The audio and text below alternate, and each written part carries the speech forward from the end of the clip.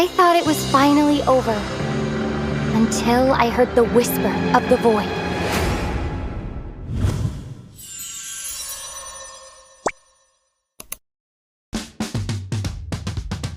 What's up guys? Kasama ko ngayon ang ating co-host sa Superfan City, Ivan, dahil kami kanina ay nagkaroon ng awarding for MDL Philippines Season 6 where we awarded AP Rough World Era bilang champions ng ating season. We also awarded the All-Star Team, which is the whole lineup of AP Rough World Era din.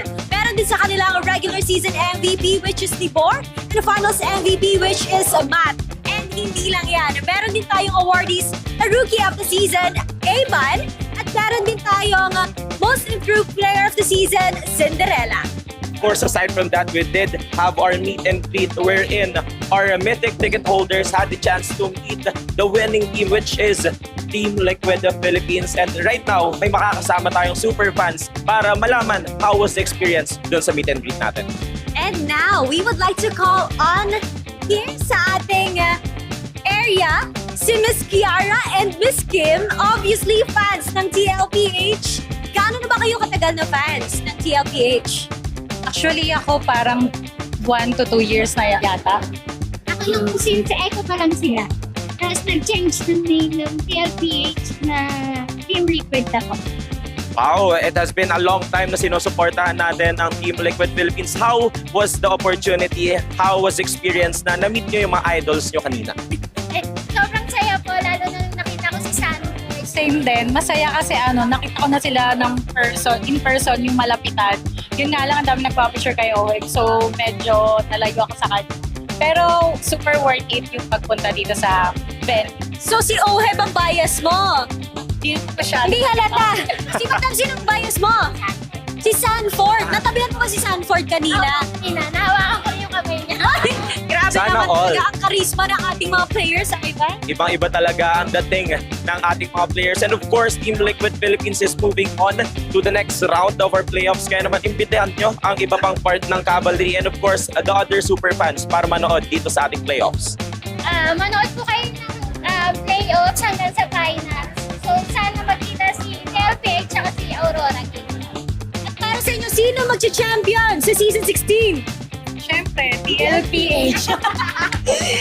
At yan lamang naman ang mga kaganapan natin today sa ating Super Fan City. Kaya naman balik muna sa inyo guys.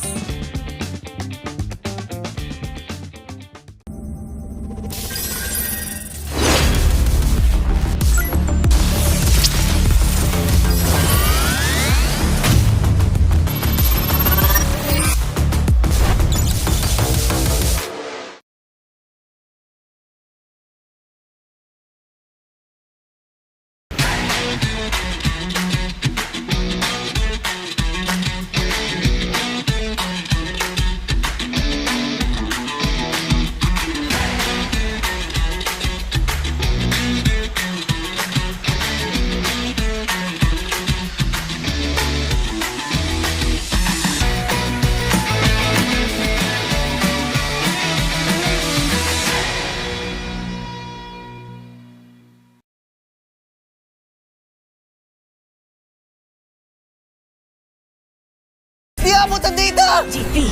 GG bro! Don't worry! Be only with Smart Power All 99. Hindi bitin with 10 gig data to power your games plus only Facebook or only TikTok. Load now!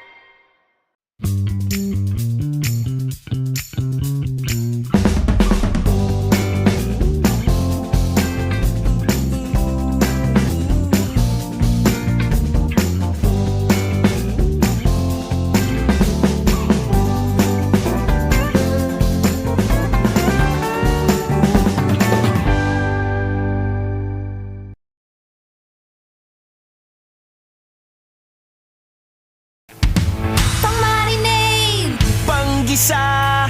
Pampasarap! Ang daming ititimpla! Luto mo yan with Knorr Liquid Seasoning. Mula luto tong plato, sarap panalo. Luto tong plato, sarap panalo. Luto tong plato, sarap panalo. Luto tong plato, panalo ang luto mo.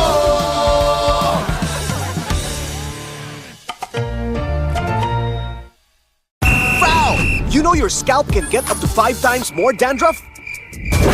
Get triple anti-dandruff power. Supercharged with Clear. Hey, you, did you know men have 1.4 times weaker scalp? Get a shampoo that's 100% made for men. Supercharged with Clear. Enemy alert. Your scalp gets 1.5 times greasier, causing dandruff. Get triple anti-dandruff power. Supercharged with Clear. Stop and pull over. Your scalp gets 1.5 times sweatier. For cooling power. Supercharged with Clear.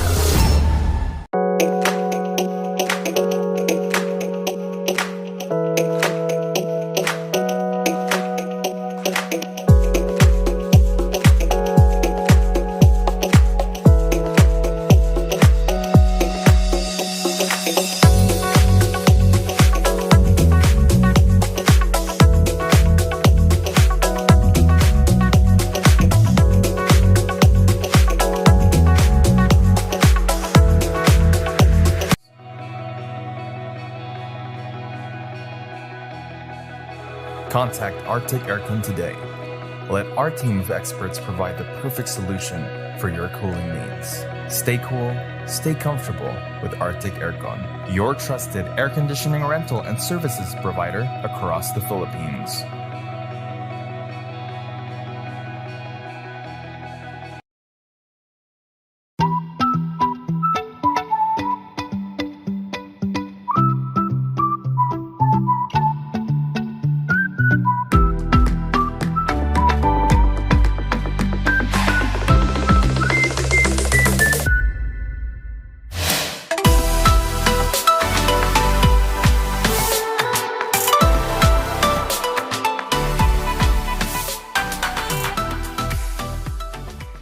Ito na ang pinaka-inaantay na selebrasyon! Excited na si Bibi! Marami pa siyang kailangang gawin para maging ready ang lahat. Bibi, huwag masyadong pen. Focus! Ganito ba? Ha! Ay, naku! Bibi! Gatot Katya? Need help? Injection! Wala ako. Ito na lang! Huwag na! Please, ibalik niyo na ako sa base! Huwag! Bibi! Bruno! Hello? Gising, Bruno! Okay na ako, Bibi! Let's go! Asikasong tunay si Bibi. Tumulong sa heroes, nag-set up ng event. Kahit koryo, hindi niya pinalagpas. Magsisimula na ang pinaka-inaabangang performance of their lifetime. Pwede nang huminga ng malalim si Bibi. Pero teka, tinatawag ata si Bibi sa stage.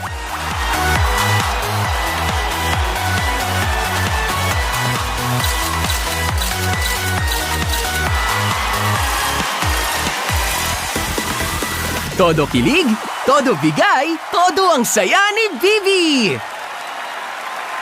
Dahil sa pagkakataong ito, si Bibi naman ang bumida. Nice to meet you!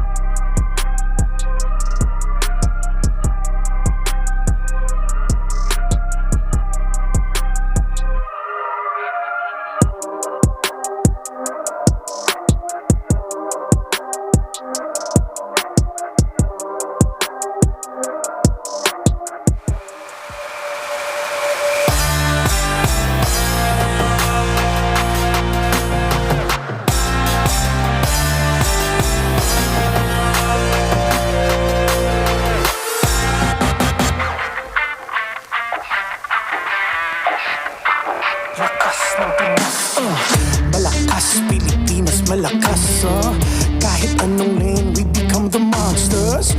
Malakas, Pilipinas, malakas face the golden sun and repping for the 3 stars. Get us to the top, no ifs, no buts. Winning any game para to sa PINAS. Di mo matitinag aming boses sa new level. Nasa kalye man o mobile, you know I become a legend. Listen, open fire, we unite, we winners.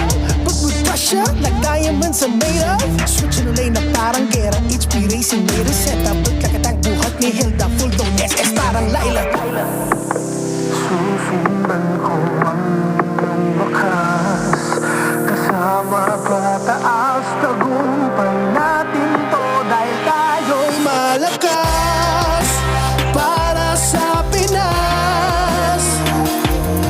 Nasa amin ang alas, hindi to atas. Kinikilala sa taas kasi kami ang malakas para sa Pinas. Nasa amin ang alas, hindi to atas. Kinikilala sa taas, ganito kami sa Pinas.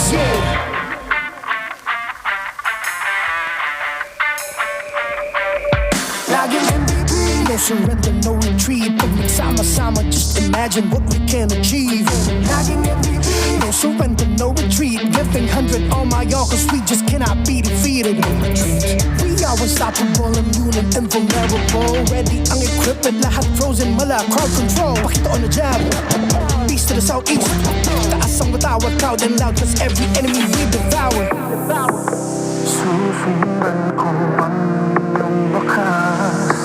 Kasama pataas, tagumpay natin to. Dahil tayo'y malakas para sa Pinas. Nasa amin ang alas, hindi to atas. Kinikilala sa taas kasi kami ang malakas para sa Pinas. Nasa amin ang alas, hindi to atas. Kinikilala sa taas, ganito kami sa Pinas. Malakas, Pilipinas, malakas kahit anong malakas, Pilipinas, malakas face the golden sun and repping for the 3 stars.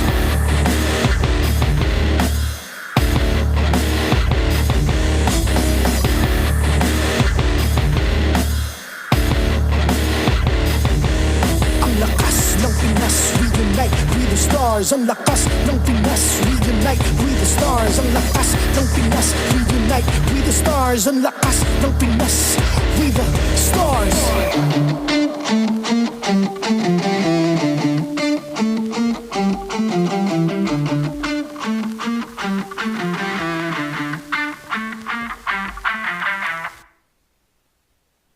The 16th season of the MPL Philippines is brought to you by the following sponsors. Infinix GT30, the power behind every madlang gamer. Smart, the simply reliable telco partner of the MPL. Victories you can count on. BPI, the official bank partner of the MPL Philippines. Mas epic na bukas, buksan sa BPI. Our partners in esports. Clear. Power up your dandruff-free scalp. Supercharge with Clear. NOR. Sarap panalo with NOR. And our official suppliers. SIP. Alis uhaw, sip na. Arctic Aircon. The difference in cooling. And Go Hotel. Tara na sa Go Hotels. Let's go explore more. Don't miss any action by following the official MPL Philippines pages and subscribing to our YouTube channel. Follow MPL Philippines on TikTok for more content. Witness and experience a new era of MPL Philippines Season 16 playoffs live at the Caneta Astrodome. Go to the official MPLPH website to secure your seats. No ticket, no problem. You can still be part of the MPLPH playoffs hype. Experience the action live at the Superfan City Festival grounds and join the free watch party. Don't miss the fun, freebies, and the ultimate Superfan experience. And to ensure the equality and fairness of our games, MPL Philippines is also monitored and supervised by the Games and Amusements Board. Sino ang makakakuha ng unang panalo? Is it ONIC? Is it Team Liquid? Kuneta Magingan!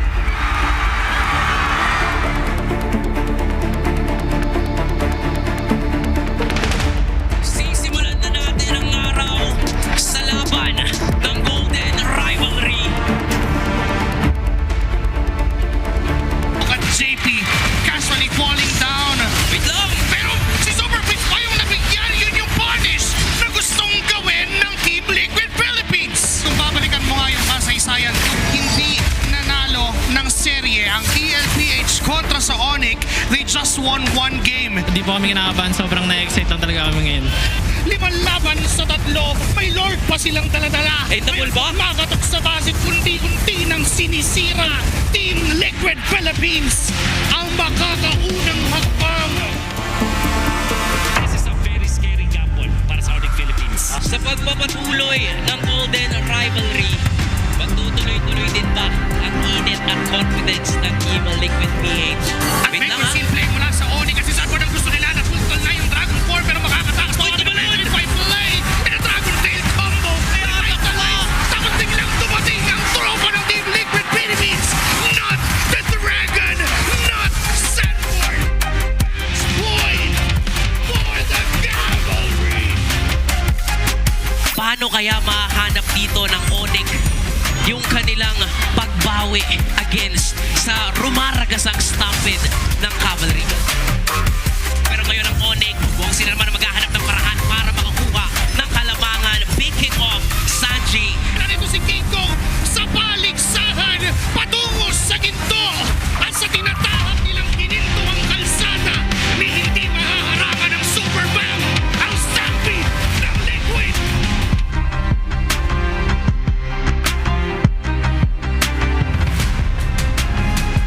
Game number 1 para dito sa dalawang koponan na kung saan para sa Aurora gusto nilang patunayan kung bakit sila ang top seed samantalang sa TNC the challenger mindset. Lumayas kayo sa aming lupain pero mukhang sa mismo papatumbahin kaya naman Aurora. Sila ang unang magsasign at magliliwanag. Dito sa Black Dragon Force ito aming kanyang gusto unahin pero may ayaw mapit in play pang counter engage. Ito'y marilawan rin pero tumatawar lang ang tropa ng TNC sa isa pa. Ang game number 1 para tuluyang patayin ng apoy. Base ay tuloy pa rin na binabanatan ng Aurora. Tutong pa si Penny, tutong pa isa-isa. Muling magliliwanag ang Aurora. We're heading to a game number 5. Saka pa na Edward goes in para kunin ang buhay ni Zayda Tribar at Shakno. Penny Cutie na lang ang mag-isang dedepensa sa apoy ng Phoenix Army pero mas magliliwanag pa rin ang Northern Lights.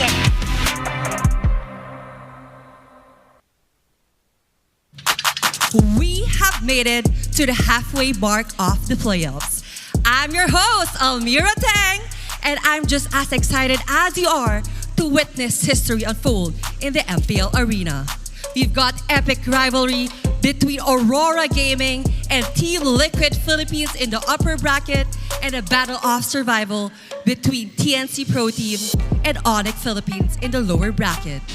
One will secure their grand finals appearance at an M7 slot, while another will be eliminated. Kaya naman, handa na ba kayo maging saksi sa aksyon? Welcome to MPL Philippines Season 16, the playoffs!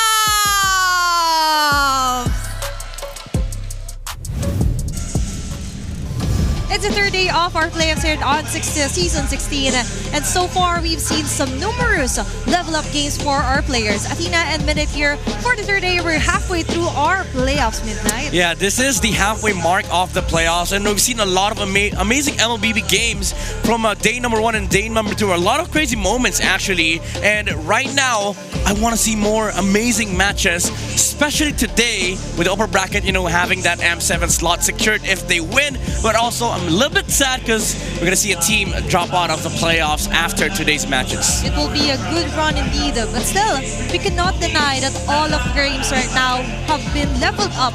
Like level up your game with BBI by Vibe by BBI.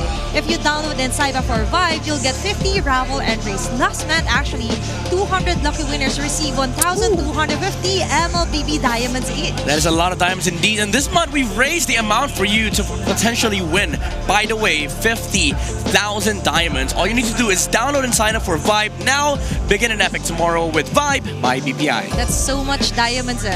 that you could buy any skin that you want, especially onto the aspirant skin. More skins. Even championship skins, by the way. Yeah. M6 for ONIC Philippines. And more data, more GG. Experience the winning power of Smart's only 5G and enjoy it with a Smart Digital Prepaid eSIM. Yeah, Smart, the simply reliable telco partner of the MPL. Victories you can count on. And we could count onto our teams to show us a very spectacular match today. And by the way, this tournament is also monitored and supervised by the Games and Amusement Board. You know what? This day, it brings me gratitude that we will witness the first team to secure grand finals and also the M7 slot. But again, as I've mentioned, it's also quite saddening because like most of these teams, you'd want to reach the grand finals, especially with the games that we've seen yesterday between Aurora and TNT. But unfortunately, there were only 3 teams that will remain after today. And with that, we will check out our updated playoffs bracket. From day one, it was sad to see, but we have to say goodbye for Team Falcons and even for Twisted Minds. Moving forward from our yesterday's matches where TLPH completed their stampede, sending ONIC Philippines onto their lower bracket. Yeah. And so far, for our last match yesterday, a blockbuster. Game 5 games for RORA, eliminating or putting TNC onto our lower bracket where they will meet ONIC Philippines later on. You know, it's a lot of crazy matches that will happen today, but I just want to point out what happened yesterday was a complete opposite of a lot of the expectations from the community because people expected TLPH and ONIC to go the distance, go game 5, bring us amazing MLBB action, but TLPH was like, no, we're going to stampede our way through the grand finals. But RORA and TNT though, even though we see TNT in the lower bracket, they're going to be up against ONIC Philippines. At this point, you don't even know who's going to make it after this match because this is a hell of a blockbuster, as you've said. Yeah, honestly, by seeing TNC's performance so far for the first 2 days of our playoffs, they gave Aurora, our top-seeded team of the season, a very hard time. So for ONIC Philippines, this might be tricky. This might be a poison out to get them. And for our upper bracket finals, as Almira have mentioned, one will move forward onto the grand finals and also qualify to be our M7 representative. M7, baby. But it is interesting, like, after the first match, we'll get an M7 rep, but I'm more excited about ONIC and TNT. Like, who gets to drop each other? As you've said, this might be the poison that ONIC will have to find a cure with, because, hey, Chuck Mamba is still in the playing field. So, you know what? Predictions, all out of the window. All predictions actually yesterday was broken off. Yes. Especially onto our last match. And you've mentioned you are excited for the ONIC versus TNC. But first up is going to be the epic rivalry of Aurora versus TLPH here onto our upper bracket finals. And even onto our PH bracket actually, we've seen some numerous KOLs, even streamers like Fuego, trying to predict what would happen or who will be able to see the first spot onto our grand finals. And I do not want to predict at all at this point because everything so far has been somewhat of a roller coaster of emotions, especially for our teams as well. Yeah, because the thing is, you could be wrong, you could be right, but at the end of the day, you don't get to project who gets to M7 first. And even if they lose, even if they drop to the lower bracket, they still have a way of climbing up, back to the grand finals. So again, TLPH and Aurora, there's a big thing at stake. Like it's M7, but most importantly, winning the championship all across the board for the Philippines, especially for Team Liquid Philippines, because they're still trying to vie for the Golden Road. And it's an international rivalry, of course, Aurora, knowing that they also have international experience as well. But Coach Knapp yesterday mentioned that he wanted to somehow see something new, especially under a patch or updates. And so far, the update has been in favor for the side of TLPH, most specifically here for Sanford.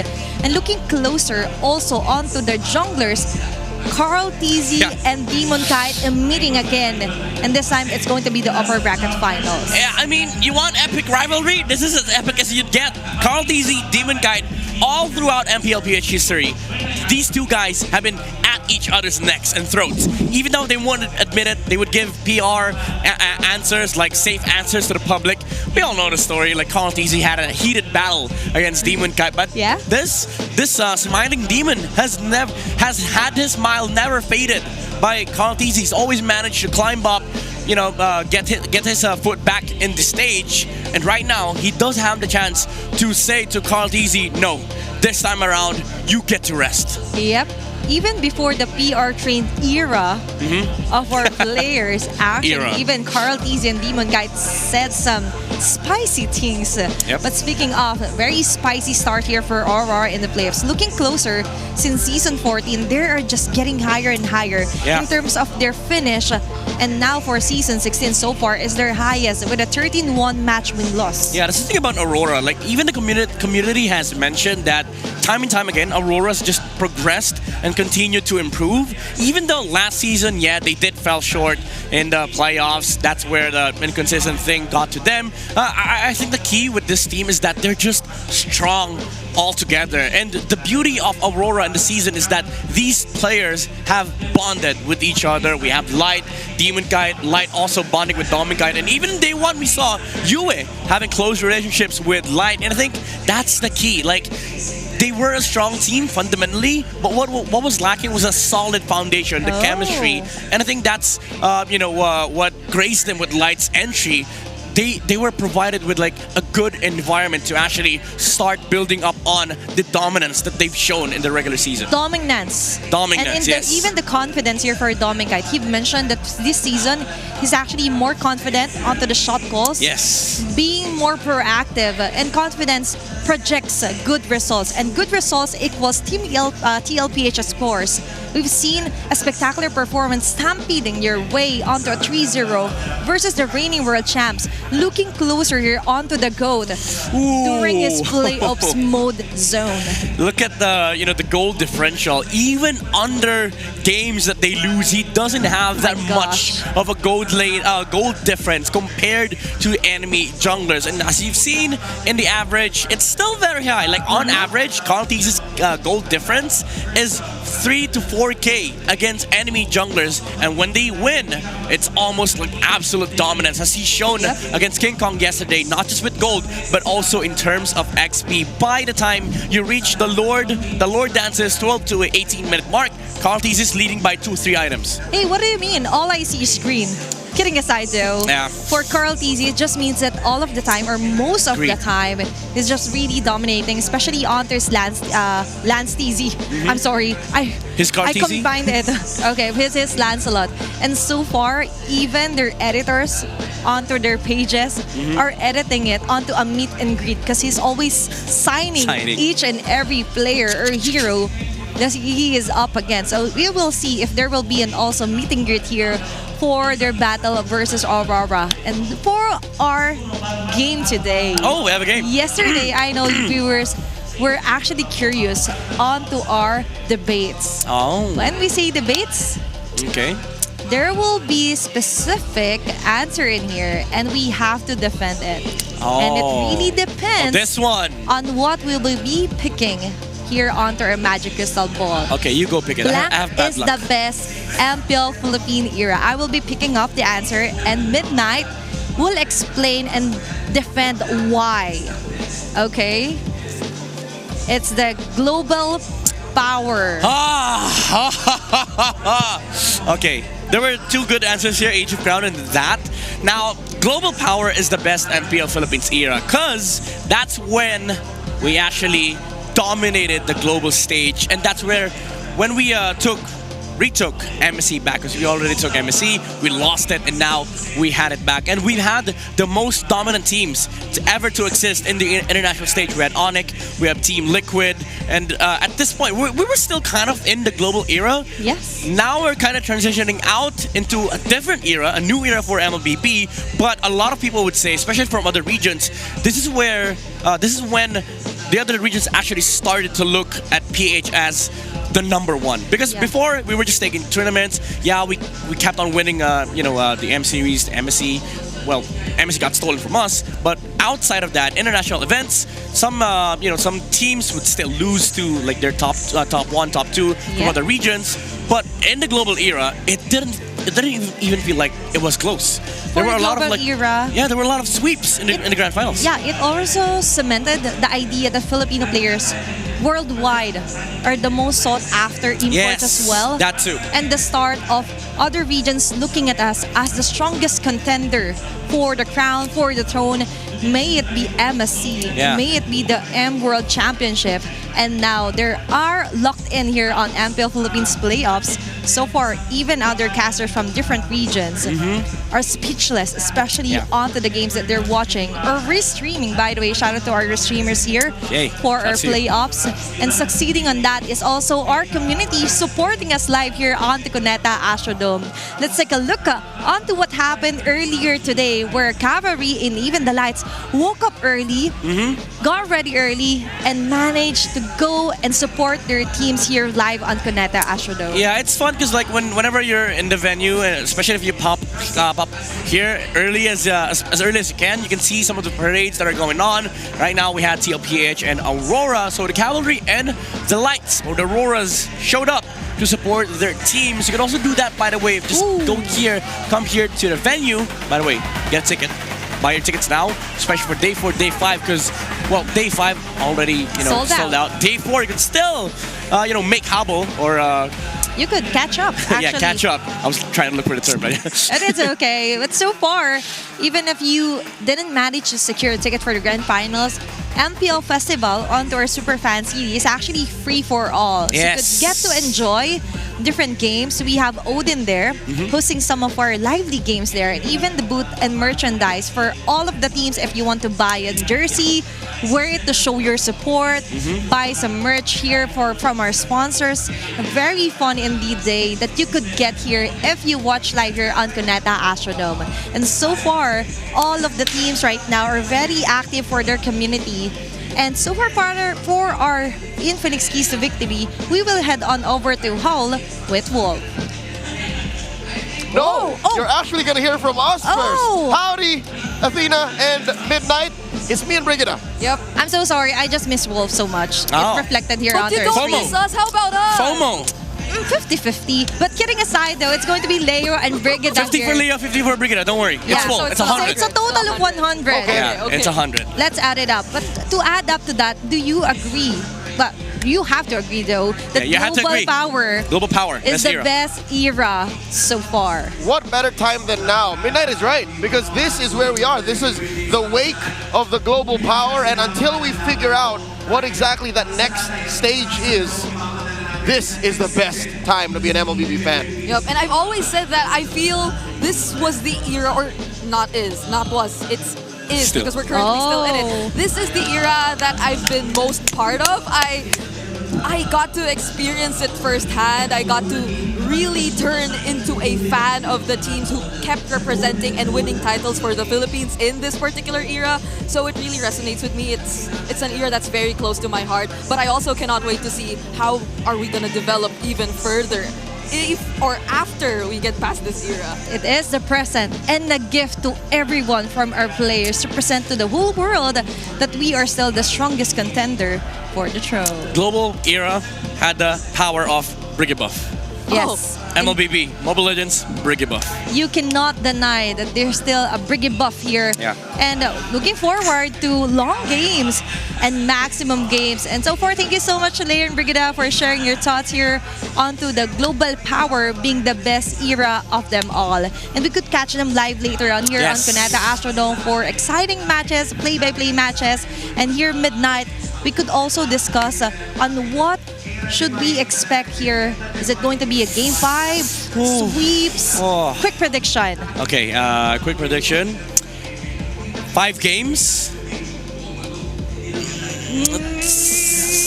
I would say Team Liquid. I'd have to, even though I did say this is the least chance TLPH will ever get the Golden Road because they started the play-ins, but they were already breaking patterns from day 1. So why not continue breaking patterns all the way to M7 and actually finish the damn thing? Okay.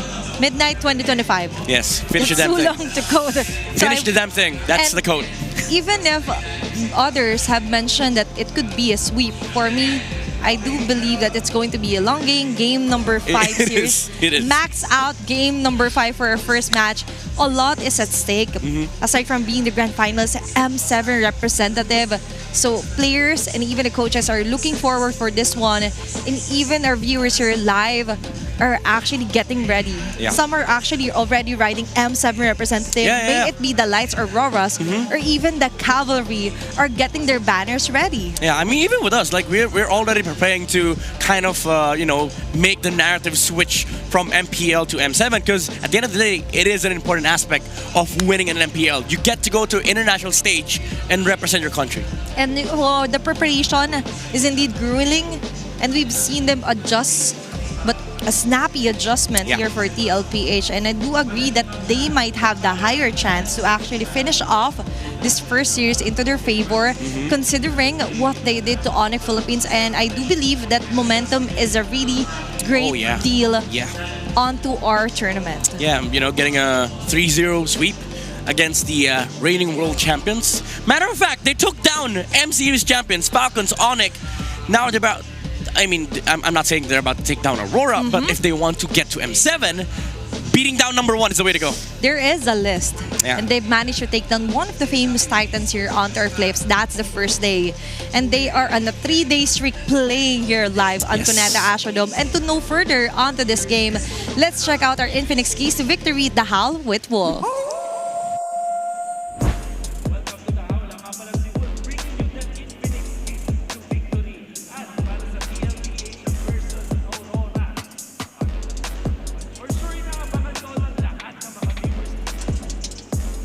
For sure, inaabangan ito na lahat ng mga viewers natin. Pasensya na mga ibit. Alam ko gusto nyo marinig ang Infinix Keys to Victory. Siyempre, dito lang yan sa Dahol. It's TLPH versus Aurora.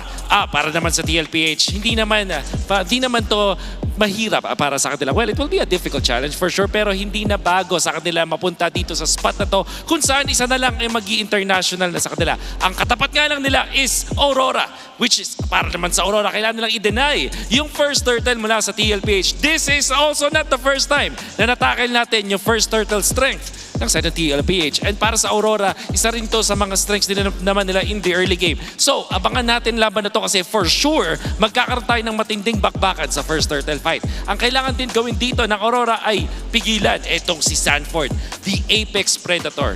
It is we cannot deny, napakalakas si Sanford in the previous games, the previous series, lalo na pag nahawakan niya yung signature na Yuzhong from eras back pa. Ngayon ay binabalik natin sa current era na meron tayo with Sanford being very dangerous with his XP lane hero. Nakatahi din naman yung pagiging malakas ni Sanford sa XP lane dun sa first turtle strike din naman ng TLPH na kailangang i-deny ngayon ng Aurora.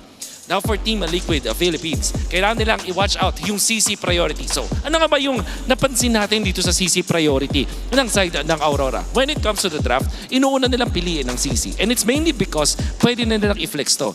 I gotta say, mas gusto ko pa rin makita si Domen kahit sa mga marksman. Pero dahil meron silang opportunity na i-flex yung CC, nagkakaroon ng mas maluwag na drafting para sa Aurora. Kaya naman, pag pinarioritize na yung CC, hindi mo alam kung ano nga ba eventually yung strat na gustong gawin ng Aurora. Gagawa ba sila ba ng funnel strategy? Makuha ba sila ng marksman? Kukuha ba sila ng double fighter? Ipa-funnel ba nila yung late game scaling doon kay Yue? Ganun ka flexible ang Aurora kapag na-prioritize nila yung CC. Ito yung kailangan watch out ng TLPH. Also, kailangan nilang puwersay ng Aurora na mag-double fighter. Kakasabi ko lang na mas gusto kong makita si Doming Kite doon sa mga marksman. And I'm not saying na mahina siya kapag double fighter setup para sa Aurora. Pero, it is also noticeable na when it comes to the stats, hindi ganun kaganda para sa Aurora compared to other teams. At syempre, ako naman gusto kong makita ng marksman versus marksman battle between Oheb and Doming Kite. Pagalingan talaga mula sa lane hanggang sa dulo kung paano magbuhat ng laro para maabot ang kanilang mga victories. And for you guys, you can experience victory with the Infinix GT30 with GT triggers and MLBB certified 120 FPS. Enjoy ultra smooth gameplay and outplay the rest. It is Team Liquid Philippines mula sa third seed and Aurora na hanggang ngayon ay nananalo pa rin 14-win streak. Para sa Aurora, kaya bang basagin yan ng Team Liquid Philippines? Panoorin natin ang ating mga teams. Let's welcome TLPH and Aurora.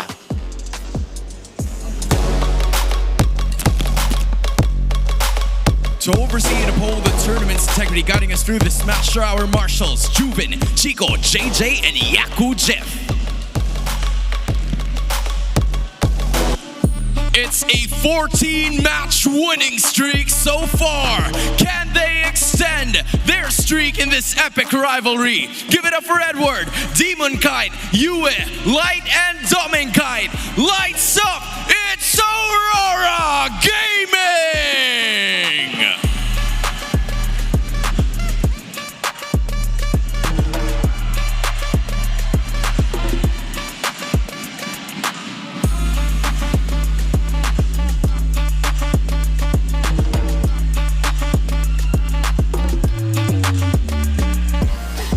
Standing in their way is the Cavalry. Can they continue their stampede in the playoffs? It's Sanford, Carl Teasy, Sanji, JP, and Oheb.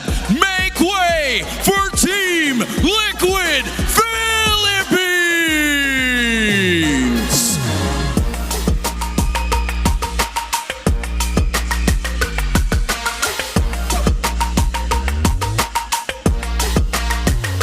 The two teams are also going to be joined by their respective coaches. It's Coach Master of the Basics for Aurora and Coach RC for Team Liquid. Rora's Cavalry, ticket to M7, make some noise!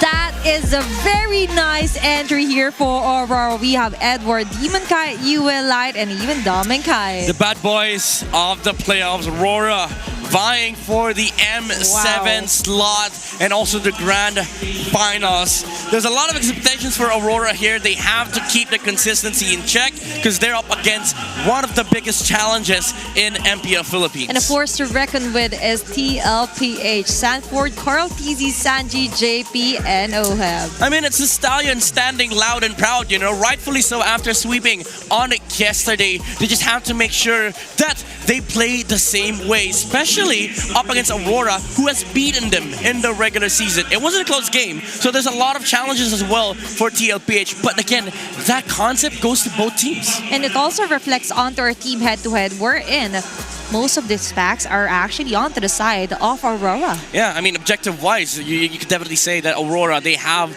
the better control. But in terms of primal instincts, TLPH just have that down. Even though kill participation does still favor Aurora, the amount of first bloods that TLPH has accumulated all throughout the regular season is a shine that, again, part of that keys to victory. The first turtle, that's gonna be the the turning point for these two teams. I love how you mentioned primal instinct for TLPH. And remember, for one of the infinite keys to victory for Aurora, Wolf have mentioned cage the predator. They gotta, the Alice's, the Lapu Lapu, the Yuzongs.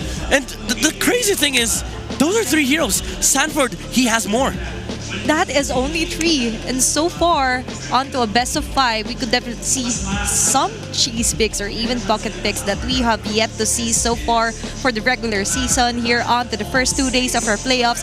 But let's check out on how our players are prepared. Let's all watch our Smart 5G ping test. TLPH, good luck. Oh, good luck.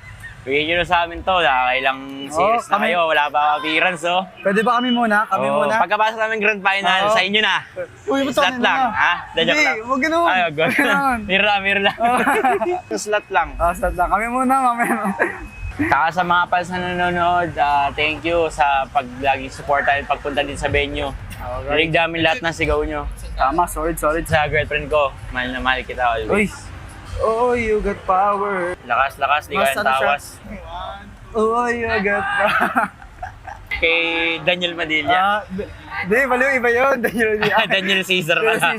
Chico, paki-assist naman si Kalad. Bakit alis dyan? Di, dry yung lips ko, di. Oo, rin nga eh. Kailangan natin tubig dito, ah. Oy. Peace ata. Uy, iba naman sa'yo eh. Rory. Kaya mo ba yan, G? Rora? Kaya ba yan, Aurora? Feel ko hindi eh. Ako din eh. Puso na lang ata tayo. Pusong Pinoy na lang eh. Pusong Pinoy. Gagalingan namin sobra. Ano message mo kay Yue? Gagalingan mo kasi gagalingan namin. Yun. Bruce Goat yun ah. Gaya kay Bruce Goat ah. What's that? I'm mic check again. Another words of wisdom.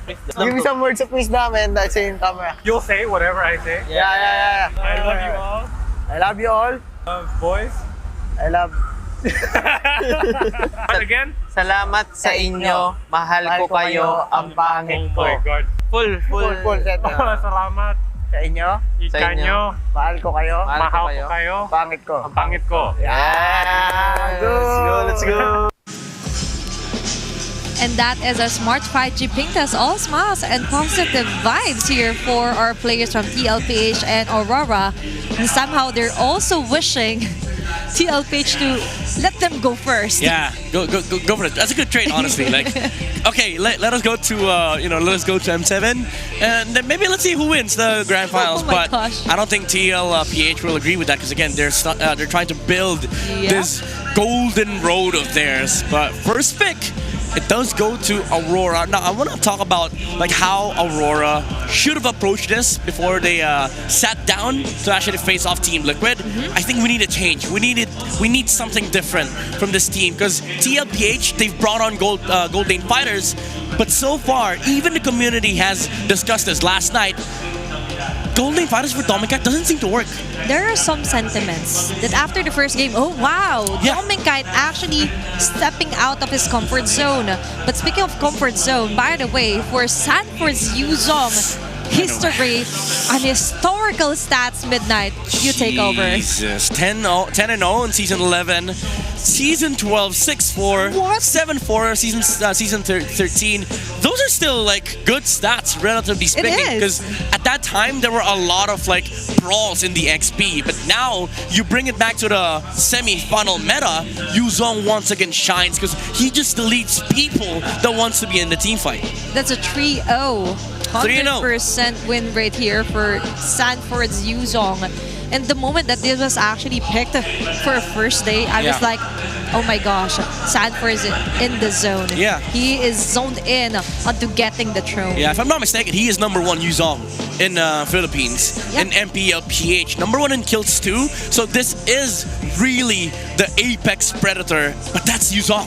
You still have to worry about Lapu, the Esmeralda, the Arlet, but you also have to worry about this guy, the man who is born out of consistency, Aurora's XP laner. You know, the accolades, they speak for themselves. That's why he's, Legend Zero. He has a lot of achievements under his belt. But I gotta talk about what happened yesterday. Even after facing the pressure of trying to beat TNT and proceed to the Upper Bracket Finals, last game he had to sell his items and still play the game for the next 3 minutes. That was a really hot sentiment on why he did that. But thankfully there was an interview. Even VWise have actually messaged him after that game on what happened. Yeah, like what happened? And for me, it's important that he took accountability and explained it well. Yeah. That, to be honest, he thought that was an endable matchup, that was an endable clash. But so far, that was a really, really scary tactic and decision that he made. Yeah, that's why he is Mr. Consistent. The amount of composure that this guy has, even if you block him in draft, you block him in game, you make his game miserable, he shows up. That's the thing about Aurora's XP lane. He is the pillar. He is the stability, the stable player of this lineup. Even in real life, actually. Yeah, even in real life. He's very chill. His grandma, actually, Lola Lucy, for the first time, actually watched live here on MPL Arena. He's a little pillar. Even outside the game, he's a shining protector. He's a guardian. He sets up his family for a better future, a better setup indeed. And we've seen a better setup here for Demon Kite as well yesterday. He's smiling. Very good performance. The smiling Demon is smiling yet again. Yeah, he's smiling. I mean, as much as I'd love to say the last Raider, Light kind of broke that deal for us because he went back. So there's still Raiders. The final two. Yeah, the final two. The last 2 Raiders of Aurora. But this isn't the last raid. They still have 2 raids left because upper and lower bracket is still waiting. If they win against TLPH, I mean, that's probably the last raid. But for M7, at least they secured that slot already. But for TLPH, this is a very comfortable spot for them to be in. Again, momentum is everything in playoffs, and you just swept ONIC Philippines. They wiped the floor against the Super Family. And I think the pressure and the burden of change is upon Aurora, upon Light and Demon Kite. Even Doming Kite might as well. Because the thing is, we've seen Aurora like utilize their strategy, their gameplay, the fundamental MLBB approach, the almost perfect MLBB.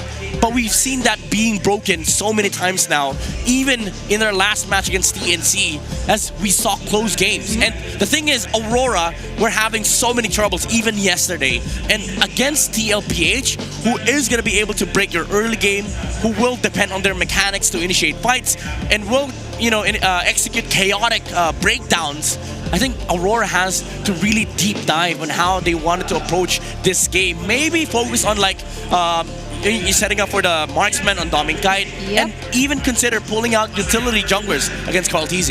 It's all about filling up the small cracks for Aurora. Because TLPH is the kind of team that once they see even the slightest of a hole, they could make it onto a window or even a door, an opportunity for them to attack you head on. And for me, some of the concerns is actually, if ever, this is just one of the scenarios that could happen today. If TLPH goes to the lower bracket, they might be playing for the first to the 5th day. All days here onto the playoffs. So stamina is also a question here in endurance for TLPH. But we will be heading over for our first bracket phase onto our upper bracket finals.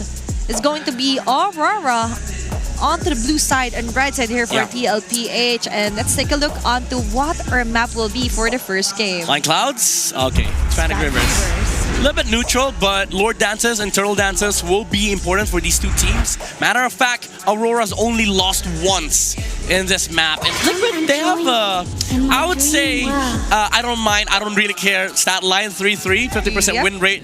But it does matter in this match. And Aurora first bans Yuzong, full respect, caging the hero pool of Sanford. And that's it. Even for Coach RC, sorry Midnight, I just have to quote it. The CC ban as well. Yeah. Actually, Coach Wolf specifically highlighted, watch out for the CC priority, so why not just ban it all together? And even the Lunox actually for Aurora has been removed. Yeah, they're hitting a lot of stones here for TLPH. They removed Doming's best gold lane and also the flex route of the gold lane fighter. Now, if you wanna go to gold lane fighter route, there's only the Rubies, the Esmeraldas, Banes, but Aurora's only shown to use Ruby. But they haven't really performed with it. Even with the first match that they played Ruby with, Doming Kite, it lost against Team Falcon. So now, Aurora, they don't want to let Carl TZ get his hands on the Lancelot, but Yi Sun Shin is still up for taking, might consider picking it now. They don't want to reserve it for Red 3. And then, Gatot Kacha, this is a very stable draft for TLPH. For Aurora, though, might want to consider getting the Kimi for Yue as early as now, and then potentially a marksman, something like a Granger. They should. Or Uranus/Alice, honestly. Because honestly, for Doming Kite, we've mentioned his heroes onto this match. He's more on the 50-50 when it comes to the fighter coordinator. So you would want to set him up onto a hero he's more comfortable with. And a high loss here for Aurora to finish off their first phase of the draft. This is peak RORA week 3. This was what they used to do.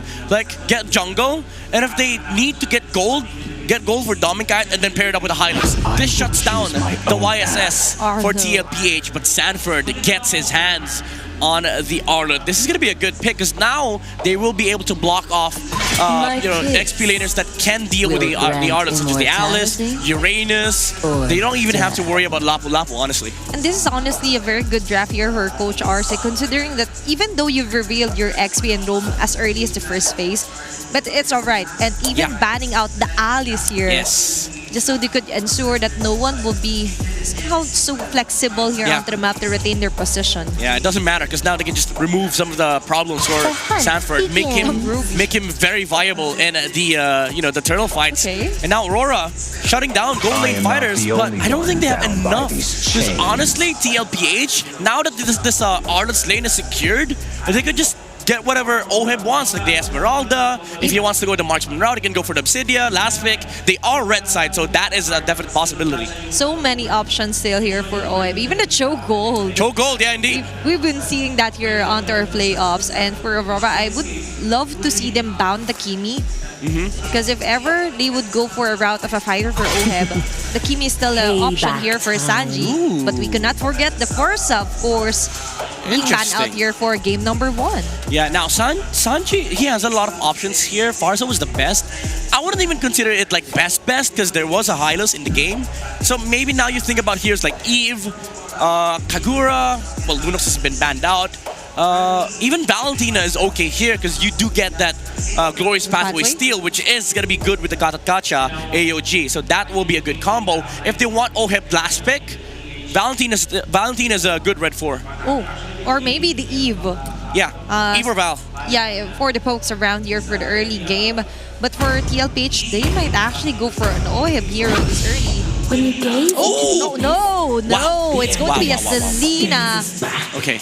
Okay, there's option E. Go for the Selena here Yeah. for Sanji. This is the TLPH normal picks. We don't care about meta picks. We care more about our signature heroes. In TLPH, I think this does accelerate their game from from the very first throw, because now Carl TZ has a choice whether he wants to contest Turtle or not. They have side lane pressure and also the acceleration of farming speed for the Yi Sun-shin, because now you have the traps, you have the you can even get Season Hunter on Sanji just to boost the farm of Carl TZ. So now RORA, he does get his hands on the Lapu Lapu, and then Kimi or Navaria, Selena Navaria. This is what they used to run against ONIC Philippines.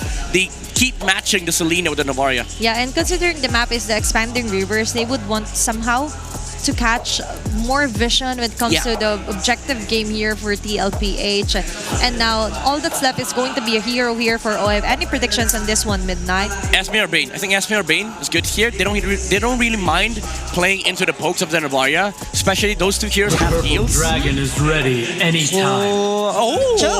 Okay. This is spicy. I just mentioned that earlier, but I didn't expect it to appear this early for game number 1. There's a big risk. This is funnel strat for TLPH. They're really focusing on Carl TZ's farm, which might cost them the late game, because there's a lot of ways for Aurora to actually deal with the YSS. It's also reflecting here onto our index, wherein onto the late game potential, there is where it will spike the most here for TLPH. So many crowd controls indeed here. But for Aurora, considering that they've got the Lancelot entrance of Demon Kite, this will be a battle for our king onto the jungle.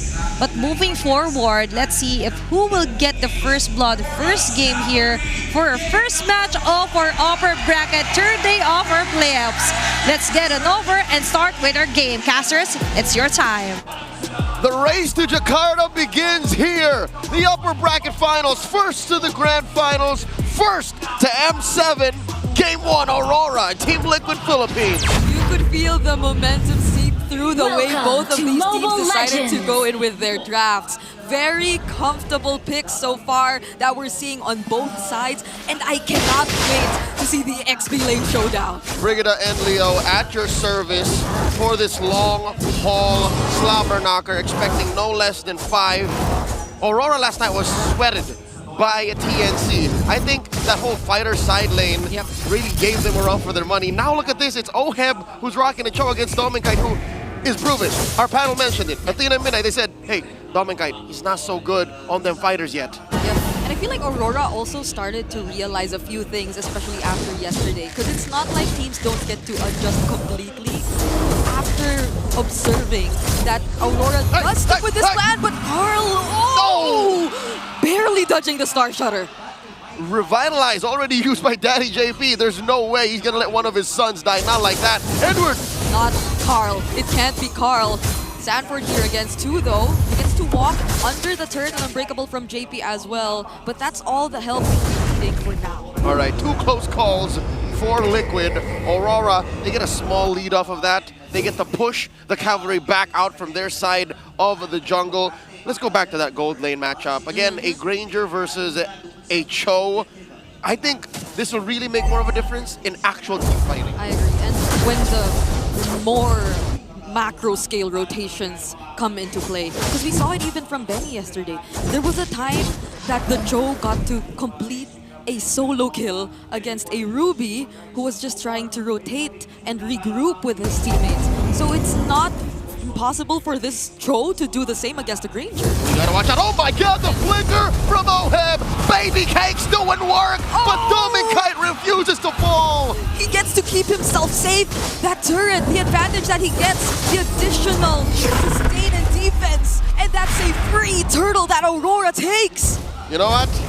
I think Aurora knew that something was afoot, that there was shenanigans around the lower half of the map, because Karl and Oheb, they don't usually do this. They don't usually telegraph where they are. So RORA, again, kudos to their coaching staff. Kudos to Master the Basics, to Dexstar, and to Khaled. They were like, Dominika, you watch out for yourself. You protect yourself. Yeah, and wasn't this one of the things mentioned in the Howl? That you gotta take away the first turtle from Team Liquid Philippines. Not that Team Liquid wanted to get it for themselves during that instance, but it feels like they didn't even allow for Team Liquid to consider even positioning themselves or contesting that objective at all. It was just that quick of a decision from Aurora. So Aurora is playing off of former knowledge. This is just, again, knowing Liquid inside and out from the playoffs, from the regular season, and this is going to be key to the Northern Lights getting a good start. Let's check out the items real quick. Not much of a difference between these two teams. Again, a paltry lead for either side. I guess it's the Encourage that's the most interesting. Again, Light on that high loss with an Encourage and of course an Elegant Gem. He's playing very low to the ground. Yeah, this has been Light's choice for the Roam Blessing since yesterday. And I feel like it suits Aurora so much. Hold on, try finding Sanford here. I know I did mention wanting to see the XP lane showdown, but RORA, even though they don't get to take the kills, they're doing a great job at somehow caging the Apex Predator for now. Yep, by caging Sanford, you avoid him from making game-changing plays early on, delaying that rotation, delaying him from rotating out and affecting the rest of the map. So Edward's playing man-to-man defense, or should we say man-to-beast defense, because the Predator is currently just can't do much. Now we see them rotating down to the lower quarter of the map. Second turtle spawned. Liquid has a bigger presence here. Karl DZ with an amazing push and a pull. Sanford checking that pixel brush. Oh my god, 3-man echoes! Oh, that's a 4-man actually. Yue also caught by the final slash, and that's gonna be first blood for Team Liquid Philippines. Aurora still deciding to join in the glorious pathway already laid down. Demon Kite can't fight anymore though. He's very low, and Edward 2 will fall next. Light trying to run away, but then Team Liquid, they're able to take 3 and they actually want more. But will Light allow them to? Sanford picks a double! It's not up to Light. It's about that Apex Predator getting unleashed. He joined the fight, went straight for the important targets. And when you say gold lane fighter and you look at a Cho, I think that's a misnomer. This is a gold lane assassin. You see the precision that Oheb put on display. Totally ruining RORA's backline. You gotta look for him if you're Yue. You want him to be part of that Astral Echo, but even then, you couldn't stop the surprise of a flicker way of the Dragon play. You can't entirely avoid that, especially if Oheb's just really keen on looking for the right targets. And just as we mentioned, the Apex Predator being caged, at that moment he just felt unleashed. No, he caged all. It was a total opposite. I'm not locked in here with you, you're locked in here with me, or something like that. Liquid up now by 3,000 gold. Brigida, 6 minutes in. They missed out on the first turtle, but that turtle was but a speed bump. It seems like the cavalry, the stampede is just getting started. Yep, it's gonna be a lot more terrifying if Liquid have learned how to adjust, even despite not taking the first turtle for themselves. Because I feel like that's a major thing. God. But JP already using the Revitalize, only fighting up against Light at this point though, so they won't necessarily be taking any kills from there. He's fine. This is what JP is built to do. He's a trailblazer, checking how deep the rest of Liquid can dive in. The bottom lane though, this is definitely the recovery lane. It's totally in shambles. Again, 6.5 minutes in, I don't think Dominkite expected to be this far out. I'm pretty sure he still expected that tier 1 to be there until he built maybe his third item. But now, what's he at even? Maybe he's on his winter, his Hunter Strike, and then maybe on the way to the Sky Piercer. Like, that is best case scenario for a Granger that was pushed out of his lane this early. But at the very least, he hasn't died just yet. And it's not like we don't see him suddenly pick up some maniacs every now and then when Aurora actually find that one big team fight. So that could be a possibility for them, but a two-man final slash forcing Demon Kite to move away. Carl TZ has the turtle all to himself, but not for now. That's another way of the dragon onto Demon Kite. What a perfect pick-off for Team Liquid Philippines. Edward coming in with the bravest fighter. Everyone getting hit hard via the help of that Echoes, but they're struggling to find the follow-through. Now Light might go down next, but Sanford has all his eyes set on Demon Kite. He picks up Light for now. Demon Kite runs away, but Edward will be the trade. The juice ain't worth the squeeze. Aurora are struggling to set up an amazing combo wombo across the big 5v5s, but they just can't make it work. Too much of a disruptor Liquid's picks are. The way the dragon, the final slash, hell, even that rogue arrow from Sanji ruins everything Rora's trying to set up. Because you could see Light. You could see Light trying to find a way to the key members of Team Liquid Philippines. He actually got to stand in front of Carl TZ. But that's the thing, he was all alone because of, again, the amount of disruption that's in Team Liquid's lineup. And that's why the setup seems so slow. That's why even when you think Aurora should have started take 1, 2, 3 down from Liquid, you're like, how do you do that when 2 have already died on your side? Aurora are down 5k gold. The stats say Demon Kite is down 5 minutes away from reaching level 15 away from Carl TZ, and Carl hasn't even gotten kills. He's just been farming like a madman. Yep, and he's already 2k up ahead of Demon Kite. This is a very unusual scenario that we're seeing right now where Demon Kite's behind in terms of levels, in terms of gold, and he's not able to keep up entirely. I mean, that's a 3-level gold lead we're seeing in the hands of Carl TZ. Gold and EXP, it's miserable. But these two mid laners, let's talk about this real quick. Astro Recall into the Star Shatter versus the Abyssal Arrow. Better hit rates on Yue, but what does it mean? Oh my god, the Purified has stopped! The final slash is Sanford! Gets shut down, the Hunter becomes the hunted. And AOG back! That's the first stack that they get on his Sky Piercer. Will they continue this fight though? Because they already lost 2. And that's right before this Lord actually spawned, Leo. So 3v5. Liquid, for the first time in a while, have to consider we have less bodies on the floor. Sanji throwing out an arrow. What? Light's already half HP with just that single combo. And now that's making things a bit awkward for Aurora. But they're still deciding to blitz the Lord. Carl TZ trying to make his way. He has to deal with Edward first. OM looking for a target. And it's going to be Light instead. But on the other side of the map, Carl TZ finding Edward, and Sanji has a double kill. Oh my god! Carl TZ and Sanji! What a chase from the cavalry! Nothing comes for free. A stampede in the wake of a stolen Lord. RORA, highway robbery up against Liquid when they were down 5,000 gold. Liquid with a punish. What Lord? That Lord's gone. Team Liquid Philippines. It's as if it never even existed. It wasn't even able to get past their tier 2 turret. That's how quick they were able to deal with the Lord right after they just forced the fight. And normally, fights that are forced after you lose the objective are very dangerous, but they made it work. This is the prime example of living outside of your means. They spent their whole paycheck to have one night of fun, and they spent all of their resources to try and steal one Lord, and they lost 3, make that 4 members on the way out. Liquid ended up with a bigger lead because Aurora got tunnel visioned from that Lord. 7,000 gold now between them, and all the outside turrets wiped out. And I just said, Demon Kite got his first Sky Piercer stack, but then He got shut down. He got shut down. I don't even know if you could consider it to be a shutdown. He just had a single kill. So he has like 5 stacks now, because you lose half of it on the way out when you die. Looking at the items, so far 2,000 between these gold laners. The time-tested Granger and the Assassin in the gold lane. that show.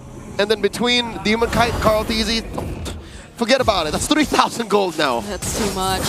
Even JP, knowing what he has to do and what his job is, prioritizing the Twilight armor. So that's why you always see him standing in front of wherever Yue tries to throw out those Star Shutters. But Mountain Shocker, Astral Echo thrown out as a response. But they won't commit anything just yet. But look at how Team Liquid Philippines constantly forces Aurora near the base. Dag nabbit, you see how many projectiles were thrown out? The boat, that arrow, a random final slash could come in via a flicker, an AOG from Daddy JP. It's just too much that Liquid is throwing at RORA without even considering that gold lead. Again, 7,000 gold. Calculating now, that's a full item on each of the cores, plus change across each role. And although you would want to look at Aurora's potential in the late game, the way that you could definitely depend on the Novaria and the Granger for their late game damage, it feels like the setups take a lot more time compared to Team Liquid Philippines, who could just decide to fight whenever they want to. Oh, yeah. You could say, I guess, it's the same for Edward, but that's just Edward. When you want Light, Yue, and Dom and Kite to be in sync with one another, then there has to be a certain sequence to how they lay out their skills. Team Liquid Philippines, it feels like all these projectiles you mentioned are just thrown out whenever they want to. Yep, and it's not like Edward or Light can catch them for you. They have to be proactive in positioning, proactive in initiating, and they just can't die. Again, when Light or Edward are at half health, the rest of RORA have to back out. So there's the Mount Shocker. Crown DJ sees everyone. What? Why is actually Light still there? I think that's going to be my question for now, because that's going to be a free kill over to Liquid. And who did the zoning for them? It's just JP, I think. It was unnecessary. Light was way too far, light years away from where the rest of RORA were. I don't know what the comms were, bring it up, but one can only assume, oops, something to that effect. Because I feel like they wanted to make their way, but this is an 8k gold lead nonetheless. Huge. We've seen instances of Lancelot stealing away objectives countless times, especially in this season. Maybe only second to Hayabusa as the most steal-capable hero. Yeah, but he couldn't even get past all these walls that Team Liquid are putting up. And I think that is the right thing to do. I'll give kudos to RORA for that, except for the fact that Light overstayed his welcome. He was in too deep. Now Liquid, setting up the push, throwing out that echoes. RORA are taking this very slowly. This is the right way to do it. Okay, they might actually... Or, yeah, Aurora denied that tier 3 down bottom. Every wave is so far well taken care of by Aurora. They're not letting their base turrets down. And Team Liquid Philippines, I'm liking how they're really respecting Aurora's defense capabilities. Because I think the threat of a glorious pathway slowing you down is still there either way. Once you overcommit, you don't have your AOG to get out anymore, then there are still chances for Aurora to punish you. Yep. And Liquid's time ain't exactly running out. You saw how hard that arrow scales. Dominkai caught one randomly down bottom. It was half his health plus the tick damage from the Impure Rage.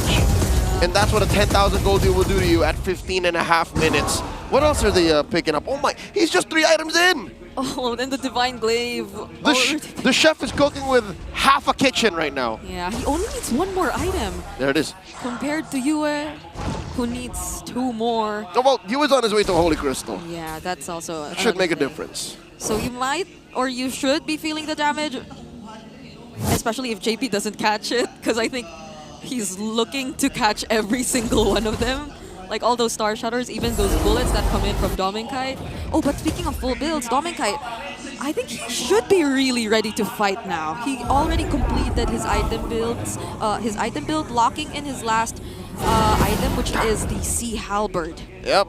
So all this healing from Sandbird, from JP, the shields that OHIP generates through Only Fast, should slowly be worked on. But again, this is the nature of their lineup. They need setup. They need light to stun the right target. Yeah. They need the echoes to hit at least 2 or 3.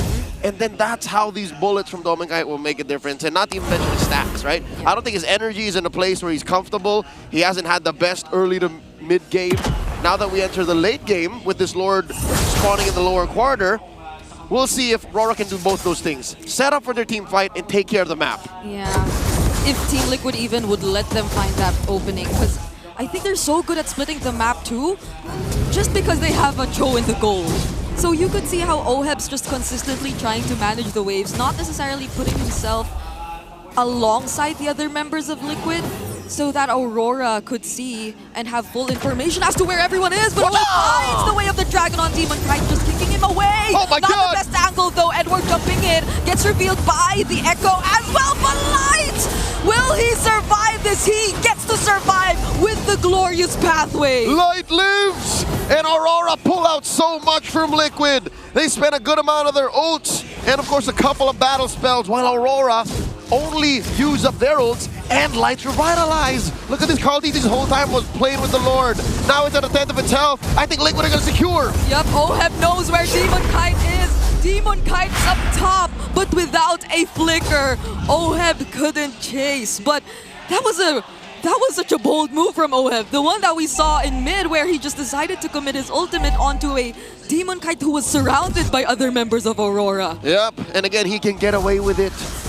Look at his items. It's not exactly just pure assassination. He has the warrior boots, he has the breastplate, so he has extra resilience to be able to use his dashes to get out. Liquid got away from what could have been Aurora's possible clapback while securing the Lord along the way. Bottom lane, say goodbye. Was that just the single arrow from Carl that damaged Dominkite to almost half? Oh, but look at the damage from the Star Shutter. Ow! You gotta respect Yue at this point too. Bring it up, looking at Sanji. What are you talking about? I think the arrow hurts more than the shatter at this point. You cannot catch the arrows if you're Doming or you're Yue. Let Light do it. Let maybe even Edward do it, because he has an ability to just immune himself from those stuns and not get caught. But I think if earlier Team Liquid Philippines had a bit more room to let Aurora defend, it's becoming a bit scarier this time that Yue and Dominkite have all their items and damage locked in. Yep, not to mention, even Demon Kite is just but 1,000 or so away from fully building his final item. I would assume that this is a Blade of Despair. So that means RORA isn't fighting for him. If we do get to that point, which I'm guessing is what, the 21-minute mark? So just in time for this final Lord, which again, I'm not counting on RORA will get. Because look at the map, something that we haven't really been talking about much. Liquid structures are untouched. Oh yeah. Not a single turret. It's that bad. And even the placements of the arrows and every single member of Liquid, honestly, because Oheb's always opposite where the others are. Sanji, the way he just places all these arrows in areas where Aurora could just walk through, so they always have an idea of where they could potentially be approaching the next objective. It makes it so hard for Aurora, who, based on their lineup, just naturally need to walk towards wherever they want to go. Oh my God, they catch two! Oh, it's a flicker from Sanji, but a failed attempt to assassinate Dominkite. A pickoff just in time for Aurora. Overextension from the Lone Stallion. Not in a while has a nickname been so ironically perfect. Sanji was left out to cook. He flickered in for that. I think that's not the kind of Lone Stallion play we're used to seeing. Not like this. He's not here for the Lord. He's not gonna be there.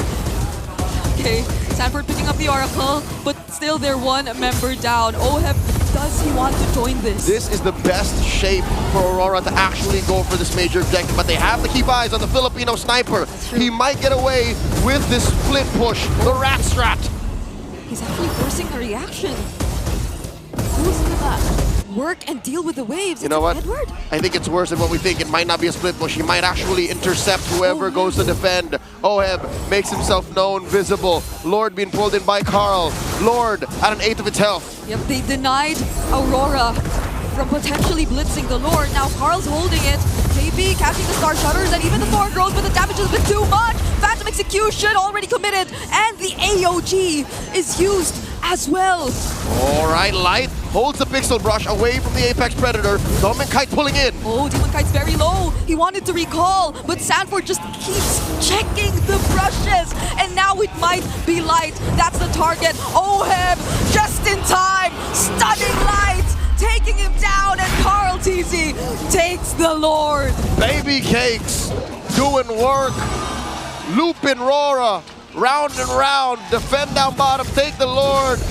Defend the base. Steal this objective, and Aurora couldn't make a decision. Liquid score their third major objective. What was the thought process of Oheb during the entire time? I thought he'd be a bit more pressured to join because they lost one member, but he just stayed down bottom, pushed the waves, and made Aurora let go of the objective. I think all the more he had to be as annoying. He had to be that much bigger of a menace to influence Rora's decision making and to muddle their thought process. Because look, Sanji's missing. I have to make up for both fighting with the Lord and this push down bottom. I'll do both. Yep. Oh, does this arrow land on someone? Dominkite fortunately gets to dodge it, but that's a good seal. Astral Echo revealing multiple members. Phantom Execution in. Demonkite briefly gets taunted, but is this enough time for Aurora? The deal with the Lord! And we're jumping in, stunning multiple members. Demonkite just waiting for Carl, and they take him down first. Sanford could only do so much when he's left alone. Oheb and Sanji have to run away, but he gets caught by the Star Shutter. Immortality won't be popped, but they have to let go of Sanford. Massive predictions from members of Aurora, considering where the vengeance might go. The dashes of Sanford, 2 free kills for Aurora, kicking Liquid out of their base. Sanford and Carl are nowhere to be found. Not for about 40 seconds. And they might just go for this one-way push to take the most that they can after Liquid's turrets being untouchable for how many minutes now? These 3 can't defend from the 5 on Aurora. Look at Oheb from the back line. What's the Filipino sniper gonna do? AOG! AOG from JP, but they get to burst him down. That's the immortality already popped. Does JP get away with this? It's a no! Oheb still hiding. Oheb, what's the plan? Star Shadow throw, now Dominkite! Oh! Was that the way of the dragon dodged? Yes, it was! In a split second, Demonkite got to dodge! I could have sworn Oheb was gonna go straight for Doming, but instead it's Demonkite who flushes him out of the brush. No one taken out from Aurora in their attempt to go straight down mid. Lord spawned. Aurora doing a little bit of homework, cleaning up their base as Sanji spots Dominkite. The Dominkite T40. Still not over it. How do you dodge a Way of the Dragon that was committed to you while he was inside the bush? But Sanji trying to look for targets here. Demonkite holding the Lord. Phantom Execution, spent in, Glory's Pathway. Oh, Sanford now is the target. He gets to use the final slash, but he doesn't survive for long. Now Aurora gain access to Carl. What can Sanji and Oheb do? Oheb coming in! Demonkite dashes through! But he gets stunned by Light, and he doesn't get to do his full combo. He's just trying to escape, but Demonkite finds Sanji instead. The chef gets cooked. It's a 3-man coalition from Liquid. RORA hunting Carl down! And with the flicker Star Shutter combo, the GOAT is taken down. Yue doesn't miss Lord to Aurora. As if the entire 20 minutes weren't in favor of Liquid. Aurora with such a massive clapback, but Oheb in an attempt to find a trade pops the immortality of Dominkite, but that's all he can do. Daddy JP doing his darndest to get something out of the exchange. Takes out Dominkite, but it's too late. He's left alone, and with no one from Liquid to defend. This 26-minute game ends in the hands of Aurora. The Northern Lights first to the board. Game 1 goes to Aurora. My goodness. that was just game one. We're here for the long haul. A best of 5. Aurora pulled that one from out of nowhere. Liquid have to go back to the drawing board, figure out where they all went wrong. Let's throw over to Midnight and Athena. If there is one team that you would count on onto getting a comeback onto game, that's going to be Aurora. 13,000 gold lead in favor of TLPH, but Aurora shuts it off and they claim this game. Edward again in the Lapu, Yue with the snipes, and Doming being so hard to kill. Aurora still finds a way to win against Team Liquid. Mind you, this was almost a stampede from Team Liquid Philippines, but they held on, and Demon Kite on this Lancelot was able to perform after having an abysmal early game. It was an abysmal early game, but late game, he was able to dash through the win for Aurora. What you were saying? That we will be able to get a meet and greet with Carl Easy? No, we will be meeting Demon Kite himself, the Smiling Demon, our Game 1 MVP. My first question was, how will they come back from that huge deficit in gold, turrets, and as well as objective? But the answer is just one thing. Just wait and see what they could do by catching up Sanji, and even Sanford, the Sansan duo, was the one that they picked the most, especially onto the greater or latter parts of our clashes. Yeah, it's all about playing it slow for Aurora, waiting for the mistakes, the cracks in the plays of Team Liquid Philippines. It's also a sort of an eye for an eye. Like it got down to the mechanics of these players, the ability to dodge these spells and skills coming out from TLPH. It made it so that the Cho and the Selena had to work for these kills. Like even the attempt on Demon Kite's life earlier on Doming Kite's life earlier on by Sanji, but also making it very hard for the Lancelot to be caught in these objective fights, which made the game for TLPH kind of a bit of an awkward like skirmish all throughout. But again, it was Team Liquid that started the dominating the show from the get-go. Minute 1 up until the second Lord, I would say. RORA was just playing to the music of TLPH. But the problem was, we mentioned this earlier during the draft, that TLPH's lineup is all about early game, fighting these pickoffs. But when do you go down to the late game? RORA, they do scale, and the team fight is going to be a little bit of a problem, especially if you don't find these pickoffs, and that's what happened. Sanji, Oheb, they had to find weird angles, try and go for force the pickoffs. But at the end of the day, the composition that Aurora has allows for them to actually outplay these kinds of plays from TLPH. It's the sheer willpower to actually stay online, supercharge their way, and clear out core damage dealers here for TLPH. You've mentioned that we were all expecting, based on the stats and numbers, that TLPH would get the late game. Not really the early game. And surprisingly, up until the 17-minute mark, that was a huge goal deficit that TLPH already established. But surprisingly for Aurora, for me, there was a specific instance.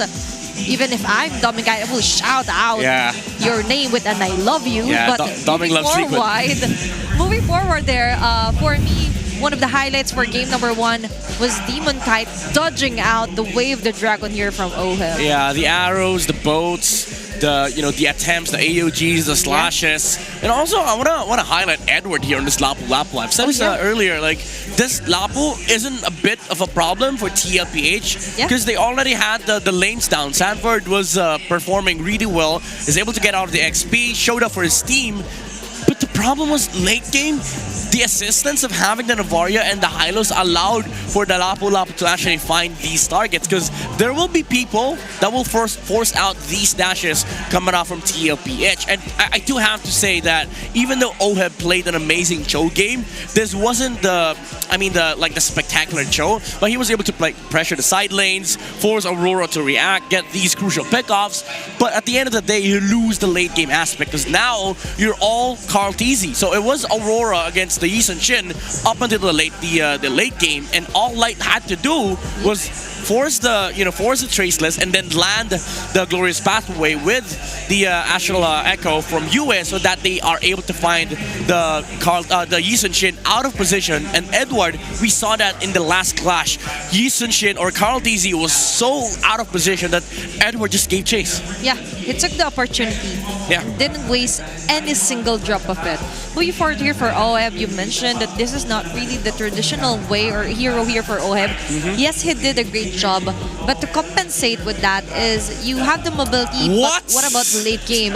But looking at their big four titles here, still going to be our BPI rich guy is going to be Carl TZ, because it really matters the most the early facing, but it's all about the situations wherein TLPH was a bit too, let's say, a bit too greedy. Yeah, overzealous. You mentioned that was somewhat of a funnel strat, not considering that RORA is the kind of team that doesn't care when it comes to gold caps or even network caps. Yeah, this is how almost impossible that comeback was from Aurora. The big four came from Liquid Philippines, with Carl TZ leading the GPM charts and being the BPI rich guy. But at the end of the day, conversion was the problem here for TLPH. There was too much flex. Yeah, sure, they took advantage of having the Cho in the early game. They were able to like stampede their way through the mid game. But at the end of the day, you have to still take down the base, which they didn't have, because I mentioned this during the draft. The YSS cannot fully carry this game because of the heroes on the side of Aurora, and because of that, it got down to like weird fights for TLPH in the late game. They were actually having a hard time. We've seen some multiple instances. If ever OHEB didn't have the Cho, he could just go for a backdoor split push here onto Aurora's base. But that didn't happen, because we mentioned that he also has to think of a bigger setup, the bigger picture for TLPH. But moving forward onto our game number 1, there is further information that we could get from our solo analyst. Let's send it over to Wolf. Thank you so much sa ating mga talents, at madami tayong mga matututunan na naman dahil nandito tayo ulit sa segment The More You Know. Ang TLPH at Aurora ang masasabi natin pinaka-established when it comes to their strategy na gustong gawin. At kung usapang established lang, etong side ng Aurora, yun naman ang napansin ko sa kanila. When it comes to their hero pool, masasabi nating hindi ganun kataas compared to other teams. Pero bakit sila pa rin ang pinaka-successful na team natin mula sa regular season up until this very moment? Sila din ang may pinaka-successful na win streak when it comes to the series, and it's mainly because dun sa kanilang very compact na hero pool. Hindi ibig sabihin na wala kayong masyadong heroes na ginamit ay hindi na kayo ganun kalakas as a team. Kung ganito kataas ang efficiency ninyo, meaning to say, yung mga heroes nyo kadalasan ay naipapanalo nyo, doon na natin masasabi na napakaganda talaga ng inyong pinapakita. 83% na hero pool efficiency mula dito sa Aurora means na kapag meron silang ginamit na hero, talagang papalakasin nila yung strat around it. Bubuo sila ng mga compositions that will make it successful. Like their 12 wins sa Harith, 10 wins dito sa Lapu-Lapu, at 8 wins sa Yi Sun-shin, Lance, as well as the Kimi. When it comes to heroes with 0 wins, ito naman ay kakonti lang. Interesting dito na yung Hayabusa at Fanny, yung hindi pa nila na ipapanalo. Kahit malakas naman sila maglaro sa gantong heroes. Well, I guess, yung ibang teams dito din sa Philippines ay malakas din naman para makontra sila. But when it comes to their hero pool efficiency, meaning to say, kapag merong sinolidify ang side ng Aurora na strategy, papalakasin nila at papaganahin din talaga nila. Yan ang ating bagong kaalaman dito para sa Aurora. And sa Sarap Panalo with Nor, masarap din ang magkaroon ng bagong kaalaman. This is The More You Know. And I hope that you learned something from that. And I hope you appreciate yung ginagawa ng mga teams natin dito sa ating meta. For that, yun na muna. Balik na natin sa ating panel.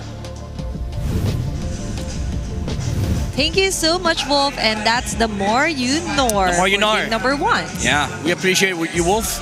And of course, we appreciate the teams as well. Again, perfecting your craft, mastering the basics, and also advancing the strats. It is what definitely allowed Aurora to, pull off this comeback, because Lord Dance was the thing in the late game for both these two teams. It is. But at the end of the day, Aurora just had the answer versus the YSS, and Liquid didn't have anything against the crazy dodges coming out from Demon Kite. And Aurora maintaining a calm composure. Yeah. They've learned from their game yesterday with TNC to just come down, never sell items early, Plus, to note Oh my that God. you just have to wait for the perfect catch here for Edward. He really did his best. Props to him. Yeah. Biggest respect here for Edward for turning the game around, catching Sanji and even Sanford. Yeah.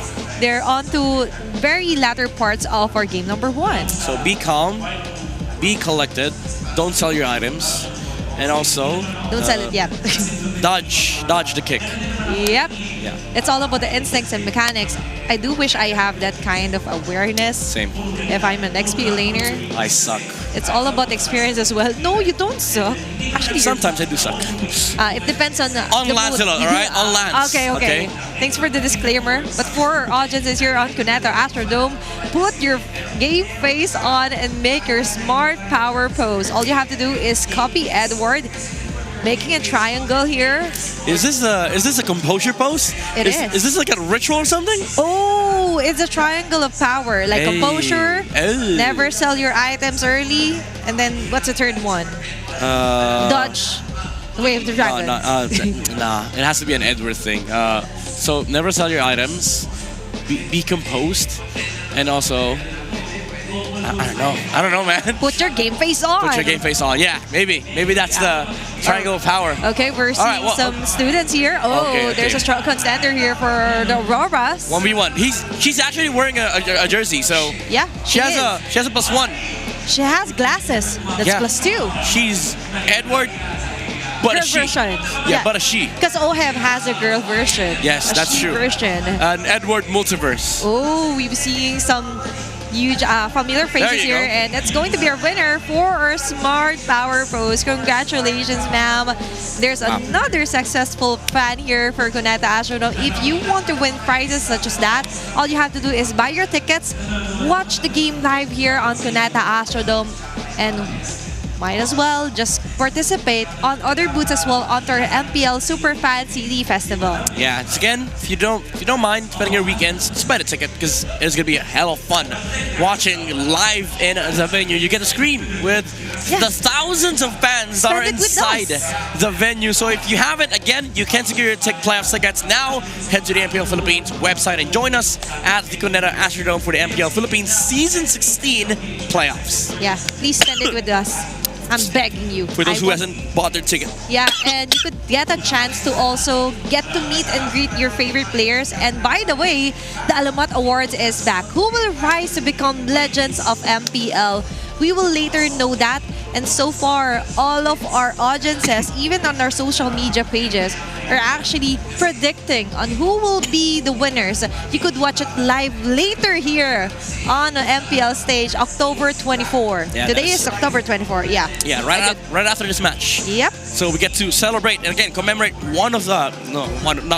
these amazing players that have played in our league. I'm actually excited for the MVP of the Who season. is it?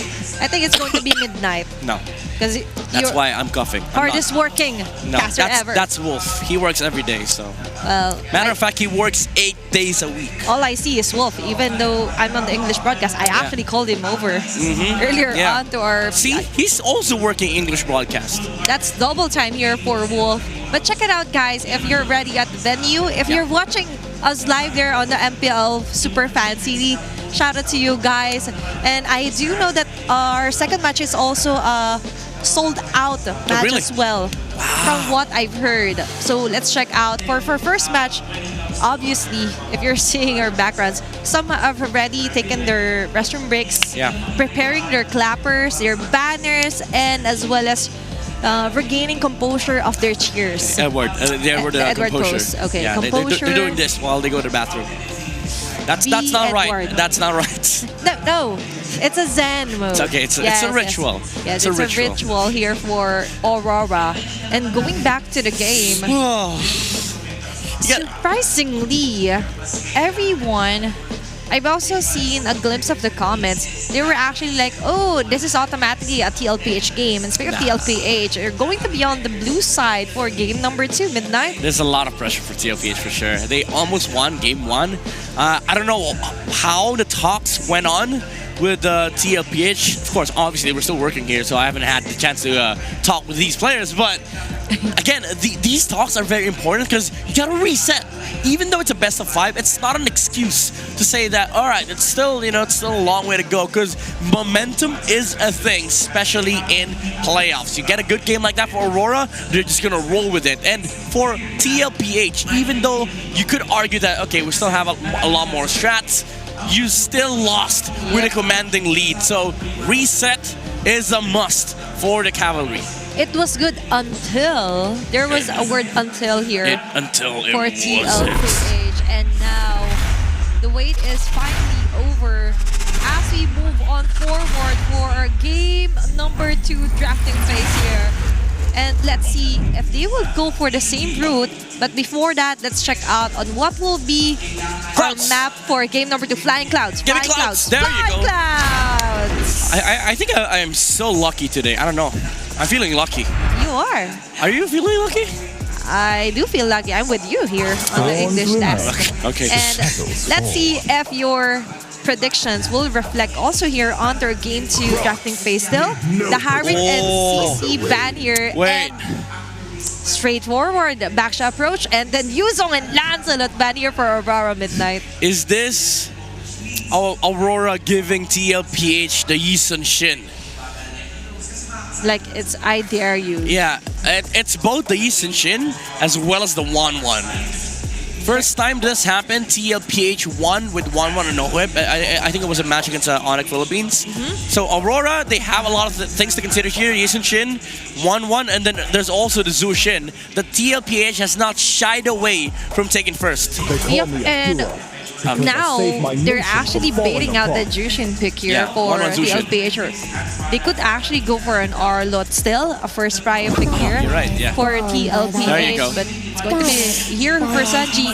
Quick predictions here, Midnight. Farsa, maybe Farsa or Kimmy, and then potentially Gatot or Grok for light. I don't mind the honestly. I don't mind the Grok against Zushin, because you are able to sort of immune and even counter the Zushin initiation. Because if you trap the Zushin, she's forced to use the Crimson Beacon because she has to dodge the Tectonic Charge. Or might as well get the Lapu again here for Edward. That too. If you want. And a Lapu is very viable option in terms of Flying Cloud statistics. But sorry, I don't have the papers. But moving forward here, the Gatot Kacha would be a nice deny pick also if you're on the side of Aurora. But let's see. As I'm hearing it, it's going to be an Arlot and Ranger here.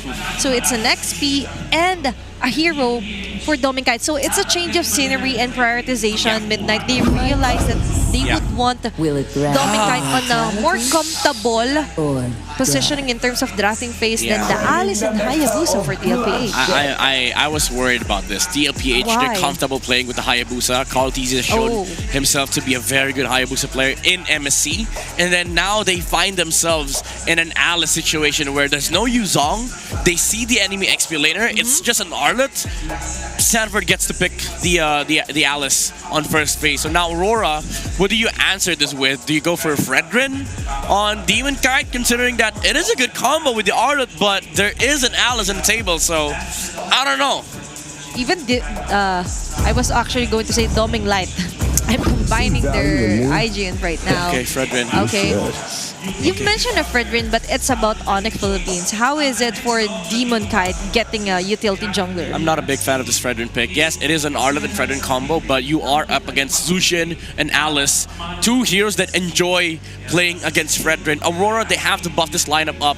They have to have huge damage on Mage or, well, Roam. I don't think they would go for that though, but Kimmy and Farsa is still available, so I think Aurora might want to gun for a Red 4 Farsa, but TLPH, they will have the opportunity to take it away. Thank you so much, and now we have the most picked heroes for Flying Cloud. So there is the Lapu for the top 5.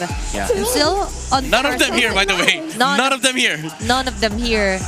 But still, none of a 1-1 for game number 2 and the crowd. Okay, yeah, that's a good ban. You mentioned this. Yeah, that's a good ban. That's a good roam for Aurora. That could have been a good roam for Aurora for the same reasons that we've said they needed damage, and also it supplements the the idea of being able to counter the Zushin while also attempting for the Red 4 bait. Because what TLPH could have done was give them Red 4 possibility of the Grok. If they don't take it, TLPH runs away with an Alice Grok combo, but they don't have the opportunity to risk it, so they needed to take it away. That's too much of a giveaway if ever they don't ban the Grok. And for sure, Master of the Basics have already foreseen that. And now for our Red 4, or rather, last ban here for TLPH and a possible Red 4 for Aurora. It's going to be the mid laner. Oh, okay. And interesting. An interesting ban of a Franco as well here for TLPH. I think they trust Sanford enough to deal with the Farsa if ever it does show up. Even the Kimmy, honestly, for Yue. Kimmy, Cecilia, and Farsa, those three are good picks. You don't Eve here.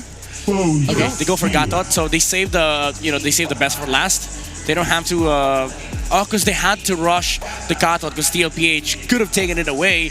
But even then, I think you could run this lineup with a Hylos for TLPH on JP, even the chip, honestly. For me, for TLPH, if they do pick the chick and it's a Flying Cloud, to be honest, there are just not much differences. So it's more familiarity in terms of where. Yeah, it's more about the draft. Where, than the map. And the mechanic as well, and the Respo when it comes to they go Hylos. Hylos, and then the Moscow here for OHEB.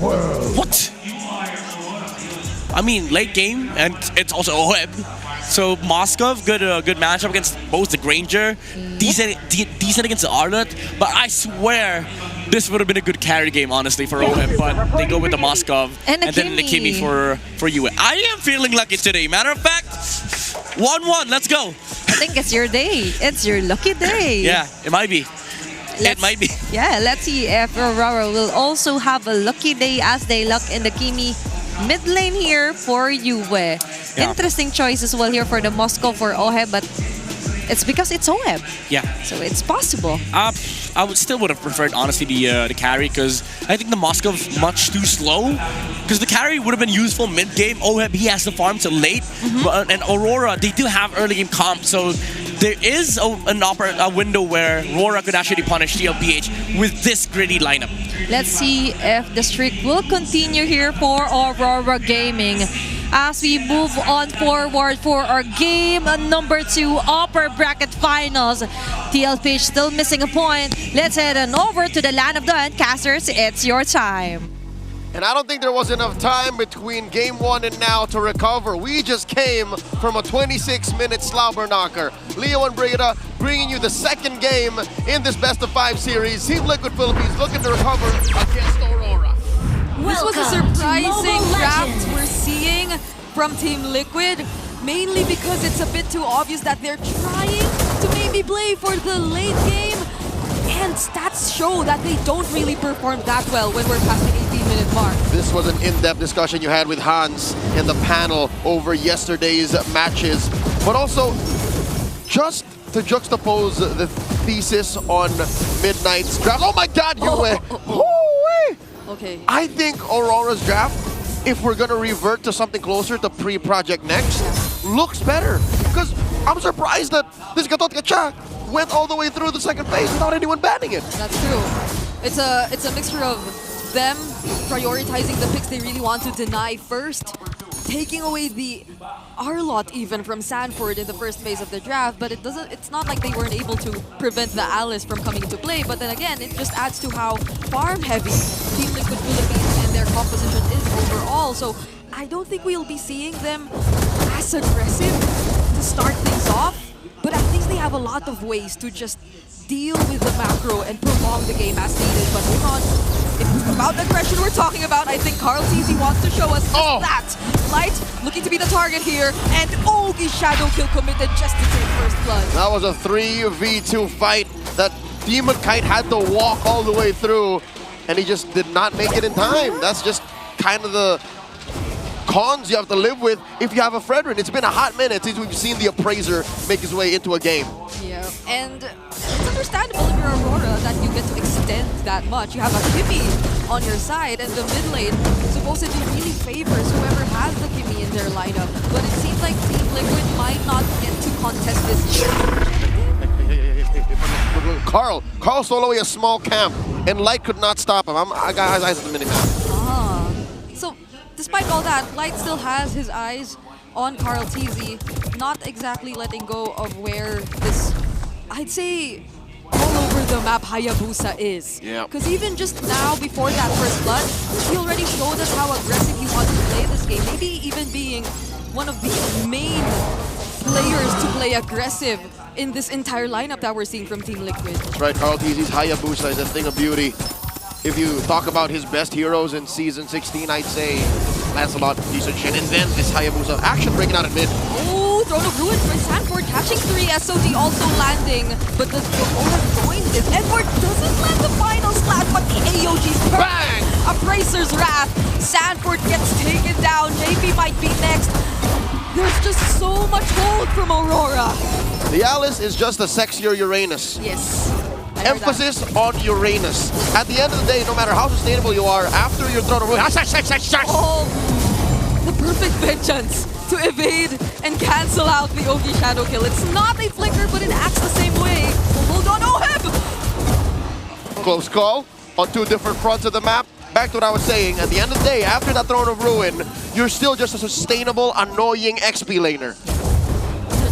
That's about it. You stand in front of everyone, you try to annoy them, but if they have enough damage, then what do you do next? Oh my goodness! 3-man stun! The 3-time MPL champion stops the forward momentum of 3 heroes, Domikai! Oh, but what Oheb doesn't know is that there are 3 members of Aurora waiting for him! I don't know if it was just perfectly timed or predicted by Aurora, but that was painful to watch. Call it a sting operation. They knew that Oheb had this killer instinct in him, and he saw a lone Granger, but he did see the other 2 members waiting in the wings. It looks like Aurora are going to be scoring their second turtle. Sanji, Sanford trying to grab one, pull a fast one over Aurora. Not going to happen. They're up about 1,000 and change. Yep. This is expected from the lineup. Hold on. Edward still wanting to go in for the fight. Crimson Beacon already used. JP gets to escape with the Glorious Pathway.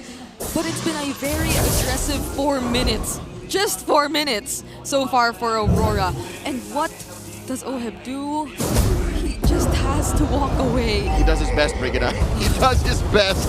RORA have stepped on his neck and stopped him from farming. The first 5 minutes has been hell for this Moskov. Looking at the items and of course what that translates to in economy. He's down about 1,500 away from Dominkite. Could have been more if he didn't use his SOD just to get that gold card that was nearly denied of him, or nearly denied from him, just because of how well Aurora's been controlling the gold lane. And this has been a trend so far. This is expected considering TLPH's lineup. But how do they show us the changes once they don't get the early game? Because time and time again, that's what we've been constantly pointing out as their requirement to win the game, to get to do the Liquid Stampede. But this is something they walked into. They drafted this way. They expected this to happen. You know what? In the playoffs, anything can happen. RORA can even win on Flying Clouds. That's what this map is all about. And they do fight Sanford to the bottom lane. Can't even use the cleave. Throne of Ruin is all he can do, but does he have enough sustain? Oh! Barely tries to survive, and that's another Piercer stack picked up by Dominkite. Carl TZ versus Edward. It's a 1v1, but the final slash still makes it. Fortunately, the other members of Team Liquid are there, but that was a close call. All right, 3 dudes from Liquid, no problem. 4, that's where he draws the line. A little too much for Mr. Consistent to deal with, but what this does is open up the lower quarter of the map where the turtles spawn. 3 for 3, Aurora 100% on turtle take rates. Look at how US just defending this turret. Carl TZ has to escape. Oh, he walks away, but does not escape death. Light and Yue take down Carl TZ. The GOAT got tunnel vision. He really wanted to push in. Did not have enough backup. Down bottom, Demon Kite has 2 on him. This is what you can do with a utility jungler. You're able to really put your foot down and say, the rest of you guys do that, and hold on. That's why it's a macro-centric hero. Oh my god, JP! That's the tankiest member of Team Liquid right now. But Aurora, without hesitation, committing the final slash. That's how confident they are at this point. Demon Kite, though, he does not walk away from that. It's a little too much. to expect to survive all that. But again, RORA, sleight of hand. You're looking at the right hand, the left is already committing a crime. They pushed into here to a top. As I was saying, if you're a utility jungler, you can do these kinds of things. One of those things is sacrifice yourself because you're less of a asset to your team, so you can afford to die. Second is you can hold down fights so much longer. Carl Teasy, when he died in the top lane, there was no business for him doing that. Not for that long. So Aurora, they're still on point here, on course. 4,000 gold up, 8 minutes in. This time it's Aurora who's had their turrets untouched for the entire past 8 minutes of the game. Team Liquid Philippines are struggling. They might be waiting for one team fight that they get to win, and it's from that where they just pivot and try to convert into objectives, because the way it's looking right now, could they even split up? Like, I know that's something OHEB would want to do, but based on how Aurora's been rotating, they're not making it easy for the Moscow. I think they can. They just have to be very specific about it. Like now, see this? It's clear where Aurora is. They show themselves on the map. It helps that the Lord is going to be a beacon, a magnet for TLPH to try and consider where they're coming from. But look, we're still looking at the maybe #2 best hero to steal Lords with. That's a high boost. Oh, Edward steps in. Behind Edward, final stack already coming to Throne of Ruin. Might just stun 3. Oh! Dominkite gets taken down by Sanji, but before he does, JP gets taken down as well. It's a 1-for-1 trade so far, and OHEB, that's what you were talking about. So he finally gets to push the waves. And it's also very fortunate that Liquid found Dominkite. If it was anyone else that died, maybe even Edward or Demonkite, that would have been okay. RORA would have forced the issue, but no, it was Dominkite. It was their main damage source. It was just unfortunate that he was right behind that wall, and once he flickered, he found himself right beside the Lord and in front of Sanji's Crimson Beacon. So that was a very awkward position to be in if you were Dominkite, but they also probably didn't expect that there were other members of Liquid who could come in from the mid lane, because they were probably expecting everyone to just hold those brushes down bottom close to the back of the wall where the Lord is. So now it's a second chance for Aurora to potentially take this. I think it was premeditated. Liquid really cordoned off RORA's exit to compromise Dominkite's positioning, and then in turn they killed him. That was really good for Liquid. Now, Demonkite finds that taunt. Lord at about half health. That was a knockup from the Lord. Edward working on Sanji though, but Demonkite goes down! OM joining the fight as well. This Lord is going into the hands of Liquid. Carl will get traded, however, and they're trying to chase after Liquid, but all they want to do is walk away. Liquid definitely winning out on that trade. They pick off Demonkite, take the Lord, and everything else is extra collateral damage. Carl Teasy is, but it's worth it. RORA did not see this angle coming. I didn't see this angle coming. I think Liquid just worked their way into closing this gap. 4,000 gold cut down to just 1. I think it was just normal movement from a Fredrin, from a utility jungle. It was the right thing. You switch targets, you stand in front of everyone. But where did the damage even come from for them to burst him down that much? Or I also think the Lord knockup had something to do with it, because it was an unexpected timing of Lord knockups that helped Liquid try and be a bit more aggressive. And that's where Demonkite found himself bursted down. Yeah, something tells me Sanji sitting with 2 stacks on his Skypiercer, maybe 3 stacks. I have lost track of where exactly to count from. Made that death on Demonkite, that kill on Demonkite so much more possible, so much more faster. And the Appraiser's Wrath almost made no difference. We couldn't even feel it. I mean, JP was already expecting to receive majority of the damage from the Appraiser's Wrath, but at this point, that's what you want to see from JP. That he can just confidently stand in front of these members, of these annoying heroes of Aurora, so Liquid can know where to position themselves, and finally, after trying to be a bit more careful for so long, they get to take away some turrets from themselves. Oh man, the map has equalized. Literally, 2 for 2. RORA now just have barely 1,000 gold up over Liquid. Where did this go wrong? It's not like Yu is not in the right position to deal damage.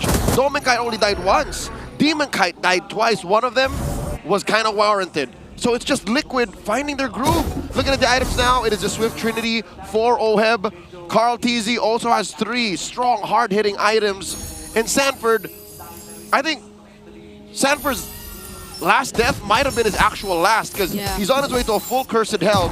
Once he builds that winter crown, I don't think we're gonna ever see him die again. Maybe this is where a bit too much attention on caging the Predator starts to backfire. Because it's just not worth it. It takes too much time. And I don't think, like, maybe Sanford even wants you to pay so much attention to him at this point. Majority of the damage of the disruption will come from him, yes, but not the damage. And he's not the guy who needs to be there until the very end of the team fight. Oh yeah. So maybe essentially kind of similar to the Fredrin. Yeah, at the end of the day, it's got to be Oheb, it's got to be Carl. Sanji is the finisher. The fact that Sanford is so annoying and could impact the team fight so much from the XP lane on this Alice is that game changer. So Aurora, how do they react? Maybe don't pay attention to Sanford as much. Like, as much as you can avoid the Throne of Ruin, that's easier said than done. Because either way, he's gonna show up anyway. He is definitely gonna use that Throne of Ruin and try to position himself in front of as much people as he can.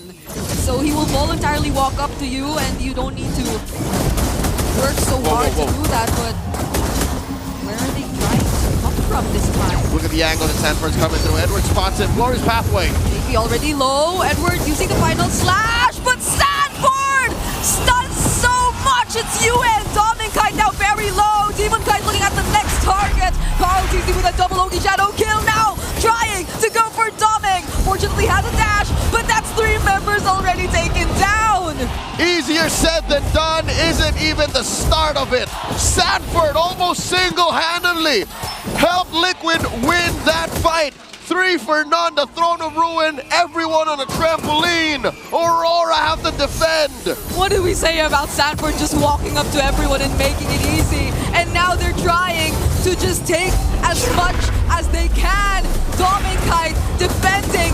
Oh, the Wind of Nature already committed. Sanford blocking the bullets. But that was such a great defense from Dominkite too. Rora lose 1 inhibitor. Almost lost mid. They're gonna lose their purple buff.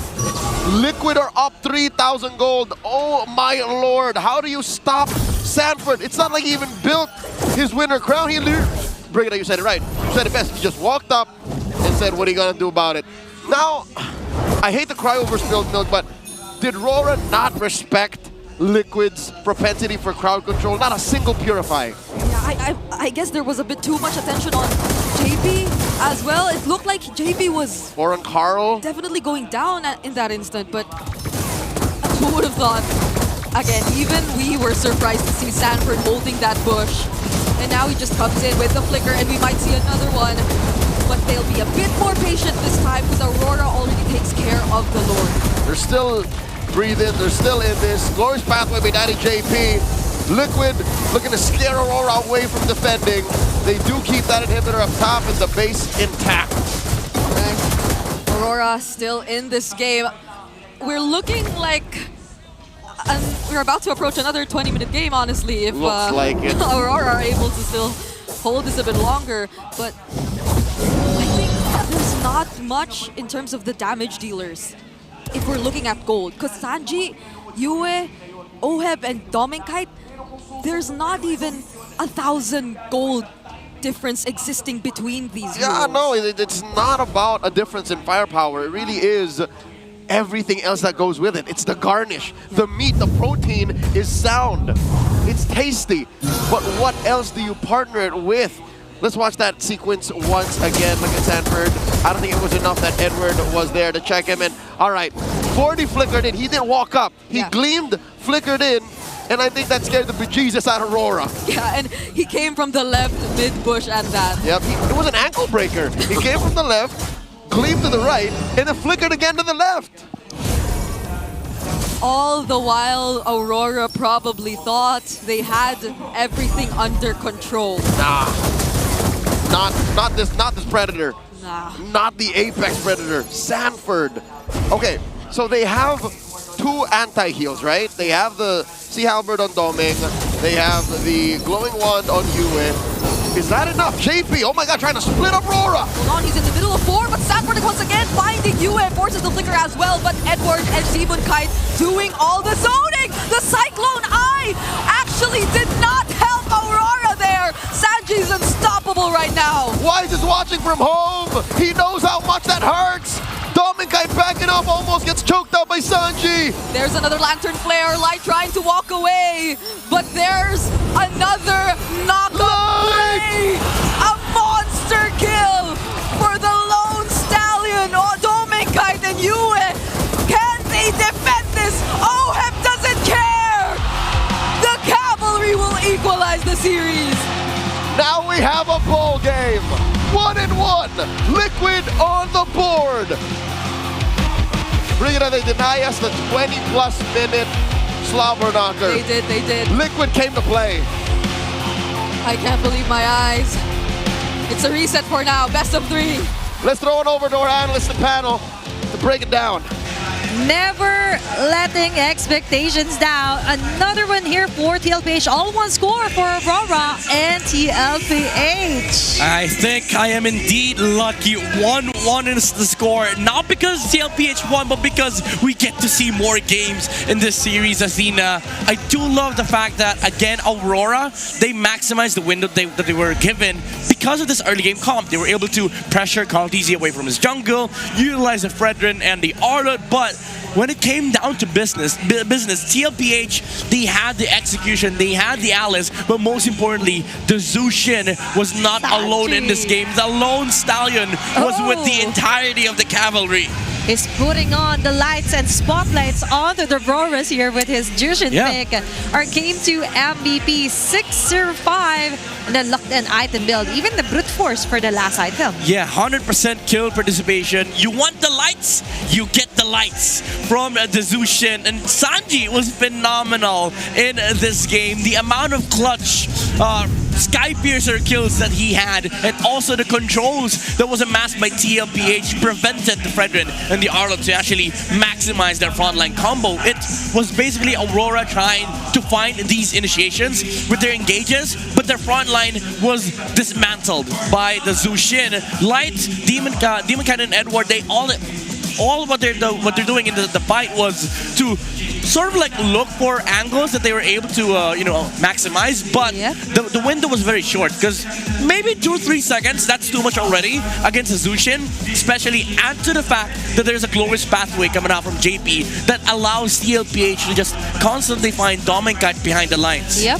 Just being a lookout isn't enough. So what do you do with the info, right? So for the info for TLPH, on the other hand, Leo have mentioned they have multiple crowd controls, and for the side of Aurora, no one even got a Purify. Yeah, that's the greedy problem. Like, they were very aggressive. I think they were capitalizing on the fact that they're much stronger early game. But the problem of their line as well is that they're one directional. By that I mean not because they only do one thing, but how they approach fights, it's all forward. But in comparison to TLPH, there's multiple angles. There's the gleam, the flicker coming out from Sanford. You have to watch out for the Hayabusa shadows, the glorious pathway, the shadows. The lights coming out from Sanji, but also the spear of destruction from Ohib, which literally comes from all angles. It really disrupted members here of Aurora.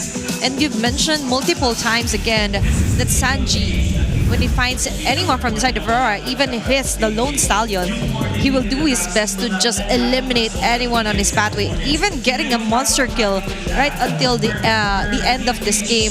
That was an almost 18-minute mark. If I remember correctly, there was a stat wherein TLPH actually has fights or win most fights before the 18-minute mark. And after that mark, they're having a hard time onto closing the game into their favor. They almost got the deadline. There's a curfew. 7 seconds. They were like, guys, we had to end. If we go past 18 minutes, we might lose the RORA again. But even then, like, if you look at the lineup, RORA, I think they're the ones with the deadline here, because if you think about their composition, they have to establish like a huge or a commanding lead by minute 12. TLPH, they're sort of allowed to go past that liquid timer because they have the Hayabusa who is out farming the Fredrin. Matter of fact, Brigida brought up the fact that between Sanji, Oheb, Yue, and Dominkai, there's not much of a goal difference. But when you look at the junglers, that's where the gold difference comes from. Carteezy was 3,000 to 4,000 gold ahead against Demon Kite, which also ties into the stats that we saw earlier from the GOAT. And whenever he does have this stat line, you just have like an additional damage dealer for TLPH. Bottom line, Hayabusa. Yep. Even Leo Higher acknowledged damage. that this Hayabusa here, the higher damage here for Carteezy, is really one of his most pick hero, or rather, most successful pick hero here throughout regular season and now heading on to the playoffs. And looking closer on the success also of Sanford with multiple stunts onto his Alice. We have to acknowledge that. We have to put the spotlight on him. Yeah, this protection from Sanford and JP as well. Not just the offensive terms, but also the way they juggled for Oheb, they juggled for Sanji, and the amount of times that RORA was trying to like lock on a target and then Alice just gleams forward. You see the glorious pathway and then you get set by the Throne of Ruin. It's annoying for Aurora, honestly. And of course, we all know who it is. It's the BPI rich guy, Oheb, 772 GPM. Was having not a great start. He was 2k gold behind against Dominkite at one point. I think minute 6 or minute 7. He was 2,000 gold in terms of deficit. Against the gold laner of Aurora. But it came down to the late game. They were able to stretch the game long enough so that the Fredrin didn't exist, basically. He was a non-existent factor for TLPH. Maybe during the lore dances, he is a target because he does have the retribution. But during team fights, they don't even care about a Fredrin, honestly. And I know, Midnight, it's going to add up to the list on why you would want a Fredrin onto Demon Kite. Yeah. Because technically speaking, when it comes to the latter portion of the game, you cannot control on what part you would want the game to end, not unless you're a prediction teller.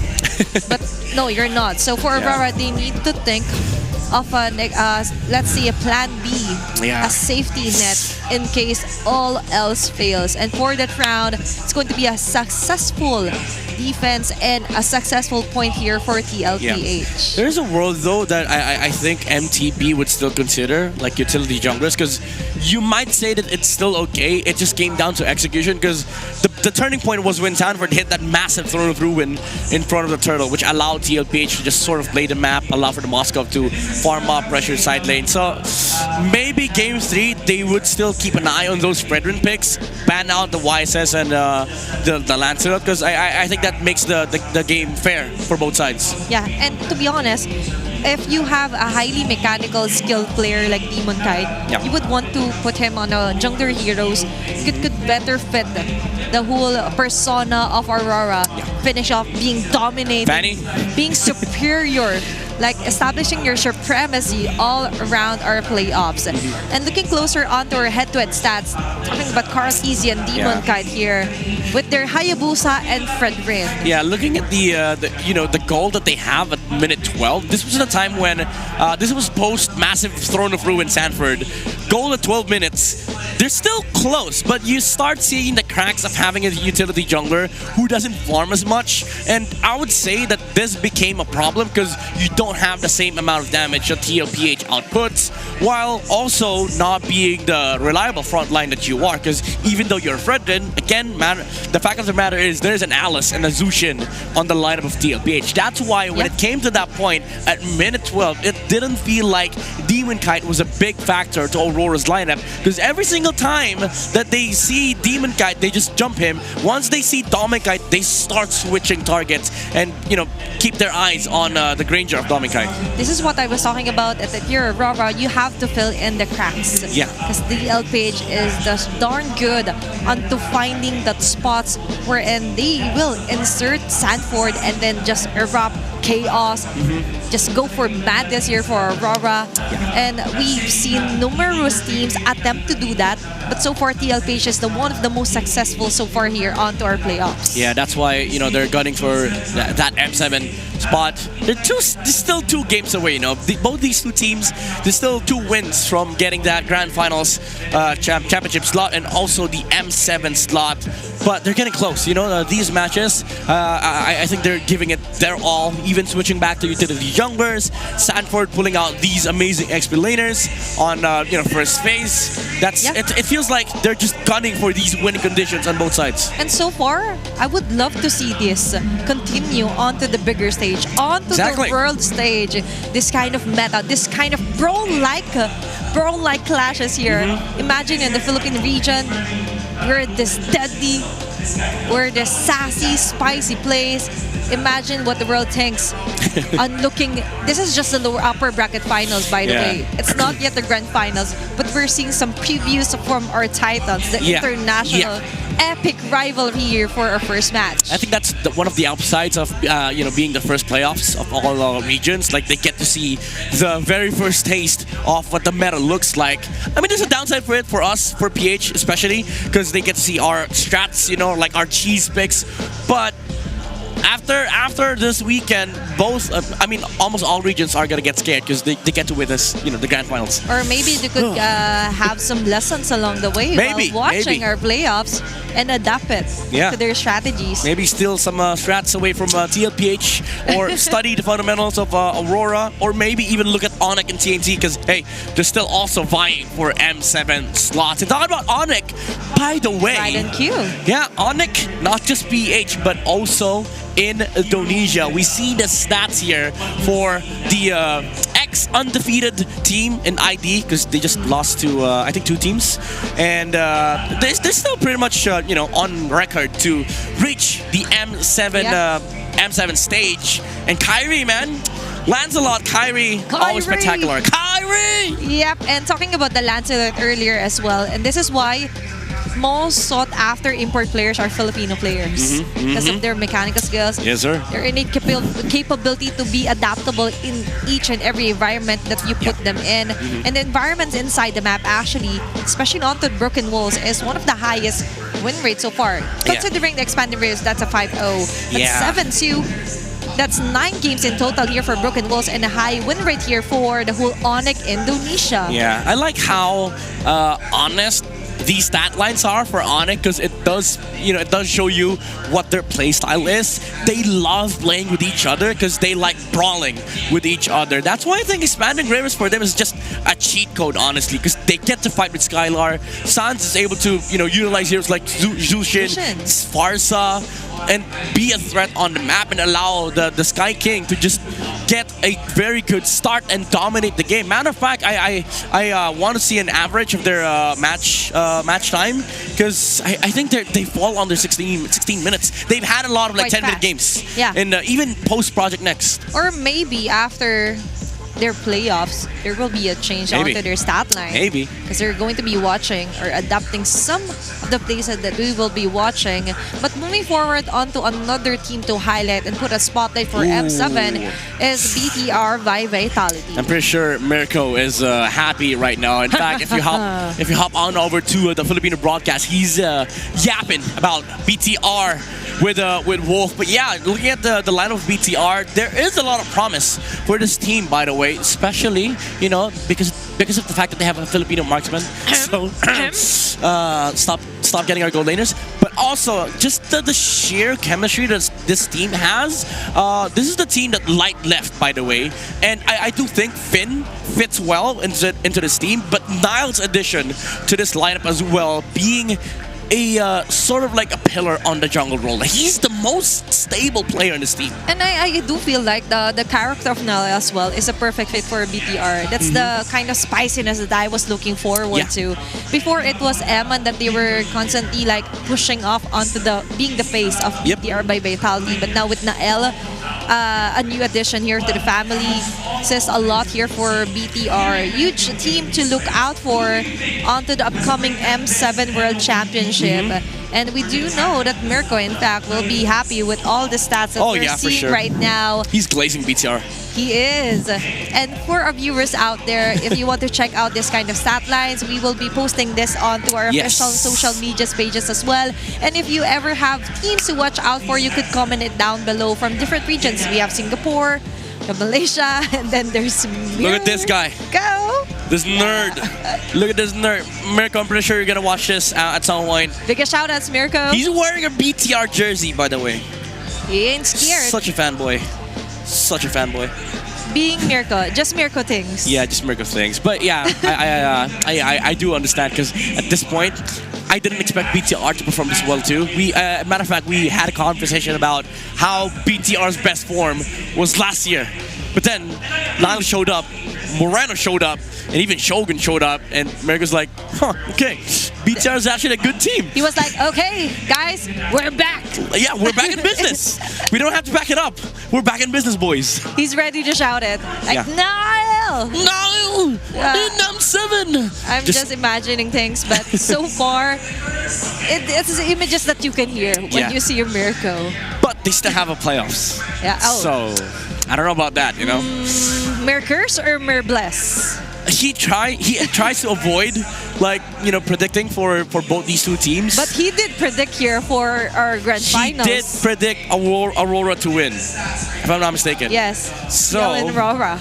Yeah, but I can't remember what he predicted for upper bracket finals though. Maybe I'll backtrack that later. I'm pretty sure he put Aurora upper bracket finals, and it was a straight run. Yeah. And then TLPH going down to losers. So if Liquid ends up winning and Aurora losing, Rora's you got Mirko to you go to his live stream. But there was we're breaking curses, not streaks. There was a banner earlier from the lights. Yeah, that's Have true. you seen that? Yeah. They're breaking curses. They're breaking curses, but they have to break Mirko's curse. The mirror curse. Yeah, so it's them versus TLPH plus Mirko. It's Mirko versus everyone. It's Mirko versus everyone. It's Mirko plus BTR versus the world. But kidding aside though, even Burrito on the PH broadcast is actually doing his own predictions. Oh yeah, the quick predictions. Yeah. Yeah. I've seen those. And matter of fact, he recorded one beside me while I was sleeping. Yeah, and even onto our first day, I don't usually do predictions because of what happened onto M6. Yeah, you don't. I don't want predict. anyone to like, Atina, what's your prediction for M6 or M7? And now, moving forward, the first team to win this upper bracket finals will be your first M7 representative, and that's why it all interconnects onto which region will be the strongest. But of course, it's going to be the Philippines. But aside from that, who? That's not a prediction, by the way. It's a statement. It's a statement, by the way. But You don't get who's to contest going that. to be the team for our country? Yeah. To send off to Jakarta, Indonesia. Yeah, because that's the only remaining question. Like, which team do the other regions get the favor of being graced with the presence. with a defeat? You know, like no, I'm just kidding. But what I'm saying is that there's still ample of time for other regions to prepare against these teams. I think that's it. I think that's why it's also an upside to have PH go first on the playoffs so that you get to prepare.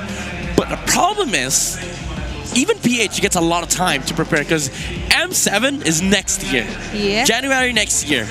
And our playoffs ends even before November starts. Very perfect timeline here for our Philippine representatives if ever.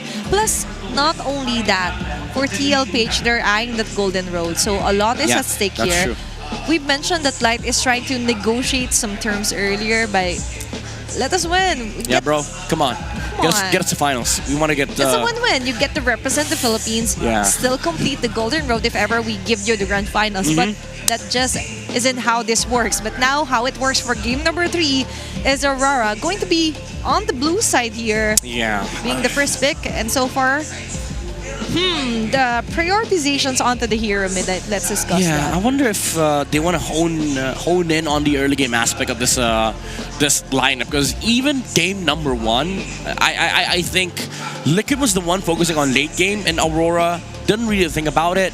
They still ended up winning, but I don't think they were happy with that kind of win. So they switched to early game tactics in game number 2. Problem was the Alice was too much, and the Zushin from Sanji was just destroying the spread. So there might be a couple of adjustments from Aurora for game number 3. Maybe they still retain the Fredrin, but also add some late game heroes to the mix. Let's see if there will be a change onto the map as well. I think it's going to be Dangerous Grass. Okay, right on cue. We're feeling lucky. Feeling lucky today, Athena. Oh, that's a good stat line for these two teams. 100% win rate here for Aurora 2-0, and even for Team Liquid, it's quite high. Yeah, 75%. But what matters here is that they actually get a dub. So Aurora removes the Yuzong, they remove the Isonjin too. So TLPH, they get two choices here. Either they ban 1-1 or they ban the Lancelot. But Aurora, I think they're expecting to get the Lancelot for themselves. But even then, there's a lot of trades for TLPH. The Karthis can just take up the Hayabusa again on Red 3.Maybe they even first pick Granger and Granger Gadot Just for to two picks. Just to take away the momentum here for Dominica, although it's already been broken for game 2, because for first and second game so far is still a Granger prior here for Aurora. So just not to make it too obvious that you're like nurturing too much or you're protecting Dominica so much, and now for TLPH, it's up to them to try and get the deny, or Aurora gets a hero as early as an Arlet here for Edward. They were trying to trap TLPH into thinking that they're gonna get the Lancelot. So first pick Granger, because they don't want the Granger going over to the side of TLPH. But this does favor TLPH because we just came from a game where both Yusun Shin and the Lancelot was off the table. So now TLPH, they get to pick whether they take the Fredrin or they take the Hayabusa.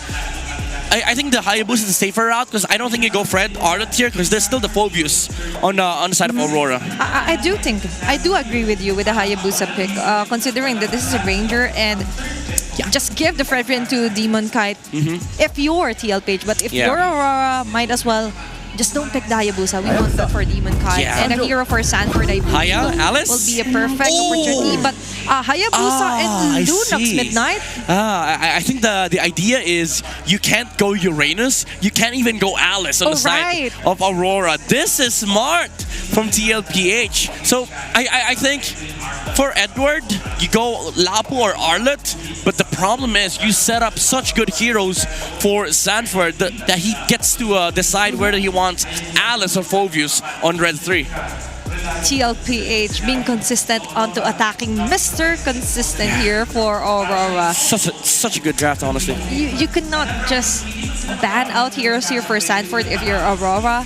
You have to consider with this first pick, Lunox, that you have to be capable onto being buffed up, and a buffed up Fredrin and get that catcher here for Aurora. Yeah, Athena, he gets to pick Alice again for Sanford. He might go Lapu, honestly, but there's no downside in taking the Alice now because it's still the same thing. That you get Alice now, you remove some of the counters, and then Aurora's left with nothing. So you go Alice, and now they remove Lapu, there's no Yuzong anymore. So just the Lapu, honestly. It makes it easier to draft if you're TLPH. And Sanford is like, okay, don't mind if I do. Okay, they still remove the Arlet. They respect the Arlet Edward.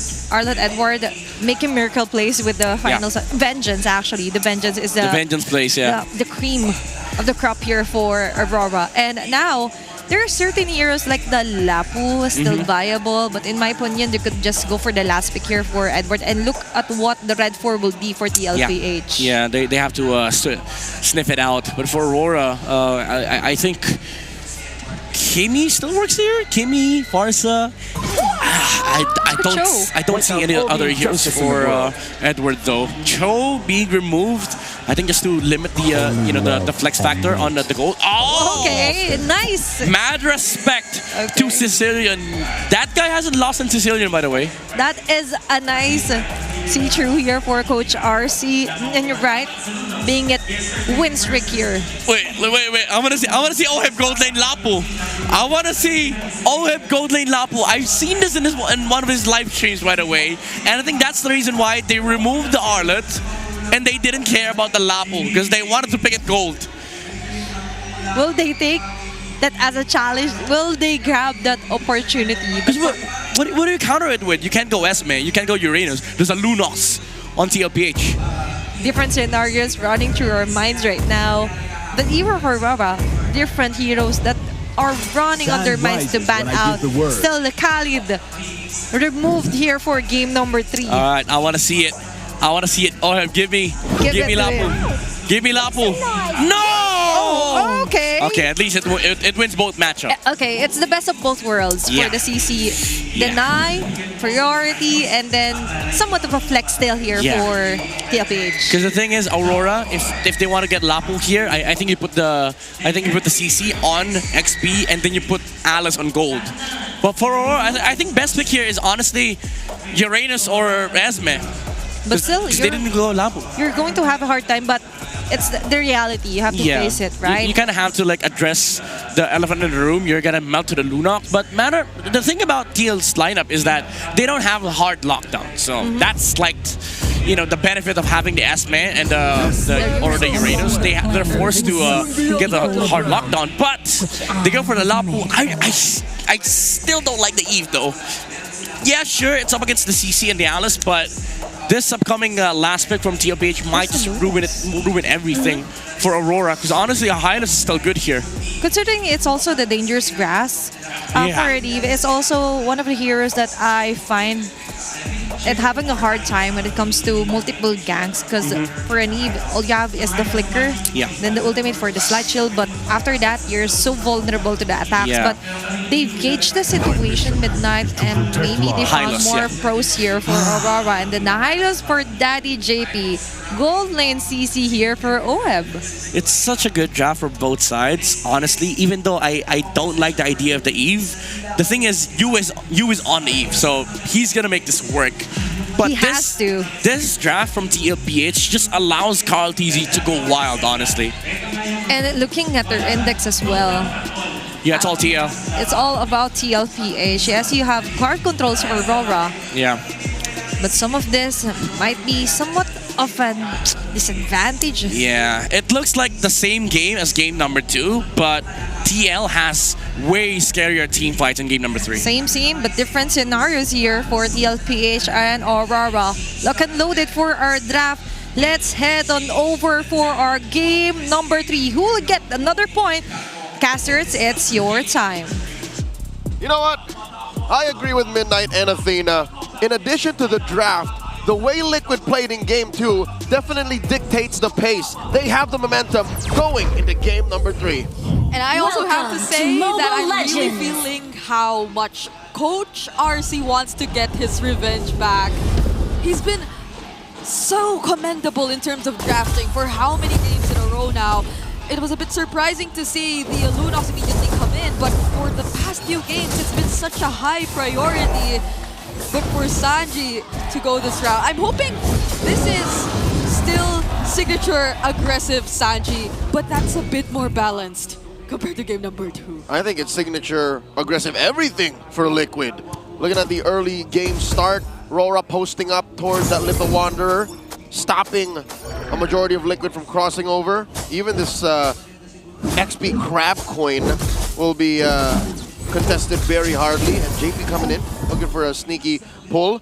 Can confirm, ladies and gentlemen, it is an undefeated Lunox in the hands of the chef, the Lone Stallion, Sanji. Yep, but it seems like they're really trying to make things a bit harder for Sanji. Yue on the Eve clearly has the range advantage, and they're probably gonna stay like this for a while. That's right. More on Aurora's draft before any more action breaks out. It's a very M4 looking draft. Like, look at it. Look at it. These heroes are old school. Yeah. Just now we had this, or I was asking you about, what was Sansan looking like again back in M4? Because now Sanford, it seems like the heroes are becoming a bit similar to that, but Sanji's been sticking with a very particular hero pool. He's been using less, I think, even compared to last season. So there are just certain options on the board for Sanji. Yeah, if you ask me if this version of Liquid looks close to how they look when they won in Jakarta in M4 a few years back, it's very different now. They've definitely grown. Turtle already very low. Shadow kill! Shadow kill it just in time, but it's still not enough for Carl to steal away the objective. Oh! Now Sanford has to go down. Fool me once, shame on you. Fool me twice, shame on me. RORA learned. Not like that, 4D, not again. He spent everything. The flicker, the Throne of Ruin, did not work this time against Aurora. Not so fast, RWM! And the AOG to try and provide a bit more pressure. JP could not get out of that. So Aurora have been using so much, but OM down bottom! Can he take down Domingkite? It's not gonna be enough. Vengeance committed too, but Doming survives.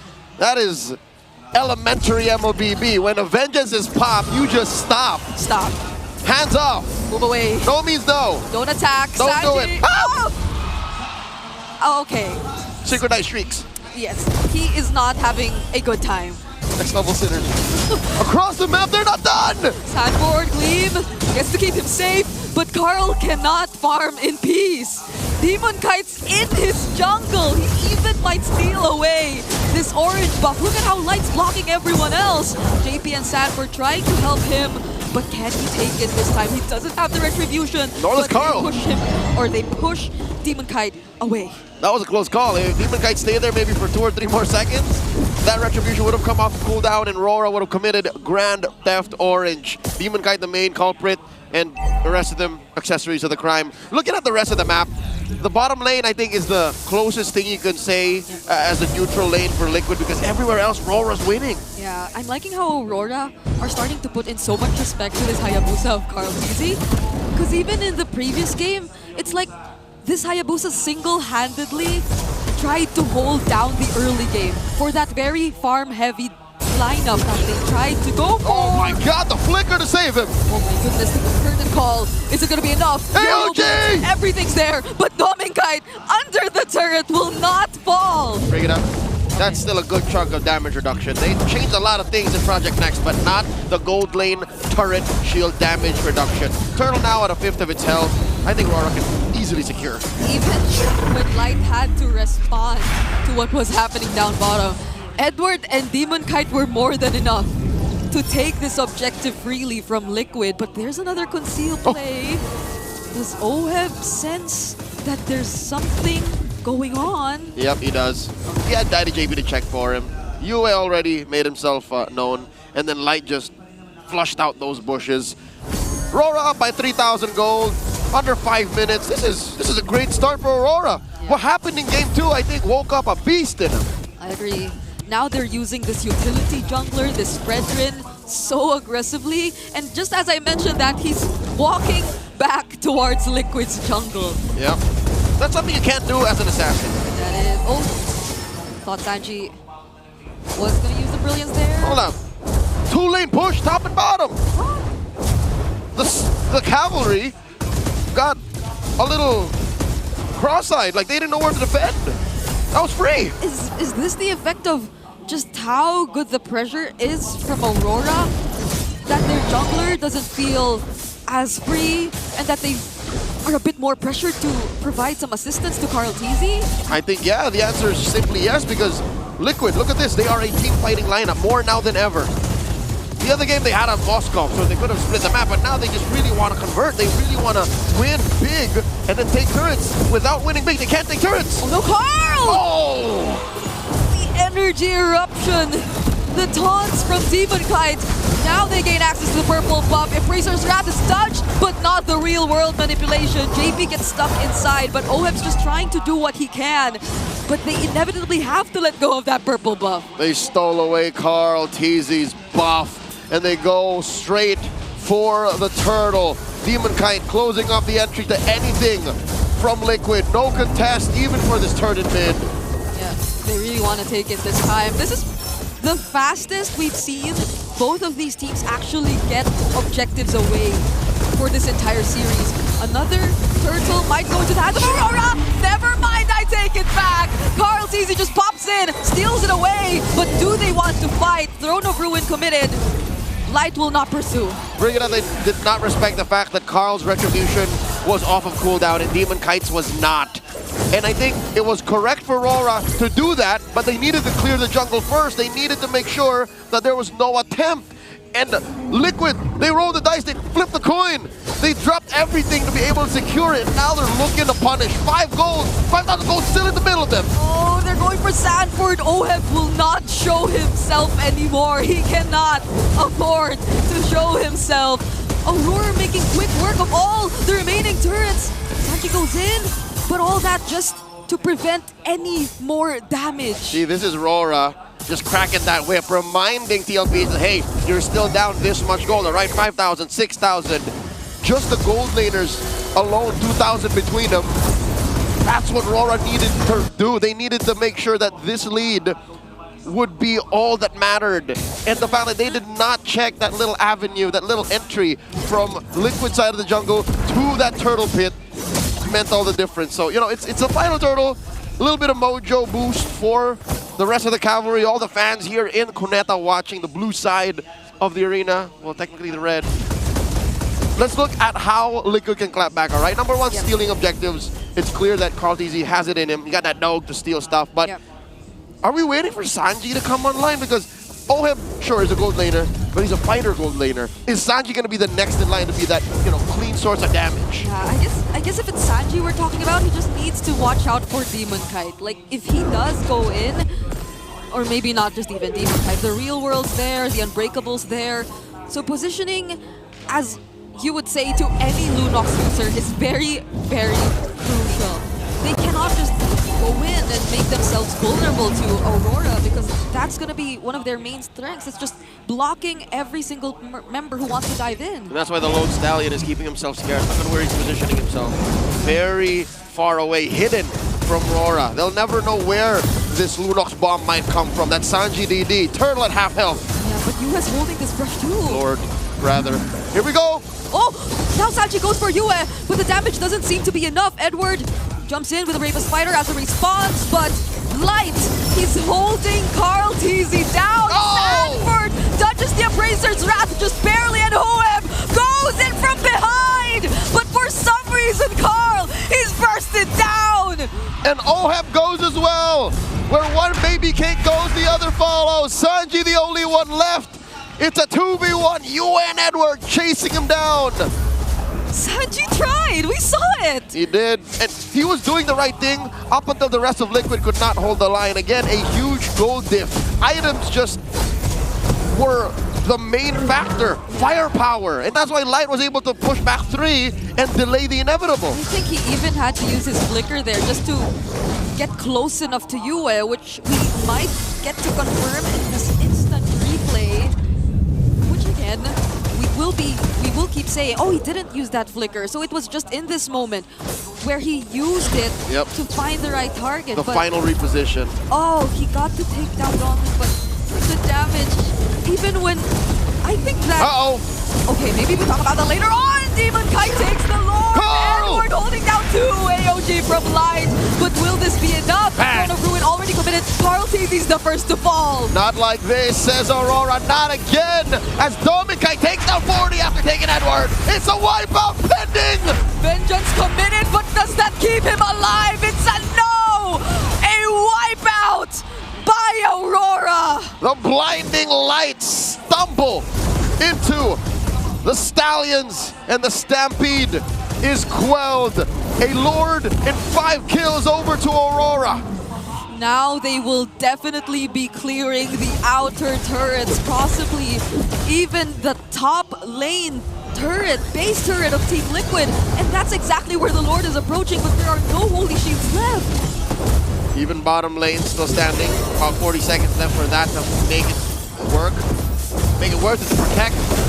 In Aurora, they know that this Lord won't stand for too long. Liquid are in the danger zone. They are in self-preservation mode right now. I just gotta say, I can't recall the last time CarlTZ got his hands on his purple buff. And that's probably making things a lot more harder for Liquid at this point. Sanji just trying to defend this mid lane base turret. But they're struggling to do just that. Liquid, again, the way that they've been so successful all throughout the later half of Season 16, even in the playoffs, is fighting in the paint. They like to really give it to their opponents and then, with conviction, dominate them. They convert. They don't steal. They don't try and go through technicalities and slip through the cracks. They convert. And they just haven't been able to. Again, one thing you mentioned is the purple buff. Honestly, if CarlTZ can't get his purple buff, that means he can't get to the rest of his jungle. That means he is so down on resources. And what's scary is that even if he tries to just look for pickoffs and potentially trades across the map, Yue and Dominkite, I believe, have winter crowns. So even when there's a chance of a potential pickoff, that's just not gonna turn out good for Liquid. Nothing. Shadow kills, forget about it. Brilliance into a Darkness Blast, forget about it. Hell, they've already learned Sanford's propensity for an ankle breaker Throne of Ruin. It worked in game 2. They were able to steal a game from out of nowhere, a stampede through Aurora in an 18-minute bout, but not this time. Aurora are choking Liquid out of these major resources that they so badly need. That was such quick adjustment from Aurora just after that game. They're no longer caught by surprise, by any Throne of Ruin, by any Shadow kill, not even the quad shadows. They're able to time their reactions perfectly. And I actually take it back. I stand corrected. It's not because of the lack of Purify. Liquid just went too hard and too fast. RORA can actually play this way. Flicker their way out of that Throne of Ruin. Lord Dance began. Light with a conceal. Who's he looking for? Carl Easy seems to be the target. Unbreakable land onto him. Edward is there, but he does not use the bravest fighter just yet. Oh, look at Sanji and Sanford. This is already enough to provide some zoning. Sanford decides to go in too, though, but Light can just AOG out of there. But he spots Sanji! Edward commits the bravest fighter, Lord of the eighth of its health. Oh, now they're after Dominkite, forces out the Winter Crown, but the Throne of Ruin again landing onto multiple members, and Carl! He gets the objective for Liquid, and they're fighting back! Oh, have both traded out for Demon Kite, and that is Sanford gleaming on out! He doesn't get to escape, and Sanji, he's trying to look for more! Brilliance Blast takes out Demon Kite, and it's just Edward and UL left. They take out JP, the GOAT stands alone! He can clear the waves! But Yue and Edward, what could the plan be? The Lord is spawning right now, and they might not get to push any further. Carl still taking him on. Edward's all alone, receives majority of the Ogi Shadow kill, but he's so tanky. All right, Edward here is doing his best to distract Liquid from taking that purple, and it's already too late. Yue yeeted away the purple buff once again from Carl Teasy. Let's check out that instant replay, that moment, that play that led to this very moment. Again, I could have sworn that Sanford and Sanji, the way they're positioning themselves, and we thought they learned their lesson. We thought Sanford was all out of tricks, but no, he still found a way. It was perfect, because they knew that Doming did not have the Winter Crown anymore. And I couldn't even recall when Yue used his, or did he just choose not to? Oh, that's the moment he used his. There it is. So that's why he survived. But even Sanji, those last-minute decisions of still trying to fight, even when it was that dangerous, they probably had it all calculated either way. So for a majority of this 15-minute game, Aurora have been getting away from the Throne of Ruin flicker, replace, instant transmission combo from Sanford, shoot through sheer mechanics. But the Apex Predator evolves, adapts on the fly, and finds a way to make it work again. So they cut that lead in half. RORA are now just up by barely 5,000 gold. So that means the firepower on Sanji and even Carl are catching up. Yeah, he might actually go for, or the way it's looking right now, maybe a Holy Crystal next too. He has room for 2 more items. So that could be a Holy Crystal and what? One could assume Lightning Truncheon, or people don't build that anymore. The Lantern. Yeah. More extra damage. And it's not going to be a great time for all those who keep standing in front of Team Liquid, of Light or Edward. They're just always the guys tanking the damage, but it's not like Sanji takes them head on, because he's always looking for different targets. Yep, but Sanji has been very patient with his approach. Yeah, but even if that's been the case for him, once he gets all those items locked in, it may be a bit different. Carl, I think he finally got purple buff. Without using a retribution, if I'm not mistaken, Demon Kite used his. He did! I mean, no harm, no foul, right? We know that they're gonna dance in the next minute or so, but that's a clear sign again for those of y'all who are superstitious, who have a certain set of routine and beliefs. Much like Team Liquid, you know that Liquid have a set of beliefs, and if they do this, they will win. Yeah. If Carl Teasy gets his purple, then maybe this changes things. Yeah.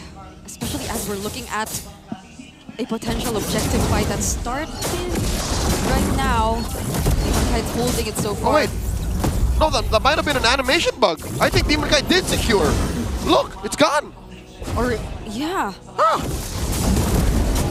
So it wasn't... He did it, he did it. That retribution was worth it for Demon Kai now. The dance fully breaking on out. That's a fourth of the health left on the Lord. Oh, now it's a bit different. Light going in. Sanji already forced to use his chaos. But Demon Kite, while those were happening, he just took the objective for Aurora. JP, can he get out of this? Oheb still not going in. Now he does. But look at the real world manipulation. Stopping them in their tracks. When it comes to honesty, no one can be RORA in a fight like this. Sanford going in. But JP, he had to receive the damage from the Appraiser's Wrath. Sanji goes in as well, but this does not look like it's gonna be good for Liquid. It's gone sideways. Oh, but he still survives. Sanji still takes out Demon Kite. Oheb holding on. Down goes Sanji. Oheb the only one left. And now there goes another wipeout with no one left to defend. Aurora will take match points. One game away from the grand finals. One game away from that slot at M7.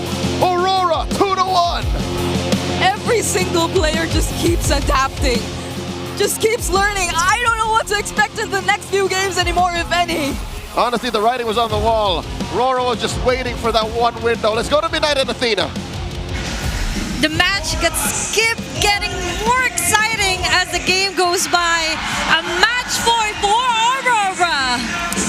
One game from the grand finals and one game from Jakarta for M7. Amazing stuff coming out from the Northern Lights. That Lord dance though, that last part, I thought it was gonna be TLPH like going to late game. They will have damage. They do. But this is the dance. It was the dance from Aurora that allowed these guys and Yue as well from the Eve, that real world manipulation that locked this game down for Aurora, shutting down Sanford, shutting down Carl TZ. Even though it's a small team fight, it's a big win for Aurora. Bow down to Yue. What an amazing performance. Plus, they were able to polish off their mistakes from game number 2, which in fact for game number 3, very consistent, and as well as Demon Kite able to outmaneuver, deny buffs from Carl TZ himself. Yeah, I mean, even though TLPH looked like they would have answers in the late game, the positioning from these RWMs or real-world manipulations from Yue were immaculate. But also, just the overall early game presence coming out from the Eve with the supplement of having the Fredrin on the front line, they were able to sort of scare Liquid away from these resources that Demon Kite was just taking.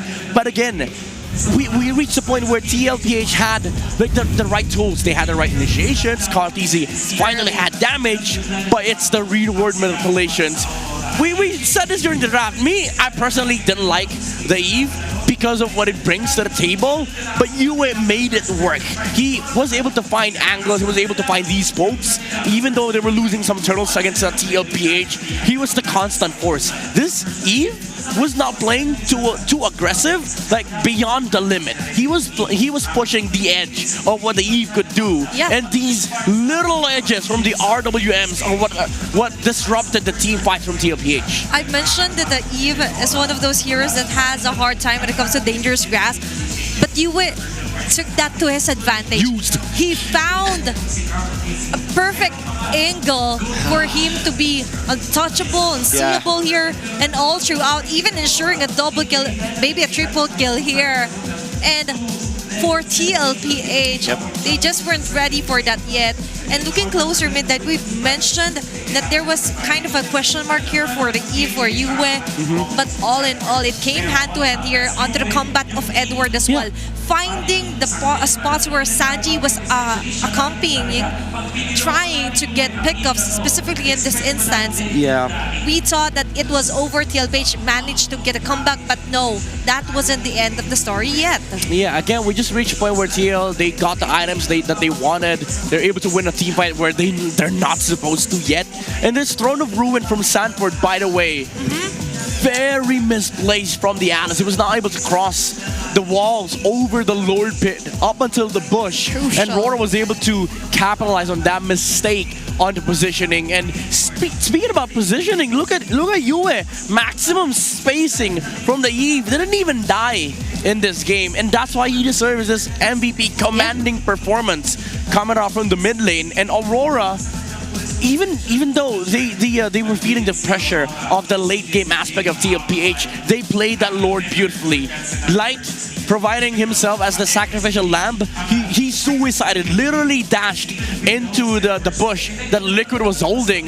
But Aurora, even after that, they got the Lord. They tried to fend off this Hayabusa, and they got the punish that they were looking for. Even after all the damages that he was able to tank, he didn't even die. Yeah. And for me, that spelled GG for TLPH. The moment that they've used up all their resources just to stake down this roamer from RORA, and then they didn't manage to do that single thing, that was doom. That was DOOM for TLPH. Yeah. Then moving forward here for the Hayabusa for Carl TZ. We mentioned that, yeah, this is one of his most successful heroes this season. And with Demon Kite, there was a bit of a question mark with his Fredrin after game number 2. But still for this game, he did a spectacular job. What we were missing was a utility jungler more proactive onto jungling, plus enabling him to get very good advantage point for his taunts. Yeah, I mean, so many aspects from Aurora. You also have to commend Doming's, stability on the Granger. You also have to commend Edward with these frontline engages that stops TLPH on their tracks. And I think that's the reason why I mentioned, even before the series started, I think the key here for Aurora is for them to switch up, because we saw TLPH play in a very aggressive manner, and utility junglers just stop that. There is a risk that you're running into like inevitable late game advantages, but the thing is, you look at the players of Aurora, they're not shy away from taking these early game comps towards late game. Dominkite, time and time again, has proven himself on the Granger, even in the faces of like the carries, the Moskov. He stands atop the KDA. He's gonna be able to get those double numbers on the kills, 10 kills. In this game, not so much, because TLPH was not able to fight Aurora in the early to mid portions of the game. And then it didn't even matter, because even then, by that time, Aurora was just holding so much gold onto their inventory that he was able to dish out so much damage with the Granger. And that's why he's the BVI rich guy, 743 GPM. But the most important stat line here is the carry. Even Wolf, I asked Wolf from PH Broadcast, we did not like this Eve pick, but Yue says otherwise. We like Yue though. Acknowledge me. Acknowledge me. Okay. It's a small thing, but it's a big win. Now it's a bow down here for our BPI rich guy, Dominkite. And for me, this is a huge statement as well, that others may say that you have to adapt to the patch, you have to adapt to the new meta. Yeah. But you also have to consider where you're comfortable, where you're best at. And Aurora Gaming is not shying away from the fact that, yeah, we do tend to baby Dominkite a lot, especially onto prioritizing his heroes with the Granger. 3 straight games Granger here for Dominkite. But if it works, why change it, right? Yeah, it's also come down to now a battle between strategy and tactics. And Aurora's been pulling off a lot of crazy strats before, but they got down to stability, which they preferred, and now they switch it up again. They put utility junglers on Demon Kite, and so far, their strat has worked against the cavalry. Yeah, the patch or the meta doesn't necessarily mean fighter onto gold alone, but also switching up onto other roles as well. But to further elaborate onto what happened for game number 3, let's head on over and throw this over onto Wolf. Napakagandang senaryo na naman mula dito sa Aurora when it comes to maintaining their box. What you are about to see is yung placement ng mga pyesa ng dalawang teams natin, with Aurora having the more superior box kumpara dito naman sa Team Liquid Philippines. To be fair, ang TLPH ay lugi naman sa gold. So ibig sabihin, pag tinignan natin yung mga pwestuhan nila, hindi ganun kadali para sa kanila makapag-deal ng damage. And ito yung sinabi ko kanina na kakaibang ginagawa nila ito playstyle from this Gatot Kacha. As you can see, ang Gatot Kacha ay typically ginagamit pang peel or pang protect kung sakali man nandun siya sa may, hindi naman sa harap na harap or likod na likod, nasa gitna lang, tapos gagamit ng AOG para tumulong sa kanyang mga teammates with the Revitalize and with the Taunts. Pero in this scenario, nakita natin si Light na siya yung naka-advance. And typically, ang alam natin ang AXP ang nag-zone out. Pero this time, it's actually Light. Etong si Edward, nandito siya sa way para matulungan niya etong si Yue kung sakali. And then Yue also helping out within arm's reach nitong si Fredwin. Ganun din naman si Demon Kite na nandun sa pwesto na hindi siya makukuha ng kanyang mga kalaban. And to be fair, etong TLPH, napakaganda ng kanilang plano heading into this match with Sanford nailing this one in the back. Napakaganda ng initiation as Light just utilizes the strength of his hero to be the zoner dito sa laban na to. And then eventually, papalag ang mga members ng TLPH. Makakahanap sila ng opening dito sa Lord fight na to. Pero makikita pa rin natin na si Light ay nakatakas and then eventually si Yue na ang makakakuha ng magandang usage ng kanyang ultimate in this team fight. Of course, nakita natin yung Winter Crown usage mula dito sa ating idol na si Dominic. Kahit napakaganda na kanyang performance and this Yve ultimate that sealed the deal. Hindi na natin kailangan tapusin pa itong clip na to dahil alam nyo na yung mangyayari. Eventually, TLPH will get a little bit of win in this team fight, pero etong si Yue, napakaganda ng kanyang placement, nabigyan siya ng way para mag-snowball, binigyan siya ng chance ng Aurora na maging malakas at hindi niya sinayang ang opportunity na yon. Balikan na natin ang ating panel for game number 4. Thank you so much, Mo, for breaking it down, yo. And we've seen some highlights, arrows as well, specifically onto Light and Yue. Yeah, it's a very clear point made by Wolf here. A lot of good entries coming out from Aurora, effectively shutting down what TL wanted in these mid-game skirmishes, especially around Lord dances. And I think that speaks of the volume of how RORA just completely understands how these Lord dances work. And we do think that for Aurora, that was a very tactical draft as well. Yes. Like letting Liquid know that, yeah, we're still heading for the Fred win, but watch this. We have the heave for the last pick here for Yue. Reserving that very spammable mage, by the way. Yeah. So far, it's one of my favorite onto mid lane. Yeah.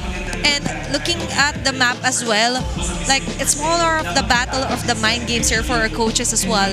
And looking at the head-to-head right on cue, it's Yue and Sanji here, the E versus the Lunox for game number 3. Yeah, I mean, if you just look at the bottom 3 stat line, these are the important ones. Gold at 8, XP at 8, and KDA at 8.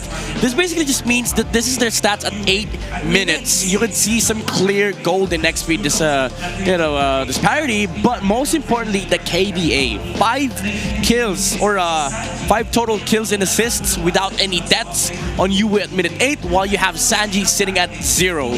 And that just translates into how dominating Aurora's lineup was in the early game in terms of execution, but overall just in terms of their composition as well, because Liquid had to wait for late game. Basically they had to sort of like turtle it up and wait for the farm on Carl TZ, farm on the Sanji as well, because they don't deal that much damage. Up until that point where they were able to win one Lord fight, that they were able to climb out of this trench that they were in, but because at that time they were already sitting at a 9k deficit, they managed to bring it down to at least 4k, but then the Lord dance happened. There was just too much effort that need to be exerted if you're TLPH. Yes. While for Aurora, it was a very clear, like our clear head super fan of the day. Congratulations, sir. That is how you power up your dandruff-free scalp, supercharged where clear. There you go. Look at the hair swipes. Very nice. You call it so. I don't know what you call it. The hairbrush. I don't know. To brush your hair. Yeah. The important thing is he has a dandruff-free scalp. Very clear. So there is no hesitations at all. It's hard to play MLBB if you're constantly itchy. Falling. Yeah, you're constantly like, what's the word? Comment it down below if you find scratching. Yeah, scratching your head. Sorry, not our native language. Okay, delete your comment. Sorry, you don't need to comment it down below. You still could. I mean, no one's stopping you. Like how no one's stopping Yue from playing very amazing series. Honestly, he's probably one of the best players in Aurora. He is. It's crazy how he, you see the grit from this guy. 3 seasons with Aurora. If you count, the time with Edward, maybe 4 seasons. It's been so long since Yue, has had the taste of being in the grand finals. And remember, Yue is the lone player with a moniker of his own name. Yeah. Yue. Enough said. But some are actually trying to incorporate some titles as well here for Yue. But that was an epic comeback in game number 1. RORA won versus TLPH after recovering from a 13,569 goal deficit. This is actually the highest goal deficit a team was able to overcome this season. Yeah, I think the next record was 12.6. Still, it was them and Falcons, if I remember. Yeah, and now Aurora just overtook the record with 13,569 goal deficit against Liquid. Against Liquid, for the love of God! And against the Stampede! And we're not yet onto the grand finals. Remember, this is the upper bracket finals. Wow. And for them to be able to do that onto their first game where it was really dominating here for TLPH says a lot here for Aurora. They are ready to get their game face on. Yeah, I think at this point, these two teams, they know the assignment. They're looking at the binders. They're looking at the records. If you look at the draft recap, Zushin is the #1 problem that these two have to worry about. And also, the Fredrin. I don't think they worry about the XP anymore. Oh, yeah. So this does come down if banning out or picking up either the Zushin or the Fred. But I do think that it will boil down to our drafting phase for game number 4. Before that, might be a broken walls map here. Oh, are you feeling lucky? I'm feeling lucky. How about you? Are you feeling lucky? I'm Rivers. I'm Rivers. Oh, okay, we're not lucky. It's okay. Because it's hard to predict here. That's might be an advantage for Aurora considering there are 3-0 still onto dangerous grass. They did just win. And for our picking phase, by the way, TLPH is going to be the blue side and red side here for Aurora. Jushin automatically picked here for TLPH. So, game 2, this was the same first pick. It is. But let me add one problem for Aurora. Granger's banned. So, Dom and Kite, what do you play? They still go back to the Fredrin. They take up the Gatot Kacha. TLPH, they can just go back with the Hayabusa Hylos or Hayabusa Kimi, honestly, if they want to remove some of their heroes from Yue. So, matter of fact, this is once again advantageous for TLPH when it comes down to the draft first phase. This is what I was talking about. Just ban out the Granger altogether here for TLPH. And that might solve most of the problem because Domikite was able to get great vantage point with his Granger. Plus, TLPH, I remember, they're kind of a superstitious team. So by removing someone, but mind you, they steal the Arlet. Okay, Arlet and Baksha here for TLPH. I was wondering what was the hater that Granger replaced. It was the Baksha. And I think the mindset is for TLPH, they know RORA is going to take the Fredrin no matter what.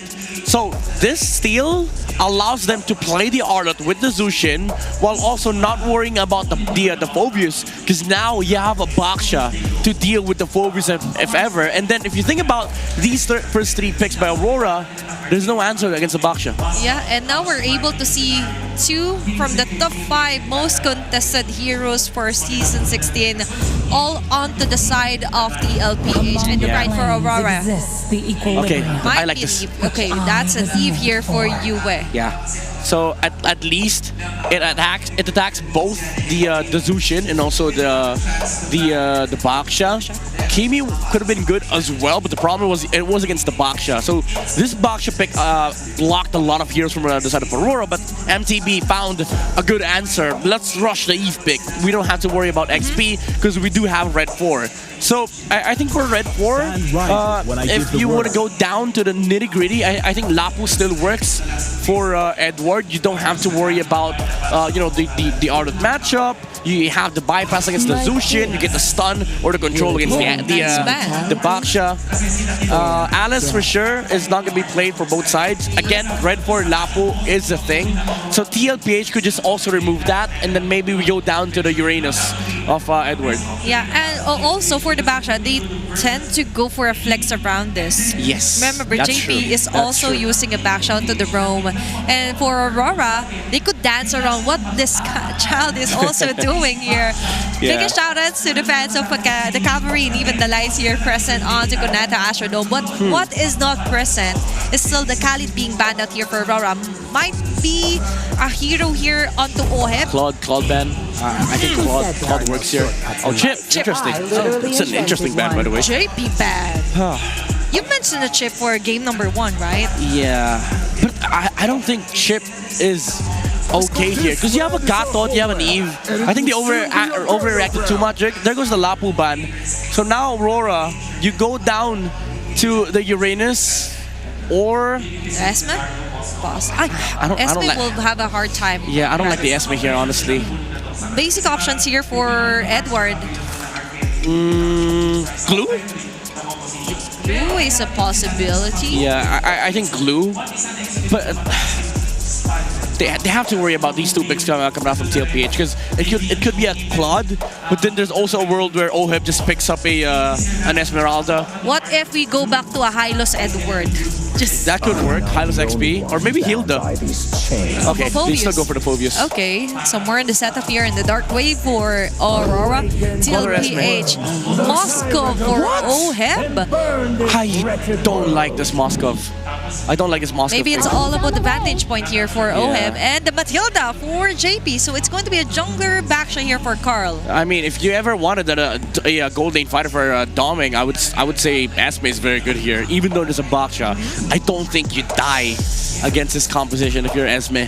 But so far, Doming Kite's success onto fighter gold heroes is not yet that high. Actually, never mind. They don't have a final, so they need a marksman here. Let's see. He's not hovering over any heroes at all. Very nice catcher for camera guy. Yeah. What about Natan? Natan, Bruno. Go back to the carrier Brody here. If ever. I'd say Natan. Natan's the better pick here. The 1-1 is actually open if ever. Obsidia. So it's going to be... No. Do you lock it? It is an Ixia. There's a Matilda in the game. He was actually touching the Matilda before he picked off and locked in the Ixia. Yeah, maybe they're worried about it. Maybe he was like, are you sure, guys? Are you sure? There's a Matilda in this freaking game. There's an Arlet as well. But maybe somebody was like, don't worry, we'll protect you. All right, let me lock it in. That is a very huge statement to get a Nixia against a Matilda. And I do feel the contemplation there for Doming Kai. Yeah. And that's a very nice POV to see as well. To be fair, before he was Aurora, when he was in Minana Evos, this was his most successful hero. But still, risking it all for the match point here for Aurora. Let's see if this will be the final game. Will they be a representative and go to the grand finals? Let's head on over to our casters.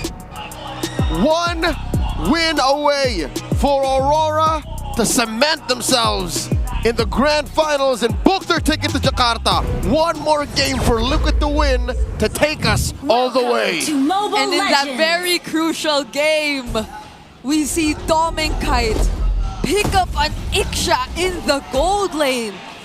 This is a debut and a re-debut, if you'd like to call it. Midnight did throw back and allude to Doming Kite's early days. Yep. Once known as Doming Der or Doming R. He was with Minana Evos.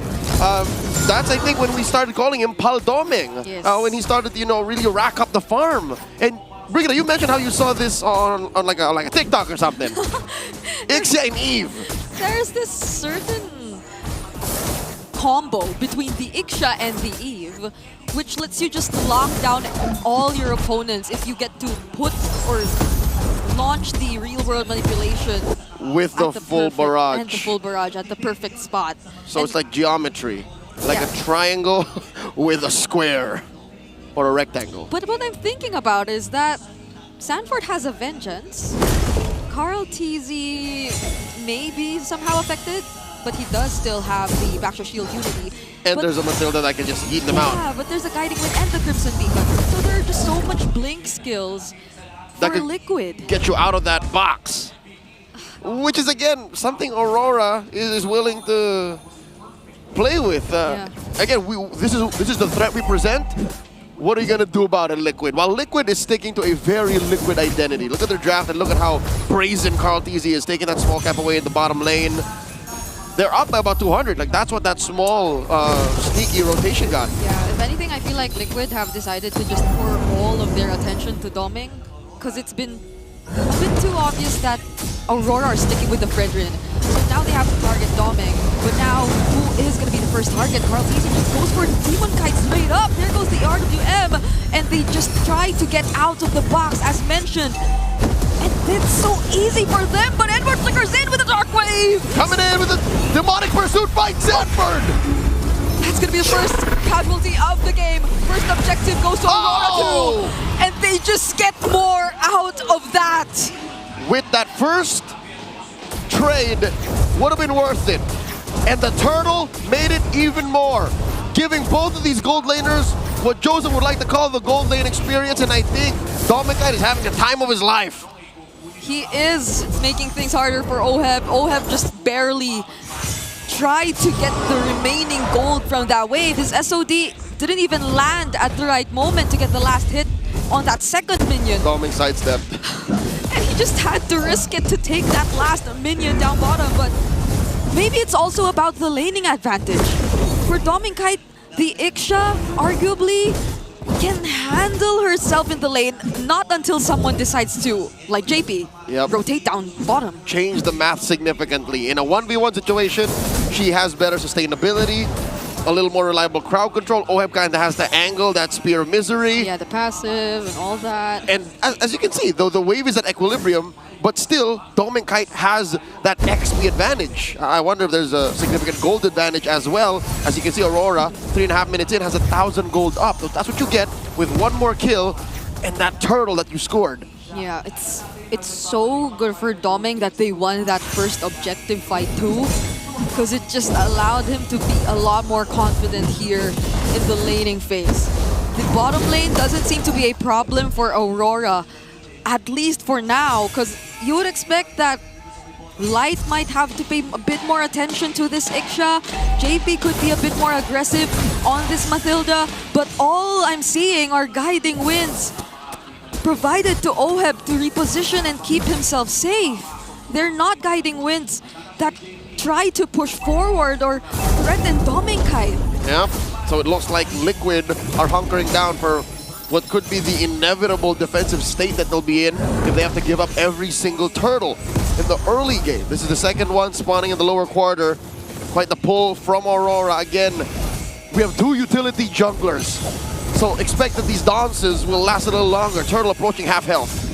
Yep, no one's really committing just yet, but Aurora decides to go in first. There's the real world once again. Sanford using the final slash, but no follow-up will happen.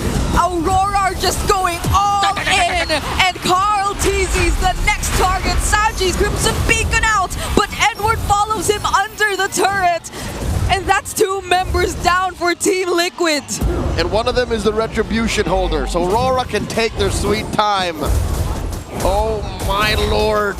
You mentioned all the dashes. You mentioned how it should be easy to dodge that RWM full barrage combo, but guess what? Mr. Consistent likes it when you dash away. He gets to chase you with the Infernal Pursuit. And guess what? They're not doing the combo. They're using it at different times. Exactly. They're layering it. They're not getting their cake and eating it too. They're getting their cake and keeping it in their back pocket for a rainy day. And that rainy day is today as Aurora take mid lane. Aurora on their way to taking the bottom lane. They're up 2,000 gold. All theories are gone. Aurora have a different approach at playing this lineup.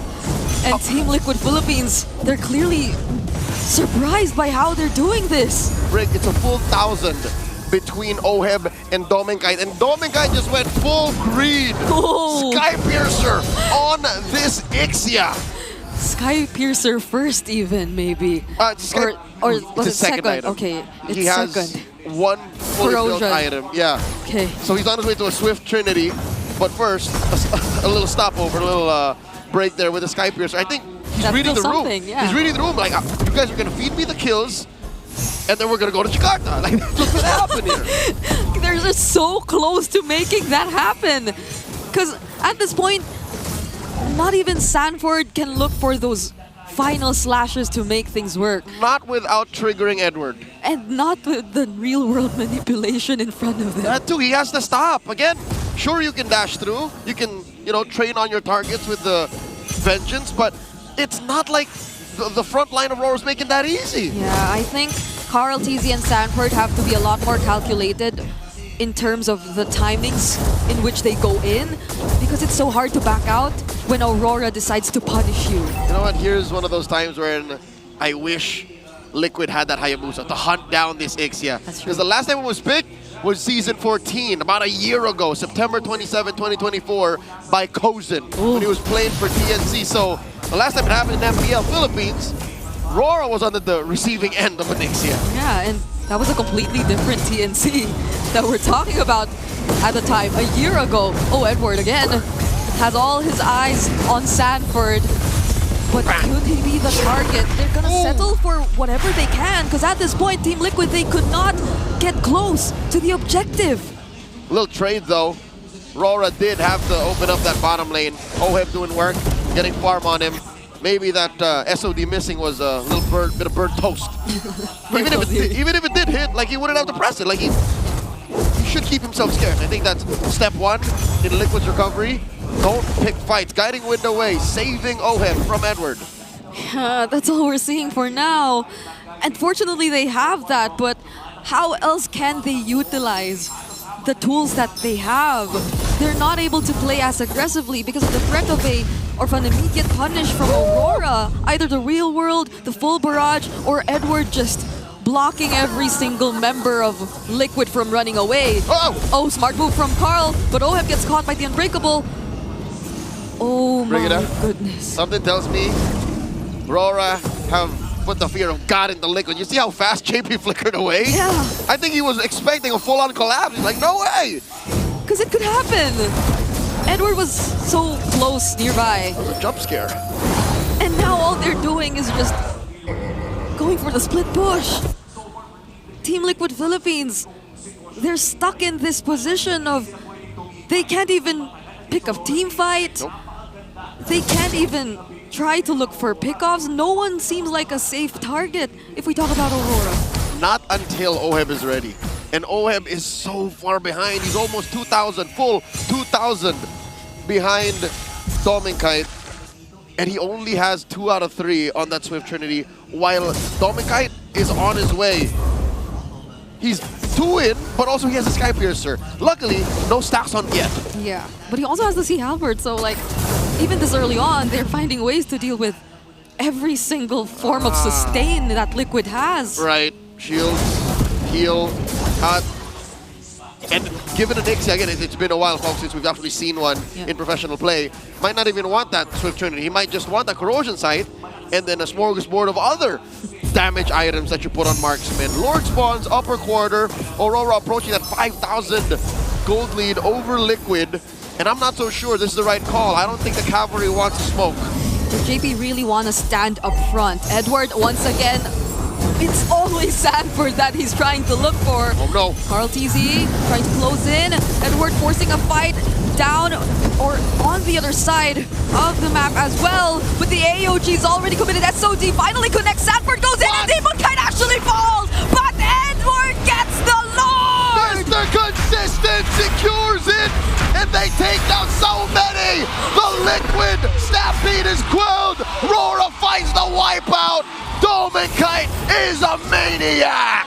A sidestep full barrage from Dominkite to to take down 4 members from the cavalry. 40 couldn't flicker, JP couldn't flicker, could have maybe saved someone with a guiding winds, but Dominkite was too damn deadly.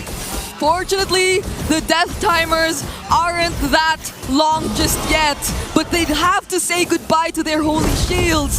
And Aurora, they're so terrifying, they actually go for Yue, but is he the target? Dominkite! It's Dominkite they want! It's a shutdown from Sanji! OM coming in from the back line. Demonkite trained on him. Traded 2 for already. JP and Sanford. Oh no. 3 members of Aurora are on him. Down he goes. Yue gets him. That was time for Liquid to clear the Lord, but was he the best option to get that time? To buy that time for the cavalry? It's gone sideways as the RWM comes out of Yue. Carl TZ and Sanji, they still have to deal with a single minion and another wave in mid, but Carl, he's trying to close in Demonkite.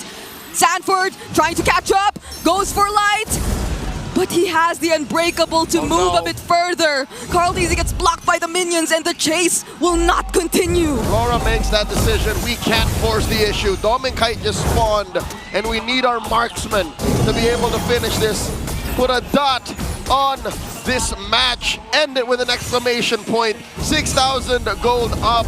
Dominkite just built that malefic gun. So as if that range difference was already huge enough, he can now shoot at you from where you can't even see him. That's gonna be a lot more problems for Liquid. Imagine how much resources they had to commit just to find that kill on Dominkite. A lot, Brigida, a lot. But here's the thing. Oheb has his Swift Trinity already, and he's on his way to his Wind of Nature. So that means he'll be relatively safe from a good chunk of Edward's damage, from Dominkite for sure, from even Demonkite, but not Yue. So Yue, as you can see, is on top of damage dealt.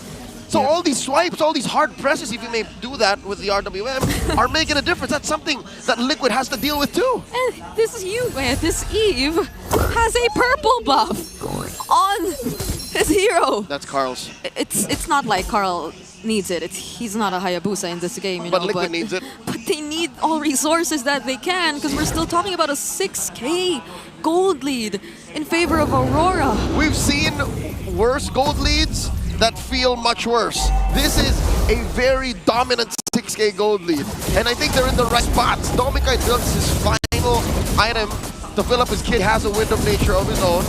So in case Ohem finds him, Sanford finds him, he should be fine. Lord getting blitzed by Aurora. Oh, wait, they're actually moving away. They see majority of Liquid trying to position themselves in the Lord.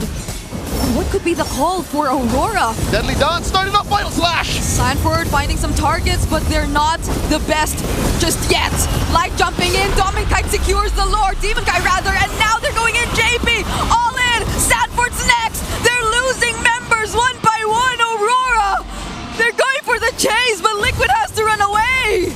The Stampede goes backwards, they roll out. The Lord spawns up top. RORA is inside the base. They crack through mid. Do they have enough wave clear? Can OHEB deal with this alone?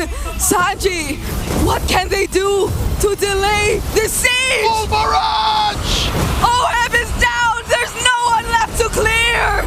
It's a double for Domeng, and the Northern Lights, towards their redemption, are headed back to the world stage.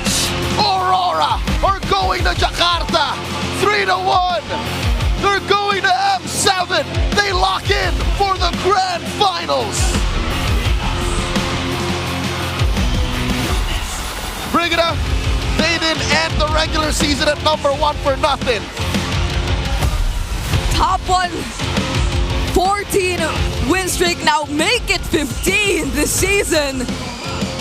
And they're so close to potentially ending the entire season with only a single series loss. GG well played to the defending champions, to the MSC champions, Team Liquid Philippines. Tonight they take their bow, but they will be back. They will be competing in the lower bracket. But tonight it's all about the Northern Lights. Tonight we know one of 2 M7 representatives. It's gonna be all blue. Aurora We'll be hearing from them on stage. They're joined by our hosts. What a moment. Here are our victors.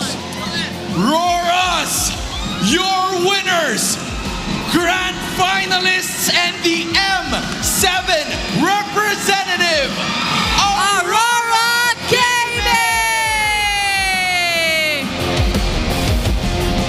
Wow! Incredible! What a moment! Almira, let's just give this to them. An incredible opportunity. Coach, team, congratulations. Edward, I have to look for you. Welcome back to the M World Championship, Edward. Ayun. Pero ano, Edward, may tanong ako. Sa Game 1, ikaw nakakuha ng 3-man stun with the lapu-lapu para ma-set up nyo yung comeback. That's right. So ano yun? May communication ba kayo? Kailangan, alam mo ba na may mag-follow up ba ng setup mo? Sabi ko lang sa kampi ko, tiwala lang sa akin, mahuli ko si Carl, parang ganun. Parang sabi ko, tingin lang sa akin lagi, anytime. May mahuli ako sa kanila. Alam mo, Almira, yan yung nakikita ko all throughout the season coming in from Edward. Talk to us about yung communication nyo kasi less than 12 hours ago, kinailangan nyo pang maglaro against TNC. Naka-apekto ba yun ngayon? How did you guys condition yourselves? Ayun, nag-review lang kami ng saglit sa against TNC, tapos mas pinrioritize namin yung tulog namin tapos yung draft hinayaan na namin sa coaching staff. So, ayun. Okay pa rin naman kami ng 8 hours tulog ganun. And Coach MTB and Dexstar made it happen. Coaches, congratulations. Doming Kite! Doming, yung Iksha, hindi ko alam kung saan ang galing, Almira. But hey, I think we have a different question for him. Doming Kite, may tanong naman din ako sa'yo. Nahirapan ka pa sa pag-adjust sa fighter gold lane meta ba? Hindi naman totally nahirapan sa pag-adjust ng fighter gold. Siguro tinatiming lang din yung tamang composition ng pagpasok ng gold lane ko na fighter yun. Hindi ka naman kinonvince sila coach, sila Dexstar na gumamit ng iba pang mga fighter heroes. Actually marami pa talaga, hindi pa talaga nalalabas yung iba. So this means na mas marami pa kaming makikita sa inyo heading into the grand finals. Yun ba ang binibigay mo sa amin? Mas marami pa kaming makikita sa inyo. Possible kasi long series So hindi naman natin masasabi kasi PH to. Malalakas talaga yung team. So parang lang, composure lang din yun, tamang lang. Yung magagamit ko pa yung ibang hero ko talaga. Ibang klase, ibang hero. I said ibang klase, ipasa mo sa katabi mo who has been very emotional all throughout. Light! You were the light at the end of Aurora's tunnel. You made it back into the grand finals. What makes this so special for you? Kasi nung mga times na malapit na ako sa grand finals, lagi ako natatalo sa TLPH Laging kinakapos. Tapos after nun, parang napunta na sa Indo, tapos parang napil ko na di ko na kaya. I mean, parang baka hindi ko na kaya makapag-international gano'n. First appearance ko rin kasi sa Worlds, kaya sobrang special talaga sa akin. Tapos, ayun, para din sa girlfriend ko na lagi sumasupport sa akin. And RORA's, this is Light's first M World Championship! Woo! What a statement, Almira. What a moment for Light.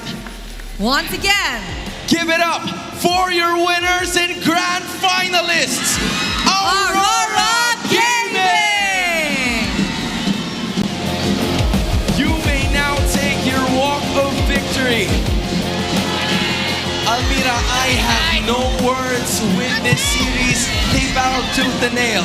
grabe, first time ko ma-feel to sobrang intense ng crowd dito sa MPL Arena. I just can't believe it. And you know what? Hindi pa tayo nangangalahati. Marami ka pang makikita. At ang karamihan sa atin ng mga fans. And we toss it right back to the panel. Panel, over to you. Na para bang ako yung lumaro. I forgot to speak in English because of that emotions. Yes. In translation, it feels like I was part of that stage. very emotional day for the RORAs, the Lights, by accomplishing and completing being our first representative for M7 World Championships. But props to Dominkite by getting the Iksha for this final game for our upper bracket finals. Man, it feels like Dominkite. He had the season 16 regular season as his playground, and this was his proving ground. Doesn't matter, you remove the Granger, you remove the Harrod, you remove the fighter gold lane. Let me bring back the Minana Iwasira. Yeah. You talk about heroes of the league. Welcome back to my Ixia. You can take the Iksha out of the meta, but you can never take out the Iksha from his hero pool. Oh my goodness. With this Aurora. Iksha pick, many were concerned because with the heroes that TLPH has already locked in multiple escapes, but what can escape the final slashes is Yue as well, Yeah. complementing this full-on barrages, not letting anyone out of his sight. This is what I meant with like close to perfect MLBB. Like they just understood their own assignments. Edward sitting in front of the Arlet every single minute, every single second of this game. Yue landing the RWMs even before the final slash comes through. And when TLPH fully commits, that's when you see the full barrage, the full might of the Ixia coming out from Dominkite, really enabling each other. Yes, he did get punished one time because he did not have the flicker, but this play from Ohib was kind of questionable to me. It was a safe haven already for TLPH. They took down the Ixia, they just needed to defend the Lord, but because of this mistake and the amazing play once again from Aurora, capitalized on these mistakes and punished TLPH to the point of sending them to the lower bracket. That was just too much to handle. Even after ending the game, we could definitely feel the emotions rise here. Ending that game before the 15-minute mark. Dominkite celebrating. The tears of joy coming up from Light, his first ever Emerald Championships. Aurora still continuing their match win streak as the playoffs days goes by. 15-1 for the Northern Lights. You don't ask, you don't cast a doubt, you don't ask the question. You look at the light at the end of the tunnel. And also Yue, again, immaculate performance from this Eve. One letter away from the main hero, Yue to Eve. Literally worked this Eve with a magic on the grand finals. Usually, this guy has a curse. But with Yue, doesn't matter. You don't lose the last game with the Eve because Yue makes you lose the last game. Because they break curses, not streaks. They break the patterns, they break the curse, they cast the curse onto TLPH. They even broke Light's curse of losing, constantly losing to Echo. Back then, RSG Echo had a friendly rivalry, and now this ends the story for Aurora's question whether they can make it to the grand finals or not, because now they're Jakarta bound.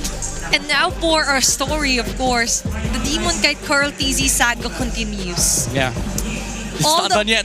All the objectives midnight. That is a huge statement. Without words, yes, that's a statement. Yeah. 3 straight turtles.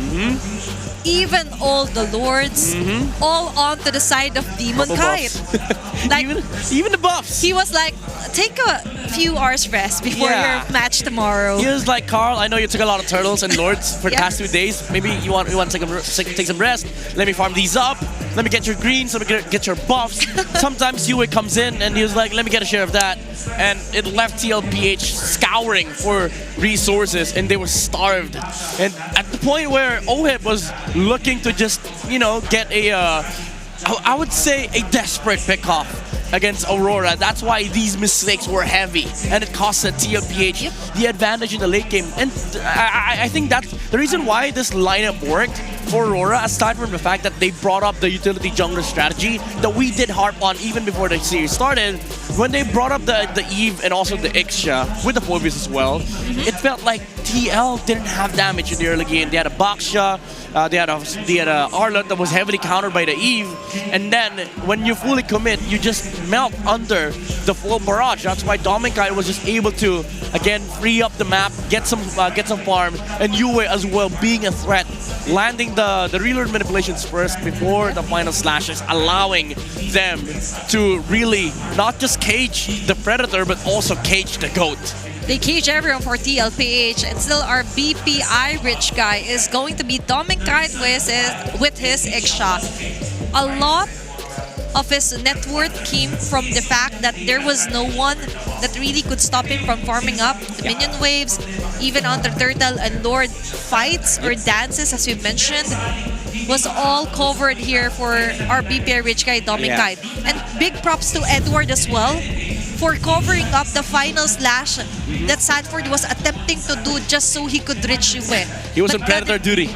He was, no, you can't, sir. No, That sir. is not allowed No in here. slash for you. Not on my watch. Yeah. And again, Aurora, they just played this massively. Like the tactic, the strategy was there. It was beautiful when they tried doing the old techniques with the assassin junglers, the switch up between the YSS and the Lancelot.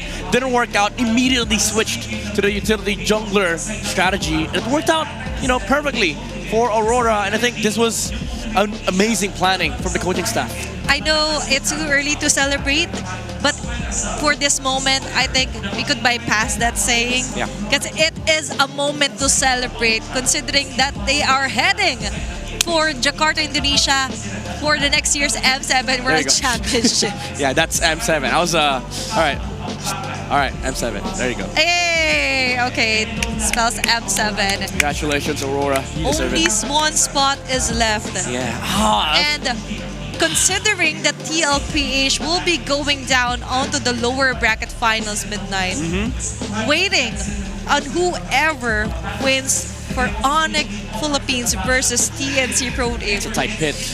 It's really hard to say if it's going to be an easy fit because it's not. Remember, TNC was able to get 5 games out of Aurora, our grand finalists. But let's check on how it went with their communications, their shot calls onto that last game.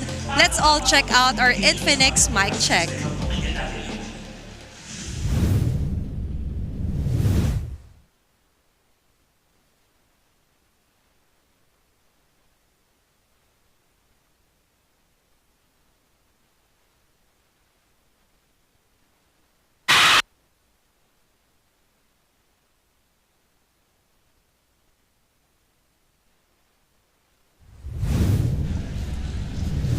That was our Infinix mic check. If it would love to translate some of what they were saying, I would imagine like, okay, let's go. Yeah. Let's G. Let's go. Let's go to Indonesia. Yeah, let's go to Jakarta because now they are Jakarta bound. They've booked their flight. I mean, the ticket's already there, so yeah. But the thing is, they still have to worry about the grand finals in 2 days. Jakarta is January. So that's like November, December, January. Okay. January is 3 months away. And playoffs is 2 days away. I mean, grand finals. And this is also somehow of a huge block to TLPH because remember, they are trying to accomplish the Golden Road midnight. And to accomplish the Golden Road, they have to be the grand finalist and the champion for our MPL Season 16, plus to be able to get the M7 World Championship. And the way to get that is to climb back up to our grand finals. Beat TNC, beat ONIC, beat Aurora, beat the other regions, beat ONIC ID, beat BTR, SRG. Seven tall tasks The for list M7. is just getting longer. Yeah. Now that they've went down onto our lower bracket. For That's a our lot. viewers as well here, I know you have your own analysis onto what went down for that last game. But for me, even though there are doubts for the Iksha, you mentioned way back Minana Evo's days here for Dominkite. He was actually very efficient and proficient with this pick. Yeah, he was the best Iksha player from my perspective. He was the best Iksha player in Season 12, Season 13. Nobody came close, honestly. Because that was the era when I was actually looking at... Matter of fact, I don't think they were... No, yeah, they were Minana back then. And I told Kaizen and Dominkite at that point, I was like, I hope you don't disband because I see this team having a good future. But then they disbanded. And then Dominkite moved on to greener pastures. Definitely obvious with being a part of Aurora. But somehow you have to take different roads. Exactly. And somewhere along those roads, will you meet your very friendly foe, familiar faces, and we will see familiar faces onto the world stage. Yeah, it doesn't have to be a golden road though. But for TL, it does have to be golden. It does have to be. It's gotta be golden. It's going to be a bloody match-up later on as well. Oh, lower bracket.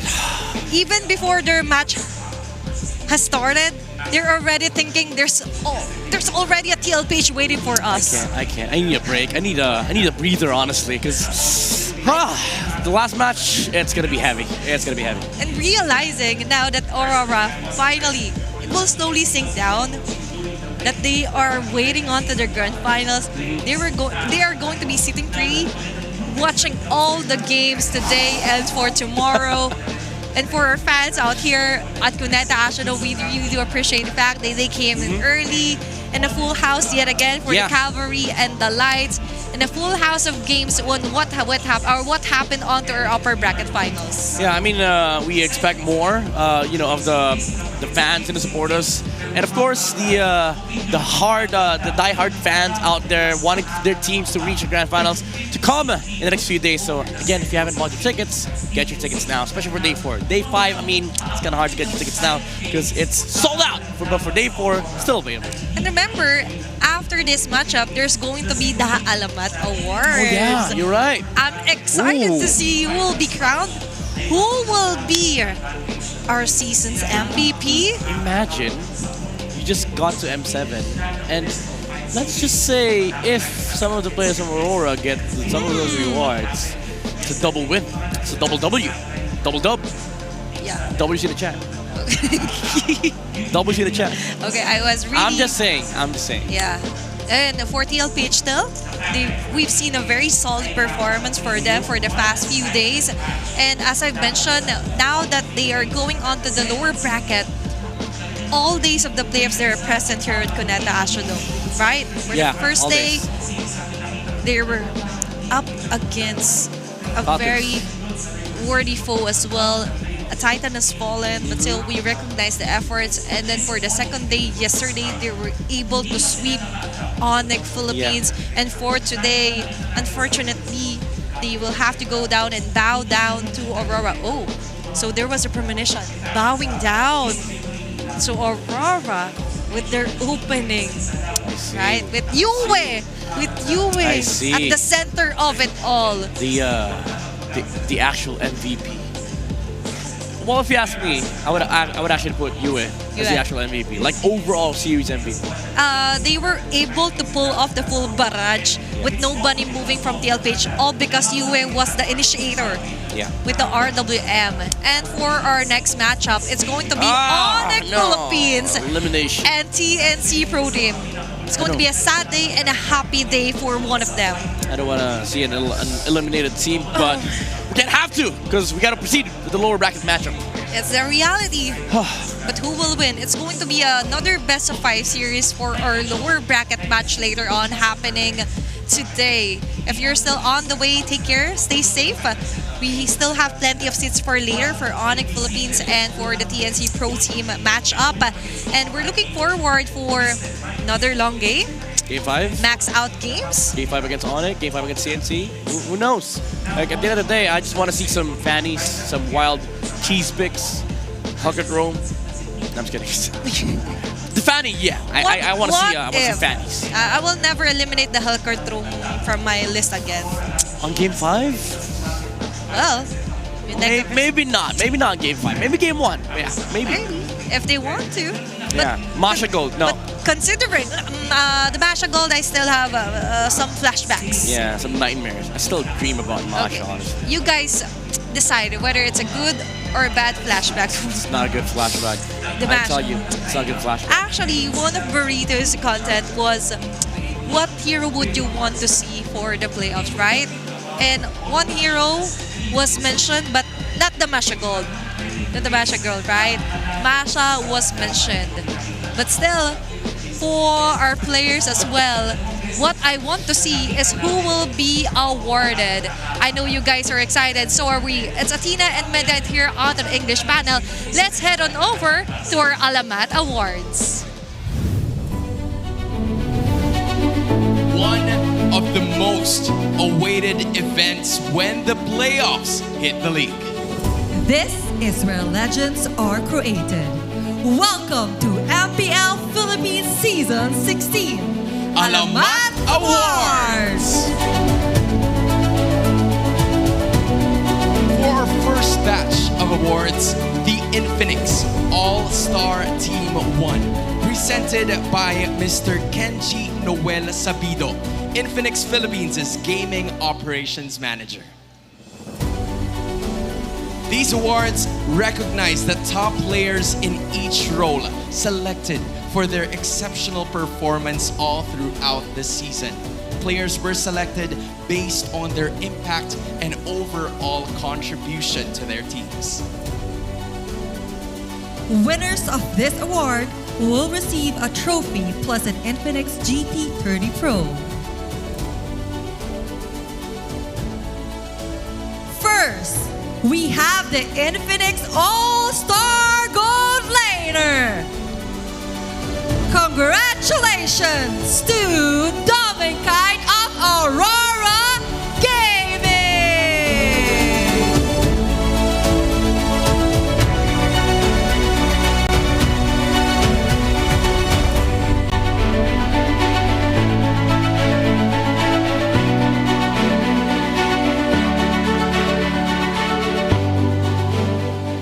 Next, the Infinix All-Star Jungler.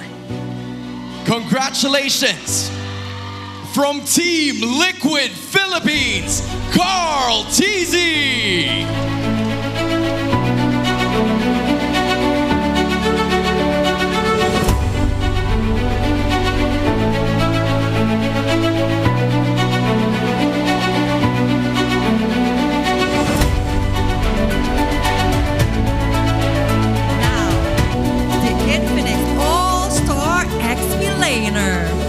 Let's give it up for Aurora Gaming's Edward!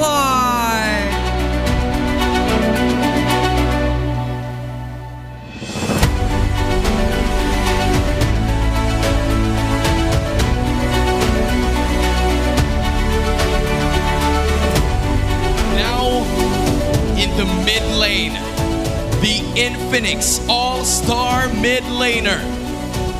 From Aurora Gaming, UN!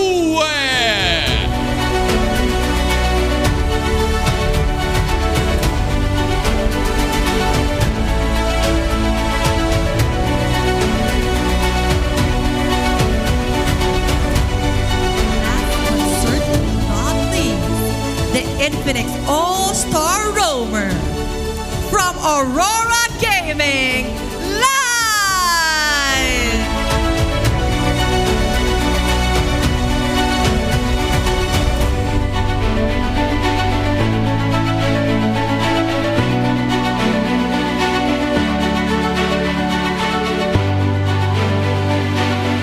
Congratulations once again to our Infinix All-Star Team 1.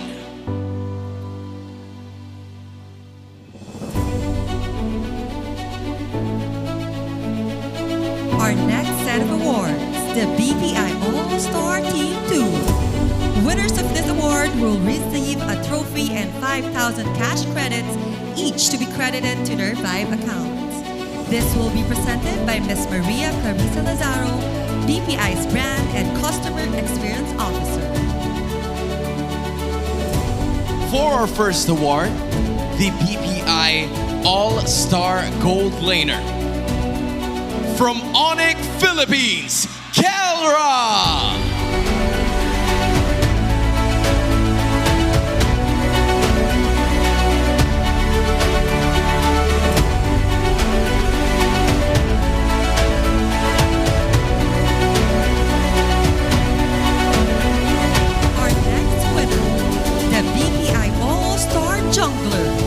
Put your hands up together for Aurora Gaming Demon Kai!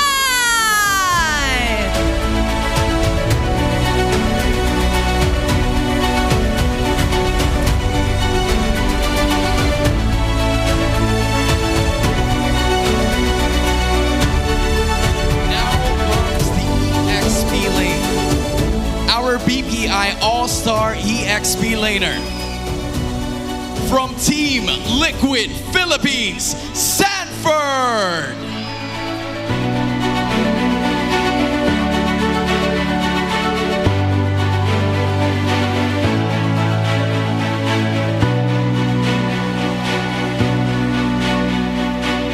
Presenting next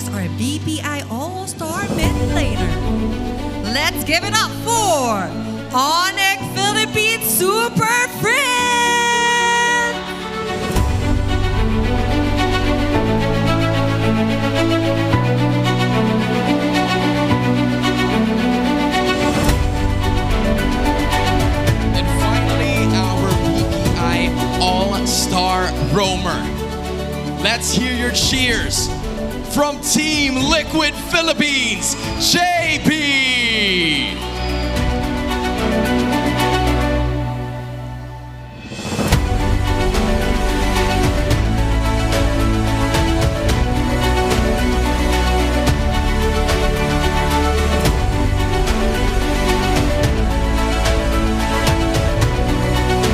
Congratulations once more to our BPI All-Star Team 2.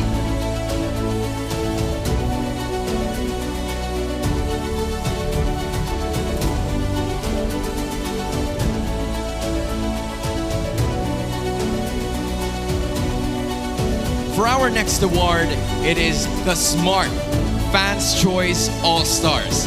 The fans were asked to vote for their top players of the season. This awards reflects this player's influence and overall contribution to the team and community. The winners will receive a trophy and a Smart Multi-SIM eSIM plus 5,000 pesos in load.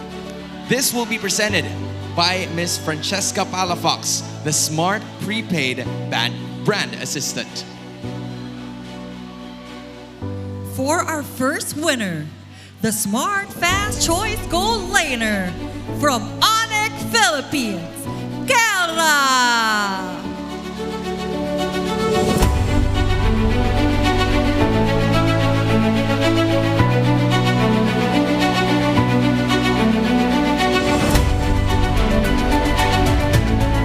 Next up is our Smart Fans Choice Jungler. Also from ONIC Philippines, King Kong!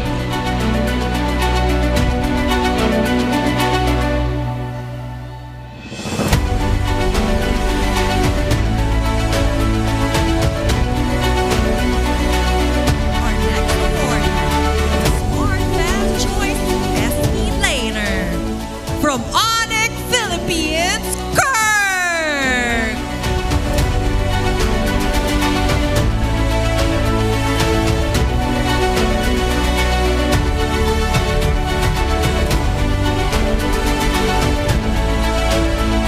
Next up, the Smart Fans Choice Mid Laner.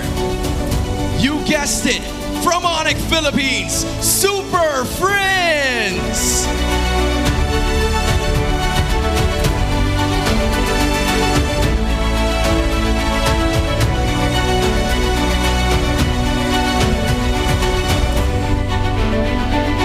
For the Smart Fans Choice Roamer, completing the roster of ONIC Philippines, Brusco!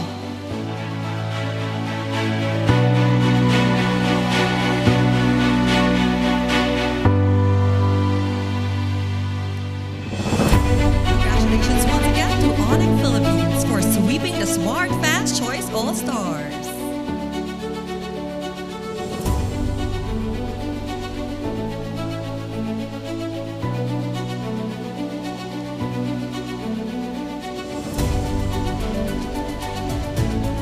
Our next Alamat Award is the Infinix Most Improved Player of the Season. The Most Improved Player of the Season award recognizes the player who has shown the most significant progress and development in their performance. This highlights the player's dedication, hard work, and improvement, reflecting their enhanced skills, impact in games, and contribution to the team.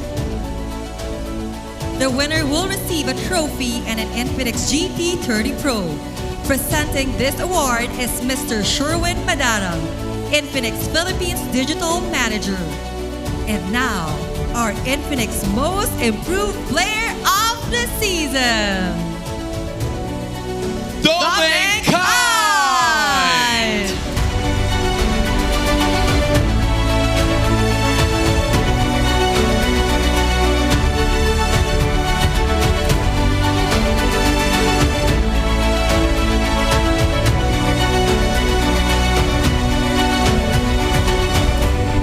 Congratulations once again to Dominic Kite, our Infinix Most Improved Player of the Season. Next up, we will be having our coaching team of the season. The Coaching Team of the Season Award recognizes the coaching staff that has shown outstanding leadership, smart strategies, and a positive impact on their team's performance all throughout the season. Let's give a round of applause for our Coaching Team of the Season. Congratulations! From Aurora Gaming, Coach Master the Basics and Coach Dexstar.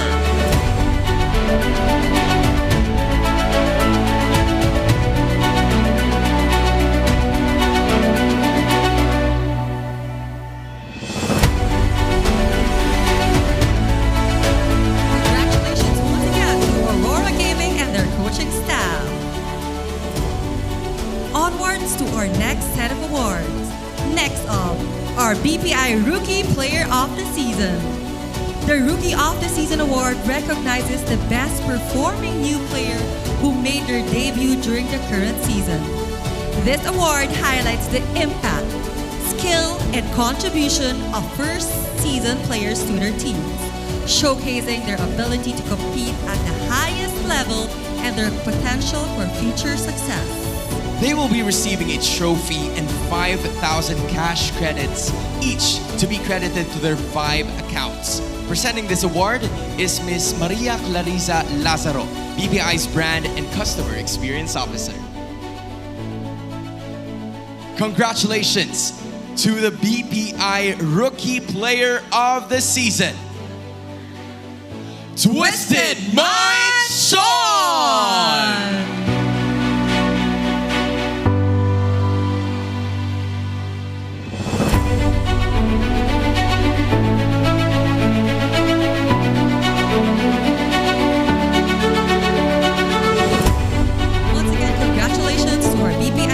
Player of the Season, Sean. Next, we award our Storytellers of the Season, those who tirelessly tell the tales of our players, league, and community members. This is the Best Media Award categories to commemorate the members of the press who have greatly contributed to the growth of MLBB esports in the Philippines. Winners will receive a smartphone from Smart. First things first, our Smart Legendary Features Writer Award, presented by Ms. Francesca Palafox, the Smart Prepaid Brand Assistant. They will be receiving a trophy, Smart CTE Blade, and certificate. Congratulations to our Smart Legendary Features Writer, Spin PH!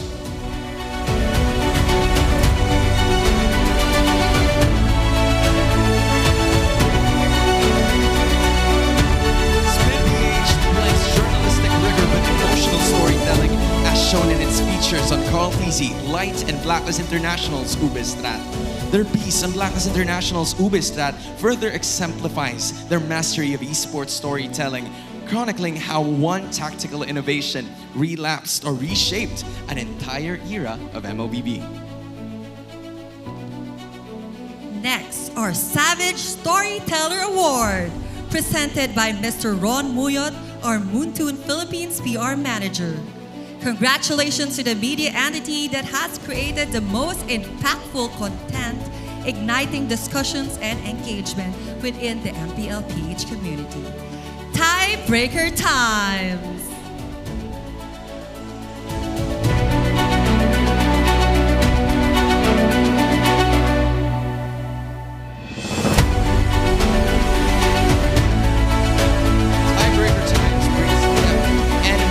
To MPLPH narratives from Aurora's lessons under Coach MTB to Sanji's tribute to his first Savage. Tiebreaker Times showcases how far the league has come, capturing not just matches, but the legacy being built season after season. Finally, our Infinix Mythic Media Award, presented by Miss Irish Camille Del Rosario, Infinix Philippines' PR Supervisor. They will be receiving a trophy and an Infinix GT30 Pro. Congratulations, All-Star Magazine!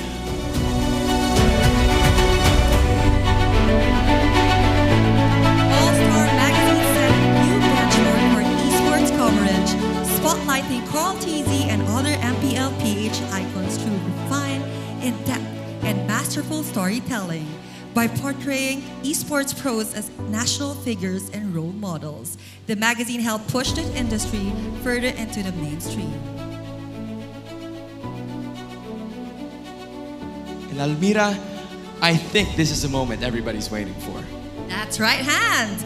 And finally, the award everyone's been waiting for. The regular season MVP award honors the player with the most outstanding performance and impact all throughout the regular season. This award recognizes their exceptional contributions, consistency, and key role in their team's success. A homecoming when he began the season and now an MVP. Let's give it up for our regular season MVP from Aurora Gaming Live!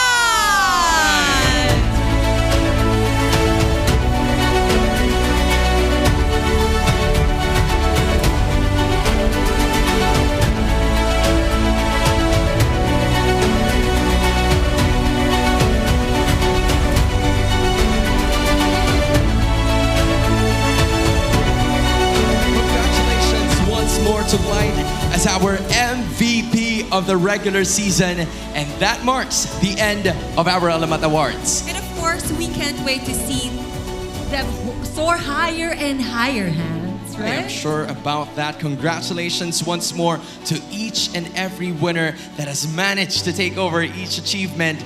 Pero marami pa tayong laban na masasaksihan. I'm sure me, Almira, and the rest of the Champions Arena are very excited. Magbabalik ang MPL Philippines Season 16, the playoffs.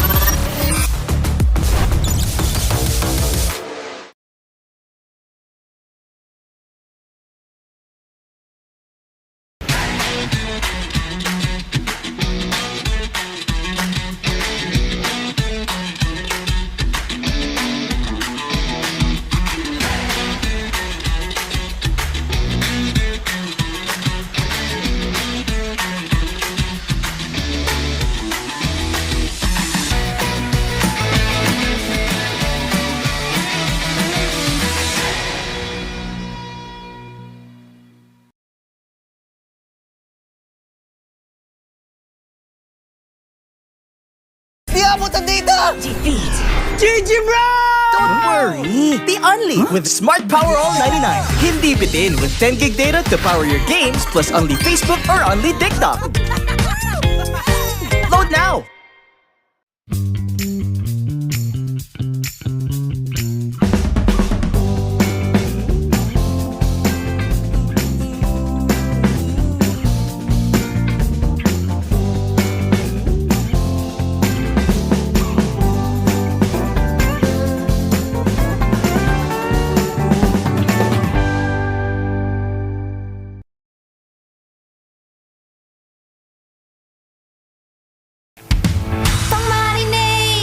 Panggisa!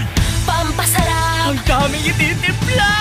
Luto mo yan with Knorr Liquid Seasoning. Mula luto tong plato, sarap panalo! Luto tong plato, sarap panalo! Luto tong plato, sarap panalo! Luto tong plato, panalo ang luto mo!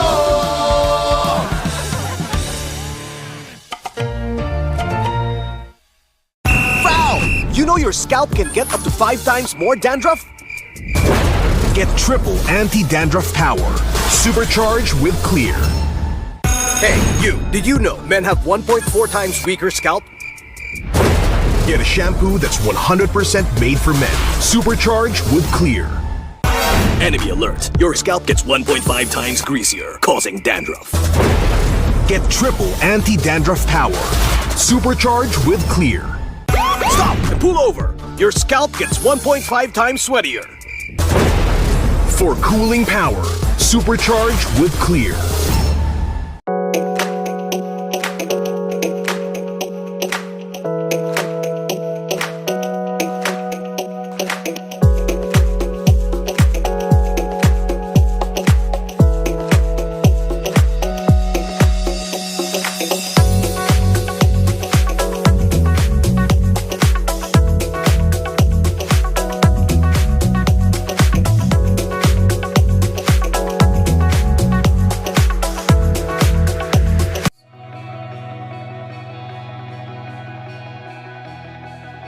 Contact Arctic Aircon today. Let our team of experts provide the perfect solution for your cooling needs. Stay cool, stay comfortable with Arctic Aircon, your trusted air conditioning rental and services provider across the Philippines.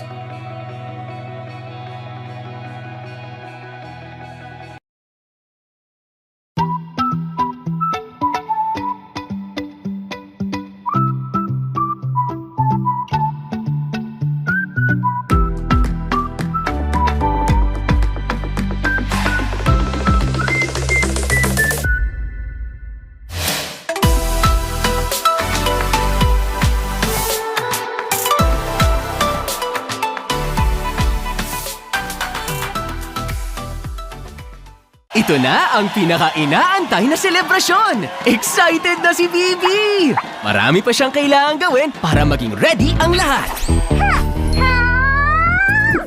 Bibi, huwag masyadong pen. Focus! Ganito ba? Ay, naku! Bibi! Gatot kacha? Need help? Injection! Wala ako. Ito na lang! Wag na! Please, ibalik niyo na ako sa base! Wag! Bibi! Bruno! Hello? Gising, Bruno! Okay na ako, Bibi! Let's go! Asikasong tunay si Bibi. Tumulong sa heroes, nag-set up ng event. Kahit koryo, hindi niya pinalagpas. Magsisimula na ang pinaka-inaabangang performance of their lifetime. Pwede nang huminga ng malalim si Bibi. Pero teka, tinatawag ata si Bibi sa stage.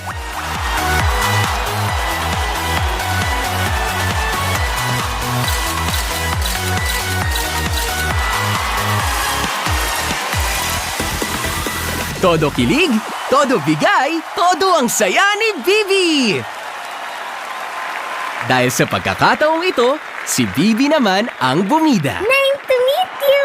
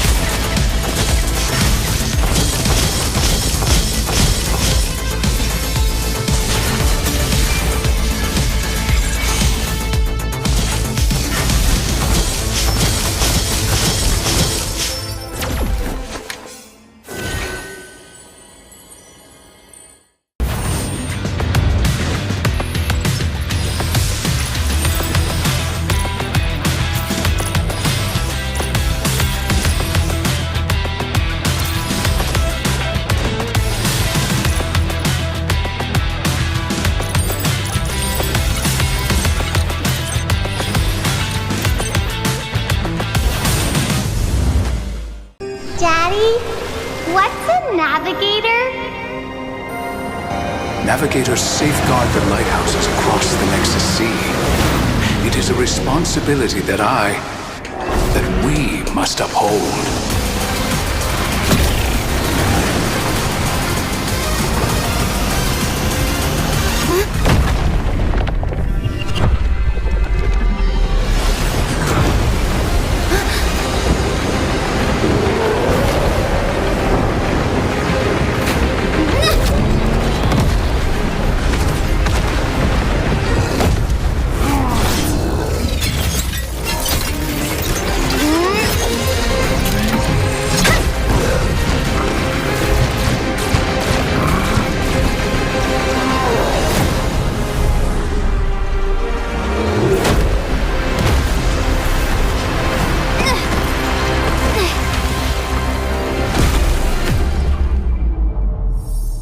Dad? I'll always be with you.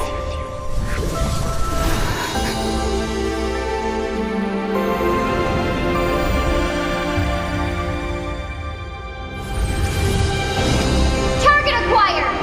Frontier Justice! Ready, go!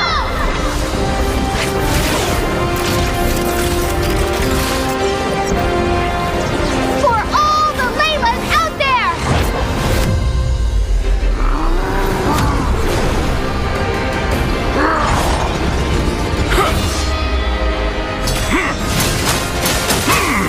Layla, now! You should have never tampered with the lighthouses. Because I am a navigator!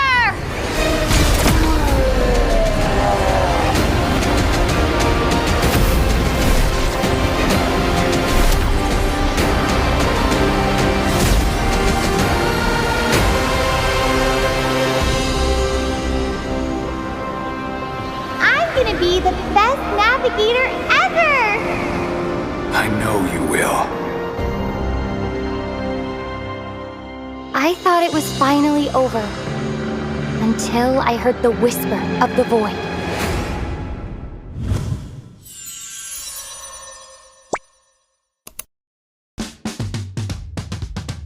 What's up guys? Kasama ko ngayon ang ating co-host sa Super Fan City, Ivan, dahil kami kanina ay nagkaroon ng awarding for MDL Philippines Season 6 where we awarded AP Rough World Era bilang champions ng ating season. We also awarded the All-Star Team, which is the whole lineup of AP Rough World Era din. Meron din sa kanilang regular season MVP, which is Tibor, and the finals MVP, which is Matt. And hindi lang yan, meron din tayong awardees na Rookie of the Season, Eman, at meron din tayong Most Improved Player of the Season, Cinderella. Of course, aside from that, we did have our meet and greet wherein our mythic ticket holders had the chance to meet the winning team, which is Team Liquid Philippines. And right now, may makakasama tayong super fans para malaman how was the experience dun sa meet and greet natin. And now, we would like to call on here sa ating area, si Miss Kiara and Miss Kim, obviously fans ng TLPH. Gaano na ba kayo katagal na fans ng TLPH? Actually, ako parang 1 to 2 years na yata. Ako yung since echo pa lang sila. Tapos nag-change ng name ng TLPH na Team Liquid ako. Wow, it has been a long time na sinusuportahan natin ang Team Liquid Philippines. How was the opportunity? How was the experience na na-meet nyo yung mga idols nyo kanina? Sobrang saya po, lalo na nung nakita ko si Sano. Same din. Masaya kasi nakita ko na sila in person yung malapitan. Yun nga lang, ang dami nagpa-picture kay Owen. So, medyo nalayo ako sa kanya. Pero, super worth it yung pagpunta dito sa venue. So, si Oheb ang bias mo? Hindi ko siya. Hindi halata. Sinong bias mo? Si Sanford. Natabihan mo ba si Sanford kanina? Nahawakan ko yung kamay niya. Grabe Sana naman all. talaga ang karisma ng ating mga players sa iba. Ibang-iba talaga ang dating ng ating mga players. And of course, Team Liquid Philippines is moving on to the next round of our playoffs. Kaya naman, imbitahan nyo ang iba pang part ng Cavalry and of course, the other super fans para manood dito sa ating playoffs. Manood po kayo ng playoffs hanggang sa finals. So, sana makita si TLPH at si Aurora. At para sa inyo, sino magcha-champion sa Season 16? Siyempre, TLPH. TLPH. At yan lamang naman ang mga kaganapan natin today sa ating Super Fan City. Kaya naman balik muna sa inyo guys. Sa TLPH, good luck. Good luck. Bigyan nyo na sa amin to. Nakakailang series na kayo. Wala pa appearance, oh. Pwede ba kami muna? Pagkapasok namin grand final, sa inyo na. Uy, Slot lang, ha? Joke lang. Huwag ganun. Ay, wag ganun. Mirror lang. Slot lang. Slot lang. Kami muna, mamaya. Saka sa mga fans na nanonood, thank you sa laging support tayo pagpunta din sa venue. Rinig namin lahat ng sigaw nyo. Tama, solid. Sa girlfriend ko, mahal na mahal kita always. Oh, you got power. Lakas, di kayang tawas. Oh, you got power. Kay Daniel Madilla. Baliw, iba yun. Daniel Caesar pala. Chico, paki-assist naman si Kalad. Bakit alis dyan? Di, dry yung lips ko, di. Oo, rin nga eh. Kailangan natin tubig dito ah. Oy. Kiss ata. Uy, iba naman sa'yo eh. Rory. Kaya mo ba yan, Rora? Kaya ba yan, Aurora? Feel ko hindi eh. Ako din eh. Puso na lang ata tayo. Pusong Pinoy na lang kami. Pusong Pinoy. Gagalingan namin sobra. Ano message mo kay Yue? Galingan mo kasi gagalingan namin. Yun. Bruce Goat yun ah. Gaya kay Bruce Goat ah. What's that? I'm mic check again. Another words of wisdom. Give me some words of wisdom and I say in camera. You'll say whatever I say. Yeah. I love you all. I love you all. Boys. I love. Again? Salamat sa inyo. Mahal ko kayo. Ang pangit ko. Oh my God. Full. Salamat. Sa inyo. Sa inyo. Mahal ko kayo. Mahal ko kayo. Pangit ko. Ang pangit ko. Yeah. Let's go.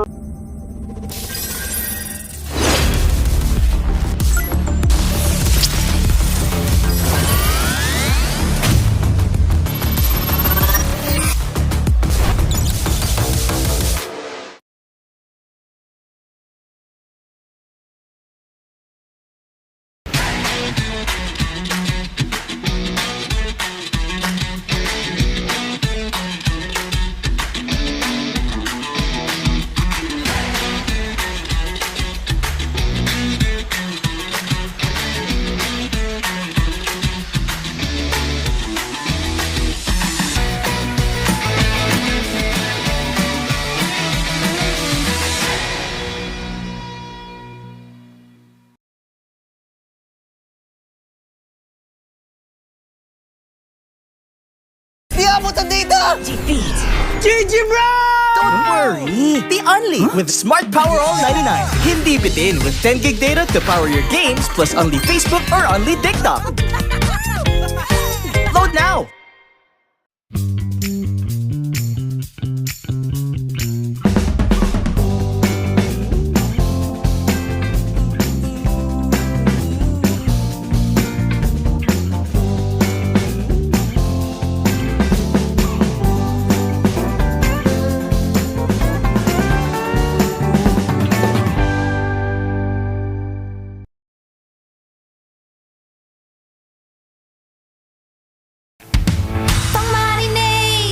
Panggisa, pampasarap, ang daming ititimpla.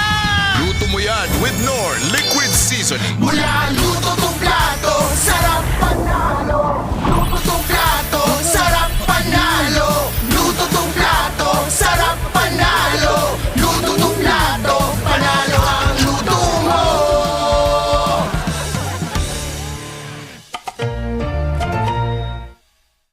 Foul! You know your scalp can get up to 5 times more dandruff? Get triple anti-dandruff power. Supercharged with Clear. Hey, you! Did you know men have 1.4 times weaker scalp? Get a shampoo that's 100% made for men. Supercharged with Clear. Enemy alert. Your scalp gets 1.5 times greasier, causing dandruff. Get triple anti-dandruff power. Supercharged with Clear. Stop and pull over. Your scalp gets 1.5 times sweatier. For cooling power, supercharged with Clear.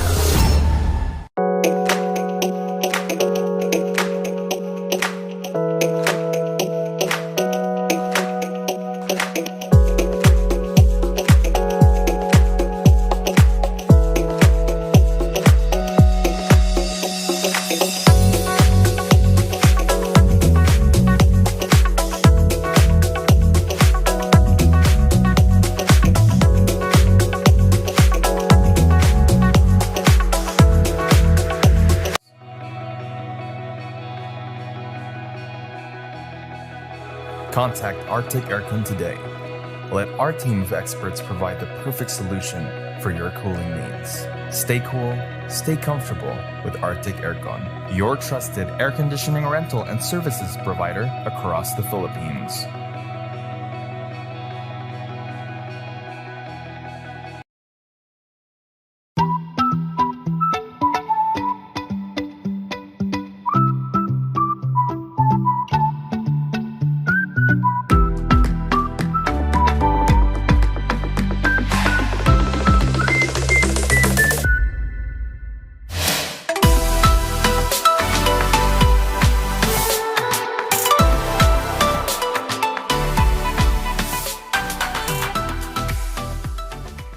Ito na ang pinaka-inaantay na selebrasyon! Excited na si Bibi! Marami pa siyang kailangang gawin para maging ready ang lahat. Bibi, huwag masyadong pen. Focus. Ganito ba? Ay, naku. Gatot Katya? Need help? Injection! Wala ako. Ito na lang. Wag na! Please, ibalik niyo na ako sa base! Wag! Bruno! Hello? Gising, Bruno! Okay na ako, Bibi! Let's go! Asikasong tunay si Bibi. Tumulong sa heroes, nag-set up ng event. Kahit koryo, hindi niya pinalagpas. Magsisimula na ang pinaka-inaabangang performance of their lifetime. Pwede nang huminga ng malalim si Bibi. Pero teka, tinatawag ata si Bibi sa stage.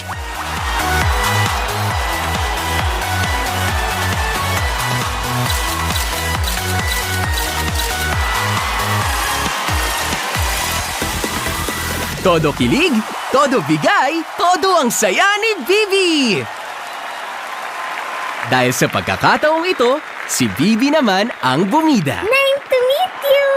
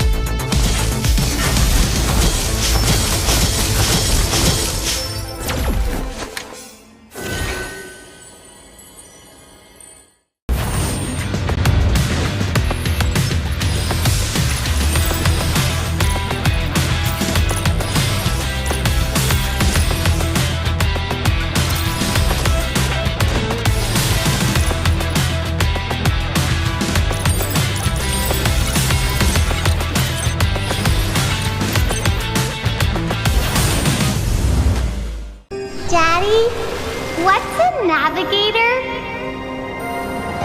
Navigators safeguard the lighthouses across the Nexus Sea. It is a responsibility that we must uphold.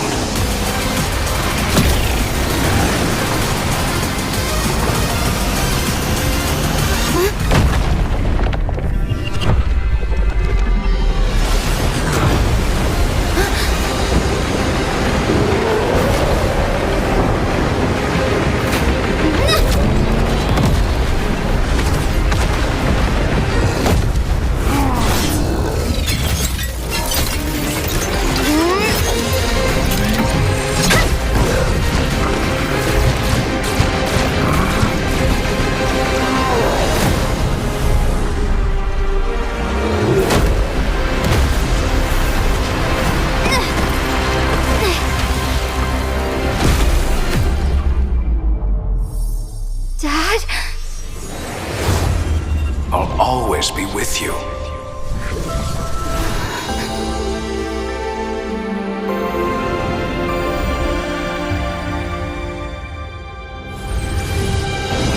Target acquired! Frontier Justice! Ready, go!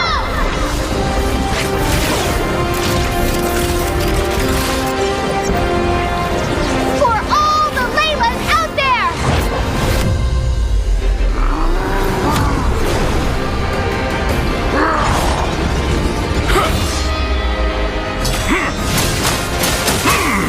Layla, now! You should have never tampered with the lighthouses. Because I am a navigator!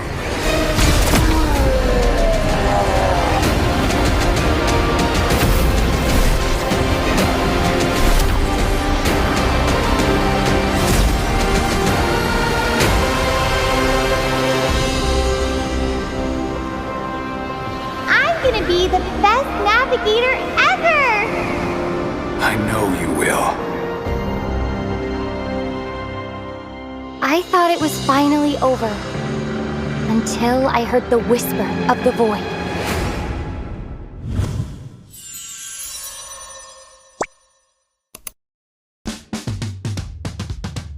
What's up guys? Kasama ko ngayon ang ating co-host sa Super Fan City, Ivan, dahil kami kanina ay nagkaroon ng awarding for MDL Philippines Season 6 where we awarded AP Rough World Era bilang champions ng ating season. We also awarded the All-Star Team, which is the whole lineup of AP Rough World Era din.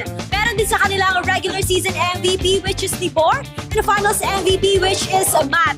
And hindi lang yan, meron din tayong awardees na Rookie of the Season, Evan, at meron din tayong Most Improved Player of the Season, Cinderella. Of course, aside from that, we did have our meet and greet wherein our mythic ticket holders had the chance to meet the winning team, which is Team Liquid Philippines. And right now, may makakasama tayong super fans para malaman how was the experience dun sa meet and greet natin. And now, we would like to call on here sa ating area, si Miss Kiara and Miss Kim, obviously fans ng TLPH. Gaano na ba kayo katagal na fans ng TLPH? Actually, ako parang 1 to 2 years na yata. Ako yung since Echo pa lang sila. Tapos nag-change ng name ng TLPH na Team Liquid ako. Wow, it has been a long time na sinusuportahan natin ang Team Liquid Philippines. How was the opportunity? How was the experience na na-meet nyo yung mga idols nyo kanina? Sobrang saya po, lalo na nung nakita ko si Sunny. Same din. Masaya kasi nakita ko na sila in person yung malapitan. Yun nga lang, ang dami nagpa-picture kay ONIC. So, medyo nalayo ako sa kanya. Pero, super worth it yung pagpunta dito sa venue. So, si Oheb ang bias mo? Hindi ko siya. Hindi halata. Sinong bias mo? Si Sanford. Natabihan mo ba si Sanford kanina? Nahawakan ko yung kamay niya.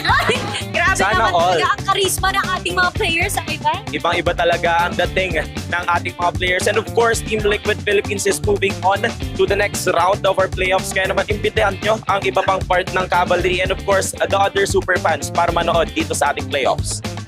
Manood po kayo ng playoffs hanggang sa finals. So, sana makita si TLPH at si Aurora. At para sa inyo, sino mag-champion sa Season 16? Siyempre, TLPH. At yan lamang naman ang mga kaganapan natin today sa ating Super Fan City. Kaya naman balik muna sa inyo guys. Sa TLPH, good luck. Good luck. Bigyan nyo na sa amin to. Nakailang series na kayo. Wala pa appearance, oh. Pwede ba kami muna? Kami muna. Pagkapasok namin grand final, sa inyo na. Uy, ba't Slot kami lang, muna? ha? Joke Hindi, lang. huwag ganun. Ay, good. Huwag ganun. Mirror lang. Slot lang. Slot lang. Kami muna, mamaya. Saka sa mga fans na nanonood, thank you sa laging suporta at pagpunta din sa venue. Rinig namin lahat ng sigaw nyo. Tama, solid. Sa girlfriend ko, mahal na mahal kita always. Oh, you got power. Lakas, di ka yung tawas. Oh, you got power. Kay Daniel Madilla. Di, baliw, iba yun. Daniel Caesar pala. Chico, paki-assist naman si Kalad. Bakit alis dyan? Di, dry yung lips ko, di. Oo, rin nga eh. Kailangan natin tubig dito ah.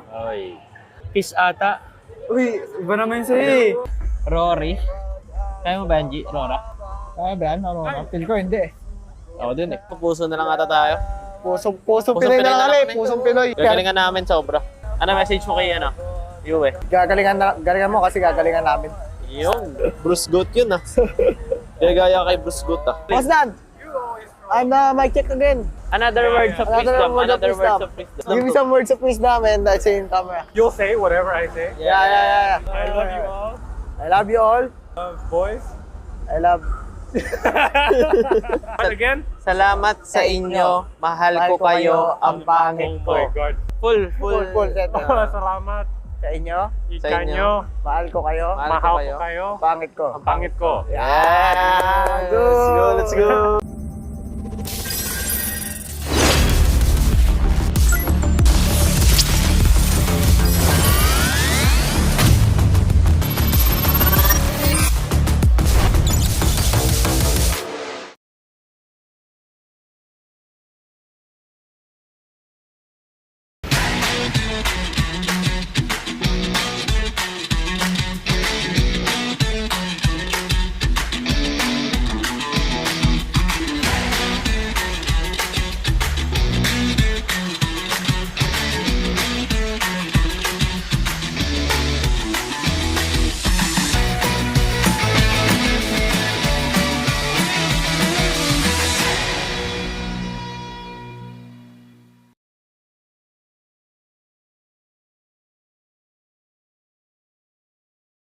Di abutan dito!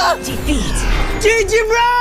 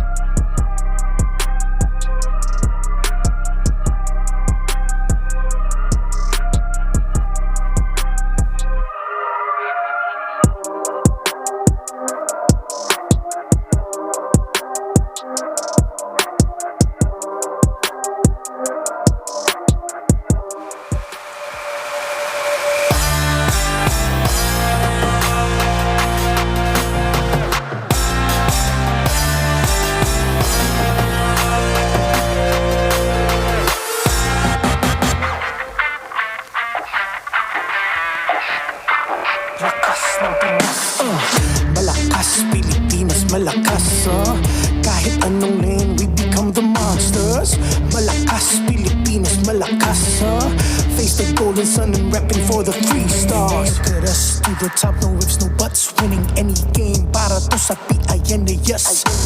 Di mo matitinag aming boses sa new level. Nasa kalye man o mobile, you know I become a legend. Listen, open fire, we unite, we winners. But with pressure, like diamonds are made of. Switching the lane na parang gera, HP racing made a setup. Pagkakatang buhat ni Hilda, full dome SS parang Laila.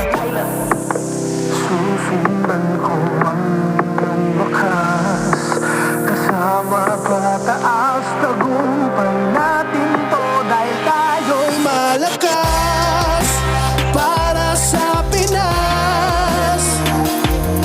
Nasa amin ang alas, hindi to atas, kinikilala sa taas kasi kami ang malakas para sa Pinas. Nasa amin ang alas, hindi to atas, kinikilala sa taas, ganito kami sa Pinas.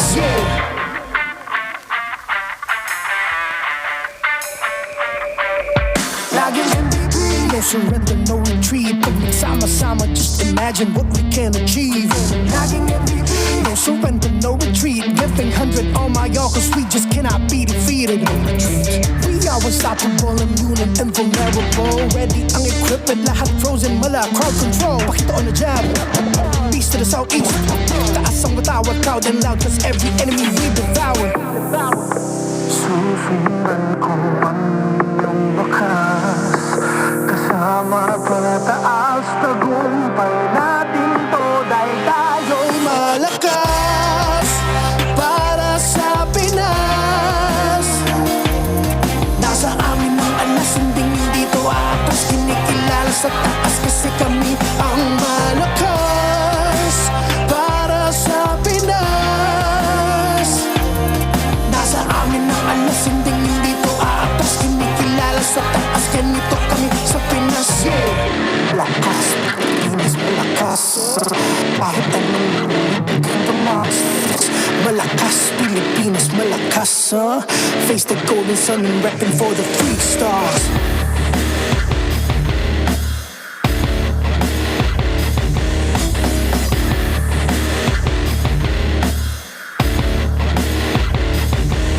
Ang lakas ng Pinas, we unite, we the stars. Ang lakas ng Pinas, we unite, we the stars. Ang lakas ng Pinas, we unite, we the stars. Ang lakas ng Pinas, we the stars.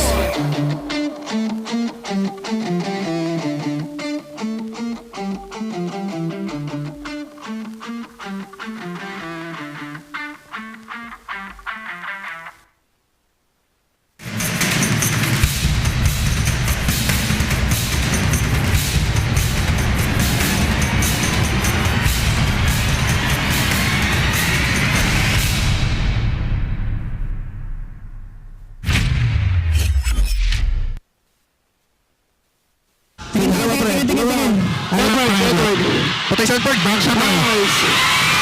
Back shot na. Naulpan ko itong mga ito. Pero pa pre. Patay. Kalma. Ang talaga men. Pataplakan niyo sa Ang salagaan niyo ako pre, promise, panalo to. Busing back shot. Ano po gamitin ng hero to te? Ito nga back shot. Kalma. Mga title dance to. Gawin pa pre ko resort. Sige, tama na. Pag lumalalim eh. Ready kayo Sanford daw? Mamaya kayo pag ready na. Pang Sanford pro. Ang gawin ako. Ready dito. Ang gawin pa lang ako. Sanford.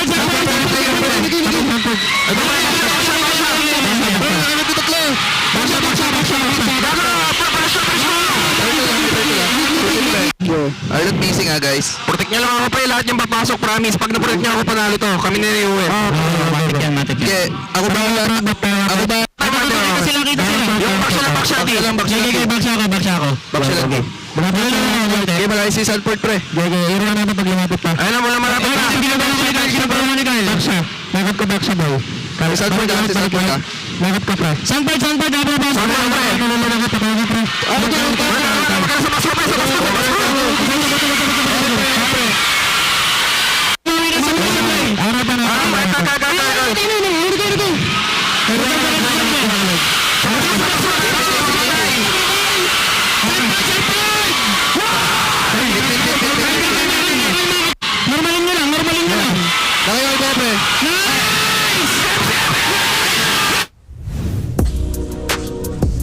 Ladies and gentlemen, confirmed we have our first grand finalist in the MPL Philippines Season 16 playoffs and our first M7 representative. That is Aurora Gaming. At your service, my name is Leo, here with Brigida to bring you the next best of 5 in today's broadcast. That was a very intense exchange of comms that we heard in the previous game, and a huge majority of it was actually onto a single player of Team Liquid. That's Sanford. If you watched that series, you'll know that the single win that Liquid had was off of the back of a well-placed flicker and Throne of Ruin. We'll talk more about that match and, of course, its conclusion in just a bit.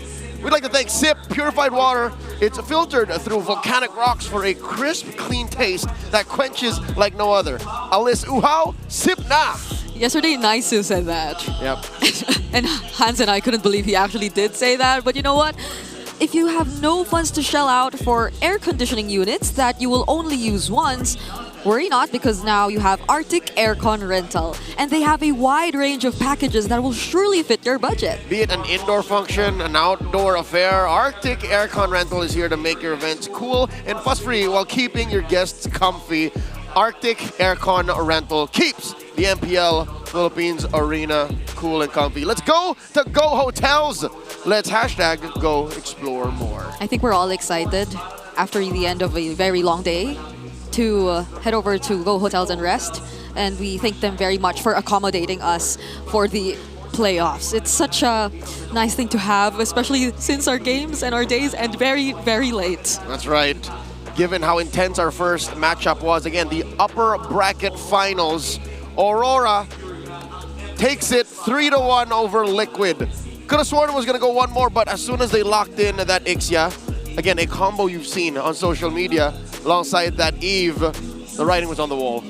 And it wasn't the exact combo I expected, or probably a lot of us expected. It was a bit different, but it worked. And I think that's what's great about Aurora. Because even when you think you know them enough, they just keep coming up with more.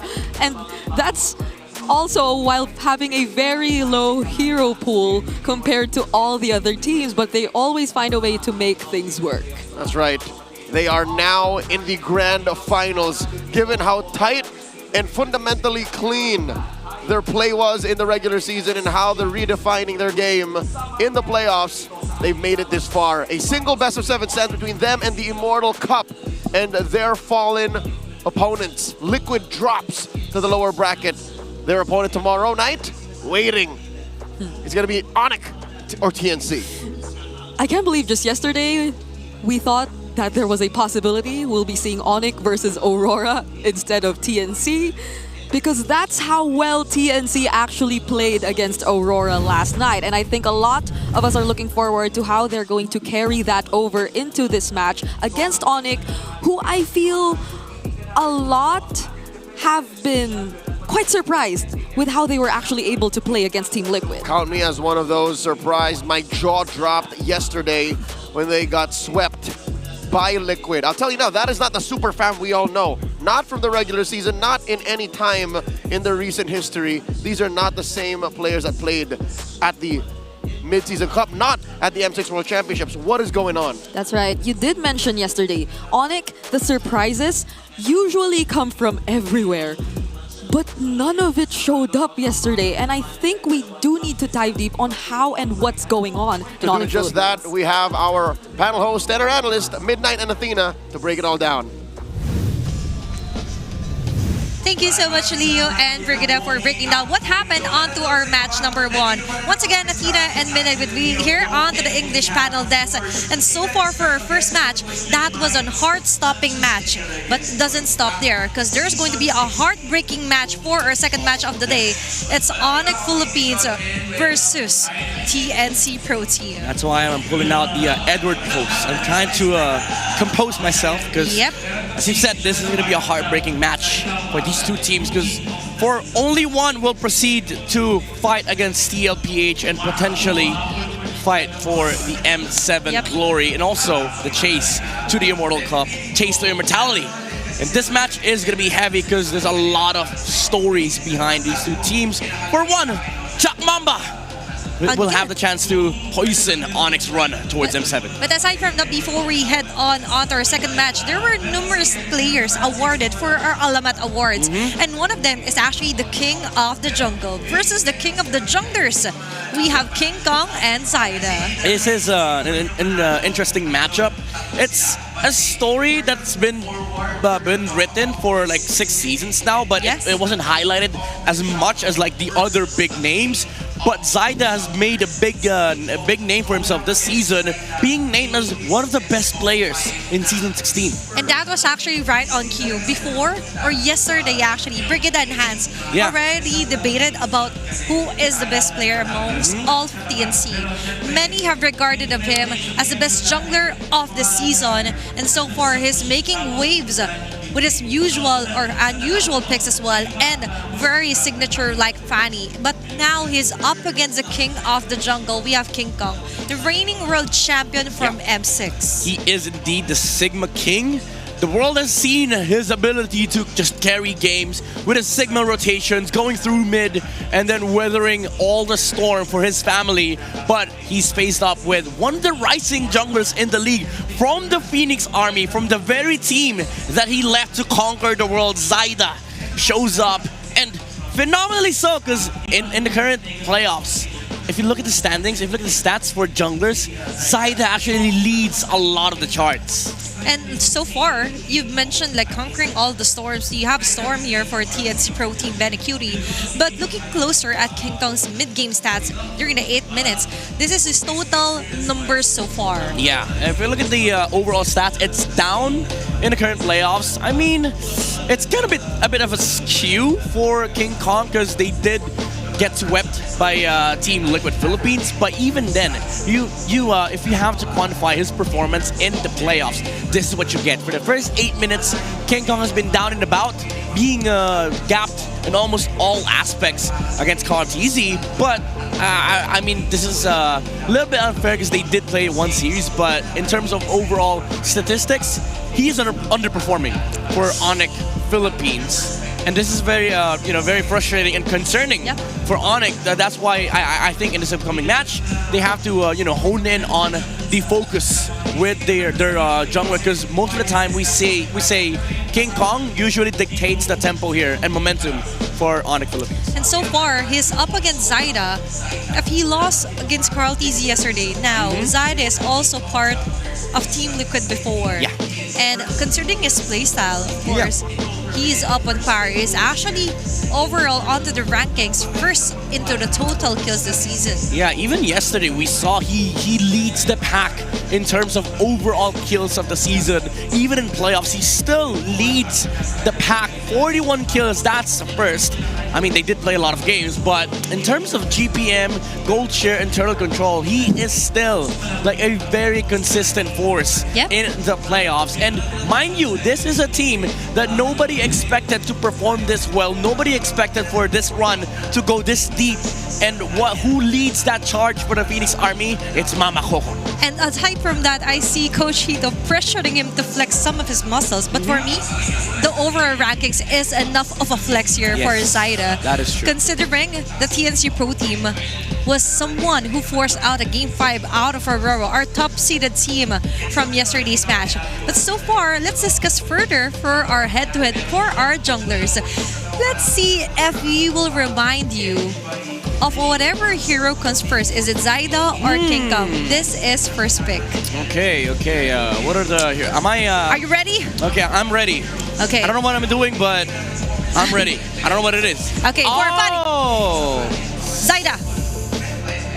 Zaida. Yeah, I'd have to say Zaida. Okay. I'd have to say Zaida. It's a unanimous vote.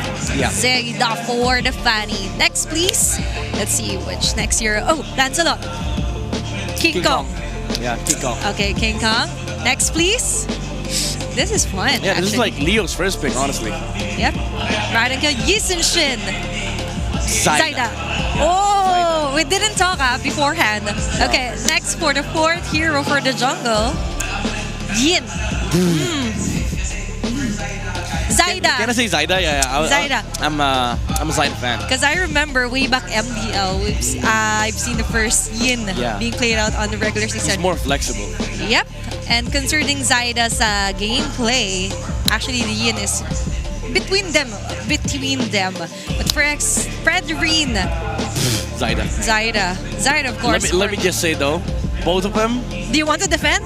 Both of them are statistically they're bad with Fred, but Zyda's been more of unstable Fred, I would say, than King Kong. For me, King Kong fits best onto the heroes like the Joy, right? Yeah, but next, please, let's see who is the next hero. It's going to be the Baksha. Zyda. Okay. Yeah, that's his. I would say that's Zyda's best utility, not Fred. The Baksha is his best utility. It's more of a go-to, and that's why I really reckon that Zyda somewhat mirrors some of the hero pools for Carl TZ because they've been together for a long time. Next, please. It's going to be Balmond. I can't recall a King Kong Balmond game. I do recall a Zyda Balmond game. Season 10 MPL against X-Play. If I remember correctly, he also used this for his MDL season run. So I will say Zyda for this round. Okay. You're surprising us, Direct. Harley, King Kong for me. King Kong, Z4 against Euphoria. I remember that. Yeah, very nice memory here for Midnight. Okay, let's have the next hero. Gushan. Zyda. Sure. Live streams, bro. For sure. Yeah. He's one of the Gushan gods, and even KLVJ acknowledged that he wants to be a teammate with Zyda. Okay, next, please. Joy, King Kong. King Kong, you gotta be fast. You gotta be fast with the answer, you know? King Kong. Okay, no questions at all. Suyu. King Kong. Zyda. Suyu. Zyda. Come on, Athena, what? Sorry. Zyda. M6, man, M6. Okay. King Kong. Hayabusa. Zyda. Okay, it's going to be Zyda. Oh, that's hard though. I mean. But King Kong is also efficient when using the Hayabusa. All right, Zyda. I'd have to say Zyda. Okay, Zyda. Okay, the Ling. Oh my God. King Kong Z4 days. Yeah, I mean, even there's an hero. What was this? I think season 13.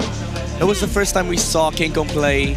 It was against Echo. It was his first time playing Ling against Carl's Fredrin. Okay, and he was acknowledged, right, with his Ling play. And that's it for our first pick. That's so interesting. I do like games like that for the first pick. Props to Lee, of course. He also has a content like that with our players. Yeah. And also onto creating the perfect player, if I remember correctly. If Bane showed up, I would have immediately said Leo. Yeah. Hands down, Leo. If the Gord showed up, immediately, nice too.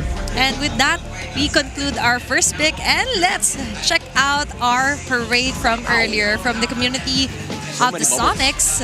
So many bubbles indeed. Lively atmosphere before heading off here onto Cuneta Astrodome. A lot of faces here from our players. They're in spirit. It's so funny seeing this bubbleheads from the community. Yeah. Like it's just cute and also creepy at the same time.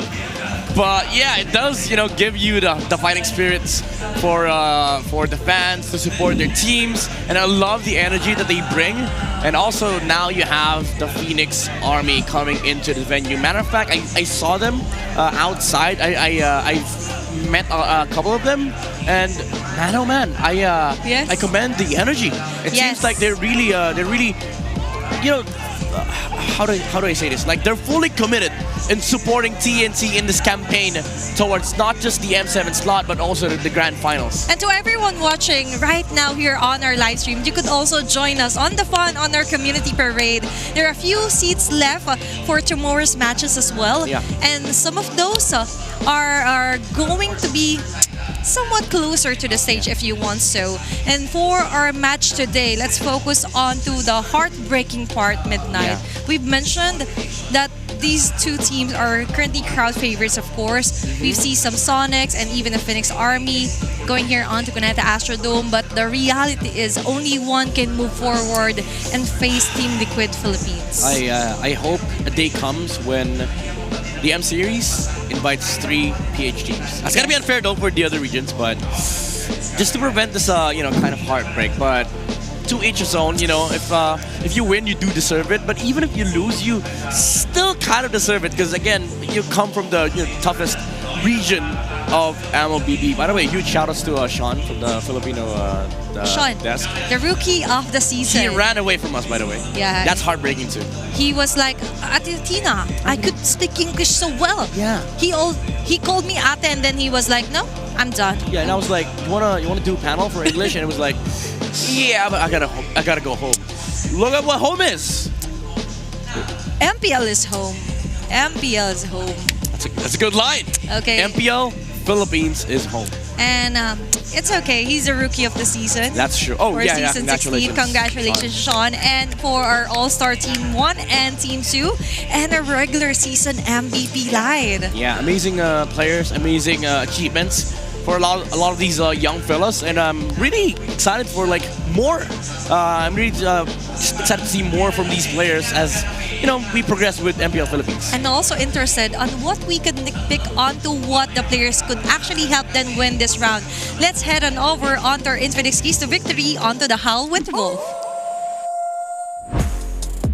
At ang ating bakbakan ngayon, it's going to be TNC with the hot streak going up against Aurora ng 5 games. Although natalo sila recently, makikita naman natin ngayon na nakakalabanan nila ang ONIC na nag-struggle dun sa unang round ng playoffs na nilaro nila.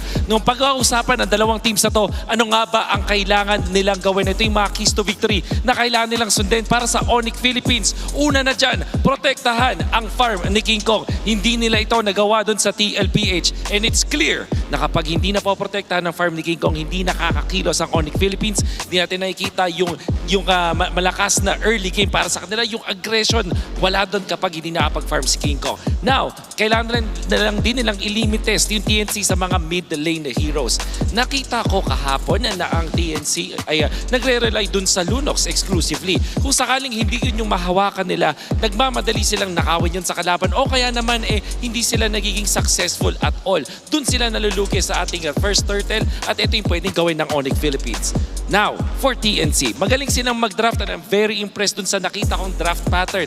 Mula kay Etomax at kay Hito, dun sa mga games sila just recently. Ang kailangan lang nilang gawin ngayon ay dun sa execution na. Solidify muna lang yung box nila. Ito yung mga team fight formation nila. There was that unboxing na napanood natin kahapon mula sa Aurora nung game number 5 versus TNC. Kaya naman nagulo yung neutral objectives na laban para sa TNC. Nagugulo sila, hiwa-hiwalay, Zaida is all over the map and then nauuna si Trimar, hindi nakakapag-connect. Kapag nangyayari mga ganitong bagay, natatalo ang TNC. But if they solidify their box against ONIC Philippines, they will have a much better chance. And also, yung strong lane na side lanes, yan ang magiging susi. So hindi lang ito dun sa mga fighter or double fighter setup na makikita natin sa TNC, pwede rin naman to doon sa draft. Kapag mas nakakalamang sa draft in the laning stage, ang dalawang strong laners ng side ng TNC, mas madali sa kanila yung laban. In fact, doon nalulugi ang side ng ONIC Philippines. Para dito manalo ang mga manlalaro natin, kailangan nilang sundin ng Infinix Keys to Victory na yan. Pero, excited na ako makita ang ating mga teams. Let's welcome TNC and the ONIC Philippines.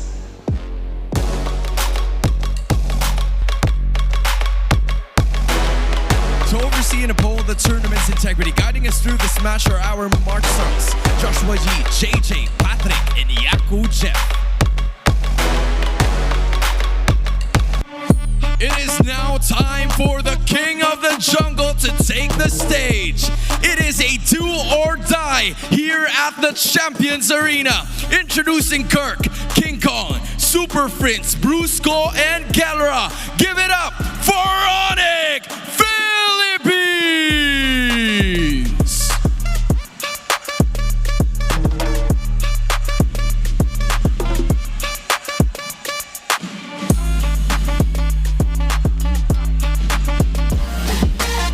The skies are ablaze because the Phoenix Army has risen from the ashes in this battle for survival. It's Thremar, Zaida, Lancey, Chaknu, and Benny Cutie. TNC Pro Team!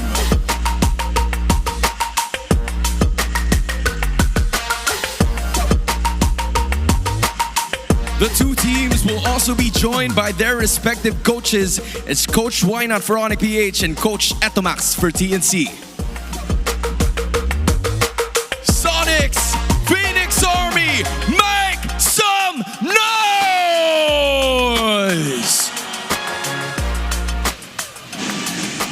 It's a do or die match day. We have the King of the Jungle leading the pack here for ONIC Philippines. Kirk, King Kong, Super Prince, Briscoe, and Kelra. It's the Super Family on their campaign to defend their world title, but what stands against them is the Venom. And like what Wolf said, they have to hone in and regain the Sigma pattern of King Kong.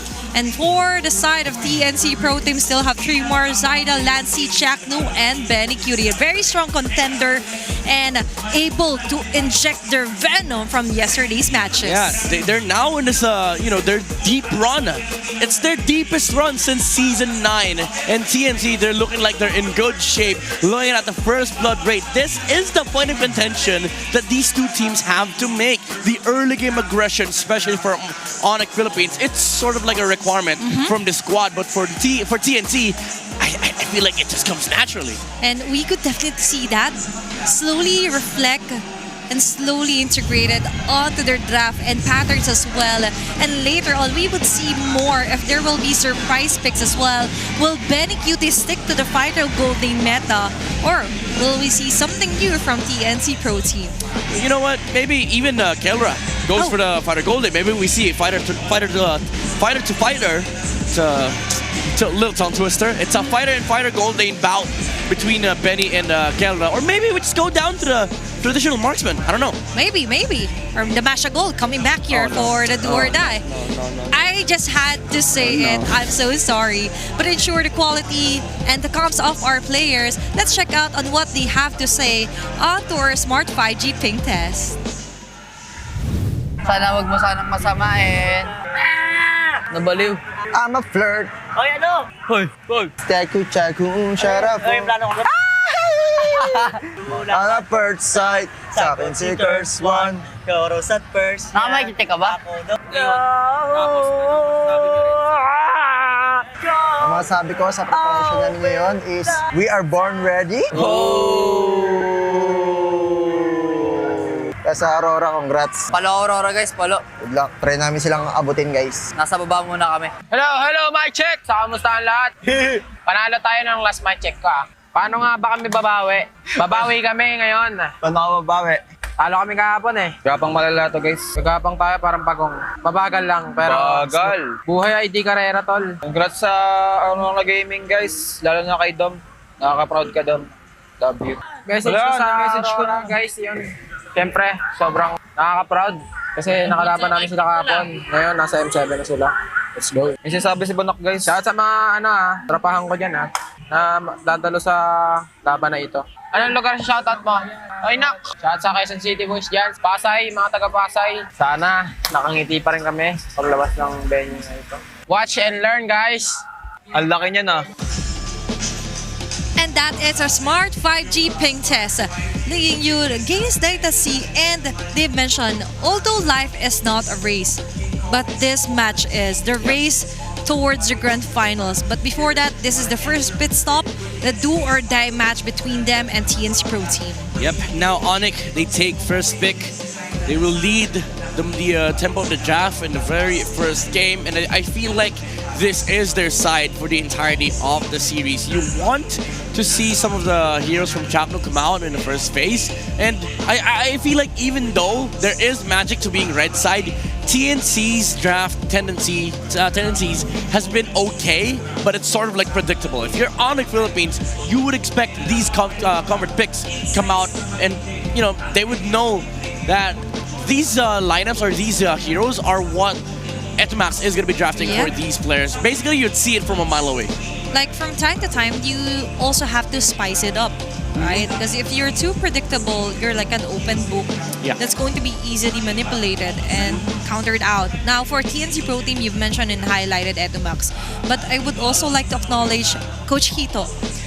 He was also, like, even though he's a joker from the crowd, But some may say that he is also one of the secret weapon here for TNC Pro Team. He's Weapon X. And the environment that the players have with the happy atmosphere also reflects and somehow relieves some of the stress. And I do like that he mentioned that he gives confidence to Zyda. Yeah, that's true. To be that confident to use a Fanny on a playoffs run. Yeah, it's a twisted way of life coaching in a way because he makes the environment basically a happy workplace. Like it's like what they say, you know, you don't work a day in your life if you're just having fun. And I feel like that's what Hito brings to the table here for TNC, and he's ensuring that his players are always playing at their maximum potential. And we did see that in the very first day when Zyda pulled out the Fanny in the match against Twisted Minds. That was incredible, by the way. And that's gonna be very important against ONIC Philippines because let's face the reality here. ONIC is a tall task for TNC to actually finish. People work best when they're inspired and motivated. And who wouldn't be motivated if there's a crowd, you have your loved ones supporting you? Biggest shout-outs, of course, to the Phoenix Army and to the Sonics as well. And some also flew from different country. I also saw Waifu, if I'm not mistaken, taking the effort to watch Brusco live here on the Cuneta Astrodome. Yeah, the support is all there. But the question is the focus, is the tenacity, is the will there to actually take them to the lower bracket finals? Let's find out. Drafting page for game number 1. Again, ONIC is blue side. And we will be drawing map. I'm feeling lucky, by the way. Go! I think we go Broken Walls, game 1. I think it's Expanding Rivers here for game 1. But let's see as we tune in onto what a randomizer will be. Okay, it's Expanding Rivers. Sorry, Midnight. Pack it up. I'm going home. No, don't leave me here. But anyway, though, looking at the win rate for our teams, it's not that high. But of course, it really depends on the heroes that they will be locking in here also. And speaking of which, direct ban Fanny and Hayabusa Midnight. ONIC, it feels like they realize this draft is not against TNC. This draft is against Zyda. We don't need to worry about the Lance and Shin, probably. We don't need to worry about the Lunox, the Zushin, the Valentina. No need to worry about the Chakno heroes, the Grok, the Gatot. Because all of those, ONIC plays. What they can't replicate is the success that TNC has been able to do to boost Zyda's game. Exactly. And one of their Infinix keys to victory, according to Wolf, was actually to protect King Kong's farm. And the way to do it is to actually limit the hero that could interrupt King Kong and Zyda getting the most out of it. And eliminating also the Lancelot here from Coach Etomax. Now, we're down to if the Yusinshin will be open or banned out here for ONIC PH. They probably think that they could leave Yusinshin open because they have a Joy player. So, you know, ONIC Philippines, they're not too crazy about first picking Yusinshin. I think they're more worried about, there you go. They're more worried about like phenomenal XP laners that could come out from 3MAR. Heroes like Alice, Yuzong, Arlott, and also just the ability to move around the map for Zyda. Because funnily enough, TNC in this current playoffs, they're the ones who have been implementing the Sigma pattern. Zyda's always rotated towards the middle lane, given enough space for Lancy and Chakno to walk out of that lane and make sure that 3MAR0 is utilized. So now I think that's the idea for ONIC Philippines. They shut it down completely, and TNC, they have to find a new variation from this draft, or maybe find a different draft that executes the same. You're right about that. Like, if you would want to somehow tilt the balance here for TNC Pro Team, don't let 3MAR get solid heroes such as the Yuzong. And considering that the King of the Jungle is threatened because there's a new challenger here. Actually, he's not that new. They call me a hero, but this for me is one of the strongest seasons yet. And the Yusinshin, as we mentioned, will be the first pick here for ONIC Philippines. We know for TNC Pro Team, they could go for a 3MAR and a Lancy hero as early as possible. I think TNC, their last remaining choice here is to go utility. I don't think you go Joy on Zyda.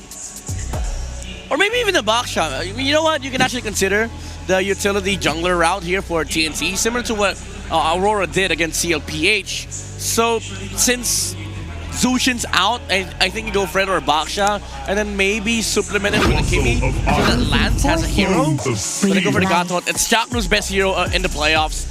And they go for okay, I thought they went with a Zetyan. Or a Lunox. Lunox. Okay, Lunox. Yeah.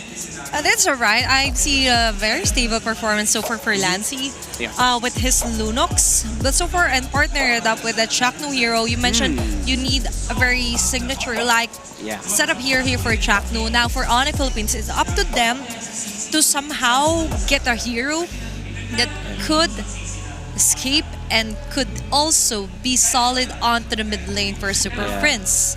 Options like Kimi, Arlo, CC, these are the options. I think that these are great options for ONIC. Maybe you go mid here. My tail's been itching for a real fight. Oh, they bring it back. Brusco, Kalea on blue side. It's funny. You know what? Where was the Kalea for the past games? Where were you? Against Yi Sun Shin. Actually, it wasn't even banned out. Just wasn't. Exactly. There were so many like Yi Sun Shin games without any Kaleas in them. But it was the counter back in the regular season, but maybe it's because of the fact that the Gato was just overly prioritized by a lot of these teams. But now TNT's gotten themselves the Gato. You go back to the to the Kalea route for ONIC, and it is a signature pick for Brusco. Yeah, and you would want a instant pick-off hero here if you are ONIC Philippines, but they pick Joy with the in-game sounds and basing. They picked Joy, I think, for TNC. This is Zyda's. I can't remember when was the last time he played Joy, but I'm pretty sure it wasn't that great. Because it does need a lot of time, and TNC usually loses steam in the mid game if they don't have that, that mid game down with their comp. So this is a little bit worrying, even though late game comes, this lineup is a monster against a YSS. His secondary problem is that he's playing Joy into a Kalea, so that's another layer of issue that they have to solve in the late game. But isn't it ironic to use the Joy and then use the ONIC Championship skin if you're Zyda? Some of the baton also, like I could also do that, or he can do better, but let's see. Because he's a strong challenger, as I mentioned here, a threat to the king of the jungle. But now Alice has been banned out, even if Pobius here for Coach Eto Max. And for the side of ONIC Philippines, they could also try and limit an XP hero here for Tremar. I think Tremar has been one of the most consistent when it comes to TNC alongside on what Zyda is doing. Yeah. It was all made possible by Tremar and Chaknu. Yeah, and now, again, ONIC is just honing on this these heroes that gives Tremar the ability to change the tides of the game. They remove the Alice. I also like the fact that TNC removed the Farsa. It is annoying, even though they have a Gatot and Joy. It's annoying for the Lunox. So if the Lunox can play, then the Joy and the Gatot will just fall victim to the CC and the Kalea. So this does open up the route again for the Joy and the Gatot to be able to play this game. But I still think this Kimi is a big problem for TNC. If they ever manage to get the Kimi on the hands of Super Prince, yes, you have damage, you have front line. But what ONIC PH have is early game. I don't think that ONIC Philippines could also go for the Evo if ever. Just so when Brusco catches someone, it's already inside the RWM. But Ruby is a very good ban here for ONIC Philippines. But there's going to be a lap of prior here for Tremar. I thought it was gonna be Arlet, honestly. It's either Arlet or Exberg. You either deal with the CC early game and then provide team fight for mid game, or you go full greed. Like late game heroes for the side of TNC, Exberg would have worked against Kalea and the CC. But now ONIC Philippines, if they want, if they want the gold lane fighter, Esmeralda is the way to go. Even though there's a Lunox on the other side, Esme is just overall good against Lapo and Joy. Or maybe just go for the traditional route here.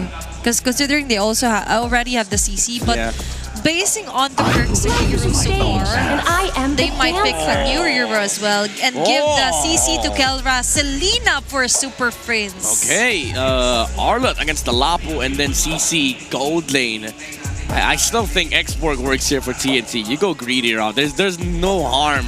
If you're TNC, put Benny on the Lapu and utilize an Xborg XP for 3 Mar. It's not as heavy on playmaking, but it's more so like ONIC PH. If you don't capitalize on the mid game, you just lose out late game. That's it. Or maybe they want a late game hero here, like a Moskov or Benny There you go, QT, or Xborg. something like the Xborg as you've mentioned. And they will be picking it off onto their last pick here for first drafting phase. Now, with the stage set and the hero set midnight, for TNC Pro Team, they kind of got the gist of what ONIC Philippines is trying to do by getting the Selena for Super Friends and even the Kalea. But looking at the index now, it's more of a late game spike here for TNC Pro Team. Yeah, I mean, again, it's as we've mentioned earlier, ONIC, they do have mid game. They have the capacity to snowball, but if they don't get King Kong enough, if they don't give King Kong enough farm and space, they're just gonna naturally lose to this lineup of TNC. Let's see, because it's going to be a do or die match for our second match of the day. Only one can survive. Let's head on over to the Land of Dawn to get to know more onto this game. Casters, it's your time. And it's time for a lower bracket bout between TNC Pro Team and ONIC Philippines. Last night, TNC came so close to locking in for that upper bracket bout. At the same time, last night, ONIC got hard swept. This time, though, it's elimination that's on the line for ONIC and TNC. And that's what they're fighting for, to get into the top 3 and to stay in this tournament. And possibly even redemption, especially if you're talking about ONIC Philippines. Looking at the lineup that TNC brought in, we've known them to have this very specific brand of MLBB. Post-Project Next, they have played so much fighter gold lane. Medicutie, the Storm, we know that he does this often, but here he's rocking an Xborg. Yesterday, we saw Kelra hovering over an Xborg, but in the post-match interview, he confirmed that it was always going to be a Moscow. Yeah, that's something ONIC hasn't fully committed to trying again, because it's not like they didn't try using fighter gold lanes at all. In the regular season, we did see them try explore, but this was the first one. This was the first one, and then we saw another hero, I believe it was along the lines of a Ruby, but it wasn't as successful of a campaign from ONIC. But maybe after what happened against Team Liquid, they've realized a few things that maybe they have to find a way to make it work. Yep, this first game will definitely set the tone for what has elapsed and what transpired in the ONIC boot camp to try and reset after yesterday's tragedy. Again, a sweeping loss against the Cavalry. This is their recovery. It starts now. Turtle about to spawn in the lower quarter of the map. Chakno gets knocked up here. TNC members are very low. I'm not so sure how they're going to be positioning themselves for this first I'm surprised he's not actually trying to reset prior the objective. This is expanding rivers either way, but Chakno's still staying here. And now they're not able to do anything. Nothing, Bree, nothing. 10 seconds after it spawned, again, same question, like, what was the play? Usually when teams concede a turtle, there's always something else that they're looking at. Here, TNC seem to be going at half speed. Yep, and it's not what I'd expect for a team who's always been so committed to fighter lineups and have shown us such brawly games the previous day. This feels like TNC when they entered Game 5 last night. It's a much more careful, conservative approach to playing the game when in fact, this is not what worked for them at all. Yep, they've always been more successful in their element when they're constantly fighting. With a lineup like this, I don't exactly see how they can pull off a Phoenix Flash. That's the random fights that come out of nowhere that end up in a beneficial trade or totally free kills for TNC. That is their MO. That's what's been successful for them in the playoffs. And at least for ONIC, I'm liking how good they're holding the mid lane. And now speaking of mid lane, Chapnu might actually fall here. He's trying to sustain everything, and he will with the revitalized Super Prince. Fortunately had the flicker. Oh, but that's the Tsunami Slap from Brusco. Still not able to pick up a kill though, even if Kellera, or even though Kellera did join the fight. You see that? Both teams had their own fair share of doubts. Ult's thrown over here. Revitalize is popped over there. Flickers even from Super Prince. That's a lot. Yet no one fell. I'm even surprised that Chapnu still lives. Because those are 3 members of ONIC who poured out so much of their skills in an attempt to take him down. Maybe not the Tsunami Slam, but it's not like they needed it for that kill, supposedly, towards Chapnu. That's veteran Wiles, the wisdom that comes with playing for so many years in the MPL. He debuted in Season 4. He's been playing since 2019. That's 6 years that Chapnu has been doing this for a living, and he knows that Atagabat Kachafi would not die. Benny Cutie gets his Pyraga armor pop. Yep, and that's 9 playoffs appearances too. But then Lancy going in, Super Prince has nowhere to run to. First blood for Lancy on this Lunox once more, but the Tsunami Slam gets committed onto the right target. Saida's nowhere to be found. And there's another kill that goes into the hands of King Kong. Oh my god, Kirk going from target to target. Kellera dealing damage as well. All enough time for King Kong to take the turtle. That was such a quick decision from ONIC Philippines.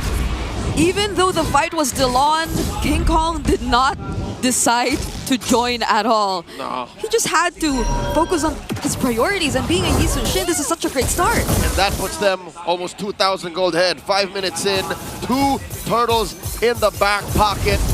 This is the ONIC we've been looking for. Penny again gets his Pyraga armor popped. A trap triggered. It's not a good game to be an X-Borg. It's not a Farsa mid lane you're seeing in Super Prince, but the way he keeps bursting the Pyraga armor essentially feels the same. The rotations towards the top lane have been so frequent, and this is the first time we're seeing Benny on the X-Borg, but we're not able to see much from him just yet. Nope, we've always seen him get his Pyraga armor pop. No last insanities that actually mean anything. So TNC have to find a way to recover elsewhere. And it looks like the EXP lane ain't gonna be it. Folks, in case you've just joined us recently and are not aware of how things work, there are gold lane fighters now. So this is not a mistake. You're seeing an Arlen versus a Lapu-Lapu in the EXP lane and a CC and an X-Borg in the gold lane. Do not be confused about which is the EXP lane, because it's still the Arlot Lapu. It's just that we're currently at a point where even the gold lane mostly revolves around fighters now. Yep. And maybe it's also because of, oh, hold on. Tsunami Slam! Now that's an XP lane pickoff. We were just talking about it, and 3-Mar gets taken down. Boris James Paro has had it. Since yesterday, he's been struggling to get his team to a good position, and now he said he'll just put it into his own hands, literally, serving up kills. 3-2 now, still keeping that 2,000 gold lead, and King Kong farming. I think he's had it with this question of, so really, who's the king of the jungle? It's him! Individually, he knows it's him! Right, it's like individually they woke up. Brusco now deciding to pick the Kalea. Oh, he is a bit more decisive in terms of the pickoffs. Hold on though, there's the Pyraga armor, he's intact. The last insanity we finally see it. Zaida actually gets the objective this time. Will Lancy survive though? He gets to walk away. The flicker knockup from Brusco. Lancy does not survive, and that's the last insanity just to escape. Kirk making things work as well. But so far, it's just TNC who lose a member. Oh my god! And it's no longer just one. The Monster Mage shows up. A flicker and a kill on a Betty. Okay, I know we mentioned things about waking up. Now even Prince does, but Kirk gets taken by Zaida. So that's at least one trade TNC got. But in the past few team fights we saw, King Kong, Brusco, Prince, they've all had their individual highlights already. This was what was lacking from them yesterday. That's right. And now TNC are looking for a way to get into a dominant position. They need to get some offense in there. And Kellera pops that curtain call, throws it between Lancy and 3-Mar, almost takes down Lancy. Oh, he's gonna get punished hard. Zaida. He finds him there. Could have been really close for Lancey though. They're not letting Lancey serve as a secondary core in this situation. Nope. It's like they know that's what Lancey's supposed to do. So maybe that's also why they put so much emphasis towards the mid lane. A lot of fans online, armchair analysts, and everyone who has an opinion thinks Lancey needs to step his game up, and ONIC are pressing hard on that. They're applying pressure on TNC's mid laner, their team captain. And I'll tell you now, I get it. This is the right thing to do. If Lancey gets into a position where his damage is real, and he can start acting as a threat magnet as well to Selena, so that, oh my god, go back! There's another setup from Brusco. He's mad, I could feel it. Yep. Now there's a Mountain Shocker too. It's a combo-wombo. You're gonna get hit by one of these things, these arrows, those tsunami slams. Everything.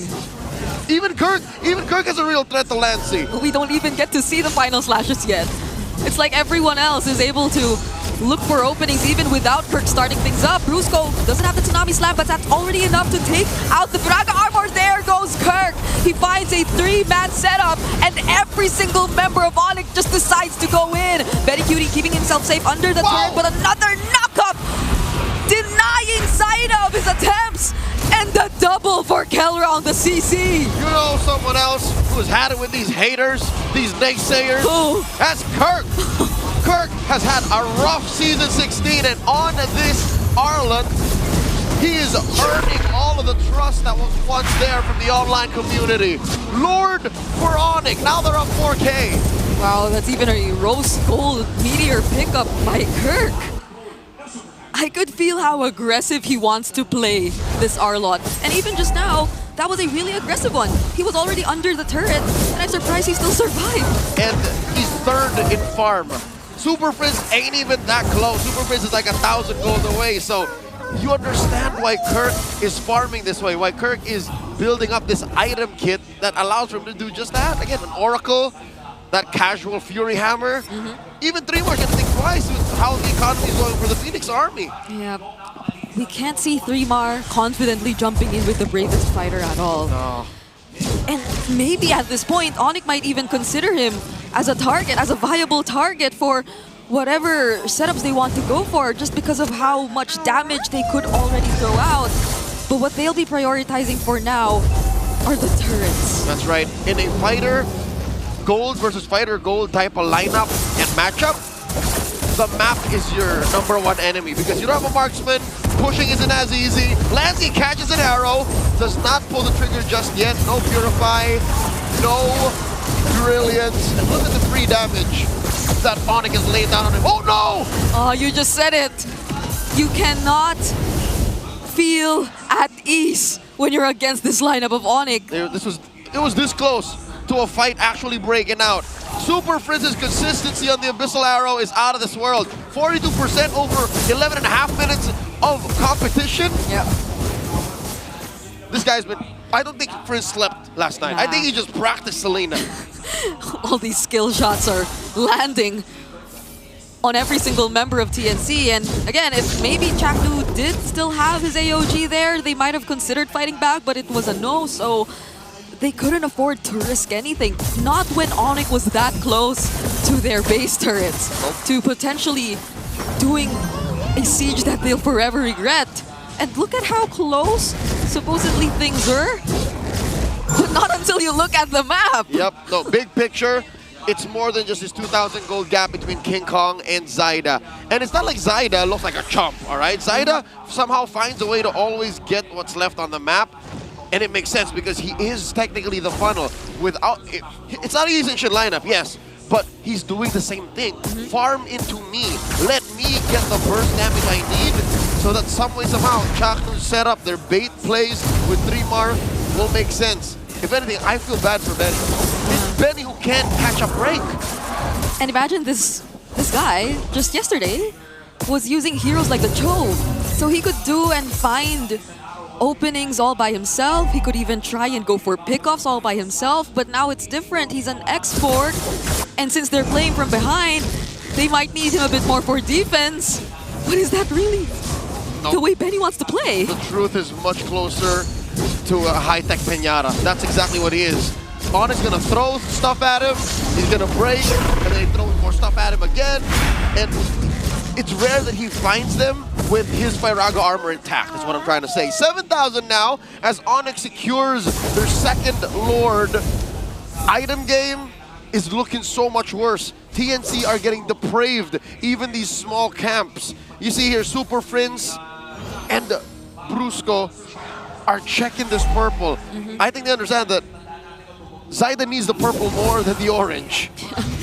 It's another situation of choking out resources from an assassin jungler.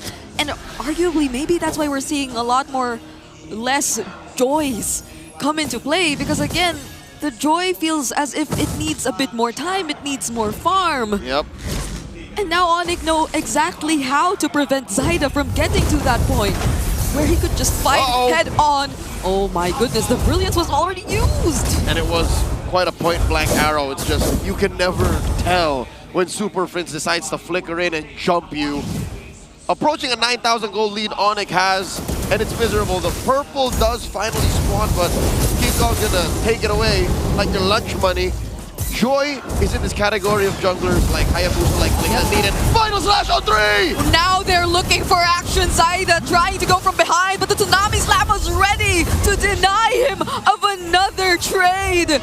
They actually get to take down 3mar with that setup by Kirk. And that's 3mar, that's a Lapu-Lapu. Mind you, did not have the time to get the damage reduction, did not have time to get some spell vamp, and that's the last enemy!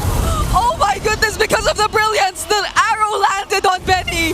And now Chakno's next. Zaida trying his best just to clear the ways, but it doesn't stop ONIC from clearing every single base turret left. Mount Shocker by King Kong threatening a TNC. There's a Tsunami Slam! That's a fleeting time, Kalea.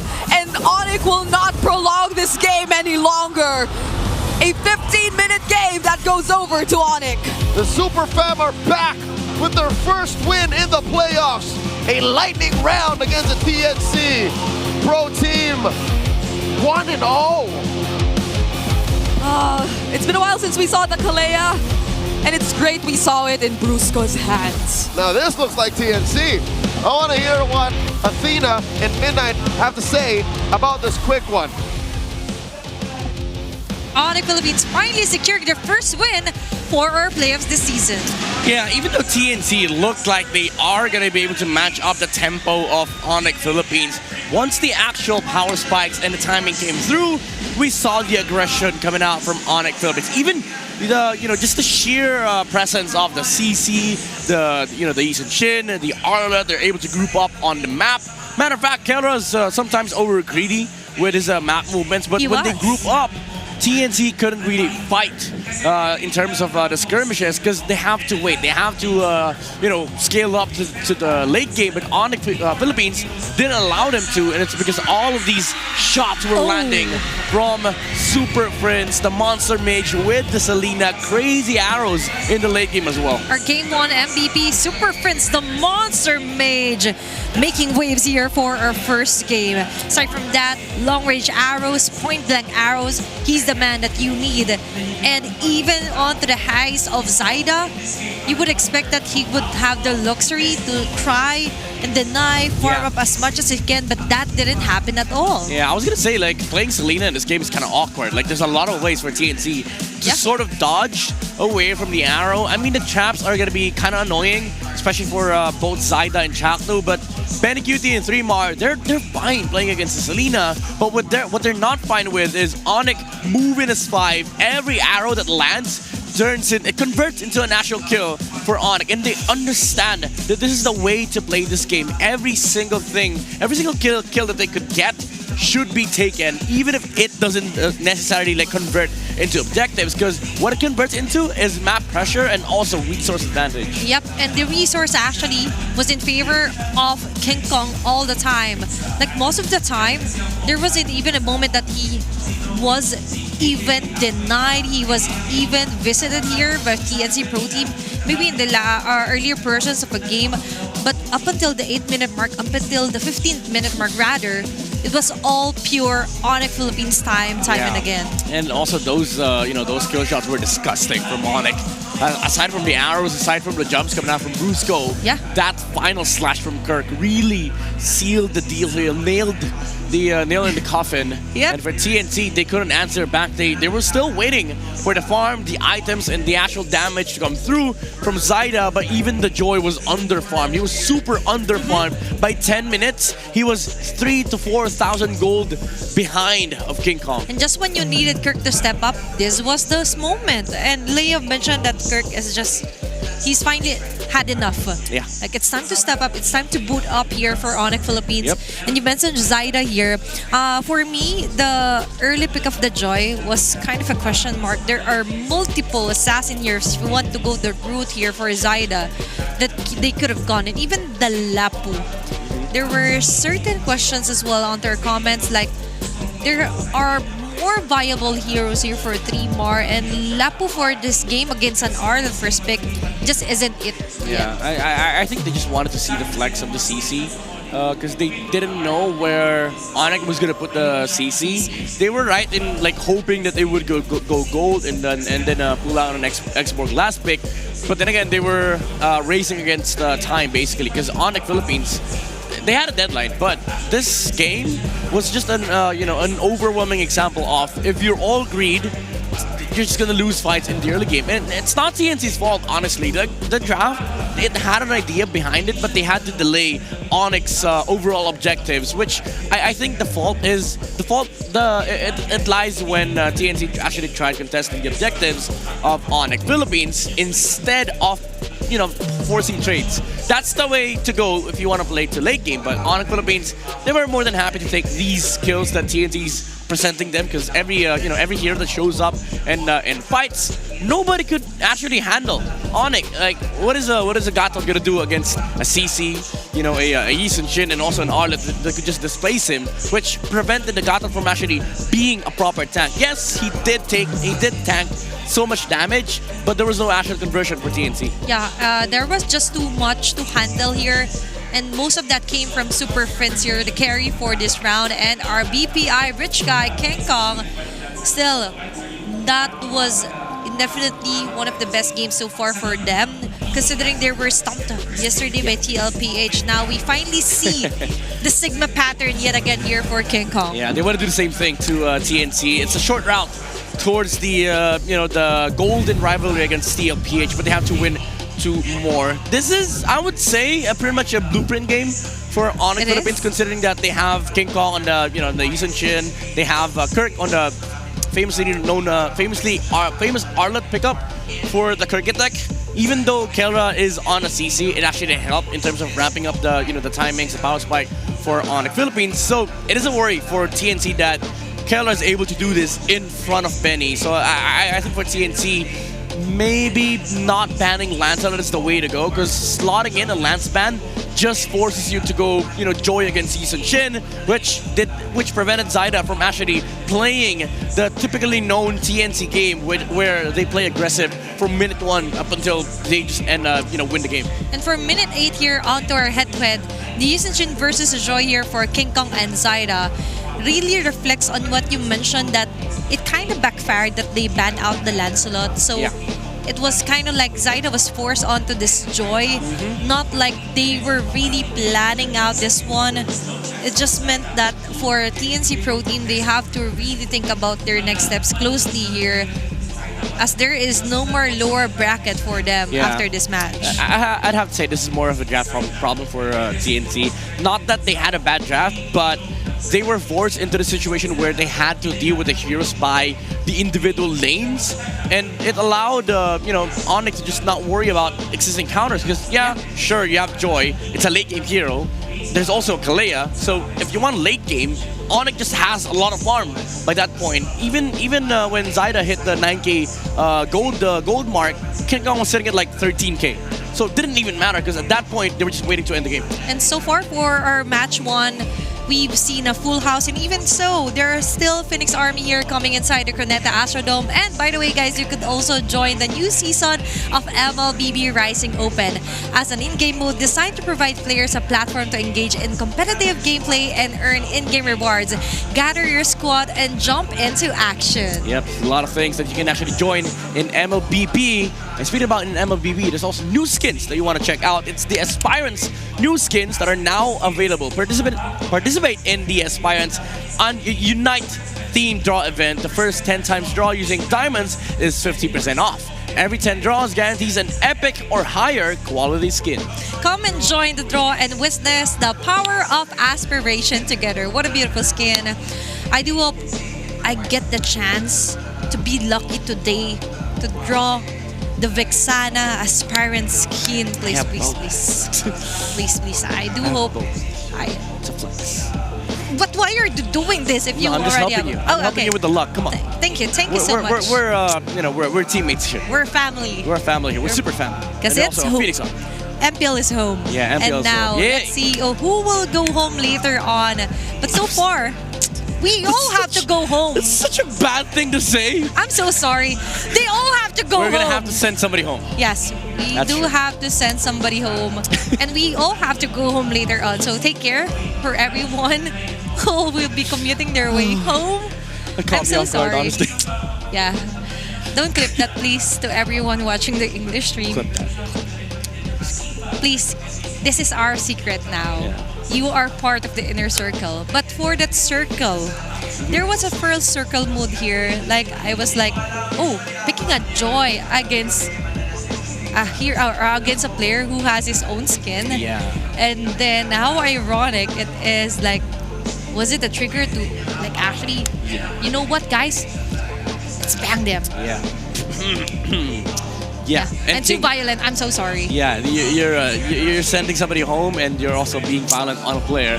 But don't do that. Don't worry, King Kong denied all of that. He was like, "You're not Sigma." But so far for our matches today, there will be so much surprises. But let's head over on to Odin with our merch giveaway. What time is it? It's ONIC time! 1-0 now for ONIC Philippines against TNC Pro Team. This is your very own Odin on the side with Ate Aliana. Napakaganda mo naman, Ate. Ay, thank you so much. Ate Aliana, gaano ka na ba katagal na fan ng MPL Philippines? Simula nung nag-start yung kapatid ko sa EXE. Okay, Season 7 pa. At sa mga hindi po nakaka-alarm, siya po ay ate ni... Kelra. Ate ni Kelra. And etong jersey mo ngayon is one of the jerseys na meron tayo sa ibang seasons pa. Kailan pa ba tong jersey mo? Nung nag-start siya na lumipat sa ONIC. Okay, so nung nag-start mag-ONIC Philippines, meron ng jersey si ate. And ano ba ang mensahe mo ngayon kay Kelra? Ngayon na, do or die na kasi tong match nila eh. Ayun, sanay na sanay ka naman dyan sa ganyan. Pero yun nga, natutuwa ko kasi hindi sila lahat nawawala ng pag-asa. Message ko lang, consistent lang, tsaka kaya natin yan. Naniniwala si ate sa kakayahan mo na gumapang at ipakita ang iyong lakas hanggang sa dulo. At dahil matagal ka na super fan ni Kelra, since birth ni Kelra, meron kaming hinanda na merch para sa'yo. Thank you. So this is 9th to meet you. Dahil 9 years na ang MLBB, i-unbox mo na, i-unwrap mo na kung ano nga bang meron sa loob na ating tote bag. Ay, ang cute, di ba? Ate, bagay yan sa'yo. This is bucket hat with BB. Meron ka pang sticker. Ayan, meron ka pang... O, di ba ang ganda? Gusto mo ba yan, ate? Ipakita natin. Ang parang blanket na banner. O, hawakan natin pareho. O, di ba? This is limited edition at hindi siya nabibili. Dahil pinamimigay lang siya sa mga super fans ng MLBB. At kanina lang din, nagkaroon tayo ng mga palaro off-broadcast dito sa MPL Arena at namigay din tayo ng ganitong merch, tote bag sa ating lucky super fan. And Ate Aliana, I would like to ask you to do the honors na ipa-cheer naman ang Sonics dahil kailangan nyo na manalo this match. Guys, what time is it? Diba? Grabe ang energy ng mga Sonics. Ate Aliana, invite mo rin ang mga MPL fans na manood dito. Punta na kayo dito sa Cuneta Astrodome Pasay. Iba yung feeling pag nanonood ng live. Maraming salamat, Ate Aliana. And once again, thank you so much sa ating lahat ng super fans na sumusuporta sa MLBB. At ibalik na muna natin sa aksyon kasama ang ating mga panel. Salamat. Thank you, Odin, together with our super fan, the sister of Kelra. She is actually the older sister, the ate in Tagalog here, and all support since the start of Kelra's career here on MPL Philippines. Yeah, I mean, she was with us when, ONIC Philippines won M6 and Kelra was named the MVP of that tournament. She was very ecstatic and was literally crying in tears and, of course, in happiness. Even Kelra's dad was there with us. Yeah, they were there. And that's the happy thing when we see on-site viewers as well, and it turns out they are loved ones, family.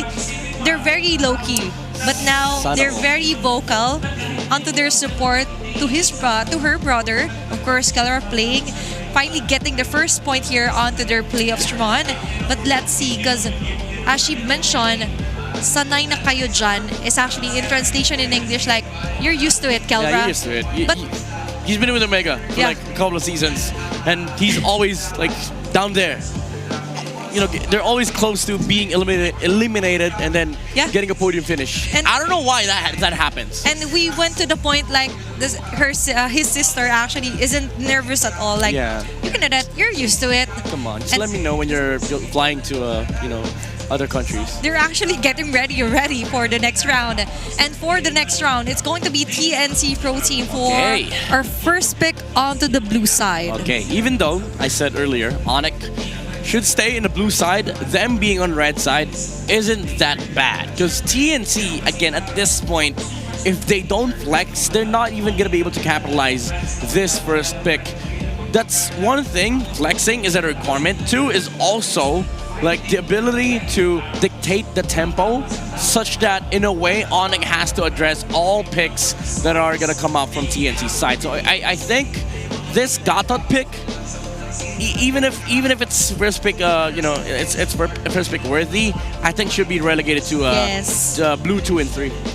So far, we've seen some very locked-in Gatot Kacha picks from our previous seasons, our previous match rather. But for this matchup, would you think that they should just let the Lancelot go here, as you mentioned from game number 1 draft here for TNC Pro Team? It depends. If let's say they're on the blue side. Yeah, let's say they ban Yi Sun Shin on red, then you definitely take Lancelot on blue. If they don't ban Yi Sun Shin, just leave both open. Because honestly, if you're forced to sort of get Lancelot first pick, then you're kind of not dictating the draft, the tempo of the draft. But let's see if that will be the case as we move on ahead here on to our game number 2 drafting phase. Before that, let's check out on what will be our map. Broken Walls? No. It's going to be Flying Clouds here for our round number 2. This does favor TNC. They've won some amazing games with it, and this is a map that usually tends to scale towards the late game because the ability to defend lanes is there. Now, ONIC Philippines, they remove CC and Hayabusa.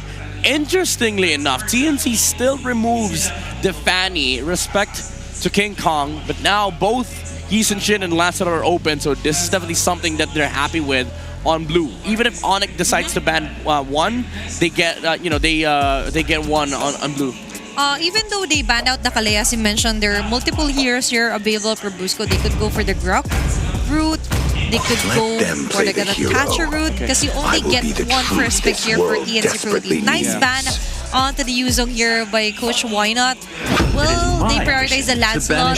Yes, indeed, for Zyda. So this is I think Gatot Yi Sun Shin for ONIC. If they don't want the Yi Sun Shin here, maybe Gatot Kimi, Gatot what's left for XP? Maybe not XP, maybe Marksman. Maybe. Or maybe you take the Kimi. Or get the Arlot all in all here for for Kirk. Yeah, you could get it out the art. The problem is TNC is gonna play the Phobius Or on the blue Yusenshin, of side. course, here for King Kong. Or Yeah, that's the safest. I think you just go Yusenshin Gato. There's no point flexing the Yusenshin to red 3. yeah, and considering TNC Pro Team just could get the Kimi onto their hands. Are you Roots? We're here for Kirk and the Yusenshin. You Okay. mentioned no need to flex here for ONIC Philippines. I don't know if they're trying to bait the the Lunox. This is probably Lunox Gatot for TNC. If they don't take it, then some either Lunox or Gatot is gonna get taken and banned, or maybe both. Honestly, if they don't take both, so TNC, this is a little bit of a requirement, which is a problem because again they're not dictating the draft. This is all Onyx plan. Yeah, interesting though. Even though they are on the blue side, with the way that it went with the Uranus being the first pick here. Lunox. ONIC PH took the wheel out of their hands, but Hilda and then the Lunox you mentioned, it's a must for TNC. This one I like. They did this against Aurora, the Hilda Flex. Was it Aurora or was it Twisted? It was. I think it's Twisted. Either. Yeah. Like the game plan is there for TNC. Like they could flex this Hilda against the Uranus, and the Lunox could be played on both the mid and gold lane. So ONIC, they're gonna run into like flex problems down the line. So just maybe play it safe for ONIC. You get the you can't even take up the Kimi here. So Farsa is too tempting, honestly, if they wanna go that route, because it's a good hero against the Lunox. Could force the Order of Brilliance. You don't mind playing into the Hilda, honestly. So that might be the case, unless they want to go for the Selena again for Super Prince. Might be a possible option, or just go to Evo if you really don't want to have that firepower. But Valentina this early for ONIC Philippines. Quite interesting take here for Coach Wynett and Hayes. Yeah, I mean you have a good ult, I guess, the Order of Brilliance, but that's about it. Other than that, you don't feel that much against the against the Hilda. They can also run into problems later on if TNC just decides to go for the Khalid Roam instead of the Grok. I think they're banking on the idea that this Valentina pick is gonna block the Grok, and then they can get the Grok red 4. They're just giving that option, of course, with a Gatot Catch also. Still open here for TNC Pro Team, considering that 3 more so far is the main user of the Hilda here for TNC Pro Team. And Alice ban for ONIC PH, not really overlooking the flex part of Hilda as well. Full respect. So for TNC, I think you just ban the Grok. No point in risking giving ONIC Philippines the Grok here. Even though Grok is too tempting to have on TNC, just accept the Khalid and Gato trade, honestly. But interesting though, we still yet to see what the hero will be for Kelra. Will this be a Kelra ban or a Kelra ban hero here for TNC Pro Team? I think it's wise to ban Kelra here, honestly.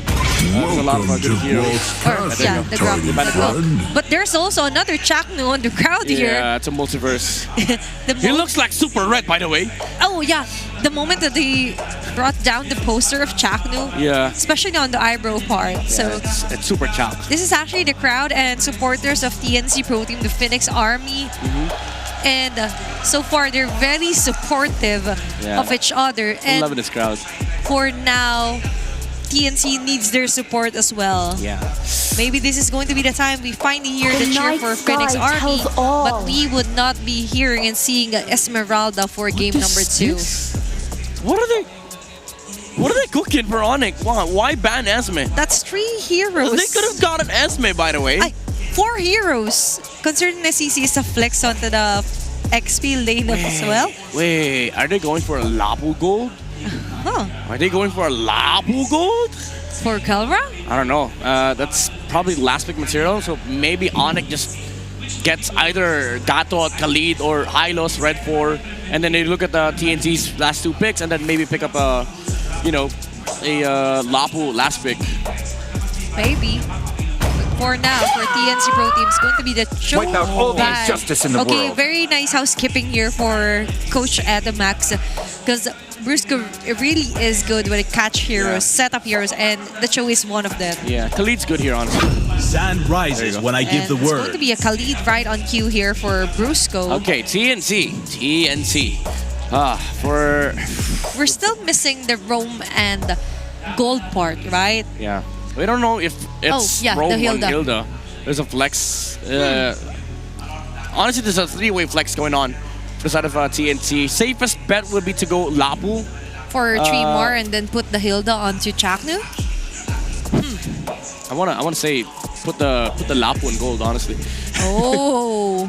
Well, to be fair, you could just go Lapu 3 Mar and then call me crazy, but Obsidia last pick for TNT, or even the carry. It worked actually. Yeah, that's true. He's a very phenomenal Obsidia user. The Phobius is possible here for TNC Pro Team. And a Bane gold here for Benny Cutie. Okay, the Bane gold I like. Now it's up to ONIC PH to get the hero for Kelra. Is it going to be a fighter gold or the traditional route of a marksman? Probably Claude, carry, Harith. Yeah. Even though there's you can argue some rubies, honestly. What if?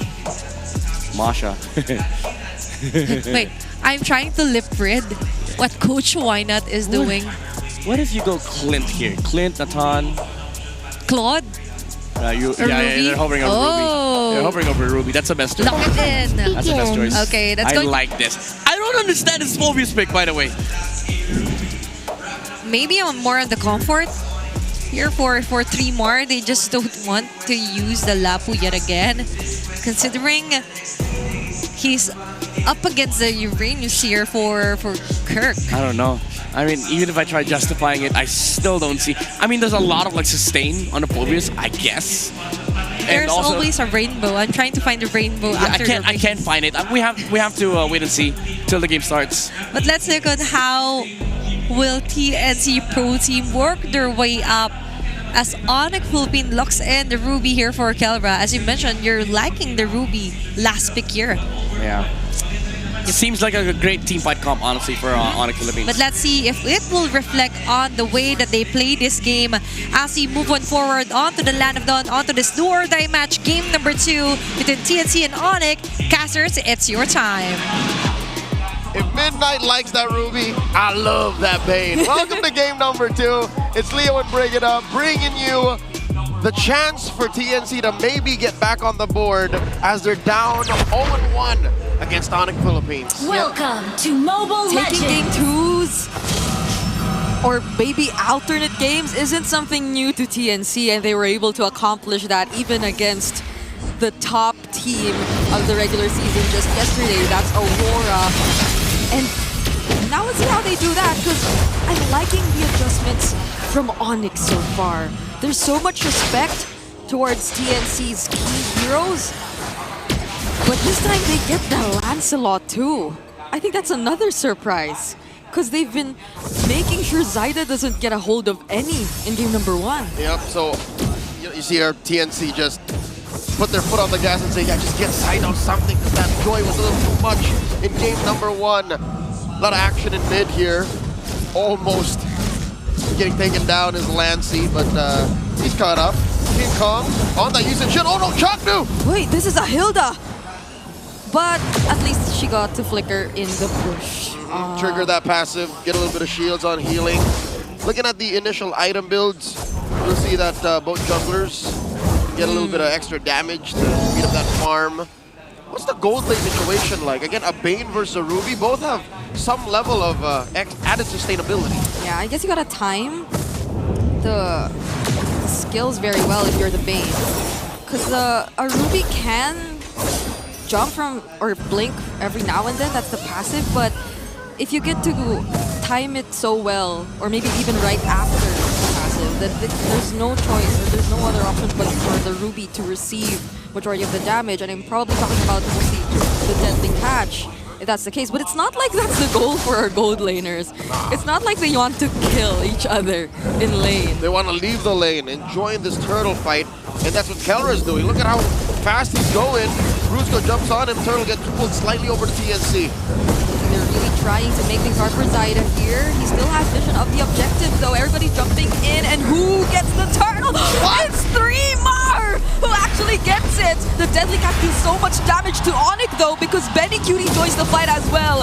And Lancy takes a kill on Kelra. The Phoenix Army come alive. Suddenly, the red side of the Cuneta Astrodome makes some noise as TNT score that first turtle, get 2 free kills as well. But I don't blame ONIC because looking at their lineup now, they can't do much in the early game. What were they expecting? What was the best case scenario here? A Raging Sandstorm into a Time of Fend and into really, they don't have damage output yet. Yeah, but it was clear that they wanted the objective. Benny has the flicker to survive though. And Benny did so much in that previous fight. I guess that's true. ONIC, they just tried to see what they can. But Chapter right here, could he be punished? Mountain Shocker will be used, but that's about it. Yep, the best thing that ONIC can do is, I don't want to think that I'm being a pessimist by saying this, but accept the fact that the early game ain't yours. Maybe even a part of the mid game. And then use that Uranus as the tool that it's meant to be. A blunt force object. Yeah. You just buy time away from 3mar and own that half of the map so that you can get farm on King Kong. Like that's the only solution I can see now. I guess even despite that though, it's clear that they're trying to keep themselves in the game. Maybe through, let's say, Brusco and how he keeps trying to invade. Or maybe disrupt Zaida. Pay attention to how his farming patterns are, because I guess the Khalid's just that capable of doing that. He's been trying to scout Zaida for a huge majority of the past 4 minutes, but now it's TNC who just keeps grouping up and applying pressure to ONIC and their farm. Yep, and what that'll do is you'll end up with a dead Khalid. You don't want that. You can't afford that. You can't give more gold over to TNC. They're up 1,000 gold now, and they're owning this turtle pit. Mount Shocker by King Kong. 3 more jumps on Kelra. He's liking how his passive is almost always active because of the blink skills. But now Jaknu going in gets punished instead. There's the Infernal Pursuits from 3mar though, but he gets dragged all the way in between their 2 turrets. Kurt fighting back. It's a double kill for him already. Lancy though using his ultimate. Will he get to buy the trade? What? The damage from Benny Cutie! He spit on that thing as if a deadly catch wasn't enough. He hit that ale on a Kirk too. Again, Kirk had it coming, all right? He's but a baby Uranus. He's just a little small floating boy, and he can only build so much. I want to see the items because I want to see what he's prioritizing first, right? Is he going physical defense or magic defense first? And looking at it, it seems like it's magic first lately. Yeah. Benny flickered there. Had to survive that attempt. See? So it's majority magic because, you know, tough boots, and then he just has a singular Jerkin. So he had the right damage profile read out. It's just, it's too much coming from Bane this early. And this Bane, I think they've tried to at least take him out twice in this game already. Never didn't work yet. But every single time he had his flicker intact. So it's just an easy escape that we get to see from Benny Cutie all the time, and he already gets to pick up his Sky Piercer as well. See how hard the Sigma jungler is working. He's using that Infinix GT30 Pro experience victory for every Madlang gamer. This is your Infinix handcap. He's playing on the Infinix GT30 Pro. Chaknu, wow, takes a good chunk of damage. ONIC's got that yellow Ubi going. Yeah, there are 5 members approaching mid, and Zaida's at the opposite of the map. So could they be looking for a fight or just a quick way to blitz the Lord? Or the Turtle rather?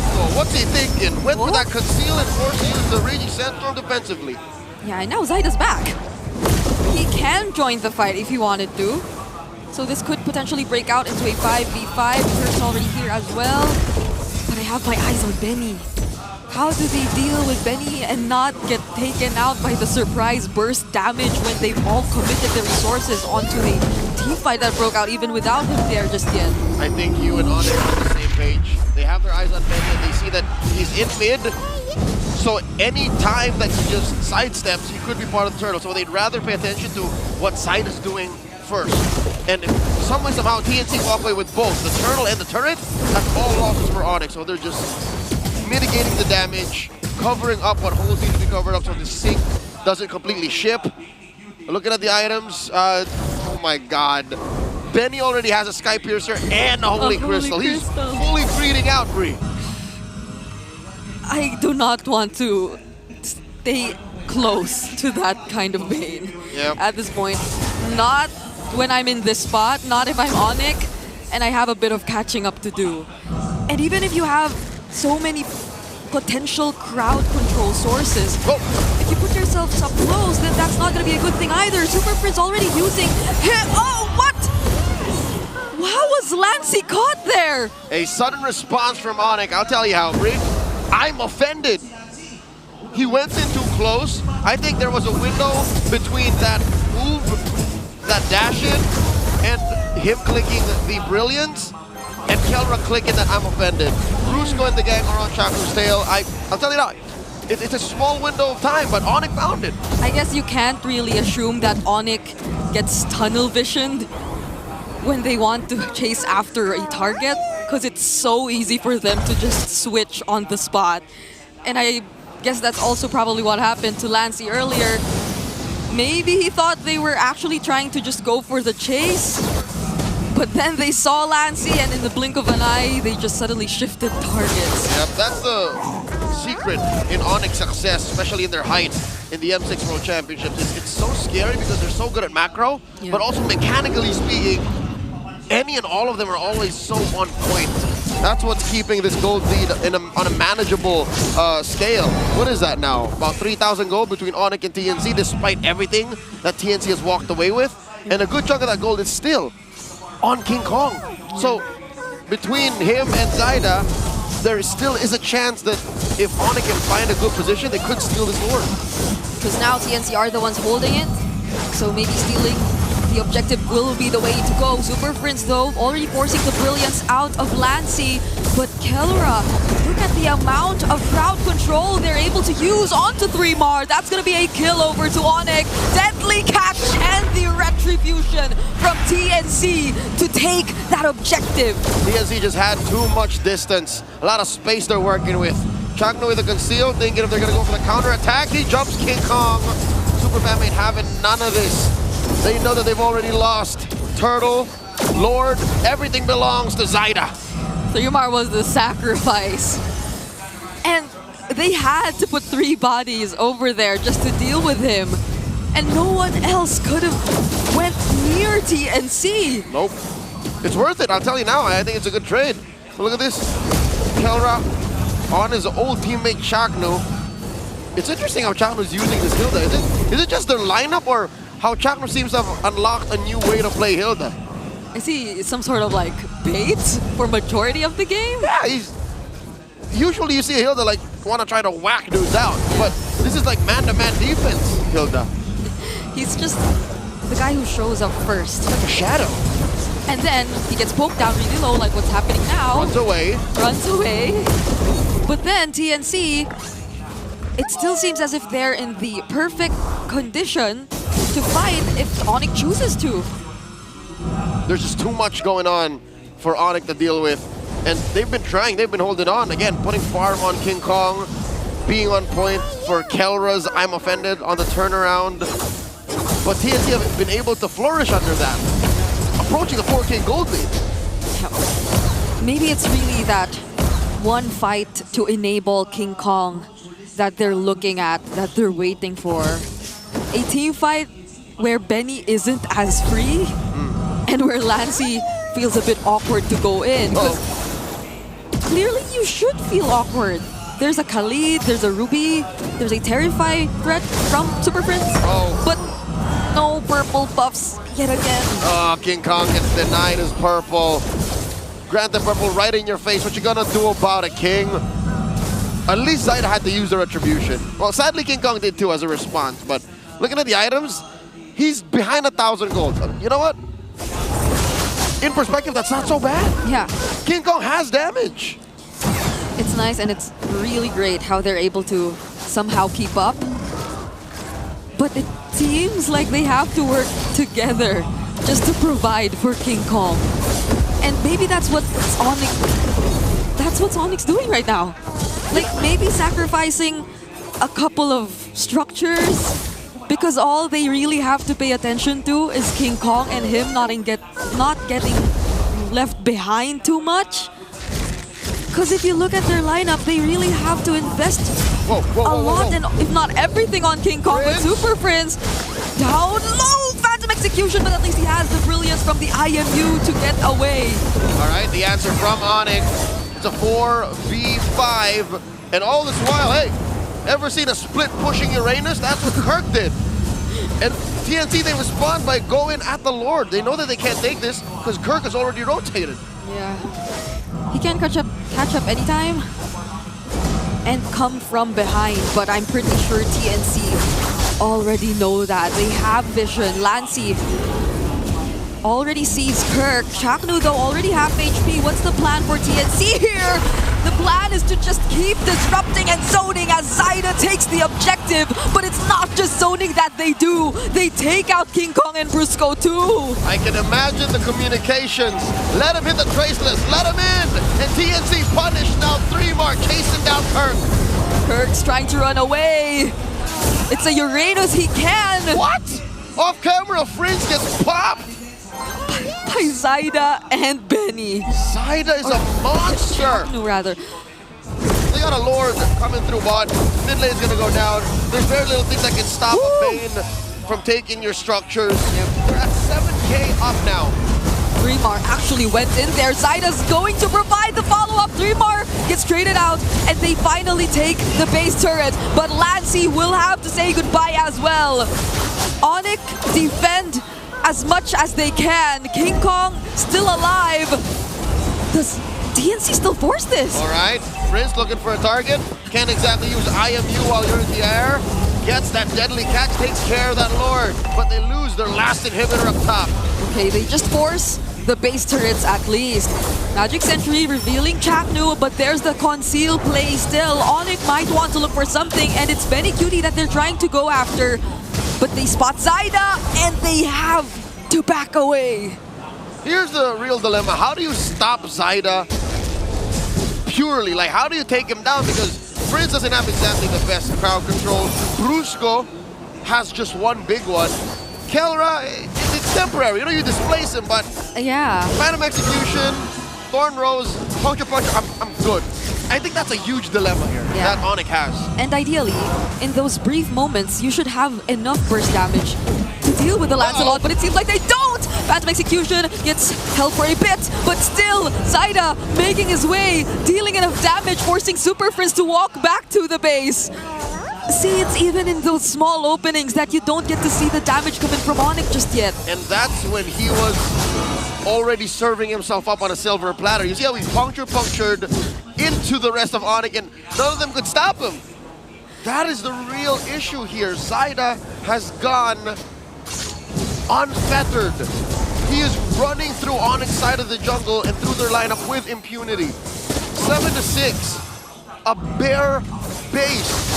ONIC haven't even broken through the tier 2s. I mean, I'd like to see them come back to that tier 2 up top. I'd like to see somehow maybe Kirk set it up, because that seemed to work. And he's had a looking at the stats, Brigida, he's had the best game out of all the Super Fam right now at 3-2-1. Yeah, that's true. But Zyda and the rest of TNC might not let ONIC do that anymore. They've been paying attention to the top lane even, especially now that we are about to see the next Lord spawn. So they're managing everything before this objective, which feels like it heavily favors them either way. Yep, again, that's what you get when the map is on your side, when you got a huge 6K gold lead, and when the opponent's utility, I'm talking about ONIC, just isn't enough. Like, there's so many things to set up for you to even clap back. This ain't even a dance. This is literally a sting operation. It's an entrapment by TNC. They're gonna do the same thing. They might even let King Kong trace this in just for them to kill him again. Yep. But look at how Prince and Brusco are holding this rush. Oh no, the Flicker Raging Sandstorm doesn't connect, and Kelra actually gets targeted by Zyda over here. King Kong is looking to be next. Another Thorn Rose takes him down, and Chaknu's blocking everybody. They use Benny as bait, and Zaida gets a triple. He's on Brusco. A failed attempt now turned to this. A flicker from Benny, and they're not letting him go back home. With Kirk left on the map, there's no way this Uranus defends. Godlike for Zaida as he gets a hold of the Lancelot. TNC are not letting us have a sweep. 1-1. TNC snatch back the momentum as they take game number 2. Could you hear that? I could hear the Phoenix Army. They're alive. Very affectionately called the Phoenix Boys by Chakno. Let's hear from Midnight and Athena. You like? Oh, yes, we like that. And now we finally hear the cheers from the crowd of the Phoenix Army as they finally get a point versus ONIC Philippines. I just don't like, I love the way TNT played this game, the aggression. Again, this is what I was saying earlier, like, now you see TNT, they're the ones doing the Sigma pattern. ONIC lost mid lane control. They didn't have anything on his Valentina pickup. Super Friends, I gotta say, this was an underwhelming performance on the Valentina, and also they did not really address the the full use of Trimar, and Zaida was just allowed to puncture through game number 2 and get the win for TNC. Almost perfect game for the Lancelot. In fact, he didn't even die in this game. Our crowned MVP for that game. So far, that is how you jungle. Strong contender indeed up against the King of the Jungle with this Lancelot prior pick. Yep. Now we are talking. Now we see that you finally get a hero that really complements Zaida the way that he plays. Yeah, we did say, if they leave both open, just take the Lancelot. And Zaida took that. They've gotten themselves a very comfortable draft. This is very TNC-esque, especially with the heal deflects. That was very wonderful coming out from TNC. I still think any other XP laner would have performed better, but you gotta commend the player. Trimar, he performed he played a fantastic Phoebus game. The dark waves, the constant catch onto the backside. Also Chapno shutting down Super Prince and Brusco, even though ONIC Philippines had a better team fight. The fact of the matter is these team fights are awkward. It's all scattered.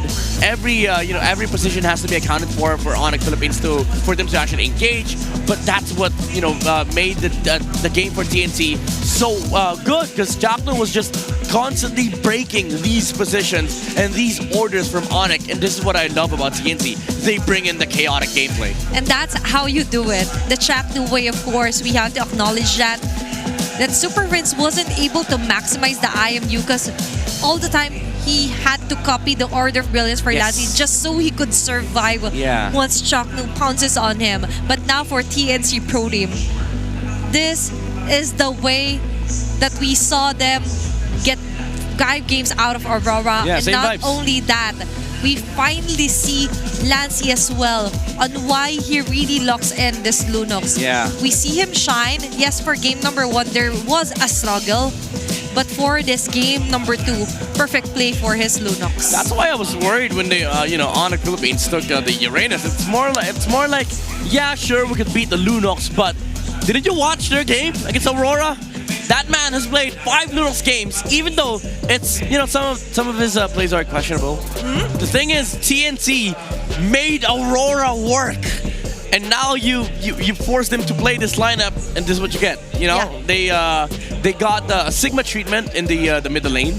They got Lancey on the Uranus, and the late game it was basically just Zaida. Even though Benny QT, it was a phenomenal Bane game. He was unstoppable. Honestly, nobody could actually catch this guy, because even if they tried, the deadly catch is gonna come out, which begs the question. Where was the deadly catch on the Valentina? We only saw it twice.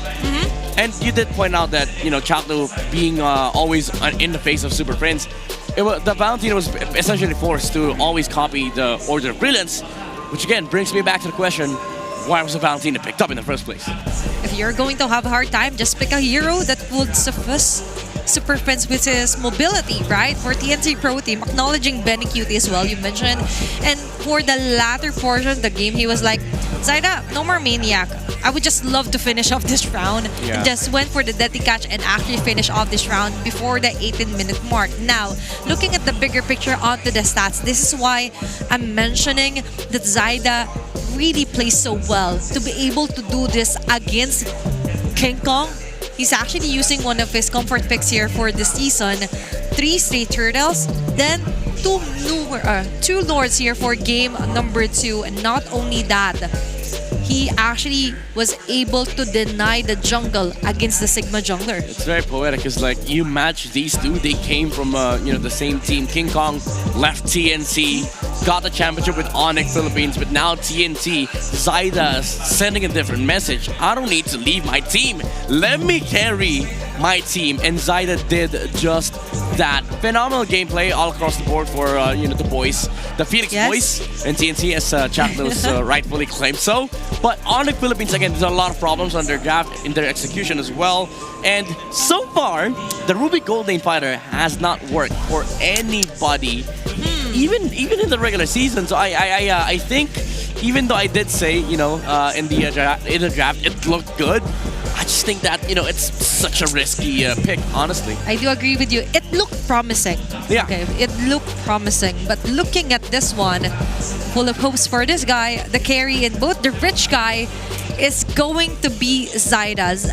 The Sandbag Kirk, of course, really defended a lot of the damages, but still, the setup just isn't there. And the damage here, as you mentioned, Super Prince wasn't able to maximize copying the deadly catch or whatsoever he wanted to copy. But for this round, the BPI rich guy, Zaida, did a spectacular. He not only carried the game, he ate. Yeah.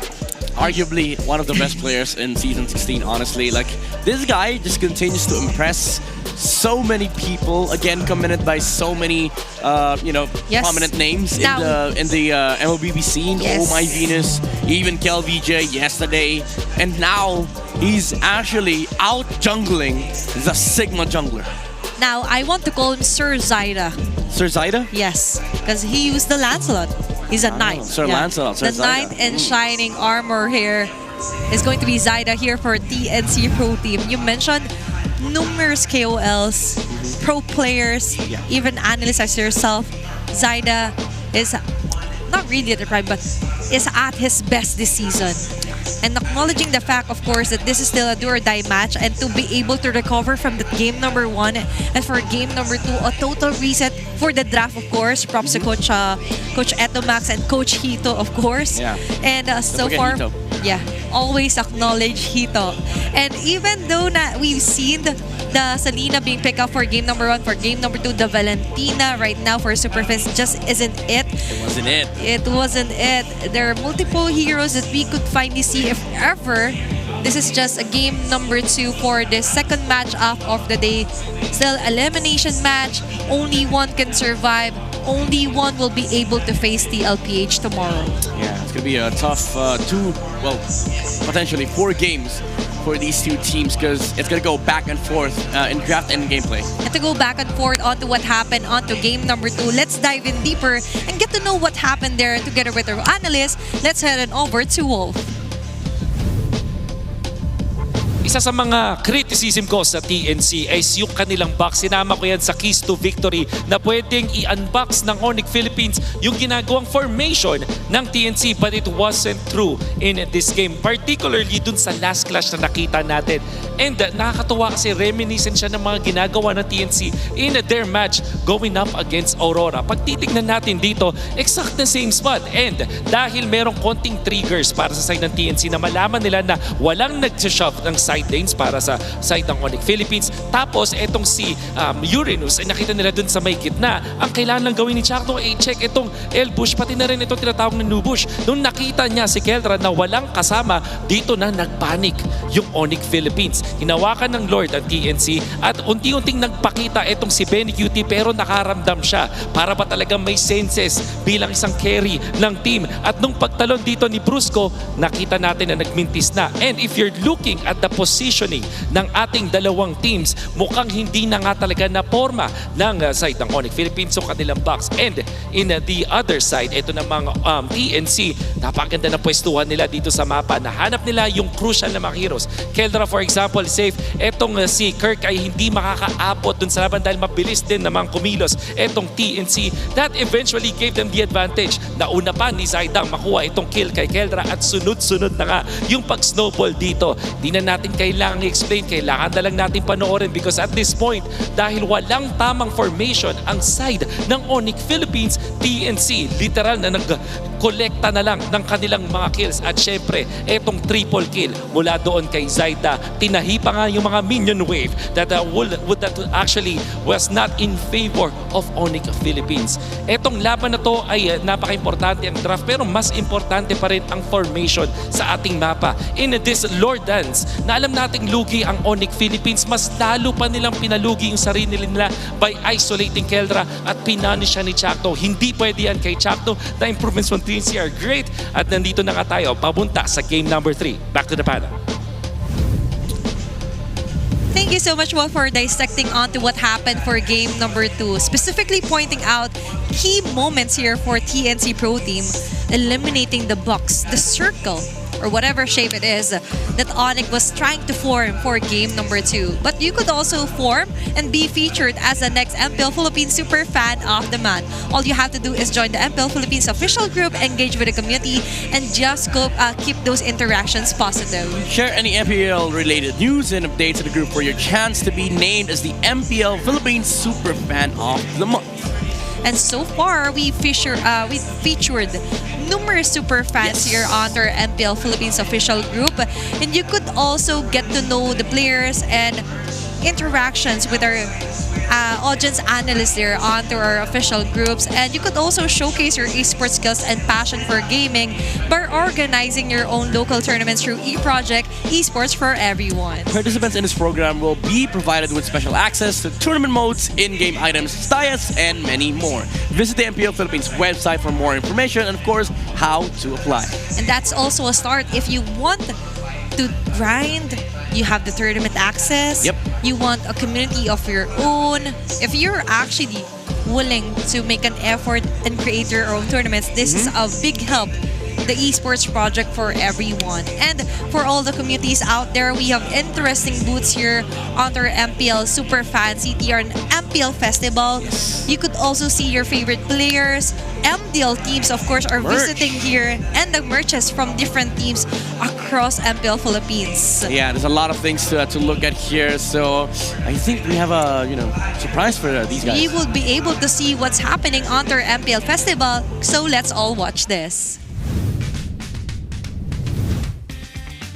Magandang gabi and welcome back to Super Fan City. This is your very own Odin in another episode of adding merchandise to my collection. And we are here at TNC Pro Team's booth with Miss Sophia. Ano po ba ang mga bestseller natin dito?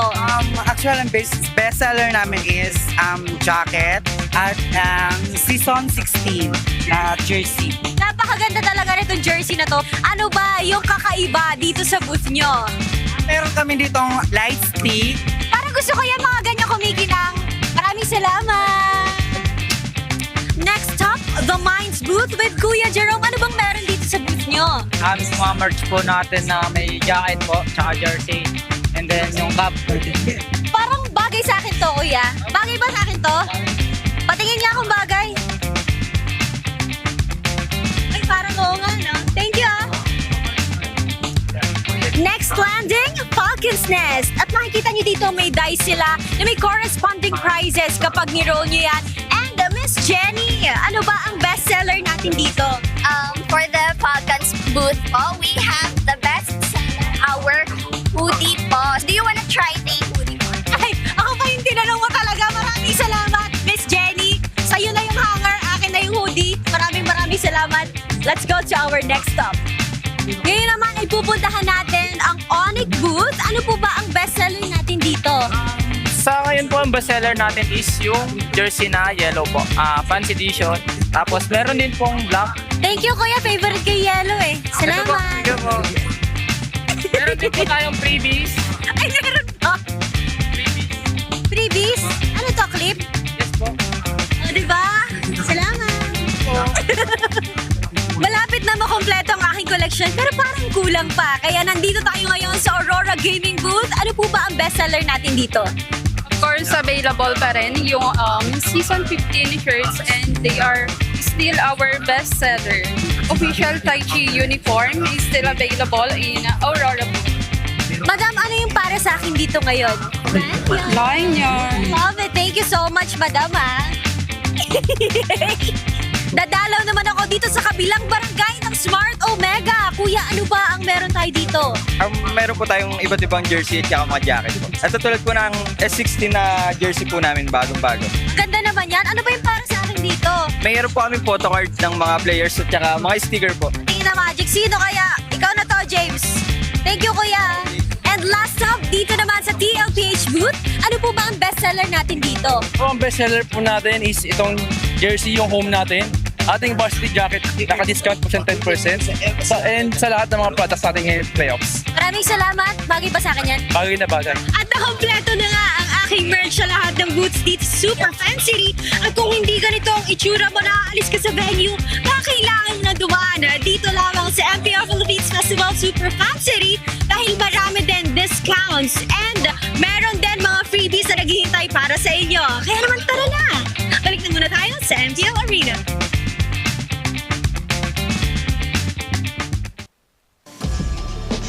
What a refreshing sight to see with our very own Odin touring us around onto our MPL Super Fan City. Yep. Featuring different booths of our team, and I already eyeing out some jerseys from our teams right there. Yeah, that actually made me want to count how much money I have. Because I want to buy some of the merch. I think I have 6 pesos. I have 5. So we're kind of poor here if you're willing to donate. Just kidding. But yeah, you do check out the the stuff that are available in the MPL Festival. Yeah. A lot of things going on there, activities, and also merches that you can buy. And that's so convenient. If you want to support the team, you could also buy the merch and wear it. Yes. While cheering for your favorite teams. And you could also win a merch, just like Kelra's sister earlier. Oh. Just because she was also wearing the merch of ONIC Philippines, like a lucky super fan. So be on the lookout. Yeah. Maybe tomorrow you would be the next super fan who will be able to get the 9th anniversary MLBB tote bag with featured blanket, bucket hat, sticker, and everything else. But so far for game number 3, let's head on over and check out on what will be the heroes the TNC and ONIC Philippines will be using. But before that, walls. Give me walls. Grass. Give me walls. Okay, grass. Give me walls. Okay. Cloud. Now they give us cloud. Yeah, we're unlucky now. Looking at the win rates on a 50 and 57 here for TNC and ONIC Philippines. Not bad. Not bad. For the sides, I think it's going to be ONIC Philippines onto the blue side and red side here for TNC Pro Team. Ban out Lancelot and even Yisin Shin Hayabusa Fanny. Oh no. Okay, wait. ONIC? There's a chance. They trapped themselves. Now? What do you put Kenko on? Joy? And then TNC just straight up picks utility junglers. Or the utility Fredrin Baksha. Will we be able to see that? Okay. And Jushin, by the way, is open here for both of our teams. Is this first pick Yuzong for Kirk? Oh yeah, the Yuzong. So far, Yeah, it got left behind. So wait, ONIC? Or the back. I'm seeing a backshot on the mouth of Coach Wynot. Yeah. Is this CC first pick? Or For ONIC? Flexible. Karatkacha? Or maybe the CC. Just get the CC overall Just get here. CC, honestly, because it could be flex on both XP and That's it. gold. So now TNC, it's time to just get the Yuzong here, honestly. I think they shouldn't let go of the Karatkacha in my opinion. Yeah, maybe Gatot Yuzong. They don't have to pick up the jungler here. They have Fred and Baksha. Or even a Gatot good Jushin, as I've seen that combos numerous times, and it's not that hard to execute, but might be an overkill. That's if you're convinced that Kirk doesn't play the Yuzong. Maybe. What? Wait. Joy and Jushin, Midnight. I don't know, man. There's something when they're on the red side here. Yeah, I think TNC is convinced that okay, let's just take away the Joy because it's still one of the still one of King Kong's signature picks. Just give him utility jungle. You know, if he's on Fred, if he's on Baksha, TNC's happy. I think that's the game plan here. So that's why they picked up the Zushin too. Maybe. But is it enough of a reason here for King Kong to be threatened? Because remember, you could just go for a debut like a Suyu here. Mentioned that. That's hard against Zushin and Joy though. But let's see, he's the king of the jungle. Bikini and Katakachi here for ONIC Philippines. And the Yuzong for TNC Pro Team. Matter of fact, add Hilda to the mix. You're complete for TNC. Hilda or Hylos, last phase. So, you know, ONIC, they have to clear those out. Those two heroes are just going to be problematic for them. But let's see. Now we're heading on to the banning phase. Now, you ban a hero again for King Kong if ever, or even for Kirk. Because I'm convinced that this is going to be a Keldra CC from basing on the games that we've seen so far. Yeah. This is a big problem for ONIC. I think this will come out to bite them after this game. If they ever lose, this limitation is going to expose them for the remainder of the games. Yeah, and remember, whoever wins this game will get the match point, and now they ban the Fredrin. Okay, maybe they just don't want the Joy to be matched up with the Fredrin. It's still a decent answer, but the box is still open. That's I think TNT hopes to give King Kong the Baksha so that it gets heavily countered by the Yuzong and the Zushin. So if you're ONIC, this is the time to bring out new junglers. Okay, Hilda gets removed. That's a good ban from ONIC. Yeah. This is the time to showcase how wide King Kong's hero pool is. Suyo's still there, but it's just a terrible choice for him to make, especially seeing these three heroes. I think Lucas could also be a good good pick. Yep. For ONIC. We just want to put it out there. And that's a very deep dive here onto the bans for Coach Etomax and Hito. Considering that even if King Kong picks off the Ling, you will be having a hard time being chased down. Again and again, you have the Yuzong here for 3 Mar. But there's a obvious possibility here for ONIC PH, by the way. Yeah, I don't think they don't care about the Phobies, honestly. 3 Mar's gonna have a good time dealing with the Phobies. Grok, they demand Grok instead of the Hylos. It should be an easier Hylos for TNC, honestly. They could just go for a Baksha. They took the Baksha! Oh my god, there's no hero left! There's no hero left for King Kong! Now they go for that checkmate! What do you pick? Barats?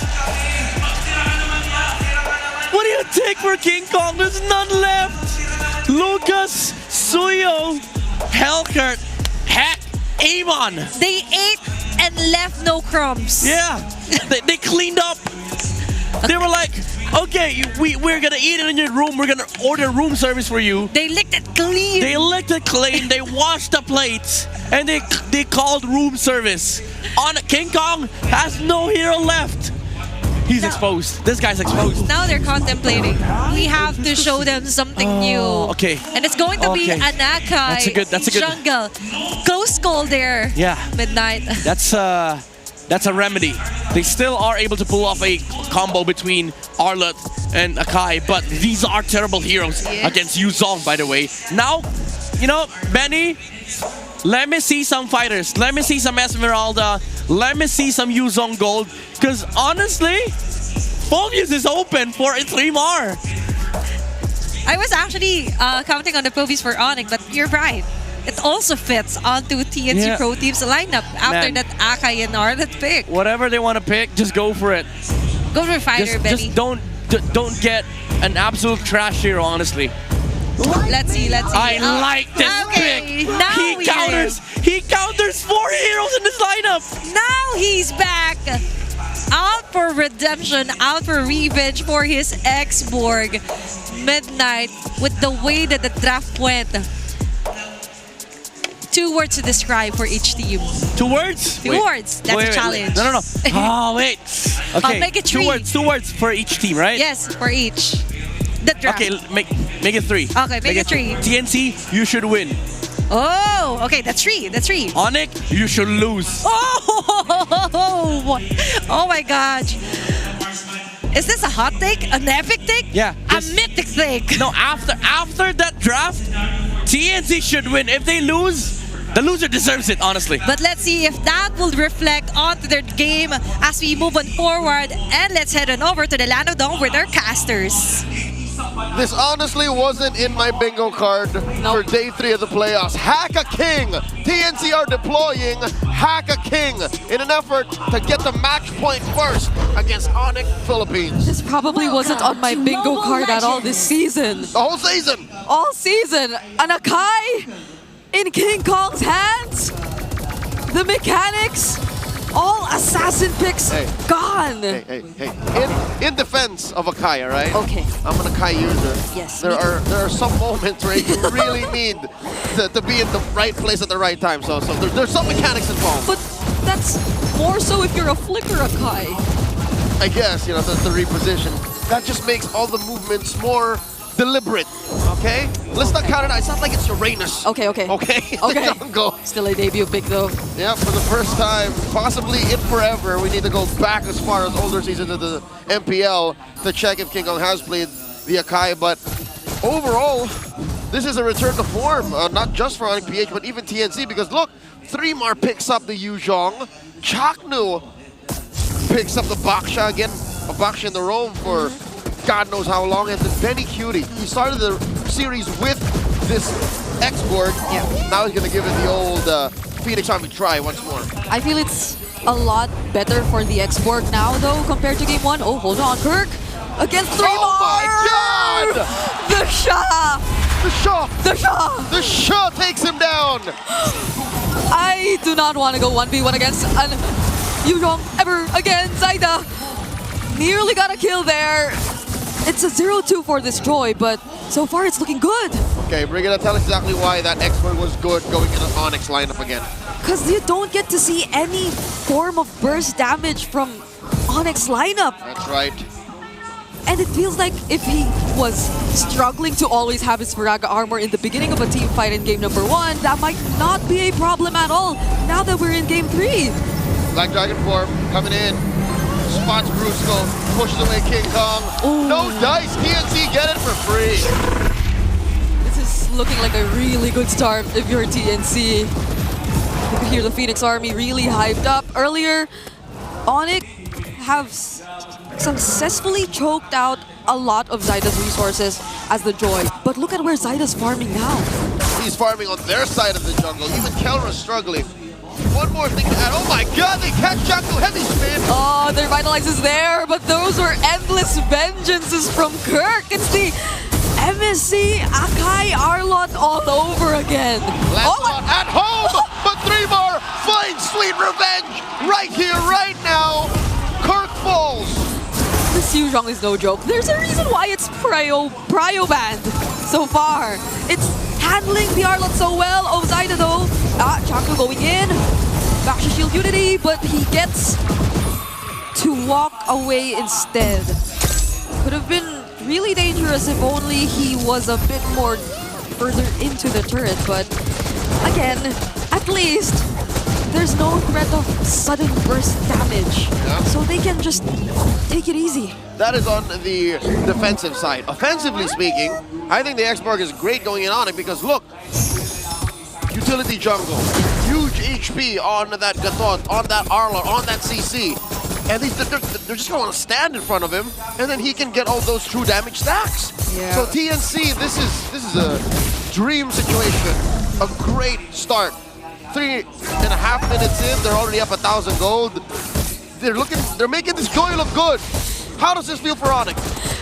This Joy on the M6 championship skin, by the way. That is literally King Kong which we did just show right now. They're using this exact skin against ONIC, and they're not having such a great time. Zaida's first to position himself near the objective as well. And Benny, the export, finally gets to join. What could you expect? It's not going to be easy for ONIC to start things off, but instead it's TNC who starts everything. Brusco already using the AOG, but 3mar. Dog, 3-man gank on that Yuzhong. Didn't even get to use the Black Dragon form. Now ONIC repositioned, going for the turtle. Now with 3mar gone, there's no Black Dragon form, but that's a surprise. Final slash. Benny Cutie also throwing out those flames, and he gets the turtle. How did that happen? It's Benny who secures the objective for TNC. Without a retribution. I mean, Zaida helped for sure, but in the thick of things, it's that last insanity. Now in comes the Black Dragon form. And he's just going to zone every single member of ONIC in an attempt to take this mid turret, but 3mar. That might have been a bit too dangerous. He was short and sharp, and he gets taken down by Prince. The super fam clap back. Kelra takes a turret down bottom as well, but Zaida clearly wants to trade as much as he can. ONIC starting to be a lot more aggressive now though, but does King Kong get the purple buff? It went to Lassie. What? Lassie took it. And Zaida got his! All the purple go to the Phoenix army. Off camera, Kelra takes down Benny. That's just to the right of the current camera angle we have now. This is pandemonium. This is mayhem. Game 3. This is a long shot from what MPL Philippines looks like on the daily. Still a bit more closer than we thought though. Crimson Beacon. It's less than 1,000 gold lead, but Brusco, Lantern Flare stacks coming in. The Revitalize was already used. And that's just because of Lancy and 3mar in mid. Could have been lethal if 3mar stayed a little closer to Brusco with another big choke slam. Could have been it for the Bruiser. All right, ONIC able to recover just a little bit. Truth be told, they're doing so much better than we expected, given that they've taken down 3mar. And I'd like to think that it's not over just yet. Just because King Kong did not get a favorable hero doesn't mean the rest of the team can't pivot. We just don't see ONIC choosing to fight and sync up just yet. They haven't, the kind of lineup that they have doesn't need to sync up. Like, it's a fighter lineup. So everything has to happen all together. Black Dragon form starts it up, turns out a quarter of his health. But I guess it can't be too messy either. But Benny Cutie, oh no, Zaida really takes this objective. Everybody's just pulled back in. Benny Cutie takes down Brusco, last insanity already committed. And the heavy spin was used just to escape. So now they don't really get to sync up anything. See, that's what I'm saying, Brie. ONIC, they don't need to sync up, but they all have to be there. It's a front line heavy lineup. TNC, they love that. Benny Cutie welcomes that all day, any day. Specifically today, on Friday, he might actually get the match point against ONIC first. They're up now 2K. But it's not like they could choose not to just walk up front. I guess maybe for Kirk, he could try and come in from weird angles, and maybe you could say the same from Kelra, but King Kong, based on how great of a map control we're seeing in TNC's hands right now, I don't think they can actually take the Phoenix Army by surprise as much as they want. No, it has to be an honest approach or a clean pickoff, like one or the other. And I think it's the latter that's more possible. A passive push up top by TNC. They're slowly building up this lead. If there would be a pickoff for free from ONIC, I think it's off of, as you mentioned, Kirk. He has to feed these skills over to Kelra, feed these skills over to Prince. But that damage profile, I'm not so sure if Athena or Midnight talked about this, but this is weird. We were so honed in on that Akai pick that we never considered, is ONIC doing the right kind of damage? And I guess that's why TNC took out all remaining possible junglers who could have dealt much more damage than this. Because right now we're looking at probably just Super Prince as the main source of damage for ONIC. And they're playing around Super Prince clearly. But But if Super Prince is out of the picture, then I can't imagine how ONIC deals with everything. And TNC have that foil. They can send Trimar to go Prince hunting and just stop him from firing back. Like, it's that simple, a one-to-one solution. So now Chaknu goes ahead. Baksha Unite spots Brusco, forcing him out of that river brush. And the front line belongs to TNC. Like, Benny Cutie is that bad of a deterrent.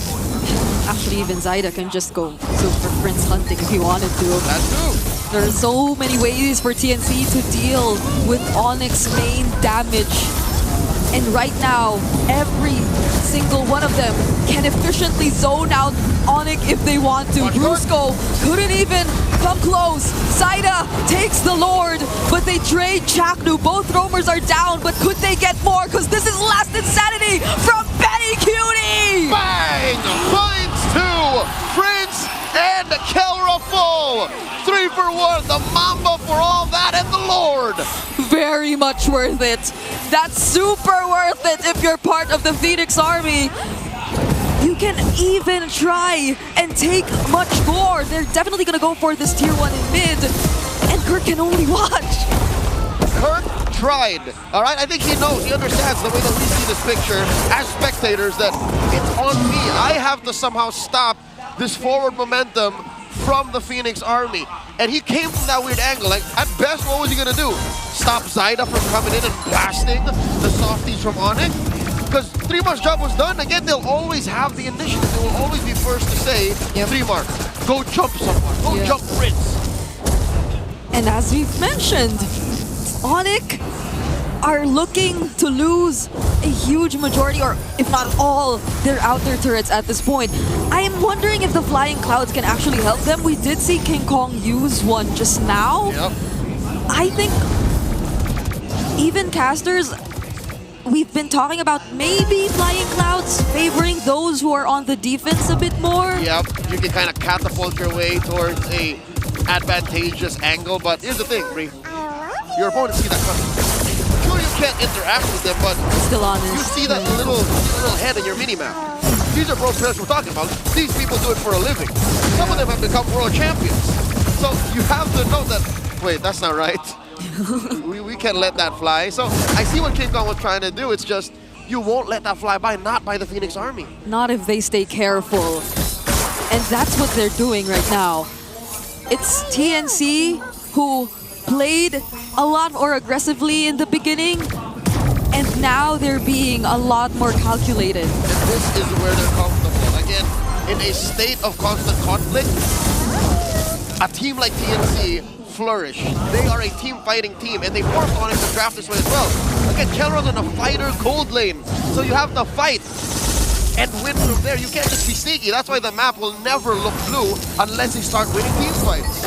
But how do they do that? Even this purple buff gets denied from them. Traction Pulse already used though.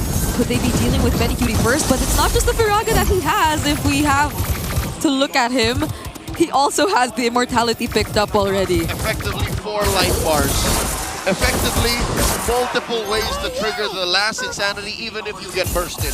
And again, we mentioned, we agreed, there is no burst from ONIC. No. Not now, not in the mid game. We're approaching the late game. Maybe there is a way. If Kirk can somehow find that miracle angle. Yeah, I think just now too, the Traction Pulse and the Solar Beam dealt a decent amount of damage, but again, I guess that's the keyword. It's just a decent amount of damage.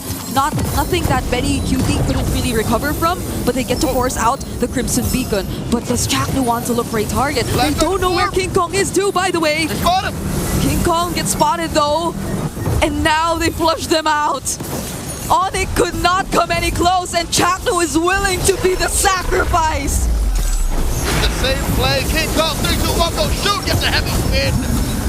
Benny Cutie still has his immortality. Kirk finding the setup onto 2. The damage might just be enough right now, but 3 more knocks up so many. But TNC, with 2 members down, might not force the fight anymore, not unless they actually want to. Benny Cutie, no Viraga armor, in comes Zaida. Enough damage to disincentivize ONIC from pushing forward. This is a blunt push by TNC. I think ONIC should be thankful. ONIC did a great job there. King Kong did a great job. He stopped Zyda from using the electrifying beats to potentially go for the cleanup, but Brusco, he doesn't get to stun anyone, even with the flying clouds. But it was enough to force TNC away. Brigida, I see exactly what TNC is doing here. That's why Chaknu sent himself over to ONIC. That's why he said, hey, kill me now. I respawn sooner. I join much faster via flying clouds. But the timing wasn't perfect. I think TNC lost more than they expected they were going to. And that led to that Lord getting neutralized by ONIC in about 0.2 seconds. Yeah. So it sounded like a really good plan, but I think it was a bit too specific for TNC to have been able to pull it off. They did get the objective, they're still in the lead, but it's starting to not feel as significant if ONIC get a bit more confidence to engage in the team fights. It's not impossible, it's still pretty miserable, but there are solutions, as you saw. I think ONIC should thank the Lord for that, because again, that's all that TNC had their eyes on. Possibly, my theory is they tunnel visioned into just the Lord and finishing, assuming that ONIC will take this lying down. It's clear that the M6 World Champions will do no such thing. A minute before the Lord spawns lower quarter, TNC have to be very particular about how they approach the next fight, because Prince has racked up quite a few stacks. I don't know if he died post Skypiercer stack take, but he's starting to hurt. Yeah, and I think it was Prince who actually started that fight. He used the traction pulse, so Lancey had to use his Crimson Beacon. And that's only when Chaknu just kept running towards ONIC. That's when he decided to sacrifice himself because of maybe, again, the flying clouds theory. Yep. On the other hand, Lancey has 0 stacks. So his Skypiercer is about 1,500 golds worth of nothing. King Kong struggling to keep his own purple, and they will. Fraction pulse thrown out, TNC scramble. So this is what TNC is doing. They're just keeping ONIC busy, so the map belongs to them up until the Lord spawns. Yep. ONIC, it's so hard for them that they have no choice but to group up and just fight TNC head on. Because there's no right sequence to doing things. I think there is one universal truth for ONIC. Deny Benny Cutie the last insanity. That was the key to that whole fight post-Lord about 4 minutes ago. Like, that was the only reason why ONIC is still alive, is because they started to whittle down Benny's Pyraga armor first. And they popped his immortality. That's another one. Right now, Benny has no Pyraga armor, so effectively only has 2 life bars, not 4. Yeah. He doesn't have the immortality right now. So ONIC might see this as a small opportunity or something they can risk. There goes the traction pulse already, and now they're definitely trying to take that Pyraga armor out, but he still has it, and his immortality came back just in time. That's right, and Kirk used the final slash, displacing the wrong target. Chaknu happy to be of service as TNC go back to the dance. Time's up. Now those 4 life bars are back for Benny Cutie. Pretty miserable if you're a fighter lineup, and this is the kind of damage profile you have. ONIC are playing this on hard mode. Yes. There's so much going on. So many heroes from TNC even effectively blocking ONIC from what they want to do. Yep, and ONIC want to take care of the map too. So that's what Zyda is doing. He's overloading the choices that ONIC has to make. And if TNC learn of this decision to send Kirk over there, then all the more it becomes clear. Just go burst the Lord. They can't get us from the back line. No solid amount of CC here. And King Kong shows himself. Yeah. Because I think if there's anyone who needs to work together in this, more than the Gatot KB, maybe it does have to be King Kong and Kirk. But they don't seem to find anyone. Not at least Benny Cutie, who we mentioned is the important target. Traction pulse already used. Chaknu rolling around. 3 more holding on to the Black Dragon form. Checks in on that long brush. Chaknu pops that Baksha ult. Puissance. Oh wow, these 2 are just holding out. Lord at half health. They're fighters. and they keep fighting. No one's going down while Zayda just keeps holding the objective. That's the final slash finally committed onto Cutie, though he still has a bit of the Graga armor, but he will use the last insanity effectively on 3 as 3 more and Lancy just go for the chase and take down ONIC 1 by 1. 2 for 1, and Brusco will not survive 2 kills for Lancy. It's just King Kong and Kelra left. You were looking for the stacks and now he got 2 kills. TNC, they want to take down the base turrets. We're 19 minutes in and they might just go straight for the base. They can't do this. It's not enough firepower to defend. Viraga armor's back. Last insanity. Kelra's bursted down. King Kong takes out Chaknu, but he's next. The Phoenix Army are at match point. The fires burn bright on a Friday night as they go to 2-1. The Super Fam are sweating free. Not like this. Oh my goodness, I wonder how the panel's feeling about this. Let's hear from Athena and Midnight. After that match, now it's a solid proof that TNC Pro Team really wants to stay. They're on a match point. The Phoenix Army is going wild as they accomplish another great match versus ONIC Philippines.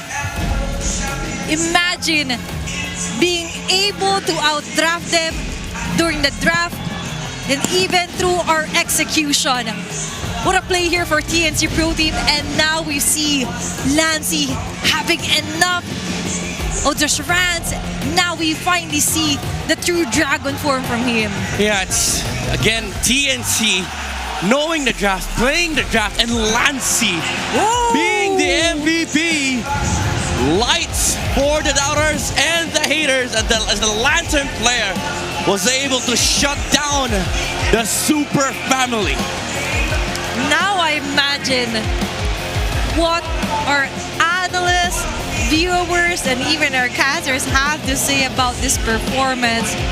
Lancy, 0 deaths, 4 kills, and all throughout the round, very spectacular Lantern flares and drop here on the ONIC Philippines. Yeah, I mean, this lineup from TNC is designed to win, even though there were some couple of lapses in the early to mid-game coming out from both Chaknu, 3mar.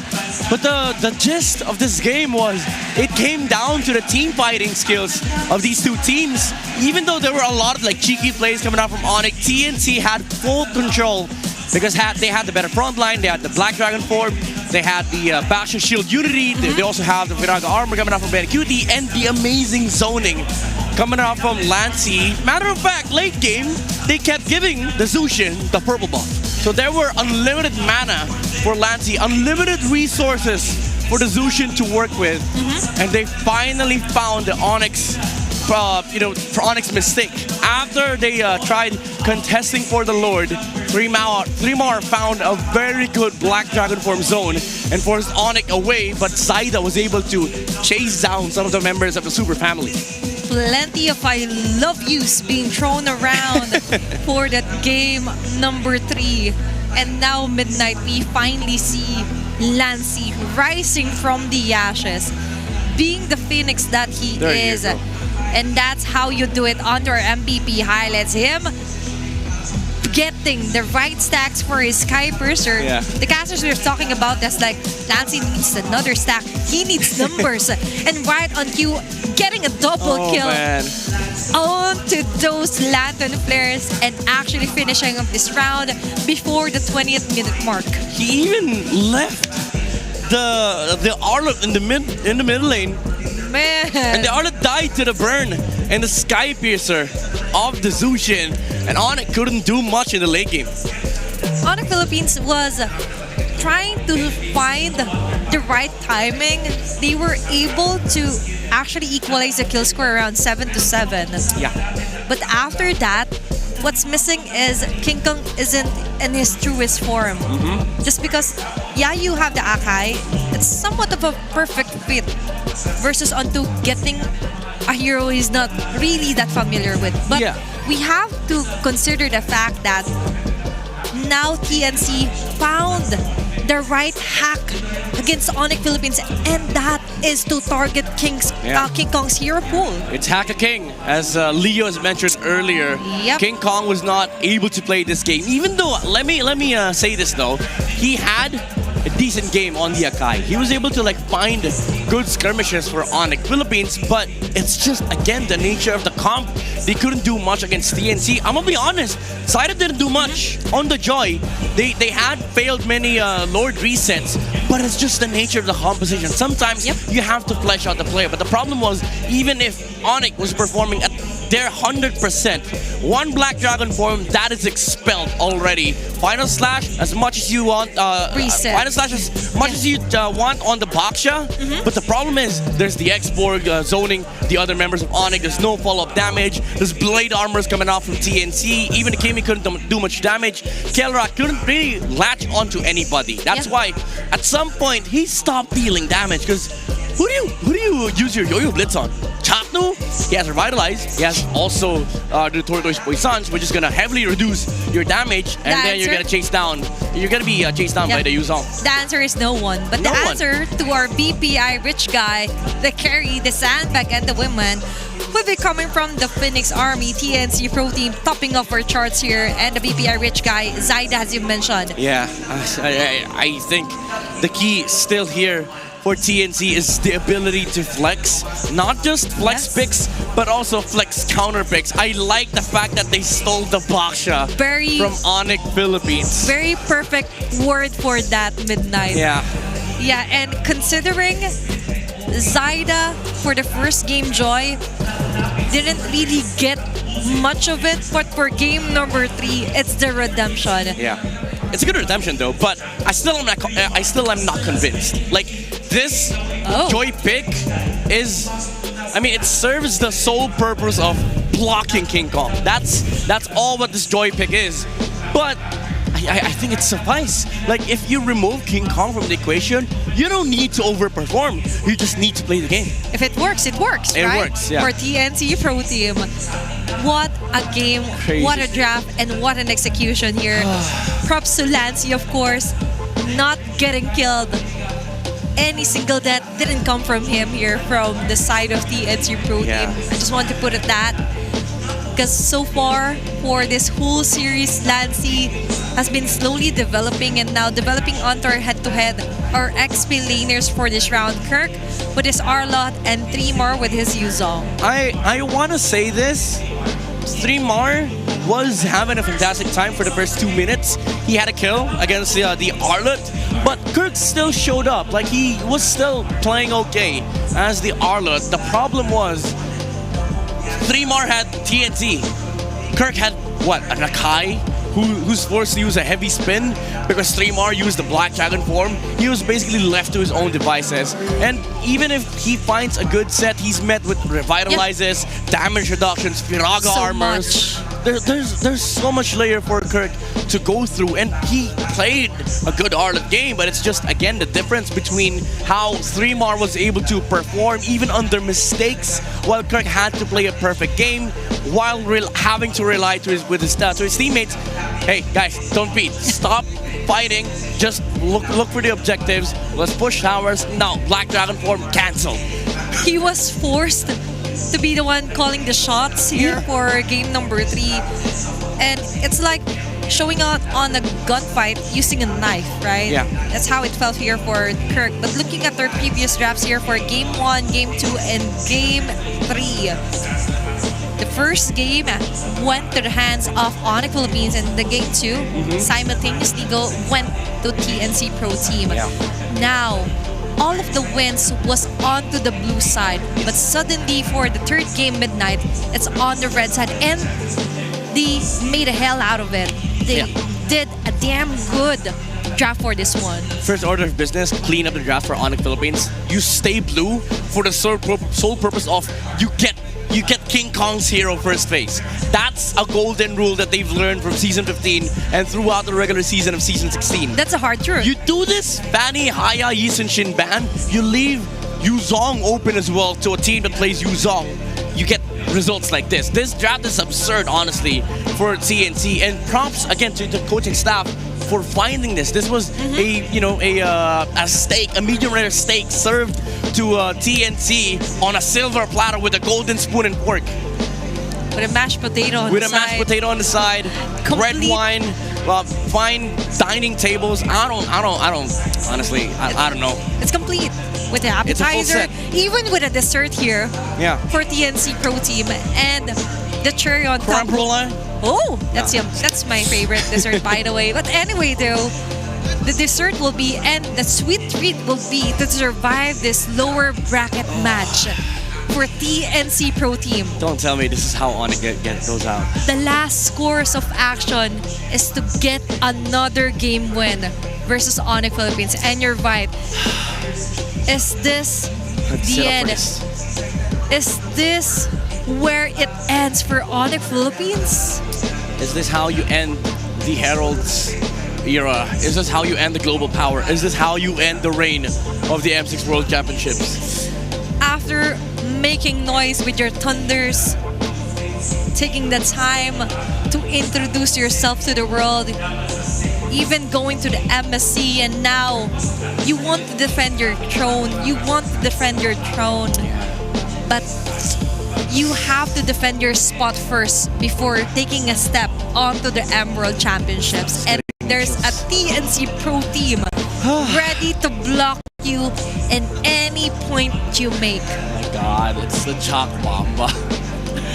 Time and time again, it's always the Chalk Mamba. Oh my God. To be fair though, it is a collective effort, but it's just so funny that ONIC, after today, imagine if they lose, we lost to Chalk now. The Venom is back. The Venom is back. He's with Etomax, Benny Cutie, you know. And Krelo's gonna have like bad nightmares about this. I lost to my own Venom. Let's also consider Hito. I don't want to forget about Hito. Hito, of course. Sorry. I'm sorry. I just want to acknowledge him. Acknowledge me. Yeah, and that was a very masterful draft. And of course, props to Lancy for showing us better development. Yes. Even though people tend to say that you only always use the Lunox so far here on all the games that you played. But for a Jushin pick, now we're talking, and you now like? We love it. Now we love it. Yeah, for the Lancy doubters out there, you gotta type I like, because they just won, just beat ONIC with the Zushin. But that's the main concern though. Like next game, if those get taken out, we might be forced to switch back and forth again. Maybe choose a different hero for Lancy. But let's see of who will have the chance to pick off their sides with what happened onto game number 3. Should be TNC, blue, right? red, blue. Yeah, should be TNC. Should be TNC on the blue side, if ever. But so far, we've seen numerous chances as well here for the Phoenix Army and, of course, for the Sonics out there. But we have a quick update before we head on other game number 4. Let's all watch this video from MTL Festival Update. Welcome back to Super Fan City. This is your very own Odin. And for today, we will explore the Infinix GT30 Hub at sasamahan tayo ni Sir Mido para explain sa atin kung ano nga ba ang meron dito sa booth. Ano meron dito? Hi, welcome to the Infinix GT30 Hub. We have a lot of activities stored for you. First and foremost, meron kaming win streak photo booth na kung saan all you have to do is like the Infinix page and also follow the community group. And then take a screenshot of the photo na kasama yung favorite MLBB hero mo, and you can have your printed photo. And then we also have the GT Trigger Challenge na kung saan kailangan mo lang din mag-follow sa in-games of TikTok, and then also get a 500 points at makakuha ka dito. Yay! And then we also have DIY package na kung saan you just have to join our KOC and FL program at makakuha ka ng libreng backtags. And then at the end of it all, meron kaming raffle na kung saan once you posted our UTCs, pwede ka sumali sa aming raffle and pwede kang manalo ng Infinix exclusive merch and also a GT30 phone. Wow, napakarami pala naghihintay dito sa Infinix GT30 Hub. Maraming salamat, Sir Mido. Pwede ba ako mag-explore dito sa inyong hub? Pwede. Feel free to explore. So maraming freebies, kaya alam nyo na,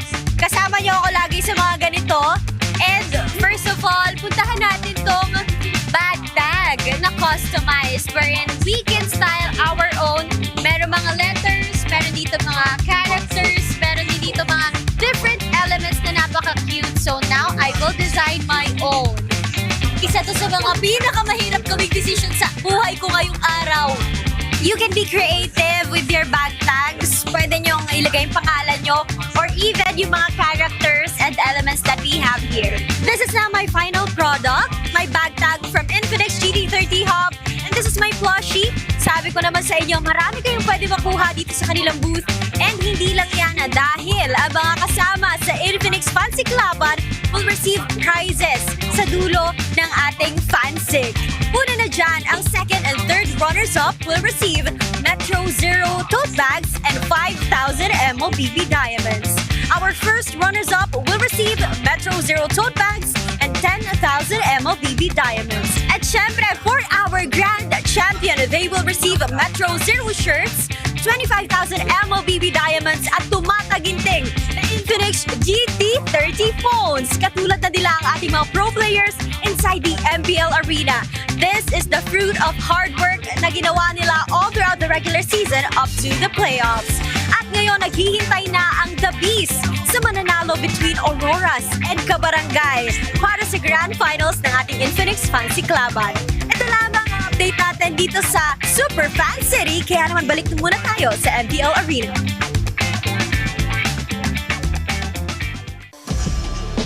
Very exciting prizes and merch awaits you when you visit our MPL Super Fan City. What a great effort and a refreshing sight to see our very own Odin touring us around on what we could do or what you could do if you watch here live at Cuneta Astrodome. Yeah, that's why you get your tickets, you go to the venue and enjoy the show, enjoy the festival, and enjoy the amazing MLBB games. By the way, we're right. TNT goes first pick.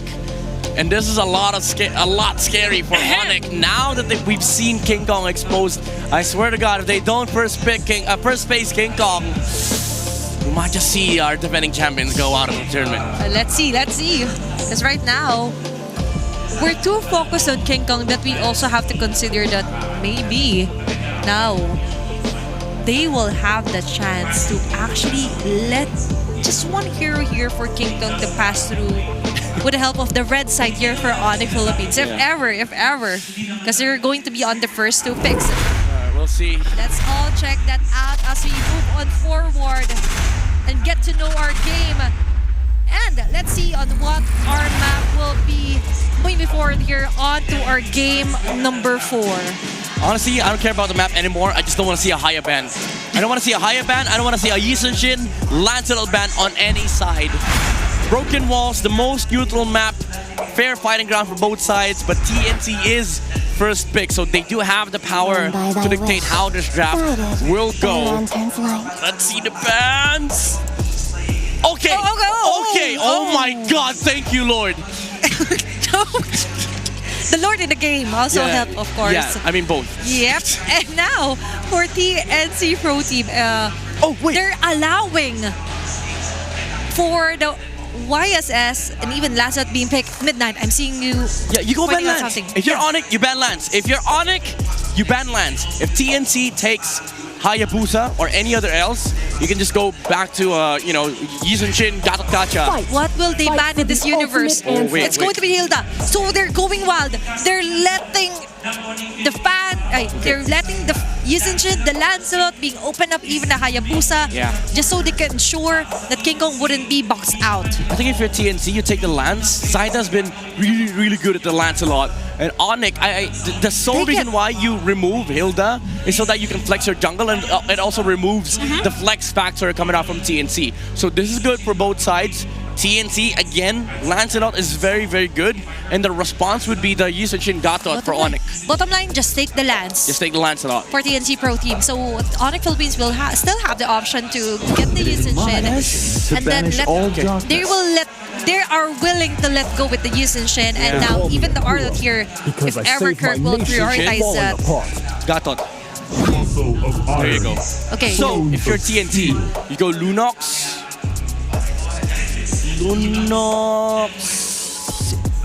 Is this the time to get the Lunox? I think Lunox Alice works here, honestly. Kimi Alice, Just give me an Alice, honestly. They shouldn't let go of that. You're right. Yeah. Because there's still a possibility for it to be picked off here for Kirk. Although the Uranus is actually still open here for ONIC Philippines, but on this very nail-biting round, you would want more firepower here for a TNC Pro team. Lancy, just get the Lunox. Yeah, just get a Lunox. You don't need to flex anything else unless they want a Valentina. It's valid. When I give the word. Oh, they steal the Khalid. Okay, we forgot this one and Alice. Chatnos. I like this. I like this from TNC. It's still a flex. This Khalid could be played XP Rome Gold. Everywhere. That's super flex here for TNC Pro team and very sustainable heroes here for the Alice and Khalid pick. Now for ONIC PH. What route do you go if you're Super Friends? I think they're going to pick off a Super Friends hero here. You need a mobility hero. I think Valentina's okay. Selena, not too bad. I mean, it's kind of bad, but... Selena will have a hard time, actually. Even if he manages to land those arrows up against Alice and Khalid, they will just brush it off. Yeah, Kimi's crazy here, but ONIC might just be crazy enough to pick it. Yeah. Valentina's the safest one, I think. In my dream world. They will steal get it. All right. Okay, this is okay. At least he has a way to dodge, and they can just ban the Kimi.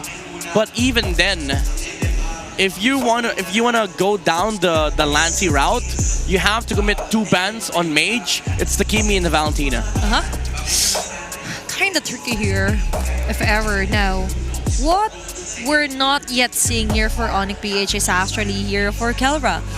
We do consider the Ruby still viable option here to show, but I haven't seen him yet. I think you go traditional marksman here for Kelra. You can't go fighter. Oh, Alice is just gonna Alice enjoy. And Khalid, Yeah. So ONIC. I mean, to be fair, you can play the Lunox and gold. Oh wait, Eve ban. TNC, call me crazy, but Novaria might just be hell of a pick here for TNC. If they find the Novaria on blue 4-5, that could work. We've seen a successful Novaria so far here on our playoffs, but let's see if they will be able to see that. Okay, ban Phobius. Phobius. I think Lapu should be the next ban here for TNC, honestly. Options for Kirk as well. Let's discuss that one. Yeah, Lapu. I think that's the best one. Is the Arlet still a possible option if the Lapu will be banned out? Even if you take Arla, they have an Alice inside of TNC, and against this lineup, I don't think they're worried about like displacements. They have a lot of ways. They actually want to be in front of you. So if you use Final Slash and these guys commit, like the Isenchin, God of Gacha, Alice is gonna be like, hey, I can flicker on you. I can use my Throne of Ruin and then just kill off the other members of ONIC PH. Let's see, that's a beautiful ban. And featuring Chao as well here for... Well, 1v1. Let's go! Let's go, 1v1. Dance off. No, I'm just kidding. A face-off from Chao representing the Sonics. Yep. And Madame representing the Phoenix Army. Yes. Now we're talking. Things are getting more interesting here. I love the prod. I like the fun. Very fun to watch here at Cuneta Astrodome. What I don't like is this Farsa band though. Why? They already have a Farsa. Oh, alright. Sorry, they already have a Gatot and a Isenchin. I mean, the Farsa is okay because we have a Lunox. This tells me this is a mid lane Lunox on the hands of Super Friends. So for ONIC Philippines, for them to save this flex up until the last pick, you go XP/Roam here. Lapu again is open for ONIC to take. Maybe the KB is open here for Lancy if he wants to. But a Cho, as I mentioned, will be picked off here for ONIC. That's probably a Cho Gold 8. I don't like this though. It made the draft for ONIC very funnel-esque. Like they rely heavily on the Isenchin, and then you have a Khalid and Alice problem, which does not solve anything. You're right. Even if you build up more physical attack damages here for a Cho, it doesn't eliminate the fact that the Isenchin will still be the sole funnel here or damage leader here for ONIC Philippines. Now for TNC, what do we see 1-1 is the possibility here for Lancy as well? Yes, the 1-1 for Benny is I think still the Warrior open. 1-1. The Warrior 1 was good. End of one game. Oh, Esmico. Oh. They And they take a are Valentina. switching up. Yeah. Valentina for Lancy. Now we're talking. Now they won't lack onto the crowd controls. They have the firepower. Oh no. They have the setup. ONIC Philippines, is this a flex show? No, Kelra, you don't go Nathan. This is so greedy. This is so greedy. You have a YSS, the niche protection. You don't go Nathan. We see some reaction. We hear some reactions, of course, across the other broadcasts. No, you go something else. You go something else. You go Lunox Gold, I believe. You take a different mid. No! He locks it in! It's going to be a Nathan Gold lane. Is this the hero that will turn things around into the favor of ONIC Philippines? But for this draft, Wolf, I see some frustration in your face, especially onto that last pick for ONIC PH. I mean, it shows that the draft is equal, but TNC dominates early to mid-game, and ONIC is greedy as hell.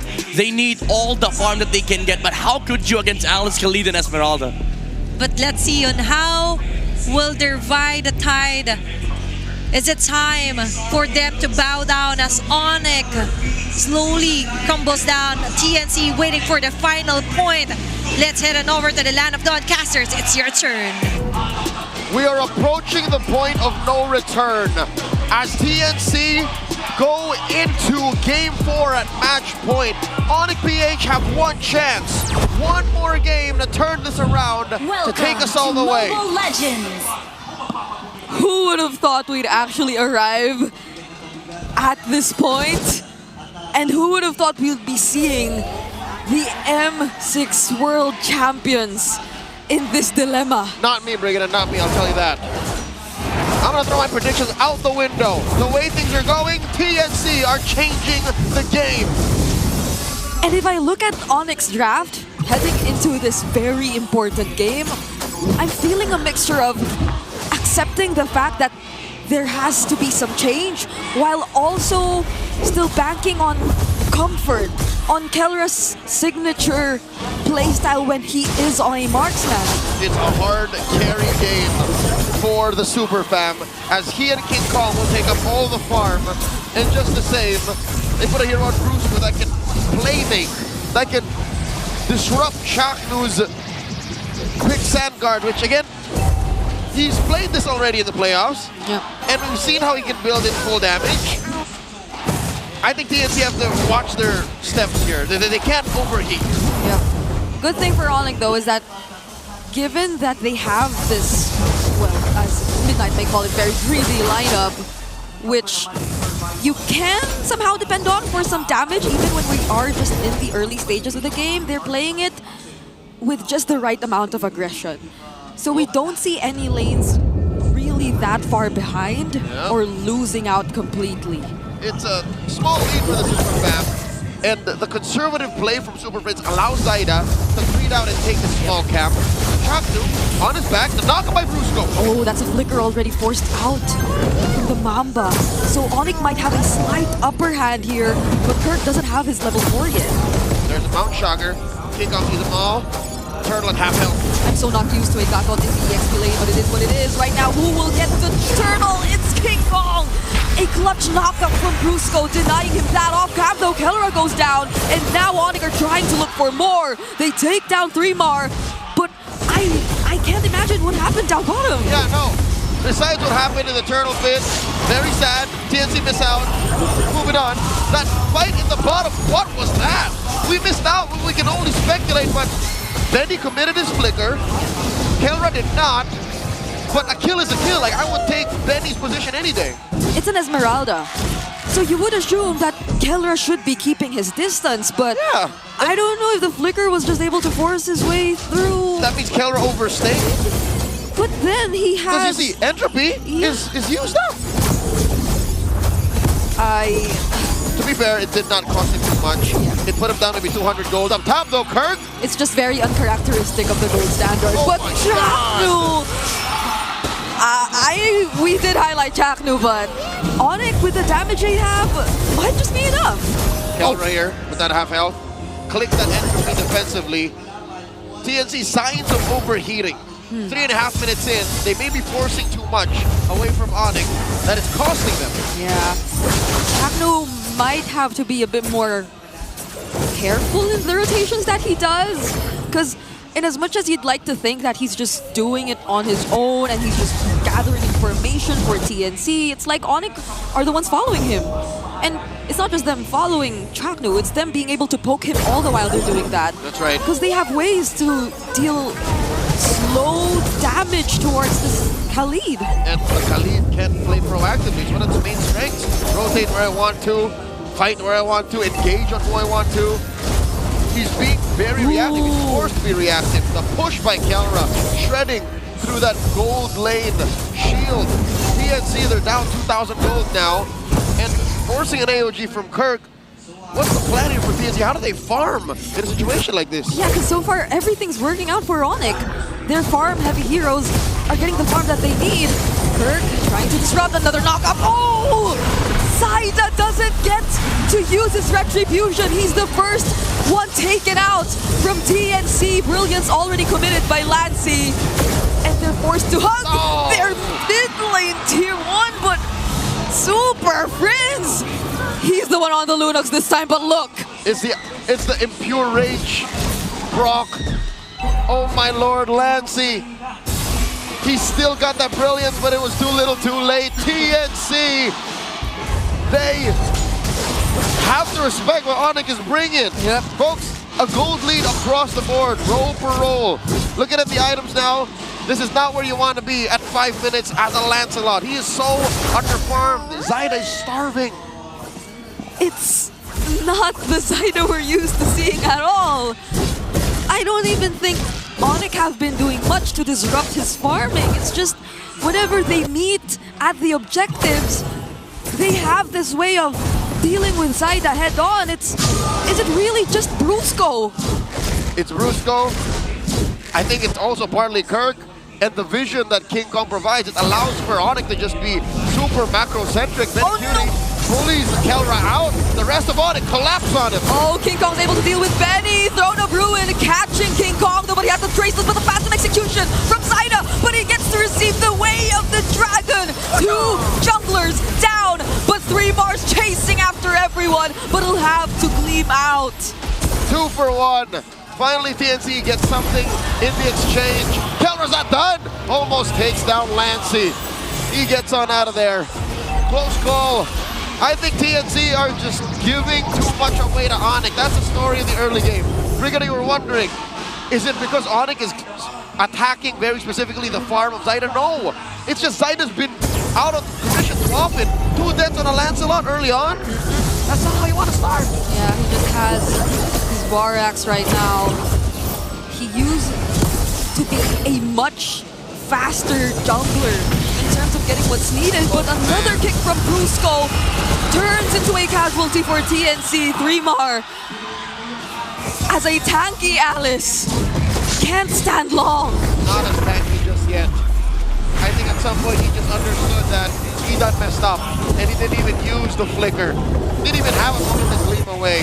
So ONIC will secure that final turtle. 3 for 3, 100% over to the Super Fam. And they're gonna stop Zaida from split pushing. Like, it's that bad.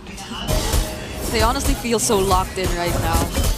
ONIC, something might have just awakened in them. Yeah, again, we talked about how in the draft, it seemed like they just focused on themselves first. Yeah. And then on a secondary note, allowed for the synergies to find themselves. That's why we see this odd Gatot Gacha XP lane. They just decided, hey, Kirk, just ruin their backline. Just go find a way to stop them from doing what they're doing. Yeah, it's odd, but it's what ONIC wants to play. And now they find another kill. Chapnu couldn't get things done. Mountain Shocker still not used by King Kong. He's waiting for the right opportunity. Brusco goes in, but that's just about it. He doesn't need to do much. He just shows himself there. And it felt like an effortless way for ONIC to win that team fight. Brigada, you know what this reminds me of? What? TNC versus Twisted Minds in the play-ins. In this very same spot, game number 4. It looked like TNC had a great draft. TNC was almost poised and take him down, but they stumbled and 3-mark comes in. Kelra predicted the flicker throne of ruin and still had the entropy to get out. It's not the first time we've seen these reflexes from Kelra. He knows when there's such an attempt coming in. That's what he did earlier with Lancey's Lunox while he was on the Ruby. He just found that perfect. I'm offended. 7.5 up are ONIC. 9 minutes in. King Kong, Kelra, and Super Friends have found a way to make this very greedy lineup work. 3 cores, all sharing enough resources on the map, given that it is at the expense of TNC. First core spawns in the upper quarter, and that's it. TNC have no outer turrets left. Right now, the most they've been able to do in terms of turrets was just damage the top lane tier 1. Another kick from Bruce! Goal! AOG helping secure the kill on Chaknu. The Mamba is a non-factor in Game 4. Blink and you'll miss it. ONIC, take the Lord. This is not favorable. Suddenly, a whole section of the Phoenix Army go quiet. Maybe Chaknu should not show himself alone anytime soon again. Brusco, without any hesitation, just goes for him when he sees him. To be fair, it is a delicate balance. As a roamer, as a Khalid, to say, I'm not going to show myself, so we have more beneficial jumps. And also, I have to clear these bushes so my cores can farm. Like, where do you put yourself if you're in the Mamba's shoes? It's a lose-lose. Such a struggle for the Mamba right now. We don't even get to see a successful Raging Sandstorm come in just yet. Maybe the most they could rely on is a counter-engage for ONIC's attempts. But they're not risking it just yet. They're just trying to clear the base turrets. The Super Fam are in the base. Top and bottom have fallen. Mid follows through. Super Fam, ONIC, PH, they smell blood in the water. You can feel the micro decisions coming in. There's just so much damage right now from King Kong. Chaknu's already half HP. TNC clear the Lord, but Kelra just went for the base! The drops of war beckon. The inevitable 5-game series we were gonna watch. TNC get stopped in the tracks. ONIC, take us all the way. You could see them, you could see the Sonics. They're saying that it's not over just yet. We're going to a game number 5. Let's go on over to Midnight and Athena to talk about what just happened. And with that, the crowd goes wild as ONIC PH stays on the game, ensuring a game number 5 in the making. I gotta ask, where was this ONIC yesterday in the past 3 games? This is the swag that they've had for 2 seasons now. Even with a comp like this, they make it work. The micro, the swag from Brusco, I miss this. Being able to get in your enemies' heads and be able to outplay them. Brusco was phenomenal on this show, alongside the combination of Super Friends. Even though I would say Kelra was left to deal with Esmeralda by himself, the other 4 members of ONIC, they were having fun. King Kong was having fun. He was getting neutral objectives. And then, finally, the Sigma pattern is able to come through. And with that is the help of the Bruiser. Brusco, our Game 4 MVP. Getting those kicks in, ensuring a perfect setup here for ONIC. You see how laser-focused ONIC are. They don't even care about MVP. He didn't even realize it. They're straight discussing Game 5. They don't care. They were like, okay, Game 4, we're done. One last game. If we win this, we're gonna get we fight against TLPH, and then maybe we don't talk about M7. We just focus on this match. Yeah, and so far, that's how laser focused they are, that he didn't even realize there was a camera right in front of him. But what he did realize, what right in front of him, is a show that is still open. And now that he got this show, it opened up a huge horizon here for ONIC Philippines to totally maneuver their way around. Early game, let's take that lead. Early game, let's take those numbers in. Yeah, this is how ONIC used to play in Season 15. It's a big throwback. This is how they were able to demolish other teams. Even season 14, like the swag coming out from Brusco, and whenever they win first turtles, it's usually just game over because they just hold on to each other, they move around the map, they start from mid, they go to a side lane, and then they just take over, and TNC couldn't answer back. And the problem with this comp is that if you lose early game, you lose steam in the mid game, you essentially have no late game. That's why it feels like it's a stop. Even though ONIC, they still need time to farm. The late game just came much faster because the resources that they're taking, it's not just the creeps, but it's also the bounties on the heroes' heads. They have the freedom to choose. And they chose right here onto their targets. Without Shaknu, 10 minutes. So much damage to juggle with the remaining 4 players here for TNC Pro Team.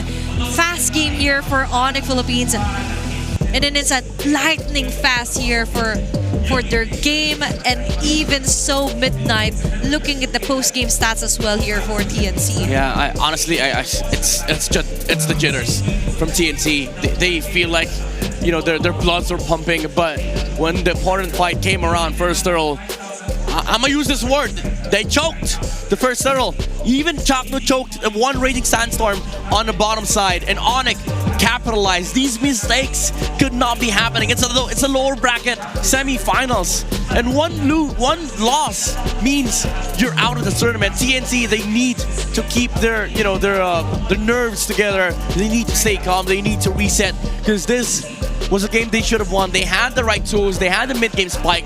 They had a better team fighting comp, but it just didn't work. There's another phrase to that. They were choked by ONIC Philippines. Yeah, that too. That is so hard to breathe. Goes hand in hand. Yep. And it's so hard to go outside of your TNC Pro Team. Yeah, you have the Khalid. Yeah, you have the Alice. But what can you do if he dies continuously year out or round?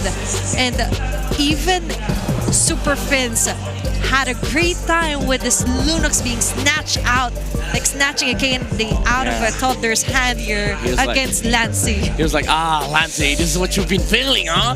This is why you keep picking up the Lunox. Straight 5 games against Aurora. This is the Lunox hype train, and Super Friends is on it. 49,000 damage on the Lunox. Every setup, every stun that ONIC lands gets met by Poke, the Chaos Darkening, and TNC. The thing is, even if they fight back, you see a lot of re-engage coming out from ONIC, the refocusing on the target. Brusco keeps going against Zaida, and the Lancelot was not able to play the skirmishes even. The baits as well on the G condos just to force out those stone rows. Yep. It's what allowed ONIC to just have this massive lead in these fights. It's not about the economy, it's not about the hero comps, but it's all about forcing the enemies to waste skills and spells, and then just resetting and then fighting again. Because you mentioned that their third game was a bit too chaotic.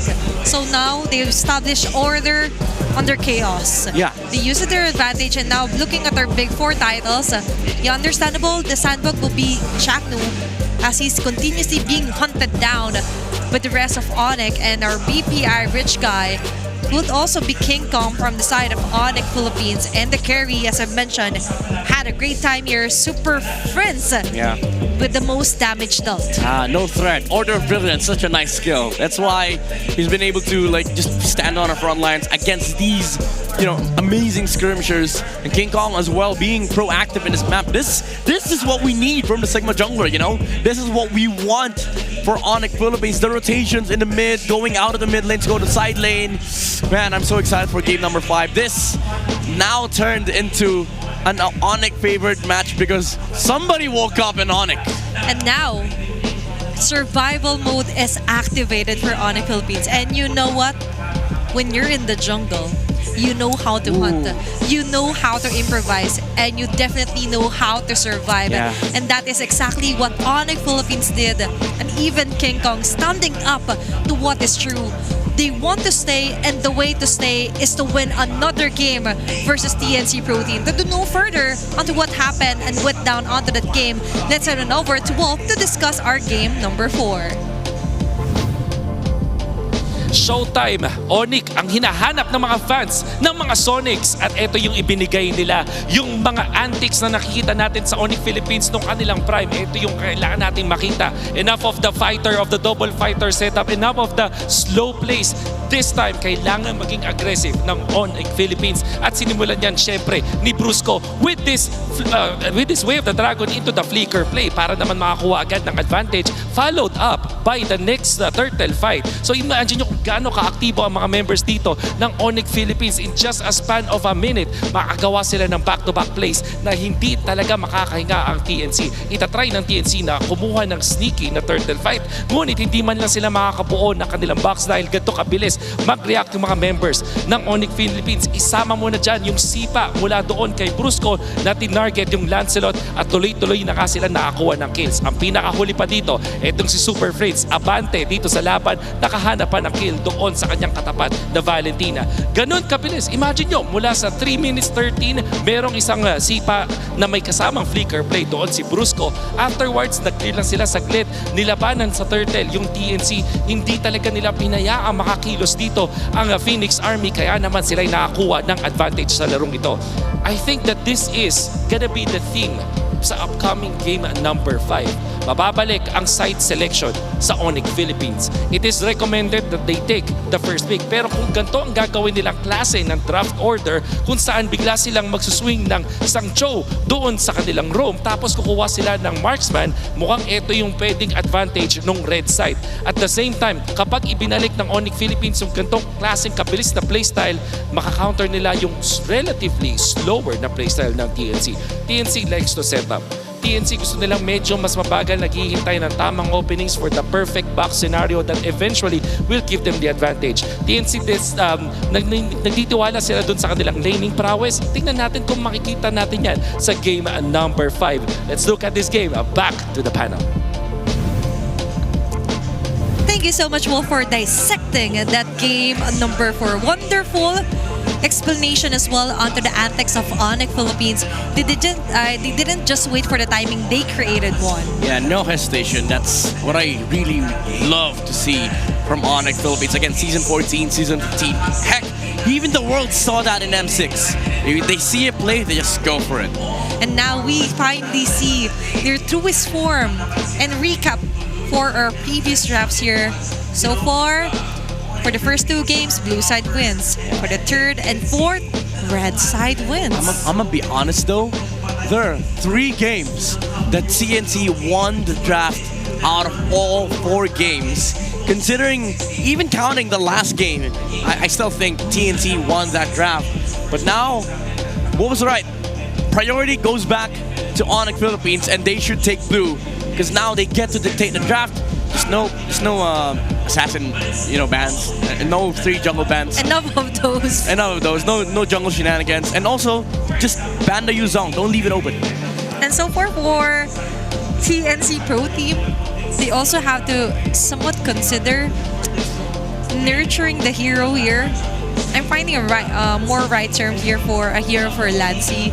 Protect the Lunox at all costs. Oh, okay. Like, get the Lunox at all costs, and then the rest might as well just adjust. But looking here onto Alice Project Next Expeline here is in week number 8. She is actually the highest with a contention rate of 72%. Also, just, governing what an XP laner should be able to do in this patch. Get heals, also deal massive amounts of damage. He's sitting, in a very good spot of just balancing it out alongside Esmeralda, which is also played in gold, which is kind of unfair because, she has the capacity to flex herself into the gold lane. But we're talking about Alice XP. So this is Alice on Project Next. She's busted, honestly. There's a big Alice, but there's also a Pobius. 100% win rate so far. Yeah, cool. Uranus. And for the Pobius for the previous matches, so we see some few successes, but with this Alice, I do agree with the draft. It went on the side of TNC, but it's all about the execution and the right targeting here for TNC of what went wrong here for game number 4. But it's all alright. I already predicted a game 5 for this last match of the day. We did. So even though it feels like I'm mounting from game number 4, at least we get to witness 5 full games of crazy MLBB. It is indeed crazy. I mean, there's a lot of Indonesian fans out there who are watching us. I know for a fact because, you know, Mirko's streaming this, so shout out to you, Mirko. This is Gila MLBB. And I hope to see Gila Heroes as well in game number 5. Yeah, Masha Gold. No, I'm just kidding. I'm just kidding. I love that you quickly withdrew your statement. Yeah, no, please no. Keller, no. Yeah, Masha Gold. No. It's time for you to avenge your Masha Gold. If somebody is gonna go out of playoff contention and lose their M7 chance, please make it not a Masha Gold. Or maybe not. I don't want to lose a co-panel here on the English I'm desk. jumping off this desk if I see a Masha Gold. Please no. But we Don't worry, definitely see... Oh, it's actually high. Never mind. Don't clip that, please. That's a challenge. But anyway, so for our 5th match or 5th game, the last game for our lower bracket today, we might look like we're having fun and joking around, but there's a certain sad reality that after this game, one team will say goodbye to us and say goodbye to the dream to move forward and eventually go to the grand finals. But there's also another boss waiting for tomorrow. It's going to be Team Liquid Philippines. Yeah, I mean, even after this, job's not finished. So it is a tough road that these two teams have to go through, that they have to take towards that M7 and also grand finals spot. But it is a road that they will undergo. And for game number 5, I do think that all bets are off. Like, at this point, whatever cheese picks they have, put it out there. If Lancey somehow has a 5th hero in his arsenal, put it out.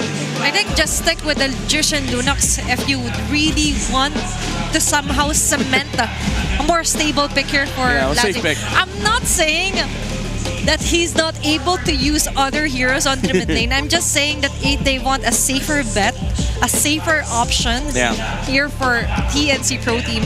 Just stick on what hero works best for Lancey.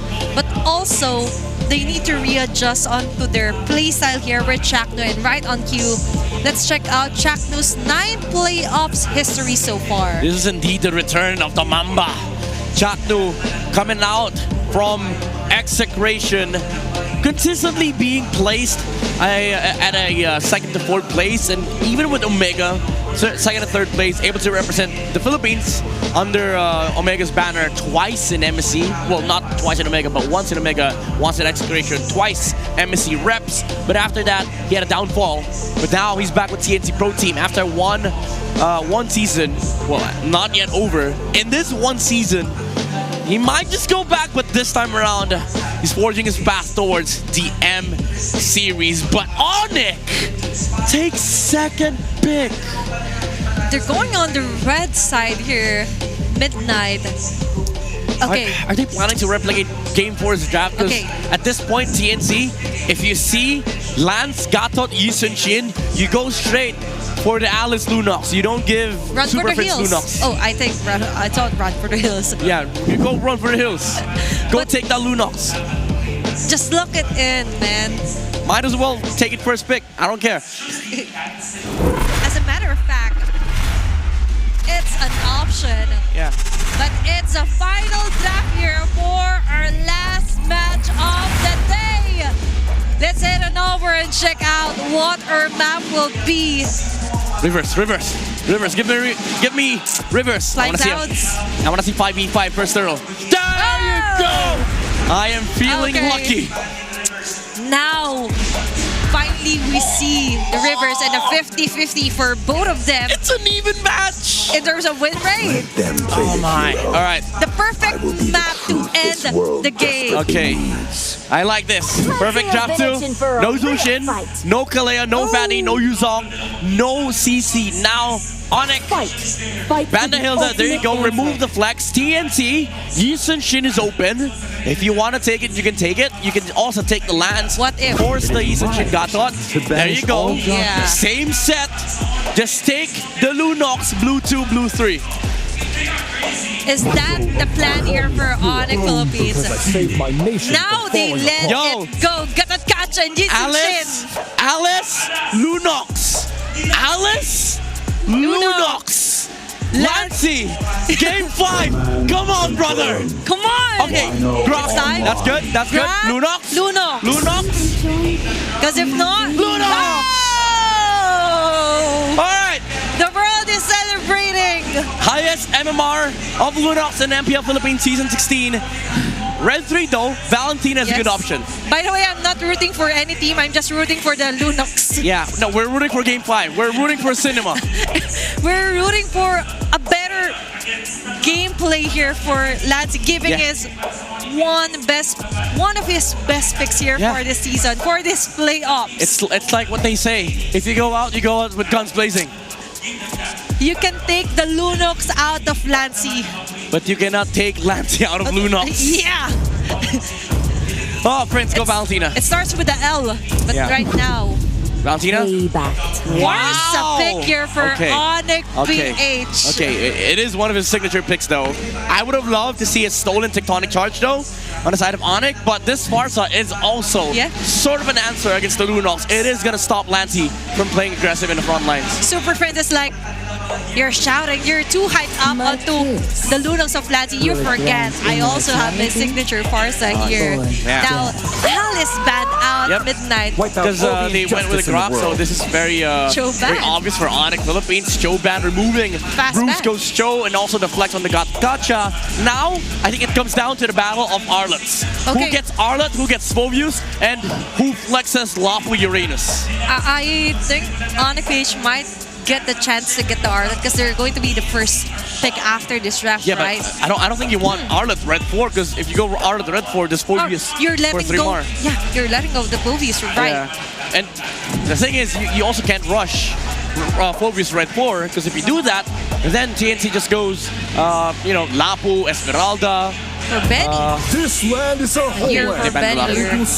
Okay. Lapu ban. What's remaining here to ban out or eliminate from Kirk? I don't think you limit Kirk, you limit Kelra, honestly. Just remove the Povius all over. I think you remove Harith, honestly. Harith or Povius is the best option here. Yeah. If you're a TNC Pro team, but will they have the same thoughts as the same of us here on the panel? I hope so. If they don't ban the Harith, at least maybe they're prepared to pick up the Obsidia for Benny. Because these 3, I mean, the Farsa is kind of okay against Obsidia, but it's still hard to hit the Feather Strike with the Phantom Shadow Mel, but they remove the Claude. Interesting choice. They're willing to part ways and to go up against a possible Phobius, or you mentioned Obsidia, and Benny Cutie have seen some success with it. But now for ONIC PH, Kirk Hero. You can't rush Phobius. Is this the time for that? Yeah. You can't. You could be easily countered out, but they are taking that route here. Phobius 4th pick here for ONIC PH. Yeah, they know. 3 Mars appearing already. He has a hero in mind. It's the Uranus. I know it! The Granger here! Uranus, and they steal the Granger. Harith. You go Harith. Now you go Harith if you're Kelra. You go Harith or you go Bane. Only 2 heroes. Harith! Best draft of the series.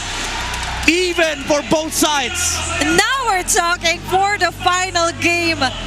Both of them managed to get a very nice draft. We see their coaches hugging out onto the arena.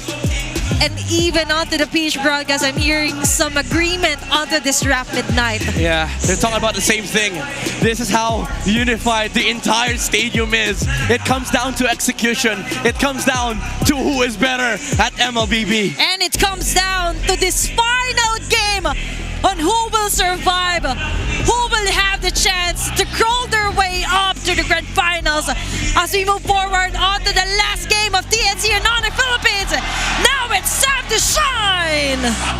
No turning back, no regrets, no surrender. Only one of these teams make it to the lower bracket finals in hopes of being the next M7 representative from the Philippines. It's ONIC PH versus TNC Pro Team for one last time tonight.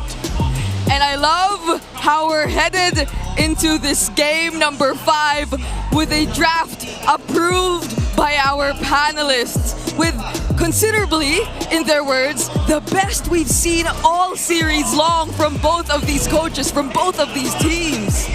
It took them 5 games. A lot of picks they didn't like, a lot of picks they actually loved. But now, unanimously, both ONIC and TNC are coming in fully loaded, 150% ready to fight for their chance. Brigida, consider this a chance. A chance. To make it to the grand finals. Because nothing's guaranteed. They still have to go through one more after this win. Whoever wins will go up against Liquid.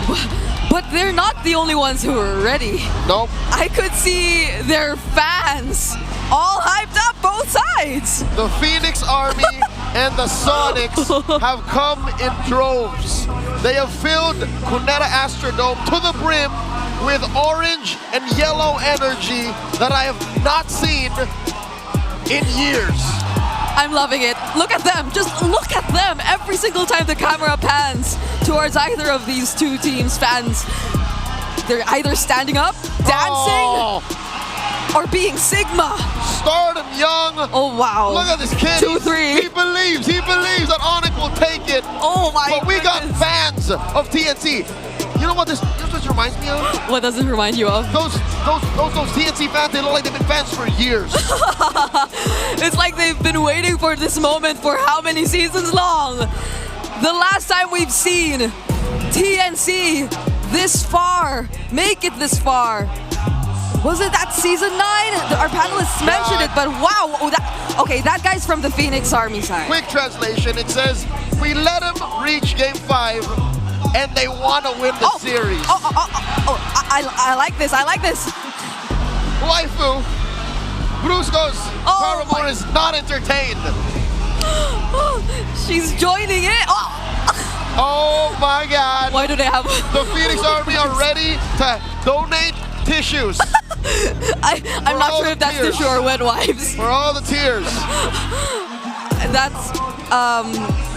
That's not part of the two teams, but you know. All right, back to reality. Okay. Welcome to the land of Dawn. It all comes down to this. The winner goes on to the next stage. The loser says goodbye. It's an elimination on the line. We've said it in as early as game number 1, but now we're in game 5. We've made it this far, and this feels like a very comfortable draft for both of these teams. Those are the things we set in stone or set in place before we entered this game, and now we're finally in it. Of course, Lancy had to play his signature Lunox. Of course. 6-6, 12 games in total, going up against Kelra's Harris. By the way, was a final pick. It took a while, but this is some sort of homecoming. Yeah. Kelra picking the Harith, puts it, oh my God, Super Prince almost gets taken down. Woo, that was calculated for sure. He did not burn the flicker. He knew he would survive just through the wings by wings. But it still makes you so nervous. You know what's on the line for this game. A single mistake could lead to a small lead for the opponents. And if you give your opponents little inches, they could walk away with a mile. Look at that, an early Mount Shocker.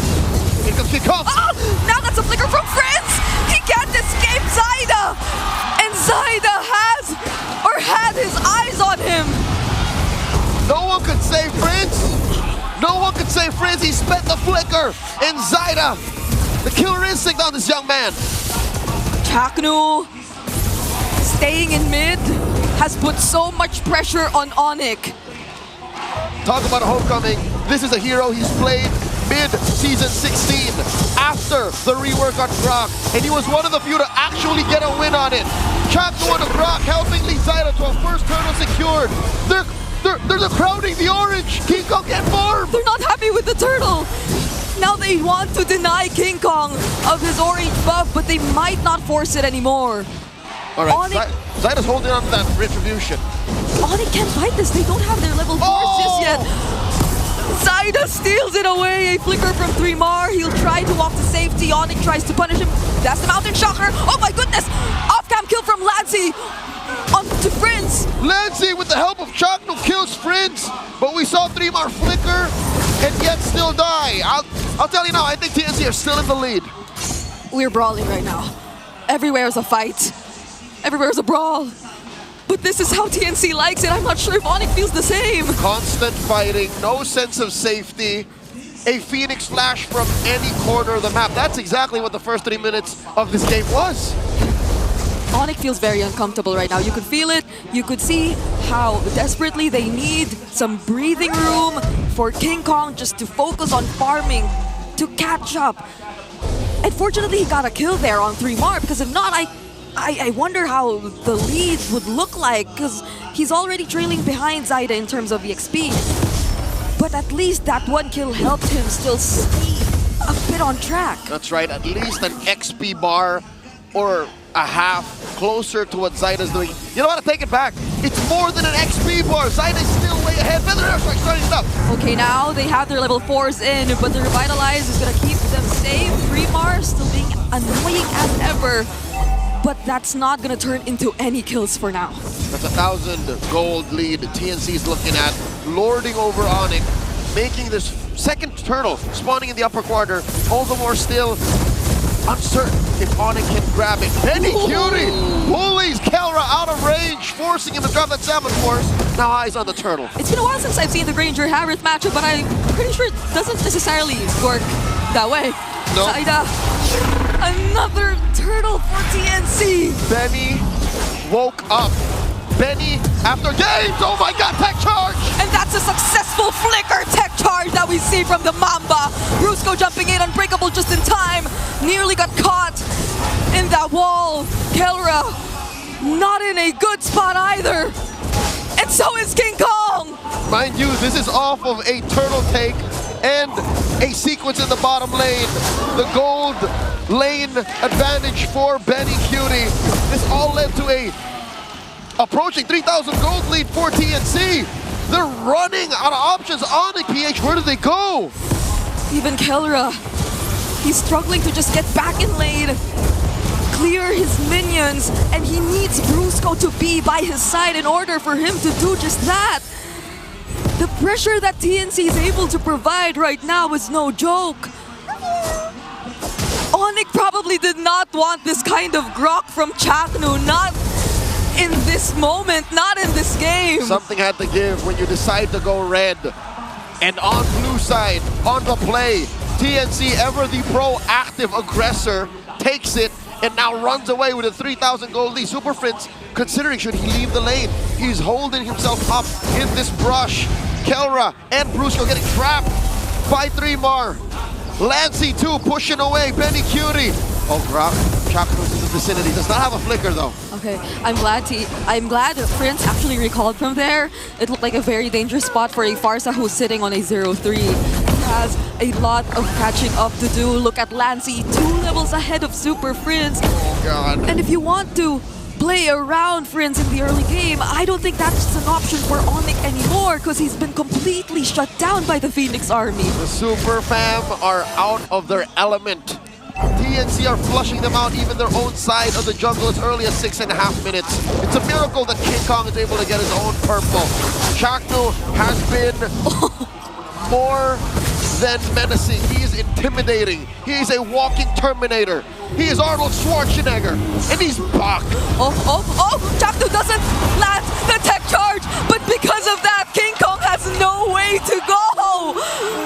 Zyda picking up his 3rd kill of the game, and all ONIC could settle for is a turret down bottom. And that's a trade. It's a losing trade, but something nonetheless for ONIC. They're down 5,000 gold. A push in mid. Lancy's reps on this Lunox are paying off. TNC The end is nigh. The Phoenix Army knows this.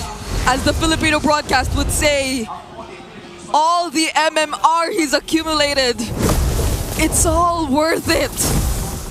I can't remember seeing Prince in this kind of position. Countless scrims, multiple experiments in their training room. And this is what TNC was building up to. Who'd have thought that they would go this deep, that they would take ONIC, the M6 World Champions, the Season 14 champions, one of our MSC reps in the recently concluded EWC, to the limit. There's nothing ONIC could do here. Again, best case scenario, they somehow get farmed on Keller. He hasn't died yet. Super Prince, that's a lost cause. Like, he's going to passively get farmed after the 8-minute mark. There it is. But really, my money's on Keller. Like, he has to channel his old Omega days, his old Execration days, where he was the only carry. We gotta see the gold standard in action to save this game for ONIC. I'll get you one better. We need more than the gold standard now. We need the Filipino Savage. Keller needs to unlock that, but he can't do it alone. They're gonna have to get nothing short of a miracle. I don't think the game is built the same way as it was. Kirk with the flicker! Brusco actually jumped in there, but was it gonna be worth it? Kazaida just dealt with every single member of ONIC trying to attack from a distance. What were they thinking? Were they just buying time? 3 more with the man-to-man defense. Checking on Keller, keeping tabs on the Harris. This is too devastating. You lose your Holy Shields 8 minutes in the game. You lost your first Holy Shield 8 minutes in the game. 2 Tier 2's down. It's just the mid left standing. Not even a question if ONIC should contest. They are in no shape to do so. Chaknu standing menacingly next to this turret as his minions take care of it. ONIC have put nothing on the board yet, but a push down bottom and a single kill. I feel like they desperately wanted to do something. They knew the Lord was coming up. They wanted to look for at least a kill or a way to get in some farm, but no! Another flicker forced out of Super Prince. This is such an uncomfortable game for the Monster Mage. The Phoenix Army are putting up a wall. They are uniting in their cause to provide the moral support that TNC needed. Bring it up. We're going back in time. The last deep run that TNC had was in 2022. In the midst of the pandemic, they were this close to making it to MSC 2022.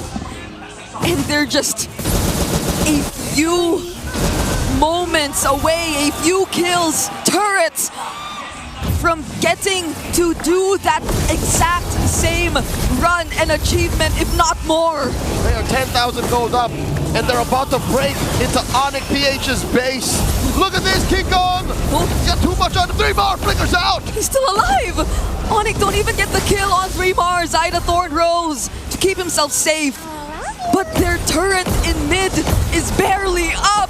They have a full wave approaching their base, but ONIC get to deal with it for now. Bottom lane, maybe they're gonna be up next. King Kong very low, gets taken down by Zaida. King Kong can't survive that. 26 minutes before we see the Sigma jungler back.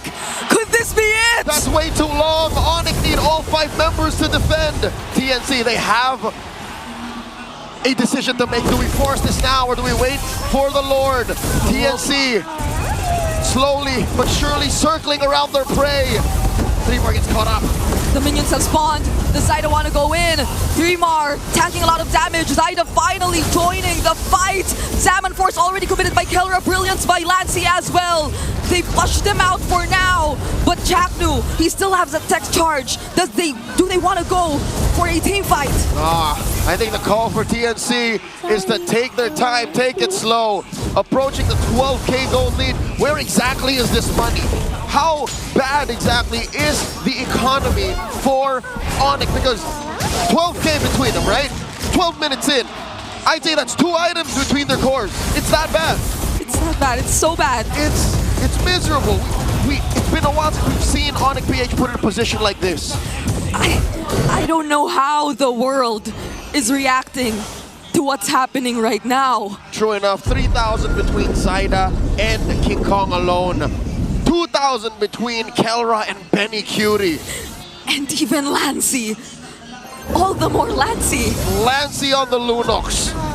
Over Friends, who had, I'd say it's an understatement to say that Super Friends had a bad early game. This is a moment Phoenix Army fans have been waiting for years. And here they are at the cusp of ending Game 5. 12,500 up. It's just a matter of time. Bring it up. ONIC have to pull out all the stops to defend. Yeah, they have to. That's an enhanced Lord that TNC are able to secure, but Kelra picked up the Holy Crystal just now. What's the play? What's the play? Why is Brusca holding himself here? Is he going to just recall, or is he going to try to go for the intersect?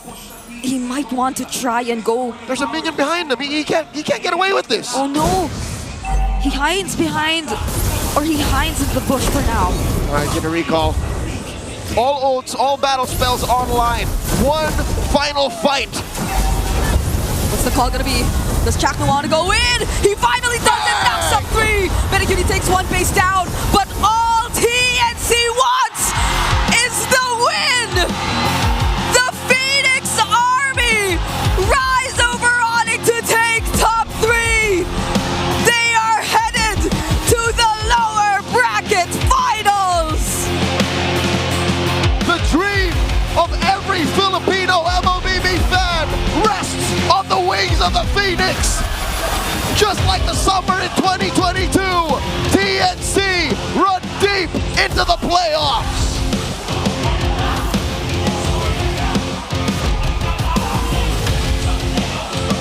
Forget a prediction. TNC have burned it all to the ground. Look at them. Look at the first thing they do. Tears in their eyes. They can't believe what they've done. Brigida, they've eliminated ONIC PH.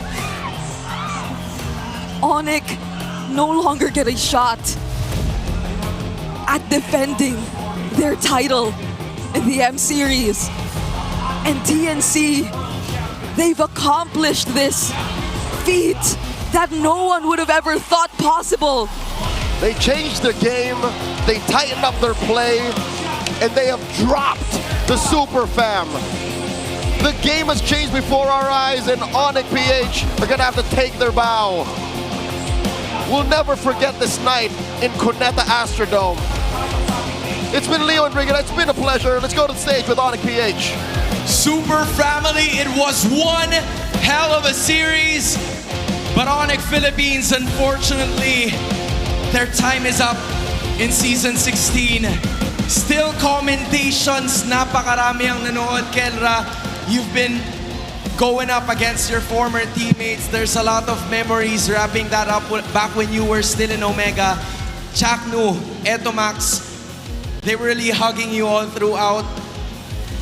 What was the feeling like that you had to go up against them dito mismo sa sitwasyon na to? Unang-una malungkot kasi dito pa kami nagkatapat. Since gusto ko rin sila makasama, sana sa international kami magsama nila. Eto Max kasi syempre former teammate ko nga. Kaya panalo na lang nila para sa amin. That is the reminder for Kelra. King Kong, I know this is not the result that you've wanted, pero sigurado ko na manalo o matalo, the Sonics, the super fans, your community is there to back you up. Tama ba? They have confirmed that 100%. And from your heart, what is your message to every single super fan from ONIC Philippines that have supported you from day one? Sa lahat ng Sonics, thank you so much sa walang sawang suporta since day one. Pangako namin sa inyo na babalik kami next season na better versions ng bawat isa namin. Thank you so much. Champions Arena, please give it up once more for ONIC Philippines! You may now make your last walk of the season. It was quite an undeniable effort from the Super Family. Struggled, but still persevered. And now, their best finish since Season 9. Phoenix Rising, give it up for your winners, TNC Pro Team! Oh my goodness! What an effort, Zaida. Almira, I cannot process things right now. You go ahead. Zaida, you did a good job. Nasasabihan kang king of junglers ng mga casters. Ano ang masasabi mo? You are king of the King of junglers junglers. ng mga casters. Ano ang masasabi mo? Tingin mo ikaw na ba yun? King of the junglers. Do you accept that? Yung mga coaches ko yung dahilan kaya naging ganito yung performance ko ngayon. Tas pati sa mga kampi ko na rin, sa tiwala nilang binibigay sa akin. Kaya. Alam mo, Zaida, absolute cinema ang lahat ng mga naging series nyo dito. 3 series in the playoffs, lahat dumating sa 5 games. Paano nyo nakokontrol to? Hindi ba kayo napapagod? Saan nyo hinuhugot yung lakas nyo para magpatuloy? Siguro, Chuck Mamba effect kasi andito sa amin si Bunak. And I think the Phoenix Army agrees. I'm gonna toss it over to Benny Cutie. Benny, congratulations. Tinanong ko si Kelra kanina, your former teammate. I know you, Chaknu, eto Max, there were some times na kayo talaga yung magkakasama but now you had to go up against them. Pero sa susunod yung laban, ang makakalaban mo naman ay yung mga dati mong kakampi sa Team Liquid Philippines. How are you feeling about that? Or are you just happy that you made it here right now? Hello. Syempre super happy na makakatapat ko sila ngayon this time sa playoffs. And even though na hindi ako nakakaisa sa kanila sa regular season, gagawin namin yung best namin para matalo sila. And happy din ako kasi sila MBC champion tapos sila rin yung defending champion ng MPL. Mira? For coach naman, tinalo nyo ang defending world champion! So sa tingin nyo ba matatawag kayong contenders for the Immortal Cup? Tingin ko naman sa pusong pinapakita namin sa playoffs, tingin ko, syempre, kakapat-dapat din naman kami kasi hindi rin talaga kami sumusuko tsaka yung effort ng mga players ko sobrang Never give up. From dark horses to now contenders. Coach, eto Max, this organization, TNC, they were waiting for this for such a long time. Napakaraming mga beses na nasa pinakaibaba kayo and you've experienced that. Anong nagbago in this last 2 seasons? Anong meron ng TNC ngayon na tsak mamahalin ng Phoenix Army? Siguro, para sa akin kasi yung buo ng TNC mula players hanggang staff tapos coaching staff, parang lahat kami talaga parang redemption para sa amin kasi galing kami sa iba't ibang team tapos nagsama-sama ulit kami tapos yun nga, sobrang nakakatawa na TNC nabigyan namin ng ganito. Kasi sobrang deserving rin talaga nila manalo Grabe rin yung support na binibigay nila sa amin. Coach Eto Max, maraming salamat. Almira, sisingit ko lang ng konti I think it's time that we give this man some props. Lancy, you deserve to hold the mic this time. There were so much criticism for you all over social media. Umabot sa punto na yung kailangan mong gamitin is Lunox lang. Pero nag-MVP ka nung game number 3. What does this say about your character as a mid laner na dapat abangan ng iba sa mga members ngayon? Ano bang meron kay Lancy ngayon? Kasi ang daming kritisismo, ang daming, there's a lot of disrespect on your name. Anong gusto mong patunayan sa kanila heading into your next match? Siguro nagpapalakas lang sa akin yung tiwala ko lang sa sarili ko. Kahit na ang dami na nilang nag-ano sa akin, buo pa lang talaga tiwala ko sa sarili ko Tsaka sa mga katim ko, yun lang. Just all for himself. He wants to prove something to himself. That's Almira, right. I think we still have one more person to talk to. Chuck Mamba. Chaknu! Last time na umabot ka sa finals was season 9. So paano ka makikisigurado na makakaabot ka sa grand finals at to receive your first MLBB championship? Ano? Hindi mawawala yun. Siyempre, pogi talaga si Chaknu. Chaknu, yung huling beses na nakarating ka sa finals was season 9. Ngayon, malapit ka na doon. Ano ang dapat nyong gawin? Ano ang kailangan naming makita sa Chaknu para makarating sa finals at maabot yung championship? Paano ka makikisiguro? Alam mo, Hindi. Ano yun? Naubos kasi yung sagot ko sa game ko kanina eh. Kumbaga, bumawi na lang sa game. Alam mo, Chuck, ito ang hindi naubos. Ang suporta ng Phoenix Army. Chuck Nu, they were here with you. Sinusundan ka nila kahit saan ka man magpunta. Ano ang masasabi mo sa suporta and supporters of TNC? Yan, thank you sa lahat ng tao dito, pati sa ONIC, lahat, pati yung cameraman. Thank you sa inyo. I love that! You love to see the charisma once more. Moving on to the next stage of the playoffs. Give it up for your winners, TNC Pro Team!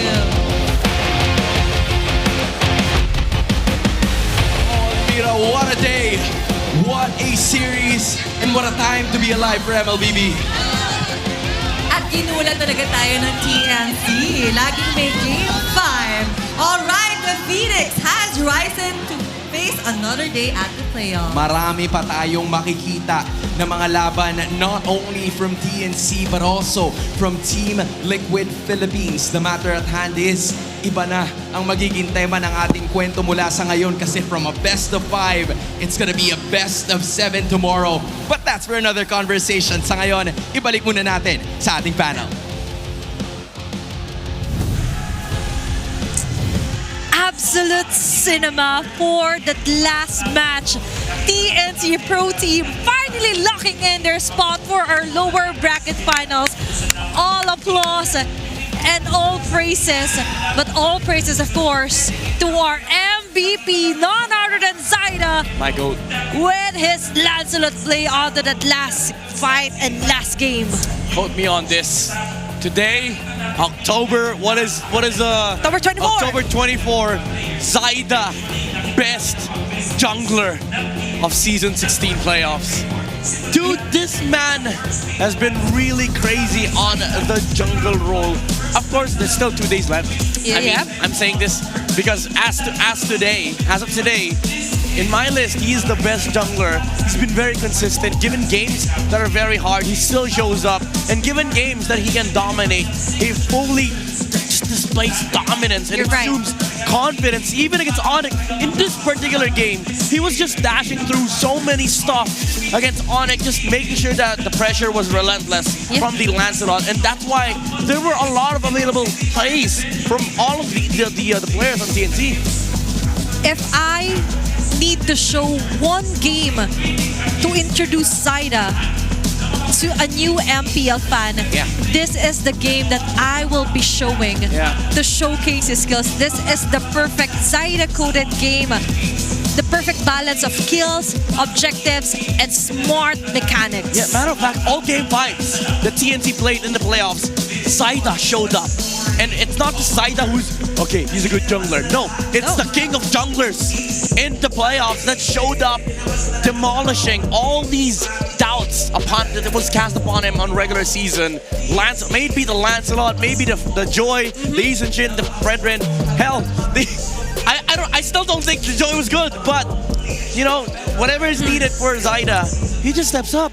And I think the best thing happened to Zaida the moment that he stepped out of his comfort zone. He spread out his wings, able to conquer the world champions, locking in their spot towards his former teammates, former Team Liquid Philippines tomorrow. But that's another conversation for later. But looking at the post-game alone, midnight, it's a total massacre here for TNC versus ONIC. 2 kills on ONIC Philippines, a lineup that wants to fight, a lineup that wants to break the early game of TNC. They fell short to the tankiness of the Uranus. We did mention that this was going to be fleshed out after the Lapu Lapu ban. It was basically Phobius and Uranus at that point. And I did say you could not rush the Phobius, and they did so. And what do we got? TNC just picked up the Uranus for themselves. Honestly, I think ONIC was just scared to pick up the Uranus because Lancey was on Lunox. This man is a walking threat. Whenever you see Lancey on Lunox, he changes up the draft. Yep. this is the perfect I told you so moment here for Midnight. Especially on the it all started with there. It's the root cause of all the problems that piled up here for ONIC Philippines. And to be honest, the force of pick here for Super Friends was somehow one of the main and key factors that TNC Pro Team took advantage of. Early game, that was an almost first blood here accomplished by Lancy, but that wasn't enough, so Zaida came in and got the kill. Plus, you also have the mastery here from our wingman, Shaknu. Even utilizing the tech charge, even if it didn't hit, but that's the thing. He is covering the escape route here for King Kong and the members of ONIC Philippines. Now focusing on our BPI rich guy, Zaida. It's really reflecting that now he's in a happy environment where he's shining, where he's taking the right angles and the right heroes that fits him best here for our game. To be honest, I never understood why there were so many doubts, why there were so many... Why doubt him? On Zaida, he was amazing when he debuted in Season 10 under Echo. Yep. He was amazing in Season 14, Season 15, sorry, not 14, 15. He was amazing in Season 16. And now, he could be amazing tomorrow in the lower bracket finals against TLPH. Oh, Zaida versus Carl, that's absolute cinema.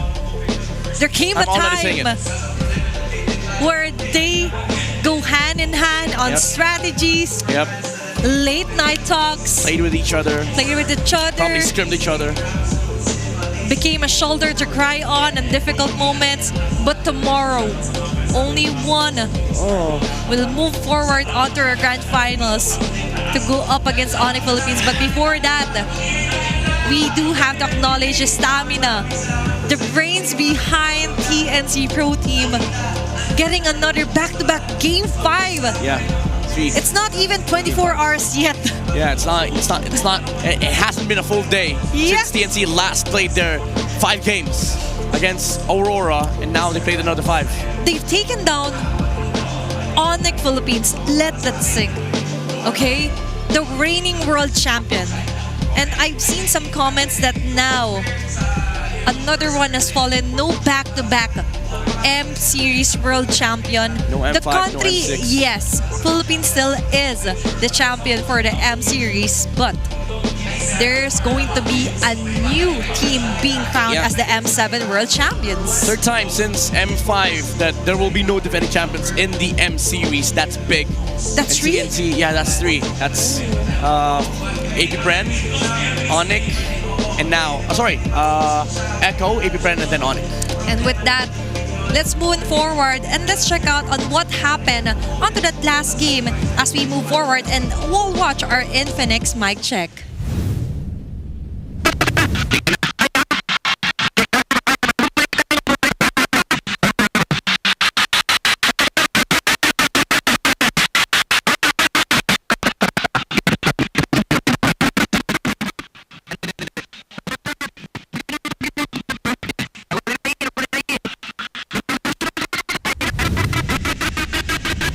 Very dominant shot was here for TNC Pro Team, getting the last point, snatching it away from ONIC Philippines. Still can't believe that we're at this point.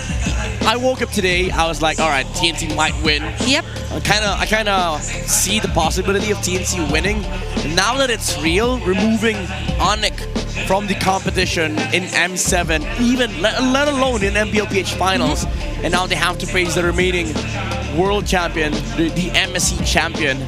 Imagine if they do win against TLPH. Imagine. They could actually. Now it could. Because they also have their own language. Basing on our Infinix mic check, they understand each other. It's so hard to comsat onto a team like TNC Pro Team. But kidding aside though, I do like that they're on the same wavelength. I'm observing their faces, their body language of course, but we would also be seeing our updated playoffs bracket now. The lower bracket finals has been locked and complete. It's a best of 7 matchup. Midnight, TLPH and TNC will meet again. It's a fight of who gets louder and who gets prouder between TLPH and TNC. One is vying for the golden road after winning the MSC, but TNC, however, there's been 3 years since they last played for MSC, and now they're vying for the MPL Championship and the M Series campaign alongside Aurora. TNC Pro Team. I'm seeing a lot of I love you chakras earlier. Just one more. And they only need another series win to represent our country for Chakno to be able to go back on an international stage, on an Emerald stage midnight. Brother. And they have the key to actually stop the golden road from happening. Yeah, and you know what's crazy? Like, I casted a title on TNC. This is the only team that can actually beat RORA. I said that before playoffs. This is the only team that can actually win and break RORA's gameplay. TLPH, they got one off, but it's very obvious. Look at the previous match of RORA, 5 games. So, I don't know, if TNC manages to come through after TLPH, we never know. But it's not the only brackets that's so hot right now. We also have our updated Fancy Laban playoffs bracket. So far, the Bees are waiting on the championship finals, and this is actually the first time in a while that the Cavalry will not be able to defend their Fansik or Fansik Laban title. Now it's up to the Barangay and Auroras to show us if they're worthy to be part of their finals here for Fansik Laban. Yeah, that's that match 6 will happen tomorrow, where we will know both the grand finalists for the main stage and also the playoffs here for Fansik Laban. I'm really excited for what's bound to happen tomorrow. Honestly, a lot of stuff will be going on in this venue. I am excited too. And it's going to be an exciting matchup, not only on the MPL stage, but also on our MPL Super Fan City. By the way, the Infinix Fansik Laban playoffs will be happening, and the MPL Festival champions will also receive the Infinix GT30 Metro Zero shirts and 25,000 diamonds. And for the first runner-up, they will receive the same Metro Zero shirts and Metro Zero tote bags and 10,000 diamonds, while the second and third runner-up will receive the tote bags and 5,000 diamonds. Now the prizes are looking good. Yeah, 5K I diamonds. wish I joined. You could have rolled it with the diamonds that you have there for the Spire skin. Yeah, but so far, all of our teams now, we're down to the final 3. Aurora waiting on to the grand finals, and tomorrow for our lower bracket finals. One will survive and one will say goodbye. I'm sorry, that's a number 2. One will survive and one will say goodbye. Yeah. Don't clip that. Yeah, one will fall. Don't worry. We got you. We got your theme. Don't worry. Thank you, Midnight. But that was it for our last match of the day. It has been fun to visit here on the panel desk here on the English, showcasing the Alamat Awards, and now getting our first M7 representative, and to finally getting and locking in our spots for our lower bracket finals. This has been Athena and Midnight, and to throw it over to our host to finally show us our reminders. After 3 days of beautiful MLBB, Aurora Gaming awaits in the grand finals. Congratulations to our first M7 representatives. We have 2 more days left in the playoffs. And tomorrow will be an intense best-of-7 match in the lower brackets. Whose dream will continue and who will fall out of the competition? We are steps closer to the conclusion of the season, inches away from finding our next MPL Philippines champion. Kaya magkita tayo ulit bukas para tunghayan ang lakas ng Pinas!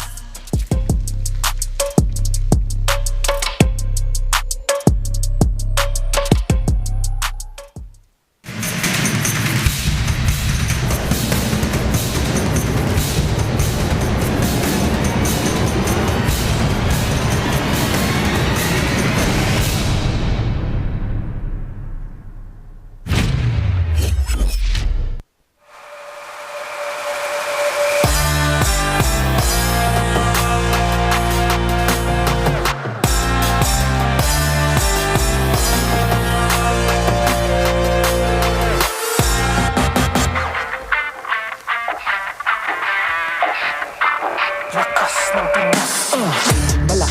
Pilipinas, malakas, kahit anong lane, we become the monsters. Malakas, Pilipinas, malakas, face the golden sun and come the monsters. Malakas, Pilipinas, malakas, face the golden sun and repping for the 3 stars. Look at us to the top, no ifs, no buts, winning any game para to sa PINAS. Matitinag aming boses sa new level. Nasa kalye man o mobile, you know I become a legend. Listen, open fire, we unite, we winners. But with pressure, like diamonds are made of. Switching the lane, made a setup, look like a tank, buhat ni Hill.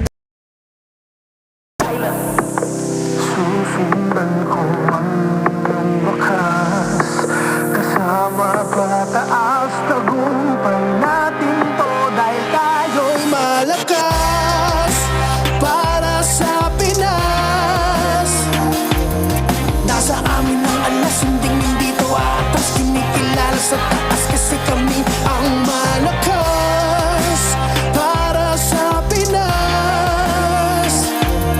Nasa amin ang alas, hindi to atas, kinikilala sa taas, ganito kami sa Pinas. Yeah.